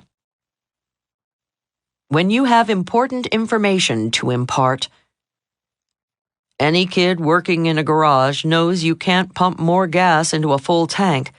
Too much topping it off, and it splashes onto the cement. Likewise, your listener's brain is always full of his or her own thoughts, worries, and enthusiasms. If you pump your ideas into your listener's brain, which is full of her own notions, you'll get a polluted mixture, then a spill. If you want your supreme ideas to flow into her tank unpolluted, drain her tank completely first. Whenever you are discussing emotionally charged matters, let the speaker finish completely before you jump in. Count to 10 if you must. It will seem like an eternity, but letting the flustered fellow finish is the only way he'll hear you when it's your turn. Technique number 86. Empty their tanks. If you need information, let people have their entire say first. Wait patiently until their needle is on empty and the last drop drips out and splashes on the cement. It's the only way to be sure their tank is empty enough of their own inner noise to start receiving your ideas. I'm going to make you miserable before you can enjoy being my customer. Companies that run mail order operations could take a hint from this technique. One reason I enjoy ordering from LL Bean, a mail order clothing and sports equipment outfit, they let me first ask questions about the wearable or widget I want. They let me ramble on with my questions about the quality, the available colors, how it looks, how it feels, how it smells, and how it works. Then, when I'm all whacked up about receiving my 4 size 10 red and chartreuse soft odorless widgets, they tastefully ask my credit card number. Other companies have first grilled me on the number, the expiration date, my customer number, which I can never find on the back of the catalog, and how often I've ordered from them in the past before I even get to fantasize about the wonderful widget I might want to buy from them. Takes all the joy out of the purchase and sometimes kills the sale. Top communicators do more than just let you babble on. They use the next technique while you're in the process of dribbling down. 87. How to turn their anger around in 3 sentences or less. Emo is a word invented by Helen Gurley Brown, the grande dame of Cosmopolitan magazine. Emo translated is, give more emotion. Once Cosmopolitan asked me to write an article on communicating sensitive matters, most specifically advising young women on how to make their boyfriends more passionate. I interviewed a passel of psychologists, communications experts, and sexologists. My draft came back from Cosmo all marked up with, more emo, scribbled on every page. I called my editor and asked what it meant. She said that was Helen's way of saying downplay all that factual stuff with the sex therapists and so-called experts. Write about the emotion the young woman feels when her boyfriend isn't passionate enough, the emotion the accused male feels when confronted, and the emotion the couple feels about discussing their quandary. Helen Gurley Brown, a certified big winner, liked to have it all and knew just how to get it. Helen recognized, when the time is right, reject the rational and empathize with the emotions. In other words, smear on the emo. Oh no, he must have been mortified. L.L. Bean recently smeared emo all over me. Several months ago, my friend Phil wanted to buy some trousers and asked for a recommendation. I dragged him to my closet to show him the quality and construction of the L.L. Bean clothes. That convinced him, and Phil ordered a pair of navy blue dress trousers. Phil wore his brand new L.L. Bean pants for the first time on a big date with a new girlfriend at an elegant restaurant. While following the Metro D to the cozy corner booth, which he'd requested, his date happened to drop her evening bag. Phil promptly bent over to pick it up. Rip! Right down the middle seam. Most of the diners facing Phil's derriere mercifully looked away. A few tittered. Phil, tugging the torn seams together to blanket his buns, backed his way into the booth. The cool upholstery on his bottom the rest of the evening reminded him of his humiliation. When I heard of Phil's tribulations, I was furious at L.L. Bean. I immediately called one of their customer service agents. She sympathized as I told her of Phil's ordeal, but I was still simmering. She patiently listened and even asked me details of the disaster. When I finished the long, sad story, the agent said, "Oh, that's terrible. I understand. Your friend must have felt awful." "Yes, he did," I agreed. "He must have been mortified," she said. "He definitely was," I said, surprised at her excellent grasp of the situation. "And you, when you heard about it, you must have felt terrible too, especially after you'd recommended our products so highly." "Well, your products usually are excellent," I said, calming down a bit. "I'm so sorry we caused you this pain and aggravation," she said. "Oh," I interrupted, "it's not your fault." Now I was completely appeased. It must have just been a fluke that this one pair of pants was... There's more to this story, but let me pause here to interject the echo the emo technique. Technique number 87. Echo the emo. Facts speak. Emotions shout. Whenever you need facts from people about an emotional situation, let them emote. Hear their facts, but empathize like mad with their emotions. Smearing on the emo is often the only way to calm their emotional storm. The clever customer service rep not only emptied my tanks and softened me up with Echo the Emo, she completely dissolved me with the next technique. 88. How to make 'em like you, even when you've messed up. The next day, UPS delivered not only the replacement slacks, but tucked into the package was a handwritten apology and a hefty gift certificate. Would I order from that company again? You bet I would. Would I recommend their clothes to someone else? You bet I would. Top customer service folks welcome mistakes because they know it gives their firm a chance to shine. Whenever you mess up and someone suffers because of it, make sure they come out ahead, way ahead. I call the technique, my goof, your gain. Visiting an important client's office, I once tripped on a rug and took a nosedive, making a 3-point landing in a vase on her desk. My nose was spared, but her vase shattered into smithereens. 2 tubes of crazy glue and lots of where the heck does this piece go later, the vase was back on her desk, and we agreed it looked pretty good. Nevertheless, the next day I had a messenger deliver a beautiful vase, 10 times the value of the almost totaled one, with a dozen roses in it.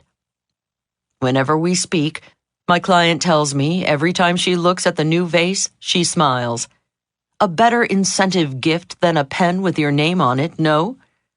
The next time I visit her office, my client may hide some of her more valuable breakables, but thanks to my goof, your gain, there will be a next time. Technique number 88. My goof, your gain. Whenever you make a boner, make sure your victim benefits. It's not enough to correct your mistake. Ask yourself, what could I do for this suffering soul so he or she will be delighted I made the flub? Then do it, fast. In that way, your goof will become your gain. Now, suppose it's not your boo-boo, it's theirs. How can you make their goof your gain? Keep listening. 89. How to trap a rat with class. In Japan, some citizens prefer to lose their lives rather than to lose face. In America, the same death wish exists, with one modification. The Yank dreams of the death of the mortal who made him lose face. Why make enemies? Unless it is your obligation to catch cheaters or entrap liars, let them get away with it. Then immediately get them out of your life and the lives you're responsible for.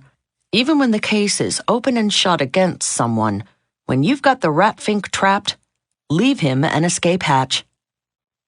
The best example I heard of this high sensitivity was from one of my clients. She was invited to brunch at the home of a wealthy socialite known as Lady Stephanie. Lady Stephanie's home was filled with beautiful objets d'art. Not the least among them was an exquisite collection of extremely valuable Fabergé eggs, which all the guests admired. At the end of the elegant champagne brunch, my client told me she was walking out the door chatting with several other guests. Just then, Lady Stephanie sidled up to one woman leaving at the same time as my client. "Oh, I'm so happy you were admiring my Fabergé collection," Lady Stephanie said, sliding her hand into the pocket of the guest's mink coat and plucking out one of her priceless eggs. "You must have wanted to see this one in the sunlight. Come, let us look at it together. It does reflect the bright light beautifully." The mink-clad thief gulped and furtively looked around to see who had witnessed her gentle entrapment. My client and everyone in the foyer saw what happened, but took Lady Stephanie's lead and pretended naivete of the attempted heist. Carrying the charade a step further, Lady Stephanie and the sticky-fingered guest admired the egg in the sunlight. Then Lady Stephanie, with her Fabergé egg secured safely between her perfectly manicured fingers, marched home to put the treasure in its rightful place. The attempted egg snatcher crawled back to her car from her last attendance at Lady Stephanie's coveted bashes. The hostess let the foiled filcher get away with a few slivered shreds of her ego left intact. Why did Lady Stephanie come out ahead? Everyone who witnessed and subsequently heard about the thwarted burglary has renewed respect for Lady Stephanie. Snaring the thief, yet sparing her pride, helped Lady Stephanie keep her reputation of hostess with the mostest. Why do big winners let bad news people get away with bummers? Because, like mothers confronting naughty children to correct them, confronting creeps is a way of saying, "I care." By closing your mouth and then the door forever, you are saying, "You are so beneath me, I'm not even going to waste my words on you." Mea culpa. Big winners leave an escape hatch for the small foibles of friends they wish to keep by taking the blame themselves. If a friend gets lost and is an hour late arriving at your house, tell her, "Those directions I gave you were terrible." He breaks your Limoges bowl. "Oh, I shouldn't have left it in such a precarious position." It's the old mea culpa routine that endears you to everyone, especially when they realize it wasn't your fault. Technique number 89. Leave an escape hatch. Whenever you catch someone lying, filching, exaggerating, distorting, or deceiving, don't confront the dirty duck directly. Unless it is your responsibility to catch or correct the culprit, or unless you are saving other innocent victims by doing so, let the transgressor out of your trap with his tricky puss in one piece. Then resolve never to gaze upon it again. Residents of Toronto, Canada have a well-earned reputation for grace. They demonstrated it last year in a downtown Toronto drugstore. A shopper attempted to stroll out through the security system with a purloined object in his pocket. instead of a shrill alarm shattering all shoppers' eardrums, as in many American cities. A tasteful little chime sounded. A charming voice came across the public address. "Excuse us, we have failed to inactivate the inventory control system. Thank you for your patience while you wait for a customer care representative to come help you." Isn't that a nicer way of saying, "Freeze, punk, while we frisk you"? Now, let's move on to the next technique to keep people from messing up and to help them give you their very best. 90. How to get whatever you want from service personnel. A complimentary letter is called a buttercup because it butters up the recipient. Buttercups are nice. Even nicer are buttercups about someone to their boss. I once needed a massive photocopying job. It was so immense that the assistant manager of Staples' office supply store didn't think it could be finished by the end of the week. Nevertheless, grudgingly, he grumbled, "I'll try." In my enthusiasm and hope he could, I gushed, "Wow, you're great! What's your boss's name? Your supervisor should get a letter of congratulations on hiring you. You really try harder for your customers." To my astonishment, not only was my printing job done 2 days early, but every time I walk into Staples, the assistant manager rolls out the red carpet. I began to think, I may be onto something. A premature letter of commendation for favors not yet received could be a clever tactic. I decided to check it out with a few heavy hitters on my consultation list. One fellow I know, Tim, a top travel agent, is a real can-do guy. He gets anything his friends ask for in a finger snap. He's the fellow to call when you want hard-to-get theater tickets. He's the guy you call when your airline says the hotel is booked or the flight is oversold. When I told him of my buttercup experience, Tim laughed and said, "Leil, of course. This is news to you? A complimentary letter to someone's boss, or the promise of one, is a great insurance policy. It's as good as a written rider that you will be well taken care of in the future." Now I have a standard one in my computer. The buttercup reads as follows. Dear, name of supervisor. I know how important customer service is to an organization such as yours. This letter is to commend name of employee. He, she is an example of employee title who gives exceptional customer service.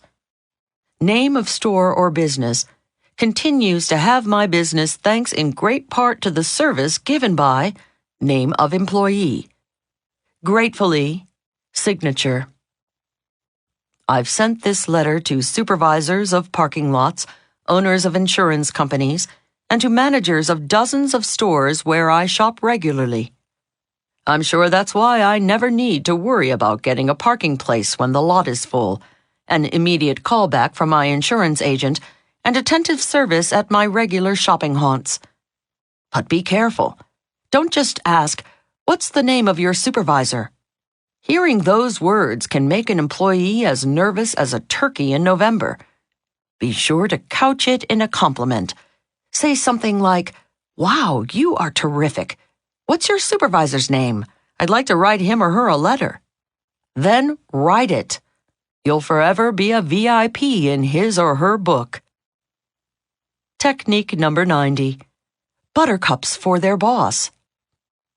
Do you have a store clerk, accountant, law firm junior partner, tailor, auto mechanic, maître d', massage therapist, kids teacher, or any other worker you want special attention from in the future? The surefire way to make them care enough to give you their very best is send a buttercup to their boss. The next technique tells you how to stand out as a VIP when you're in a group. 91. How to be a leader in a crowd, not a follower. During the McCarthy era, government spies infiltrated underground political rallies to determine who was dangerous to national security. The agents were trained applause watchers. They photographed and investigated men who clapped first, shouted, bravo the loudest, and smiled the longest at the end of politically inflammatory speeches. The spies dubbed those the dangerous ones. The infiltrators felt first responders were confident cats who had the power to persuade followers and the charisma to lead crowds. In less politically sensitive gatherings, the same principle applies. People who respond first to a presentation or happening without looking around to see how everyone else is reacting are men and women of leadership caliber. Cool cats clap first. You are sitting in an auditorium with hundreds of fellow employees listening to the president of your firm introduce a new concept. As you are slouching anonymously in the audience, you think your expression is invisible to the man or woman at the podium. Not so. As a speaker, I guarantee you every one of my colleagues sees every smile, every frown, every light in every eye, and every emblem of extraordinary human intelligence flashing back at him or her. Likewise, the company president making a presentation anxiously surveys his corporate jungle and, from the pusses peering back at him, senses which employees are sympathetic and which are not. He also knows which in the sea of faces floating in front of him has the potential to be a heavy hitter like himself. How? Because heavy hitters, even when they do not agree with the speaker, support the podium pontificator. Why? Because they know what it's like to be on. They know, no matter how big or little the cat at the front of the room is, when giving a speech, he's concerned about the crowd's acceptance. When the company big shot delivers his last line, carefully contrived to bring the crowd to its feet or employees to acquiescence, do you think he's unaware of who starts the trickle or the riptide of acceptance? No way. Though his head is down while taking a bow with the insight of a McCarthy-era spy, he perceives precisely who inaugurated the applause, precisely how long after the last words were uttered, and precisely how enthusiastically. Being the first to put your hands together, being the first to jump to your feet, and if appropriate, being the first to shout "Bravo!" gets you big cat status with the tiger who was talking. Technique number 91. Lead the listeners. No matter how prominent the big cat behind the podium is, crouched inside is a little scaredy cat who is anxious about the crowd's acceptance. Big winners recognize you're a fellow big winner when they see you leading their listeners in a positive reaction. Be the first to applaud or publicly commend the man or woman you agree with or want favors from. Be the first clapper no matter how small the crowd, no matter how informal the talk. Don't wait to see how everyone else is going to respond. Even if it's a small group of 3 or 4 people standing around, be the first to empathize with the speaker's ideas, the first to mutter, "Good idea." It's proof positive you're a person who trusts his or her own instincts. 92. How to make all the right moves. Any minute, any second, football fans know the score. Even beer-guzzling Big George, dozing in front of the TV set on Football Sunday, knows. Poke his pudgy pot, and in a wink, he'll tell you who's winning, who's losing, and by precisely how many points. Key players in the game of life are like George. Even when you think they're dozing, they are constantly aware of the score between themselves and everyone in their life, friends and family included. They know who is winning, who is losing, and by how many points. When 2 Japanese businessmen meet, it's obvious who is on top. You measure it in millimeters from how close to the floor their noses come when bowing. Bottom man's nose dives lower. In America, we don't have carefully choreographed bows showing the score in a relationship. But boys and girls in the business big league know who is top dog and who is bottom dog today. It can change tomorrow. Bottom dog must curtsy deeper. He or she must show deference. Bottom dog must offer to meet at top dog's office, pick up the restaurant tab when appropriate, and be respectful of top dog's time. If Bottom Dog fails to show the proper deference, he doesn't get his nose rubbed into the ground, he simply disqualifies himself to bark in the big league. That's what happened to my girlfriend Laura, who had developed the healthy milkshake. Remember her from Instant Replay? When we last left Laura, she was blowing her chances with Fred, the top banana of a supermarket chain, by grilling him for details of his mailing address, complaining her pen was out of ink, making him wait while she got another, writing numbers down wrong, ad nauseum. I didn't tell you the worst part. After Fred was generous enough to invite Laura to send him samples of her health shake, she dropped another bomb by asking him which shipping service she should use. He must have said FedEx because I heard Laura say, "Well, my milkshake needs to stay refrigerated. Does FedEx have refrigerated trucks?" At this point, I knew she had strangled the deal by her own phone cord. She shouldn't nudge Supermarket Czar with dinky shipping details. In fact, Laura should be so grateful she should personally deliver the drink the next day, rolling it all the way to his supermarket with her nose if need be. Laura was obviously not aware of the great scorecard in the sky. That day the tally was Fred everything, Laura nothing. Big winners before putting pen to paper, fingers to keyboard, mouth to phone, or hand to someone else's to shake it. Do a quick calculation. They ask themselves, who has the most to benefit from this relationship? What has each of us done recently that demands deference from the other? And what can I do to even the score? Friends keep tabs too. The great scorecard in the sky is not just bobbing over business people. If family members and friends look carefully over their loved ones' heads, they'll spot it.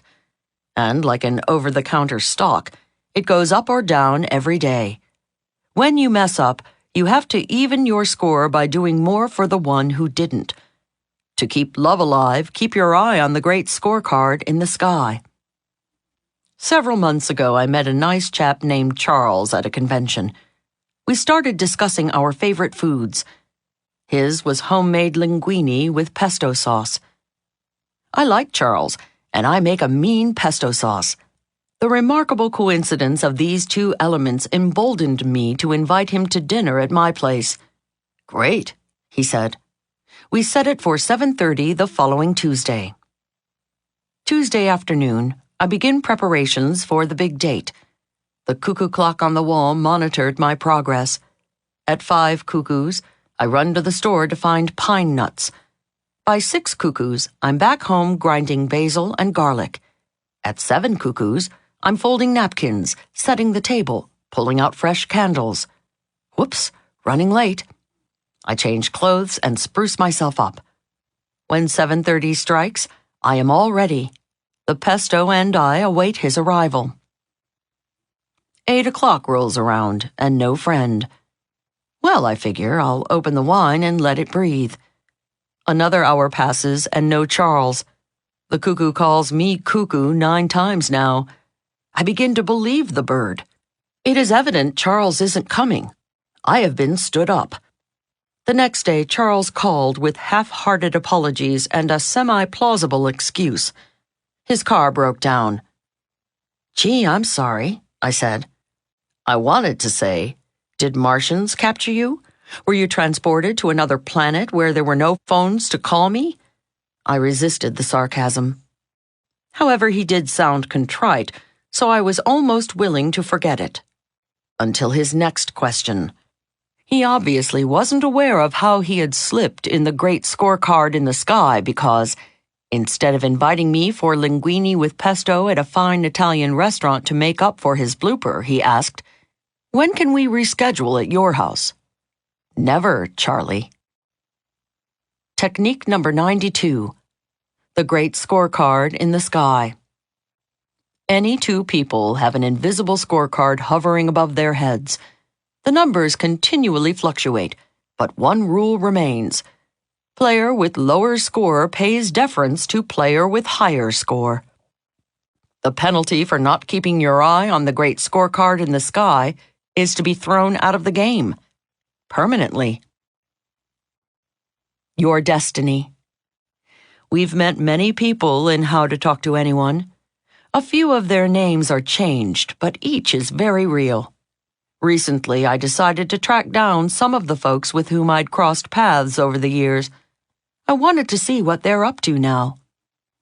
Laura, my old friend who dreamed of milkshake millions but ignored the supermarket czar's scorecard, is now back at her day job. Sam, who ruffled me by not revealing he wanted me to speak for his organization, no longer has one. Sonny, who hounded his brother-in-law's cousin by a too-quick call, is still pumping gas.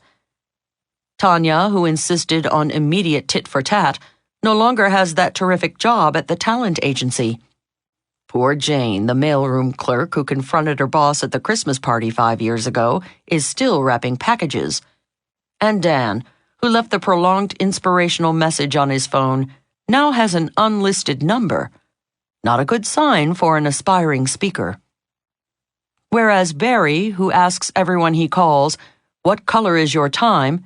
was recently chosen Broadcaster of the Year by the National Association of Talk Show Hosts. Joe, who keeps note of everyone on his business card dossier, is now a state senator. Jimmy, the expert at eyeball selling, was recently written up in Success magazine. Steve, whose staff insinuates, "Oh, wow, it's you," to every caller, is one of the most requested speakers on the cable circuit. Tim, the can-do guy who gets what he wants from workers in every industry by writing buttercups for their boss, now owns the travel agency. And Gloria, my hairdresser who gives the great nutshell resume, recently opened a salon on New York's fashionable Fifth Avenue. Does this mean to say that just because the first folks irked me and a few others, they were exiled to a humdrum existence? And the latter group who made people smile would attain great heights? Of course not. Those isolated moments of their lives we examined were but one move of many they made each day.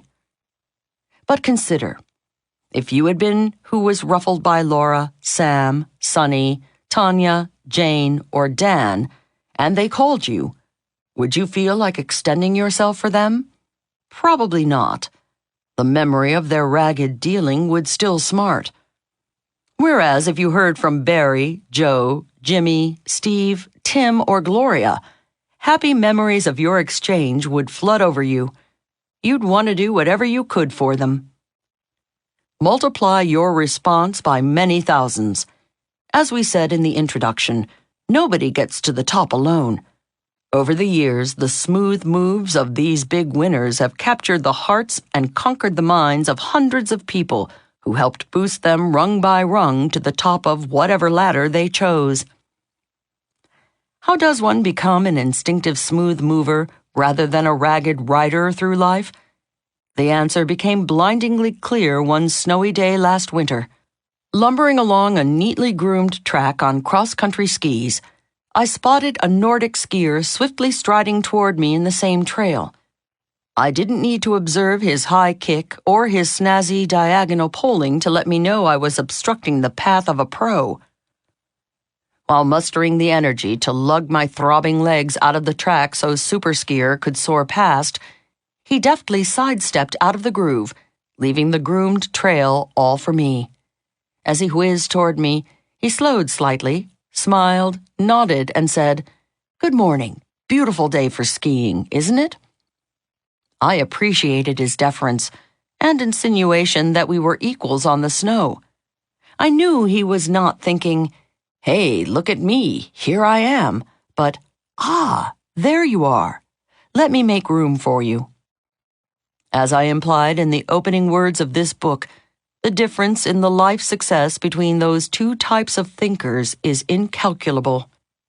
Why was super skier able to pull off his moves so gracefully? Was he born with the skill? No. His was a deliberate move that grew out of practice. Practice is also the fountainhead of all smooth communications moves. Excellence is not a single and solitary action. It is the outcome of many years of making small, smooth moves, tiny ones like the 92 little tricks we've explored in How to Talk to Anyone. These moves create your destiny. Remember, Repeating an action makes a habit.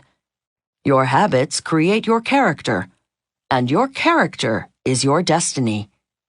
May success be your destiny.